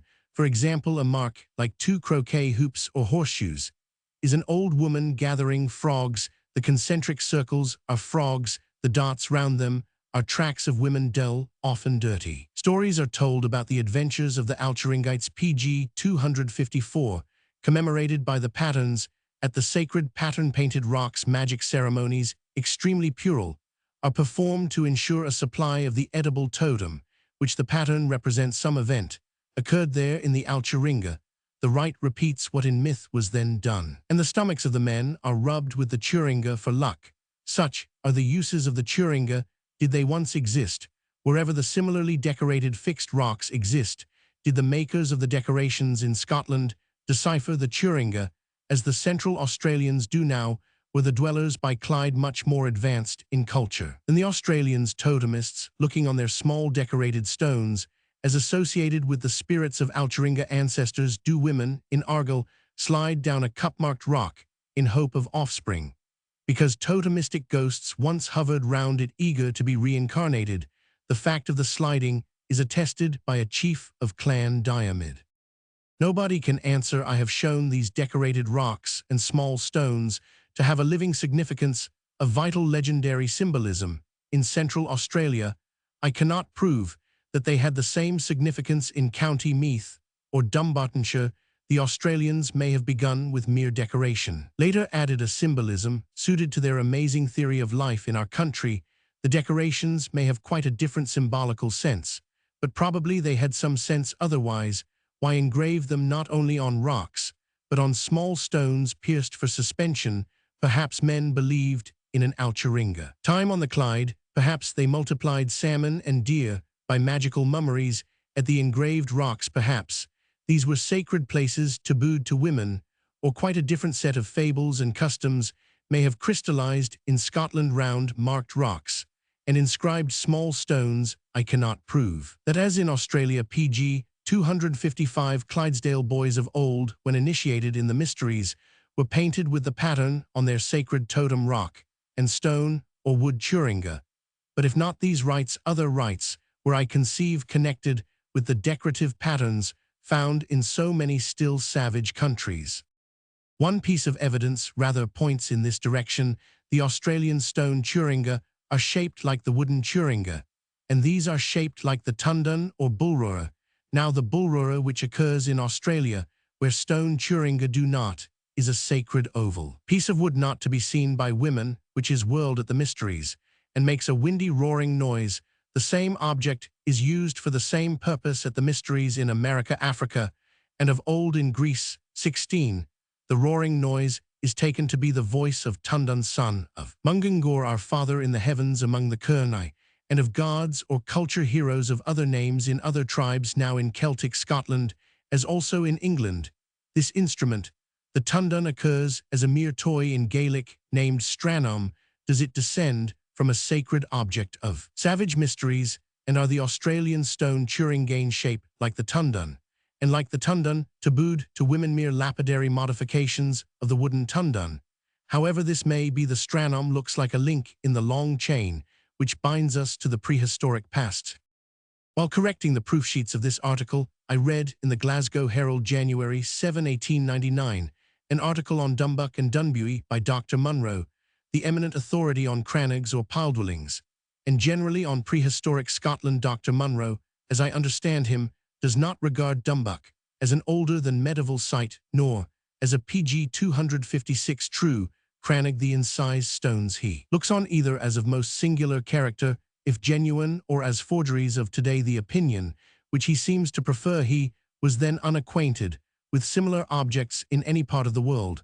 I have here provided references to similar objects from Central Australia, and I suggest examination of the apparently similar Irish objects figured in Proceedings of Scottish Society of Antiquaries, 1893, p. 299, figs 6 and 7. Not having seen these stones, I can only offer the hint suggested by the illustrations in Proceedings why a forger should forge such unknown objects, and place them at Dunbuy in 1895, before the Central Australian stones had been described. I cannot guess, nor can I enough deplore the stupidity of the same hypothetical forger in not salting Dunbuy and Dumbuck with Neolithic implements, whether antique or made by some flintjack of today, both his sins of omission and of commission donant furiousment. A penser. Dr. Munro, however, as I gather from his article on Dumbuck in the Reliquary, April 1901, still declines to recognize the Dumbuck decorated portable stones as of genuine antiquity. Page 257. Roman 14. First fruits and taboos. Taboo is one of the few savage words which have struck root in England, introduced from New Zealand, tapu, and other Polynesian islands. It is used in English to denote a prohibition. This, that, or the other thing or person or book is tabooed. Many of the 10 Commandments are in this sense taboos, but in anthropological language, taboo generally denotes something more than a prohibition. It commonly means a prohibition for which to the civilized mind there is no very obvious meaning. In this way, the prohibitive commandments are not precisely taboos. It is pretty obvious why we ought not to steal or kill, though the raison d'etre of the 7th commandment is obscure to some advanced intelligences. But the reasons why a Sinclair must not cross the Ord on a certain lawful day, or why on another lawful day the fishermen of St. Andrews might not go a-fishing, resemble many savage taboos in the lack of a manifest reason. Why, secondly, the infraction of the savage taboo, generally unlike that of the Decalogue, carries its own punishment. Forbidden food is poison. Tabooed land is dangerous to tread upon, to handle. Tabooed property may mean death. Nobody knows what awful cosmic catastrophe might occur if a tabooed woman saw the sun. Many words and names are taboo, and no luck will come of using them. For instance, you must not PG 258 name salmon pigs or the minister when out fishing in some parts of Scotland. In many cases, the reason of this or that taboo is easily discovered. A day is unlucky because all the fishers as at St. Andrews were lost on that day in a past century through a storm, or the Sinclairs on another day were cut off in an expedition. Most of us have our lucky or unlucky days. Clothes and other vanities, again, things are taboo for some reason. In that kind of faith which holds that things connected in the association of ideas are mystically connected. In fact, you must not mention salmon lest they hear you and escape, or tin, in Malay tin mining, lest the tin should literally make itself scarce.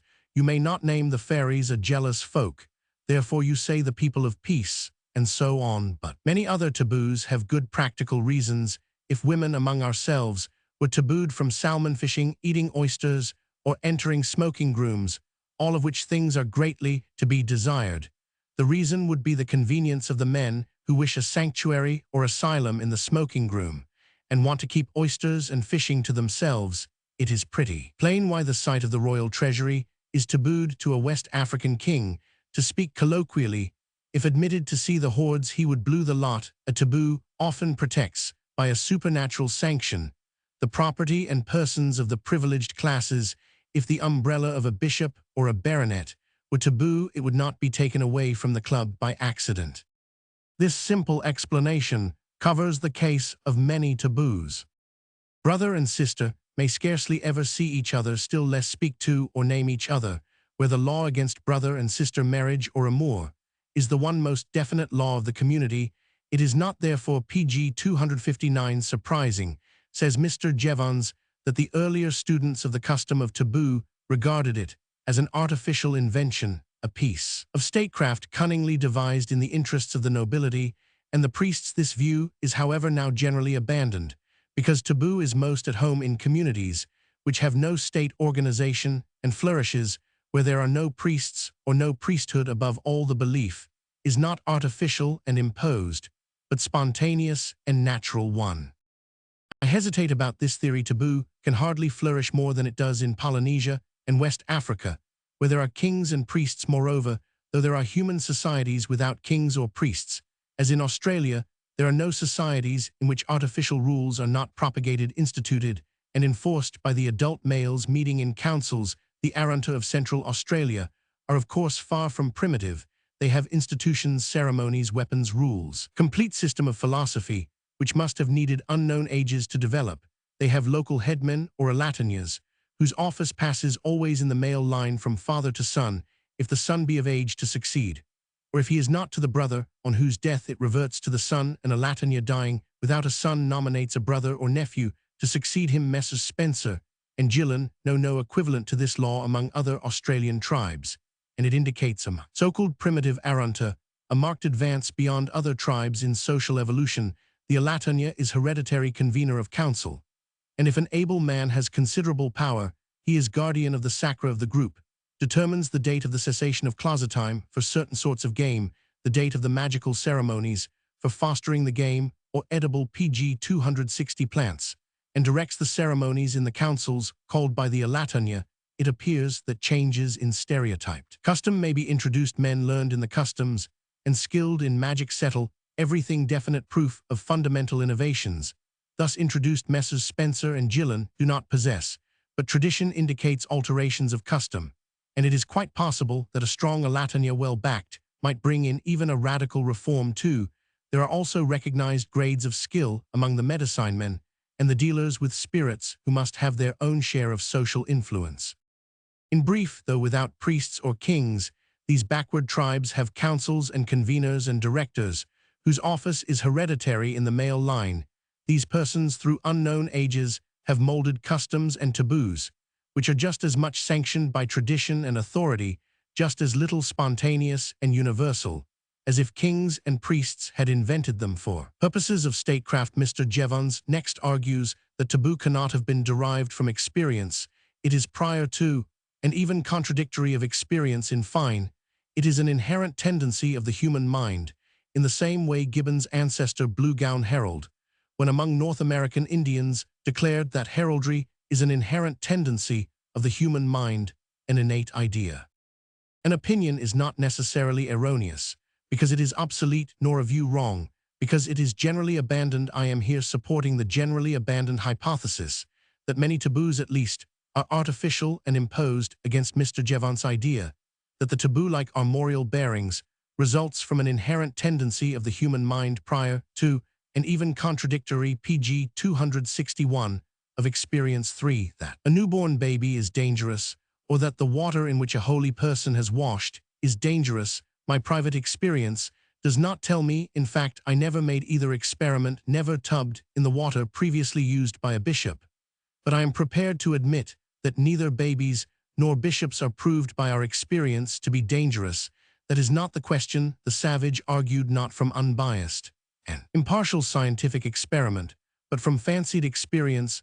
Thus Mr. Jevons mentions a Maori who died after finding out that he had eaten unawares the remains of the luncheon of a holy person, a chief. There was experience produced by suggestion. The suggestion was suggested in the interests of holy chiefs. They were tabooed an inch thick, as Mr. Manning writes, as to the baby the Dyaks, as in our own. Fairy belief hold that newborn children are the especial prey of evil spirits, just as corpses were in Scotland, where if the door was left ajar the corpse sat up and mopped and mowed, if the watchers left it and dined in the, but an awful vacarme arose in the ben. The minister entered, stilled the tumult, asked for the tongs, and came back holding in the tongs a bloody glove. This he dropped into the fire. This kind of thing is contradictory to the experience of Mr. Jevons, but not to the fancied experience of Dyak Scots and other races. Opinion, therefore, makes taboos in accordance with experience, or what is believed to be experience, and the belief is fortified by suggestion, which produces death or disease. When the taboo is broken on the analogy of infectious diseases, the mischief of the tabooed thing is held to be contagious. Thus I cannot hold with Mr. Jevons that the human mind is provided with an a priori categorical imperative pg 262, that there are some things which must not be done, a feeling independent of sense experience, for, if the choice of what things are not to be done seems to us irrational, that is merely because our reason is more enlightened than that of the savage, he prohibited just such things as his philosophy, and what he believed to be his experience showed him to be dangerous. For obscure reasons, any fool could see that it was dangerous to eat poison berries or frolic with a bear, but it took reflection to discover that a baby or a corpse was dangerous by reason of evil spirits Urantarinia, whom the Alknabuma or clairvoyant could see and describe, though Mr. Jevons and I could not discern them. 5. These Urantarinia notoriously carry off women, and probably, like the fairies, have their best chance in the hour of childbirth. At all events, the fairies have the belief is socially useful. It prevents young Arunta women from wandering off alone and philandering out of bounds. Thus these taboos are sanctioned by the tribal councillors as the results of experience, not their own perhaps, but that of the Alknabuma or clairvoyant or sensitive or medium or habitually hallucinated person. Other taboos as to women are imposed for very good reasons, though not for the reasons alleged, and broken taboos are not in actual ordinary experience attended by the penalties which however suggestion may produce. Taboo then is not imposed irrationally, nor in deference to an inherent tendency of the human mind, that Mrs. Harris of philosophy, but for a very good reason, as savage reasoning goes, and in accordance with what is believed to be experience, and by dint of suggestion really does become experience. Page 263. It was irrational in Dr. Johnson to touch certain posts and avoid certain stones and enter a door twice if he first entered it with the wrong foot. All my life I have had similar private taboos, though nobody knows better that they are nonsense, but some solitary experience in childhood probably suggested a relation of cause and effect, where there was only a fortuitous sequence of antecedent and consequent, and so Dr. Johnson and I, though not so conspicuously as the doctor, imposed taboos on ourselves, in deference to fancied experience.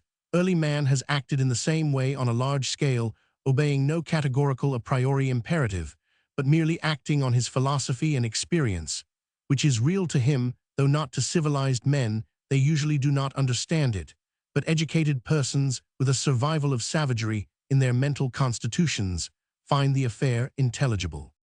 But the reason in actual practical experience for some taboos must be plain to the most civilized minds, except those of badical voters. For the border boroughs man in the hunter stage must have game laws and a closetime for edible animals and plants. The border badical will not permit a closetime for trout, preferring to destroy them, and with them their offspring when gravid and unfit for human food or before they recover condition. The primitive Arunta are not so irrational and have a closetime protected by taboo, or at least by ceremonies of a nature more or less magical. In these ceremonies of a people not pastoral or agricultural, we seem to see the germs of the offerings of firstfruits to gods or spirits. Though the Australian produce is offered neither to spirits nor to gods, these tribes recognize a great spirit, indeed Twanierica, but that he plays any other part in religion or society than presiding over the tribal mysteries. Pg 264. We have at present no evidence to prove similar figures associated with the mysteries are in other parts of Australia provided with an ample mythology, and are subject to a being more august and remote. But either the Arunta are advanced thinkers who have passed beyond such ideas, or they have not yet attained to them, or our witnesses are uninformed on the subject. 7. In any case, the first fruits of the game grubs and plants of the Arunta are not offered to Twanirica or to the minor sprites Urantarinia. The ceremonies partly intended to make the creatures used for food prolific, and partly, I think, to indicate that the closet time is over, and that the creatures may be taken and eaten, are called intitiama on the mummeries expected to make animals and plants plentiful. We need not dwell in each case. The men who belong to the totem of the beast grub or plant perform the ceremonies. There is believed to be a close and essential connection between a man of the kangaroo totem and all kangaroos, between a man of the grub totem and all grubs, so each totem group does the magic to propagate its ally among beasts or plants. How these ideas arose we do not know, but if a local group was originally called kangaroos or grubs, and some name it must have, the association of names would inevitably lead by association of ideas to the notion that a mysterious connection existed between the men of a totem name and the plant animal, or what not, which gave the name. These men, therefore, would work the magic for propagating their kindred in the animal and vegetable world, but the existence of this connection would also suggest that in common decency a man should not kill and eat his animal or vegetable relations in most parts of the world. He abstains from this pg 265 uncousinly behavior among the Arunta. He may eat sparingly of his totem, and must do so at the end of the closet time or beginning of the season. He thus, as a near relation of the actual kangaroos or grubs, declares the season open, and gives his neighbors of other totems a lead. Now they may begin to eat grubs or kangaroos. The taboo is off. Thus, in 1745 Gask tabooed the corn of his tenants. They must not reap it, because they refuse to rise and follow Charlie. Prince Charles, hearing of this, cut a few ears with his claymore, thus removing the taboo. In the same way, the grub or kangaroo men publicly eat a little of their own totem, after which the tribesmen and other totems may fall to and devour when the grub, or whatever it is, becomes plentiful. After the magic doings for its propagation, it is collected and placed before some members of the grub totem. The Alatonia or convener grinds up some of the grub. He and his fellow totemists eat a little, and hand the mass back to the members of other totems. They eat a little of their own totem. Partly Messrs. Spencer and Gillen say to strengthen their mystic connection with the creature. This, in a way, is a sacramental idea, though no religious regard is paid to the plants and animals. But the men also partake to remove the taboo, and to let the rest of the community gorge themselves legally. 8. The rite has thus a practical purpose. The grubs or other creatures are not prematurely destroyed like trout on the border. In fact, trout themselves are sensible enough not to begin feeding on may-fly prematurely. pg 266. Throughout the previous week, says Sir Herbert Maxwell, a few may-flies had been seen, but not a trout would point his nose at one. This hesitation on the part of the trout to begin their annual banquet is one of the best known, and at the same time, least explicable features of the may-fly fortnight. 9. The Arunta also let the grub come on to its full rise before feeding. When a certain bulb is ripe, the men of its totem rub off and blow away the husks. Then the general public may begin feeding. There is nothing sacramental in this ceremony, which merely opens the season for tuber eating. The taboo is off, and so in other cases, the kangaroo men are smeared with the fat of the kangaroo and eat a little of the animal. 10. The non-kangaroo tribesmen may then eat kangaroo. The traditions of the Arunta represent their mythical ancestors, as in some cases feeding solely on their totems, but this cannot possibly be true. A grub man would die when grubs were out of starvation, and so with the rest when fruits is in, cats is out, and a man of the gooseberry totem who only ate gooseberries would perish miserably. The Arunta eating of the totem has nothing to do with consecrating the first fruits of grubs or kangaroos to a god, or with absorbing the qualities of a spirit. When Swedish peasants bake a cake shaped like a girl from the last sheaf of the new corn, they perhaps originally ate the cake as the body of the corn spirit. 11. But when the Lithuanian farmer takes the first swig of the new beer, the second brew, was for the servants. Perhaps he is only declaring his ownership and opening the beer season 12. In an unnamed part of Yorkshire, the parson cuts the PG 267 first corn, he is the Alatania, and opens the harvest in the Celebes. The priest opens the rice harvest, all eat of it. After this, everyone is free to get in his rice at St. Andrew's on the medal day, which is in harvest time. The Alatania, that is the new captain, drives a ball from the first tee. After this, everyone is free to drive off in his turn, but not before. In some places, as in Indochina, the first fruits are offered to a god in Zululand. The king pops a little into the mouth of every man present, who may immediately get in his crops. If he began harvest before he would die, or if detected, would be speared or forfeited. Sometimes, the first fruits are offered to the Holy Spirit of fire. There are all sorts of ways and ceremonies of opening the season and taking off the taboo. I really don't think it follows that the first fruits are dangerous to eat before the ceremony, because they are regarded as instinct with a divine virtue, and consequently the eating of them is a sacrament or communion. 13. It is dangerous to eat them, as it would be dangerous to steal a tabooed umbrella. They are tabooed because it is closet time. The other ideas may come to be entertained. An automatic punishment may be thought to follow the breach of the taboo, though we do not learn that this is the case among the Arunta. But the origin of the taboo on the immature food, I think, is the perfectly practical idea of a closet time. Plants are not to be gathered nor animals killed prematurely. The more or less supreme being of the Fuegians is angry if you shoot flappers. Very bad to shoot little duck. Come rain, come wind, blow very much blow. 14.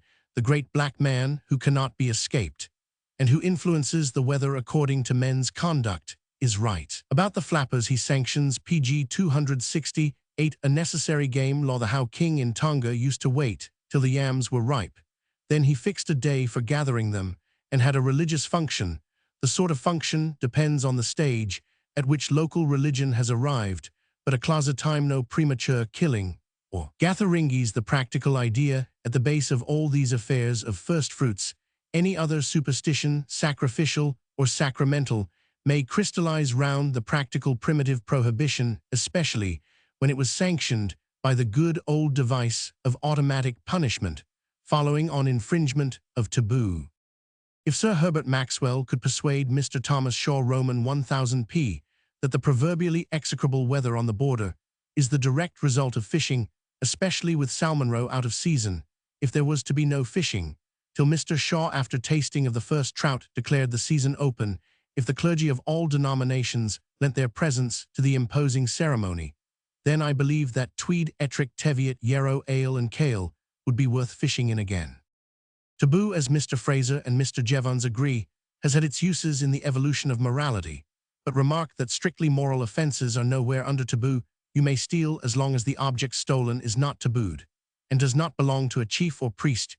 You may kill, you may interfere with the domestic bliss of your neighbor, you may lie, but the automatic punishment of taboo breaking nowhere follows. Bayame or Punjil may punish you, but there is no instant mechanical penalty, as under taboo.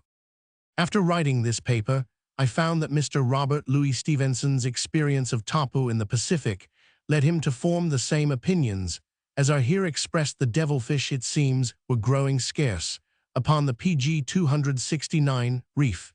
It was judged fit to interpose what we should call a close season. A tapu had to be declared. The tapas described are for thoroughly sensible ends. There are tapas which to us appear absurd, but the tapu is more often the instrument of wise and needful restrictions. 15. These taboos are imposed from above by government. In other cases, where the taboo expresses an inference from savage superstition, say that a baby or a corpse is dangerous, the taboo is not imposed except by public opinion. That opinion is sanctioned, as in the case of first fruits, by the action of the Alatanya or headman. In more advanced societies, by the king. In many cases, taboos are imposed on the king himself by the priestly colleges, but the greatest authority is tradition, resting on fancied experience. Page 270. Roman 15. Walking through fire. Perhaps the topic of this paper may be ranged under the head of magic, though in many cases the right of passing through fire is sanctioned by religion, and the immunity of the performers is explained by the protection of gods. The immunity is really the curious feature. Mr. Fraser describes the Chinese vernal festival of fire in spring connected, as it is with the widespread custom of renewing the fire. Certain season the chief performers are laborers who must fast for 3 days and observe chastity for a week, while they are taught in the temple how to discharge the difficult and dangerous duty which is to be laid upon them. The fire is made in an enormous brazier of charcoal, sometimes 20 feet wide.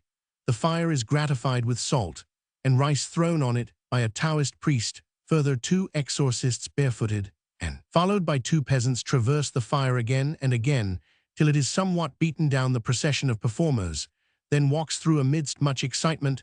Their immunity is ascribed to the horny consistency of the soles of their feet, and they suffer if the fire touches their ankles. Various Indian examples are given by Mr. Fraser. Captain Mackenzie found the performance remote from the sensational, and thought that only girls with tender PG 271 souls were likely to suffer. A case is also quoted from Strabo women being the performers, and the instance of the Hirpi of Sarakti is well known too. Mr. Fraser is interested mainly in the religious, magical, or ritual significance of the rite, which varies in different places. To me, on the other hand, the immunity of the performers appears a subject worthy of physiological inquiry. The subject occurs everywhere in history, legend, folklore, law, and early religion, and yet nobody has thought it worthwhile to collect the ancient reports and to compare them with well-authenticated modern examples. In Mr. Tyler's celebrated work, Primitive Culture, only 1 or 2 casual allusions are made to the theme.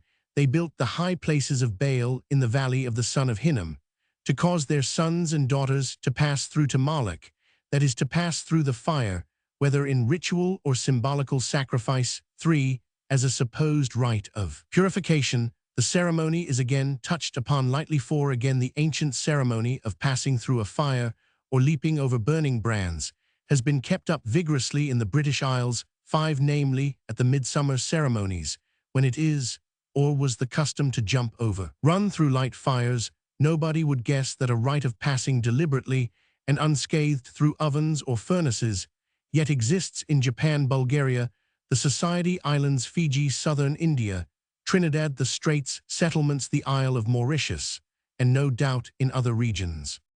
We must distinguish between such sportive playing with fire as prevailed recently in our isles and the more serious fire ceremony of Central Australia, which tests endurance. PG 272 on the one hand, and the apparent contravention of a natural law on the other. Again, we must discount the popular reply that the hand can be rapidly plunged into molten metal and withdrawn without injury, for we do not happen to be concerned with such a brief exposure to heat. Once more, the theory of the application of some unknown chemical substance must be rejected, because, as we shall prove, there are certainly cases in which nothing of the kind is done. Moreover, science is acquainted with no substantialum or diluted sulfuric acid or the like which will produce the result of preventing cauterization. 6. Sir William Crookes, at least, is not familiar with any such resources of science. His evidence as to fire handling by Roman 500 home is familiar, and I understand that Mr. Podmore can only explain it away by an hypothesis of a trick played in a bad light by means of an asbestos glove, or some such transparent trick. 7. Perhaps he adds a little hallucination on the part of the spectators, but asbestos and hallucination are out of the question in the cases which I am about to quote. Home was ordained to be in a state of trance when he performed with fire. The seeress of Lourdes, Bernadette, was also in religious contemplation when she permitted the flame of a candle to play through her clasped fingers, which were unscathed for a timed quarter of an hour. 8. Some Indian devotees again aver that they meditate on some divine being while passing over the glowing embers, and the Nistaneres of Bulgaria who dance in the fire are described as being in a more or less abnormal mental condition. But even this condition is absent in the well-attested Rayatian and PG 273 Fijian examples, in which also no kind of chemical preparation is employed. Finally, where savages are concerned, the hardness of the skins of their feet is dwelt upon, as in the Chinese case already quoted. But first, the sole of the boot would be scorched in the circumstances, while their feet are not affected. Next, the savages' feet were not leathery, so Dr. Hawken avers. Thirdly, one of the Europeans who walked through the fire at Rarotonga declares that the soles of his own feet are peculiarly tender, thus every known physical or conjectured psychical condition of immunity fails to meet the case, and we are left wholly without an ascertained or a good conjectural reason why for the phenomena. I shall begin with the most recent and the best authenticated cases and work back in time and in civilization. Mr.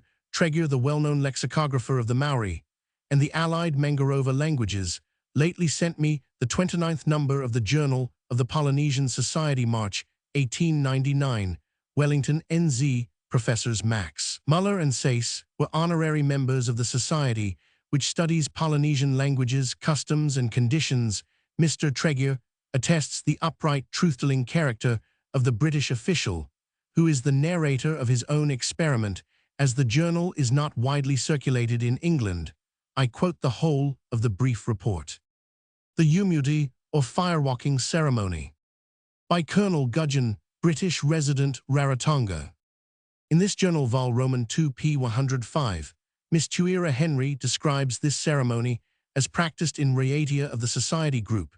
We have lately received from Colonel Gudgeon the following account of his experiences in walking, barefooted across the glowing hot stones of a PG 274 native oven made in Rarotonga by a man from Raiatea since the date of the paper. Quoted, it has come to light that the Maoris of New Zealand were equally acquainted with this ceremony, which was performed by their ancestors. On reading Colonel Gudgeon's account to some old chiefs of the Urura tribe, they expressed no surprise and said that their ancestors could also perform the ceremony, though it has long gone out of practice. Editors, I must tell you that I have seen and gone through the fire ceremony of the Umuti. The oven was lit at about dawn on the 20th of January, and I noticed that the stones were very large, as also were the logs that had been used in the oven for heating purposes.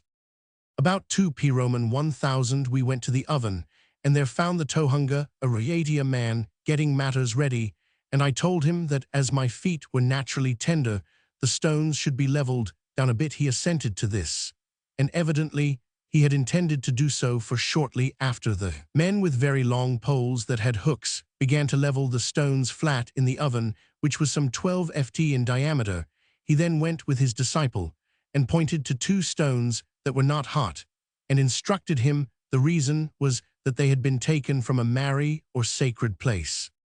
He then unwound 2 bundles, which proved to be branches of a larger-leaved tea or drachna plucked, it is said, from 2 of these trees standing close together, and it is said that the initiated can on such occasions see the shadow of a woman with long hair called Te Varua Kino, evil spirit, standing between the trees.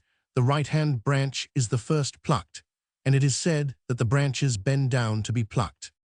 So much for the shamanism, and now for the facts. The Tohunga priest and his Toira pupil walked each to the oven, and then halting the prophet spoke a few words, and then each struck the edge of the oven with the tea branches. This was 3 times repeated, and then they walked slowly and deliberately over the 2 fathoms of hot stones. When this was done, the Tohunga came to us, and his disciple handed his tea branch to PG 275 Mr. Goodwin, at whose place the ceremony came. Often they went through the ceremony. Then the Tohunga said to Mr. Goodwin, I hand my mana power over to you, lead your friends across now. There were 4 Europeans, Dr. W. Craig, Dr. George Craig, Mr. Goodwin, and myself, and I can only say that we stepped out boldly. I got across unscathed, and only one of the party was badly burned, and he, it is said, was spoken to, but like Lot's wife, looked behind him, a thing against all rules. I can hardly give you my sensations, but I can say this, that I knew quite well I was walking on red-hot stones, and could feel the heat, yet I was not burned. I felt something resembling slight electric shocks, both at the time and afterwards. But that is all. I do not know that I should recommend everyone to try it. A man must have mana to do it. If he has not, it will be too late when he is on the hot stone of Tamahiroa. I cannot say that I should have performed this wizard trick had I not been one of the fathers of the Polynesian Society, and bound to support the superiority of the New Zealander all over Polynesia, indeed all over the world. I would not have missed the performance for anything. To show you the heat of the stones, quite half an hour afterwards, someone remarked to the priest that the stones would not be hot enough to cook the tea, his only answer was to throw his green branch on the oven, and in a quarter of a minute it was blazing. As I have eaten a fair share of the tea cooked in the oven, I am in a position to say that it was hot enough to cook it well. I walked with bare feet, and after we had done so about 200 Maoris, followed no one so far as I saw went through with boots on. I did not walk quickly across the oven, but with deliberation, because I feared that I should tread on a sharp point of the stones, and fall. My feet also were very tender. I did not mention the fact, but my impression as I crossed the oven was that the skin would all peel off my feet, yet all I really felt when the task was accomplished was a tingling sensation not unlike slight electric shocks on the soles of my feet, and this continued for 7 hours or more. The really funny thing is that though the stones were hot enough an hour afterwards to burn up green branches of the tea, the very tender skin of my feet was not even hardened by the fire. Page 276. Many of the Maoris thought they were burned, but they were not, at any rate not severely. Do not suppose that the man who directed this business was an old tohunga. He is a young man, but of the Ryatia family, who are hereditary firewalkers. I can only tell you it is Mana Mana Tangata and Mana Atua. On this report, a few remarks may be offered. 1. No preparation of any chemical, herbal, or other sort was applied to the Europeans. At least 2. The handing over the mana or power was practiced by whom, sometimes successfully, it is alleged, as when Mr. S. Roman 100 Hall's scalp and white locks were unharmed by a red-hot coal, sometimes unsuccessfully. A clergyman of my acquaintance still bears the blister caused when he accepted a red-hot coal from the hand of home, as he informs me by letter. 3.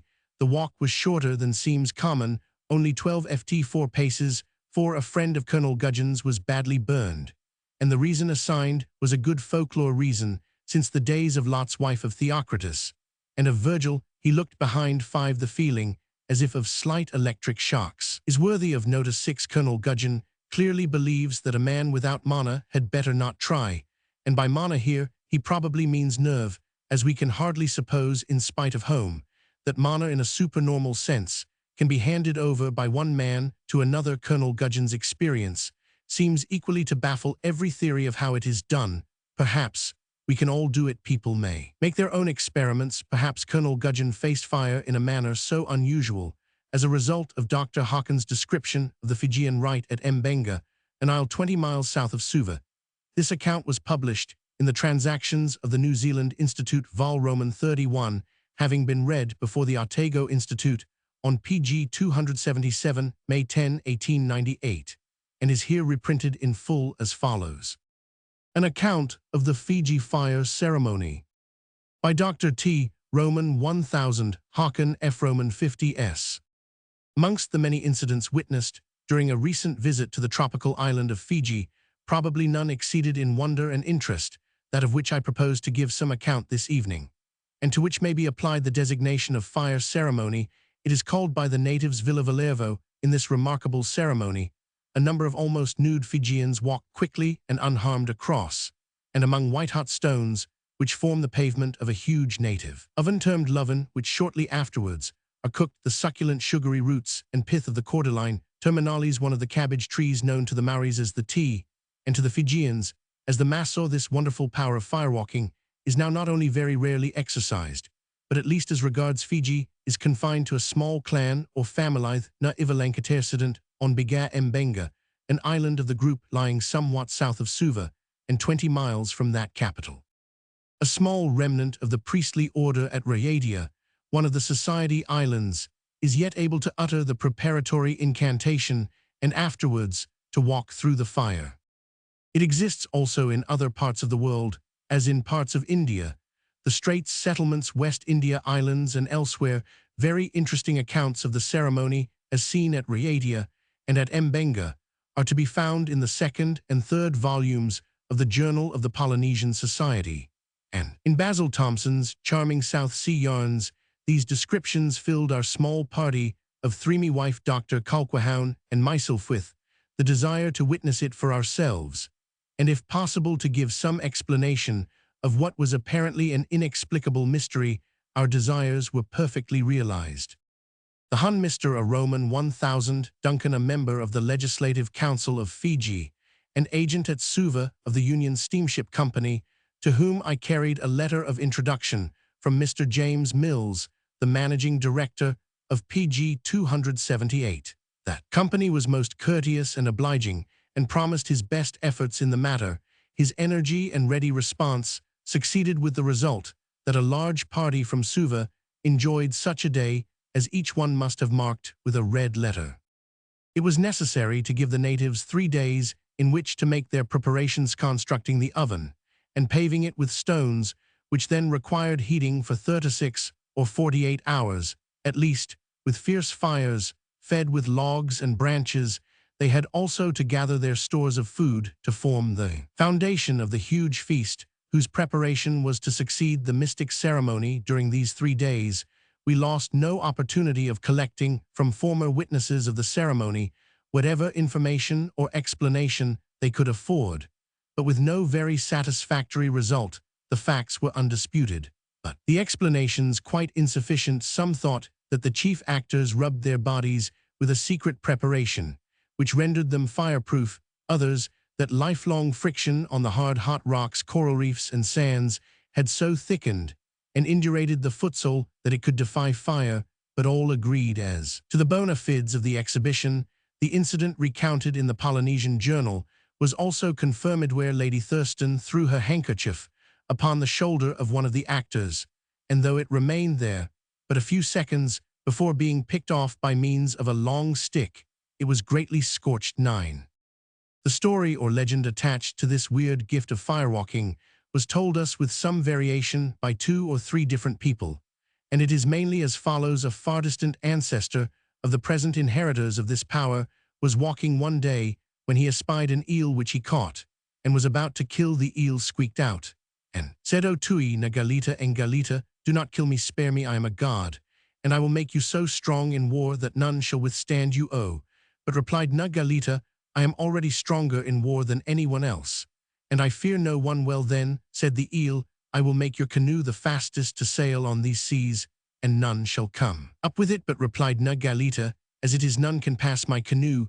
"Well then," rejoined the eel, "Ip 279 will make you a great favorite among women, so that all will fall in love with you." "Not so," said na galita, "I have one wife of whom I am very fond, and I desire no other." The poor eel then made other offers, which were also rejected, and his chances of life were fading fast, when he made a final effort. "O na galita, if you will spare me, I will so cause it that you and your descendants shall henceforth walk through the maso of an unharmed." "Good," said na galita, "now I will let you go." This story varies somewhat from that told in the Polynesian Journal. 10.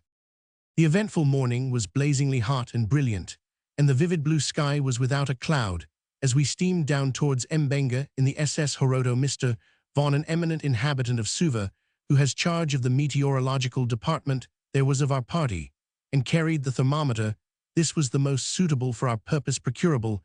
It was in a strong Japanese tin casing, and registered 400 far. We had also 3 amateur photographers. Owing to the numerous coral reefs and shallows, we finally transhipped into the Maori, a steamer of much less draft, approaching the silent Vergerecled islet with its narrow beach of white coral sand. We saw a thin blue haze of smoke curling above the lofty coconut trees at a little distance in the interior, which sufficiently localized the mysterious spot. We now took the ship's boat, and soon stepping ashore made our way through a narrow pathway in the dense bush, until we came to an open space cleared from the forest, in the midst of which was the great lovo or oven. A remarkable and never-to-be-forgotten scene now presented itself. There were hundreds of Fijians dressed according to the rules of nature and their own art. That is, they were lightly garlanded here and there with their fantastic liculicus of grass, ornamented with brilliant scarlet and yellow hibiscus flowers and streamers of the delicate ribbonwood. These hung in airy profusion from their necks and around their waists, showing off to advantage their lovely brown glossy skins. In addition, many wore clean white cotton sulus or pendant loincloths. All were excited, moving hither and thither in PG 280 wild confusion, and making the forest ring again with their noisy hilarity. Some climbed the lofty cocoa palms hand over hand, foot over foot, with all the dexterity of monkeys. The top reached, and shrouded amongst the feathery leaves they poured down a shower of nuts for the refreshment of their guests. The celerity with which they opened the nuts was something astonishing, and afforded an example too as to the mode of using stone implements. A stout strong stick 3 ft long, and sharpened at both ends, was driven into the ground, and a few smart strokes upon it soon tore from the nut. Its outer thick, covering the upper part of the shell, was then broken off by means of a long sharp-edged stone, as cleanly and regularly as the lid of an egg is removed with a knife, and then was disclosed a pint of delicious milker, most welcome beverage, on that overpoweringly hot day. The great oven lay before us, pouring forth its torrents of heat from huge embers, which were still burning fiercely on the underlying stones. These were indeed melting moments for the spectators, the pitiless noontide sun, and the no less pitiless oven heat, both pent up in the deep well-like forest clearing, reduced us to a state of solution, from which there was no escape. Despite this, the photographers took up their stations, and others of us proceeded to make our observations. The love or oven was circular, with a diameter of 25 ft or 30 ft. Its greatest depth was perhaps 8 ft. Its general shape, that of a saucer with sloping sides, and a flattish bottom, the latter being filled with the white-hot stones near the margin of the oven, and on its windward side the thermometer marked 114. Suddenly, and as if pandemonium had been let loose, the air was filled with savage yells. A throng of natives surrounded the oven, and in a most ingenious and effective way proceeded to drag out the smoldering, unburnt logs, and cast them some distance away. Large loops of incombustible lianas, attached to long poles, were dexterously thrown over the burning trunks, much after the manner of the headhunters of New Guinea. When securing their human prey, a twist or two round of the loop securely entangled the logs, which were then dragged out by the united efforts of scores of natives, who all the PG 281 while were shouting out some wild rhythmical song. This accomplished, the stones at the bottom of the oven were disclosed with here, and their flame flickering and forking up through the interstices. The diameter of the area occupied by those stones was about 10 ft, but this was speedily increased to a spread of 15 ft or more by a second ingenious method. The natives thrust their long poles, which were of the unconsumable witry spondias dulcis, between the stones at intervals of perhaps 1 ft. A long rope-like liano previously placed underneath the poles, and 1 ft or 2 ft from their extremities, was now dragged by scores of lusty savages, with the effect of spreading and leveling the stones. This done, our thermometer was suspended by a simple device over the center of the stones, and about 5 ft or 6 ft above them, but it had to be withdrawn almost immediately as the solder began to melt and drop, and the instrument to be destroyed. It, however, registered 282 far, and it is certain that had not this accident occurred, the range of 400 would have been exceeded, and the thermometer burst. During all these wild scenes, we had seen nothing of the main actors of the descendants of Nagalita. Doubtless, to give more impressive effect, they had been hiding in the forest depths until the signal should be given and their own supreme moment arrive, and now they came on, 7 or 8 in number. Amidst the vociferous yells of those around, the margin reached. They steadily descended the oven slope in single file, and walked, as I think, leisurely, but as others of our party think, quickly across and around the stones, leaving the oven. At the point of entrance, the leader, who was longest in the oven, was a second or two under half a minute. Therein, almost immediately, heaps of the soft and succulent leaves of the hibiscus, which had been gathered for the purpose, were thrown into the oven, which was thus immediately filled with clouds of hissing steam upon the leaves, and within the steam the natives who had returned sat or stood pressing them down, in preparation for cooking the various viands, which were to afford them a sumptuous feast that evening or on the morrow. But for us the most interesting part of the drama was over, and it only remained to review observations, and PG 282 draw conclusions. Just before the great event of the day, I gained permission to examine 1 or 2 of the firewalkers prior to their descent into the oven. This was granted without the least hesitation by the principal native magistrate of the Rewa district, Ndabia by name, but generally known as Jonathan. This native is of great intelligence and influence, is a member of the Nagalita clan, and has himself at various times walked through the fire on this occasion. He took no other part in the ceremony than that of watching or superintending it.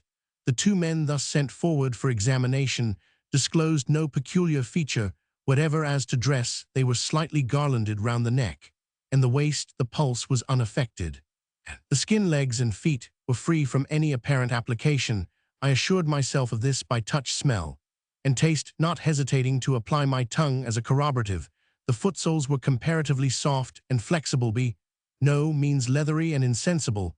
Thus the two Suvan theories were disposed of. This careful examination was repeated immediately after egress from the oven, and with the same result, to use the language of Scripture. No smell of fire had passed upon them, no incantations or other religious ceremonial were observed. Though these were formerly practiced, they have gradually fallen into disuse.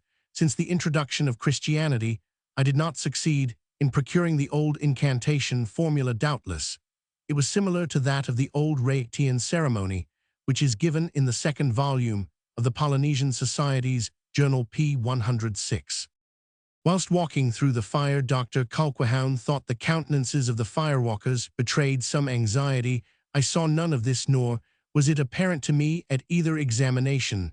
The stones, which were basaltic, must have been white-hot, but due to the brilliance of the day, this was not visible. Various natives, being interrogated for an explanation, replied with a shrug, "They can do this wonderful thing. We cannot. You have seen it. We have seen it."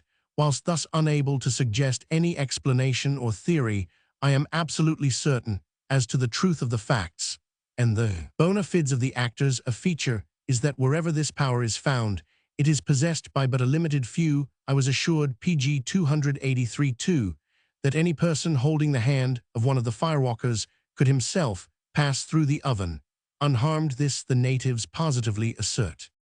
My friend Mr. Walter Caro, for 30 years, a resident commissioner and stipendiary magistrate in Fiji, has frequently conversed with Jonathan referred to above, who, whilst withholding no explanation, can give none. He says, "I can do it, but I do not know how it is done," and further, that at the time he does not experience any heat or other sensation.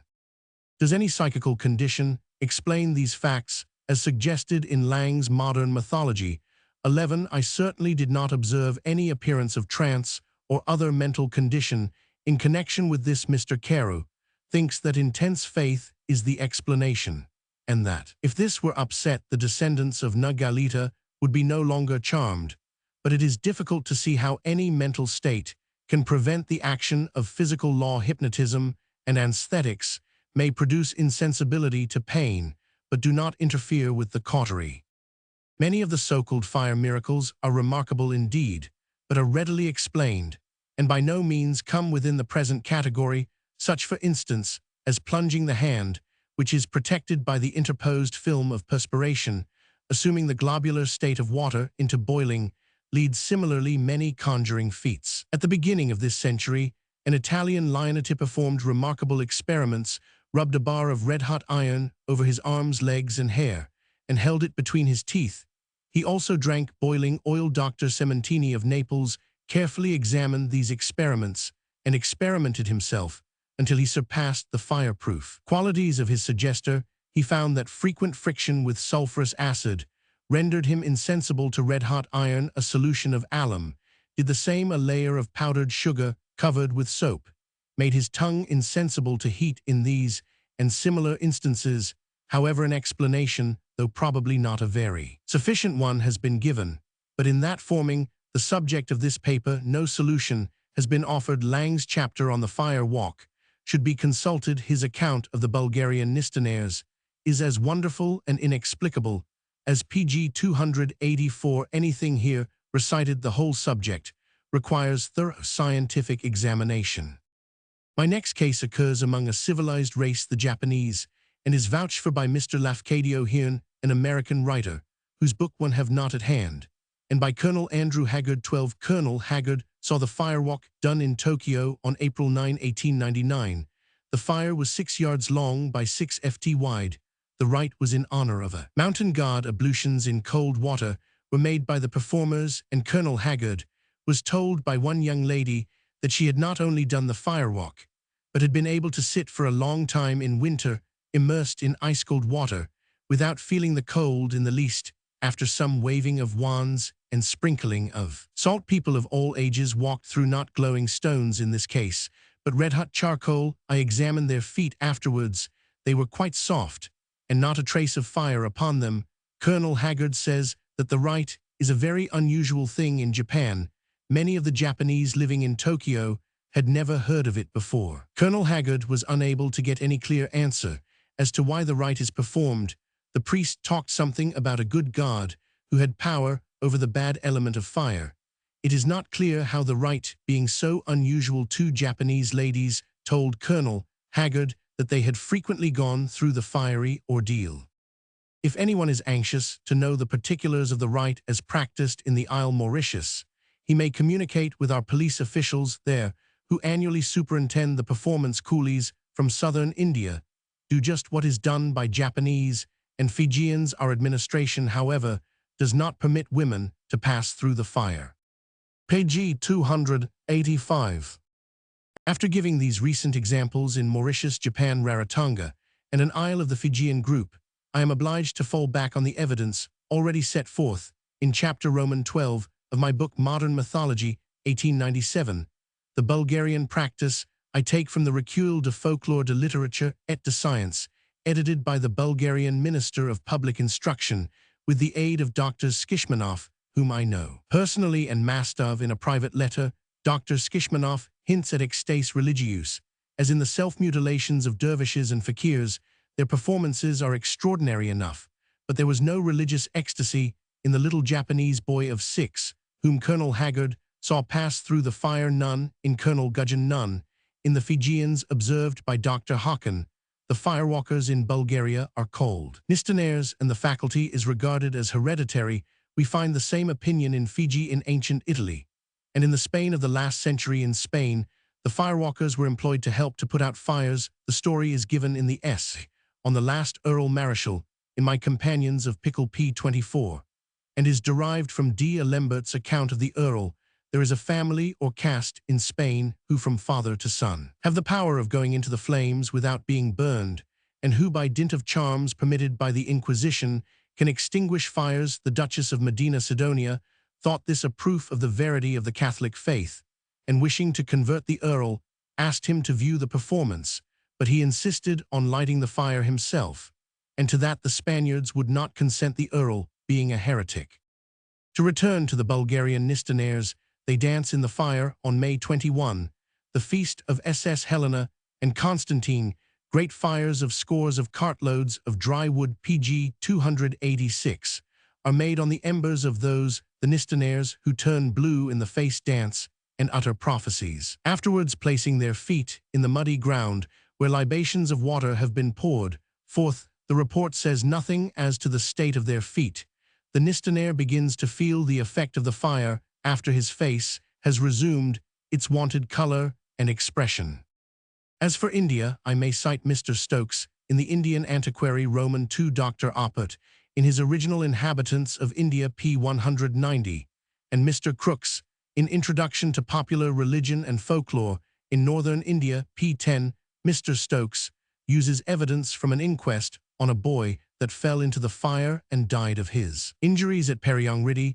The fire pit was 27 ft long by 7 ft breadth, and a span in depth. 13 persons walked through. Mr. Stokes did not witness the performance, which is forbidden by our law, but explains that the fire would hardly injure the tough skin of the sole of a laborer's feet, yet it killed a boy.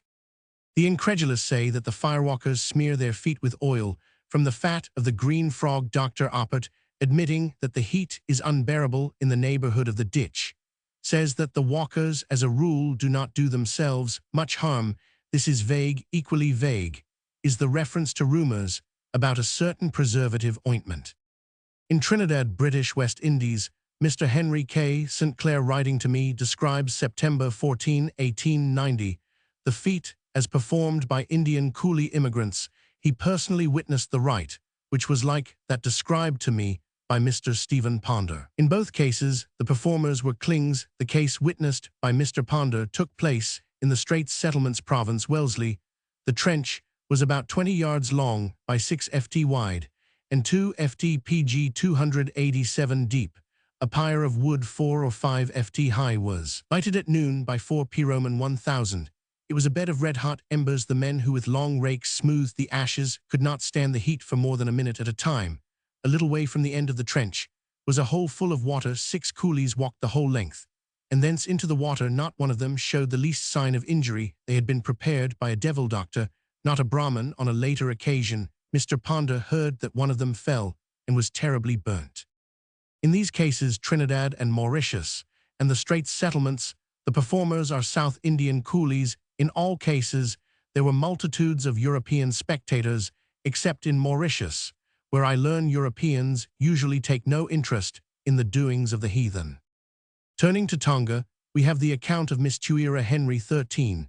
The sister and sister's child of Miss Henry have walked over the red-hot stones.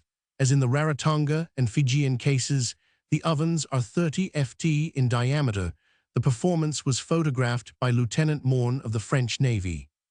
The original photograph was sent to the editor of the Polynesian Journal, with a copy from it by Mr. Barnfield of Honolulu. The ceremony preparatory to cooking the tea plant is religious, and the archaic hymn sung is full of obsolete words. Mr. Hastewell of San Francisco published a tract, which I have not seen, on the Rayatian rite witnessed by himself. The stones were heated to a red and white heat. The natives walked leisurely across 5 times. There was not even the smell of fire on their garments. Cited in the Polynesian Journal Vol. Roman 2, No. 3, there is corroborative evidence from Mr. N.J. Tone, from Province, Wellesley Straits Settlements, in the Polynesian Journal PG 288 Roman 2 193. He did not see the rite arriving too late, but he saw the fire pit, and examined the naked feet of the walkers. They were uninjured. Mr. Tone's evidence is an extract from his diary. As to Fiji, there are various accounts. The best is that of Mr. Basil Thompson, son of the late Archbishop of York. Mr. Thompson was an official in Fiji, and is a well-known anthropologist. His sketch in his South Sea Yarns p. 195 et seq. is too long for quotation. The rite is done yearly before cooking the maso a drachna in the oven through which the clan Ivalankata walk. The pit was filled with a white-hot mass, shooting out little tongues of white flame. The bottom of the pit was covered with an even layer of hot stones. The tongues of flame played continually among them. The walkers planted their feet squarely and firmly on each stone. Mr. Thompson closely examined the feet of 4 or 5 of the natives when they emerged. They were cool and showed no trace of scorching, nor were their anklets of dried tree fern burnt. Though dried tree fern is as combustible as tinder, the instep is covered with skin no thicker than our own, and we saw the men plant their insteps fairly on the stone. A large stone was hooked out of the pit before the men entered, and one of the party dropped pocket handkerchief upon the stone when the first man leapt into the oven and snatched what remained of it up. As the last left the stones, every fold that touched the stone was charred. Mr. Thompson kindly showed me the handkerchief. He also showed me a rather blurred photograph of the strange scene. It has been rudely reproduced in the Folklore Journal, September 1895.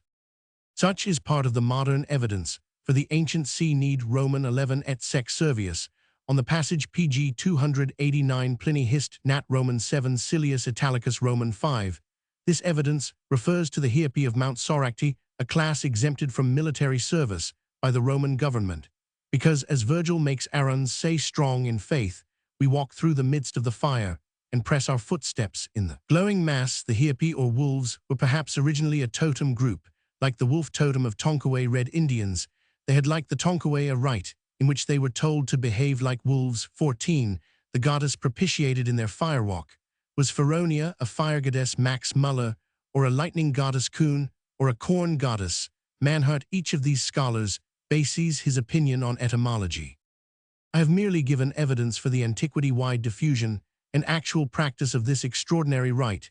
Neither physical nor anthropological science has even glanced at it, except in Dr. Hawkins' case perhaps.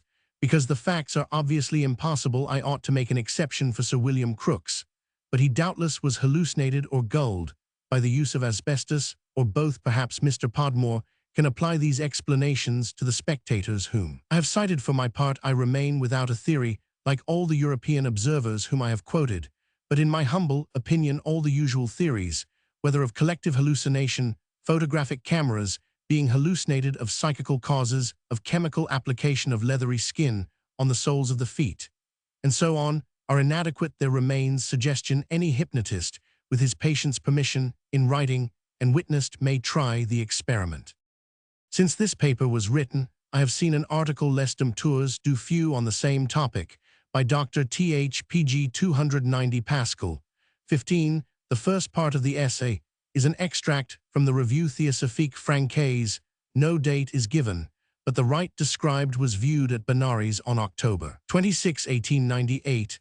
I am unable to understand whether Dr. Pascal is himself the spectator and narrator of the Revue Théosophique, or whether he uses marks of quotation, some other writer. The phenomena were of the usual kind, and the writer, examining the feet of two of the performers, found the skin of the soles fine and intact in 4 cases, in which the performers had entered the fire after the procession with the master of the ceremonies, and 2 excited persons who split coconuts with swords had gone there, were slight cauterizations healed 2 days later. The author of this passage speaks of a Brahmin, apparently the master of the ceremonies, who observed to Mr. Govinda that the control of the fire was not so complete as usual, because the images of the sanctuary had been touched by Mahomedans and others in the crowd. The second case, not given with marks of quotation, occurred in the park of Maharaja Tagore on December 7, 1898.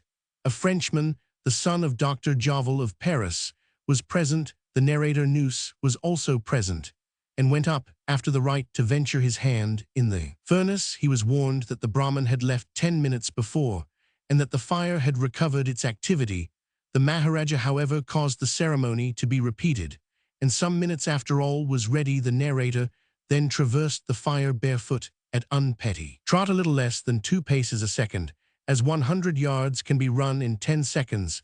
This trot was remarkably slow. He felt in paces 1 and 2 a sensation of burning, in the 5 following paces a sensation of intense heat. Pg 291. There were 3 small brown marks on his feet which formed blisters, but did not interfere with walking, and healed in some days.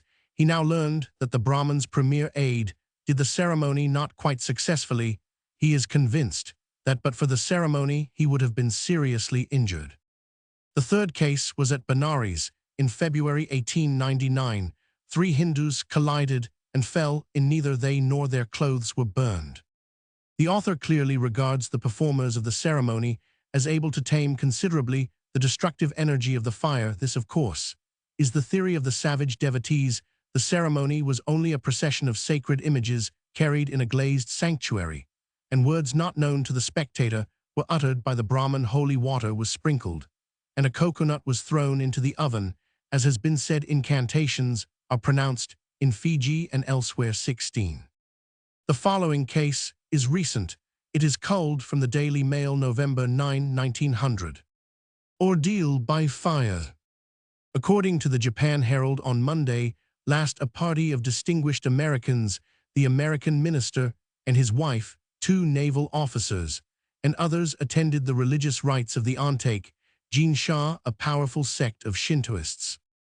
A heap of burning charcoal was placed in a large furnace. The officiating priest read a service over the fire, after which the foreign visitors, to the number of 7, including ladies, took off their shoes and walked over the fire, their naked feet showing no sign of scorching. The performance called forth, says the report, the enthusiastic approval of the spectators. Page 292. Yet more recent is the next case from Honolulu, the reporter being Mr. Gorton, a correspondent of the Boston Evening Transcript, March 20, 1891. We quote the passage. We have already witnessed still another strange sight suggestive of necromancy, and the incantations of the East Papa. Eder Atahitan has given us exhibitions of the famous firewalking, which is still practiced in the South Sea Islands and parts of Japan and India on the vacant land swept year ago by the Chinatown fire. A great elliptical pit was dug, and a large quantity of wood placed therein, on which were piled the lava rocks. All day the fire burned, till the stones were of a white heat. Then the white-haired native from Tahiti approached the fiery furnace, dressed in a robe of white tapa with a girdle and headdress of the sacred tea leaves, and a bundle of leaves in his hand. For a wand, striking the ground with the tea-leaf wand, he uttered an incantation in his own language, which was a prayer to his gods to temper the heat, and allow him to pass. Then calmly and deliberately with bare feet, he walked the length of the pit, bearing aloft the tea-leaf wand. Pausing a moment on the other side, he again struck the ground, and returned over the same fiery path. This was several times repeated, and he even paused a few seconds when in the middle of the pit to allow his picture to be taken. The stones were undoubtedly hot, and were turned by means of long poles just before the walking to have the hottest side up, and from between the rocks, the low flames were continually leaping up. The heat that radiated to the spectators was intense. It was a fact that others followed with shoes on, but no one could be found to accept the standing offer of $500 to anyone who would with bare feet follow Papa Eta. None but natives, of course, believe there is anything supernatural, but we cannot explain how he does it. It cannot be called a fake, for he really does what he claims to do, and none so far dare imitate him. The natives fall down before him as a great kapuna, and many interested in the welfare of the Hawaiians deplore these exhibitions, feeling it is bad for the natives, in that it strengthens their old PG 293 bonds of superstition, to the undoing of much of the advancement they have made just now. Papa Eta is touring the other islands of the group, and rumor has it that his manager will take him to the Pan American exhibition at Buffalo. In that case, people in the States can see and judge of this curious exhibition for themselves.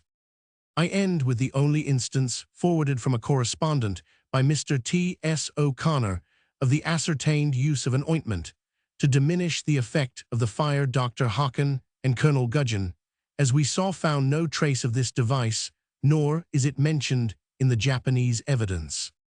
Spain, Trinidad, BW Roman 1 June 8, 1897. You referred some time ago to the firewalkers.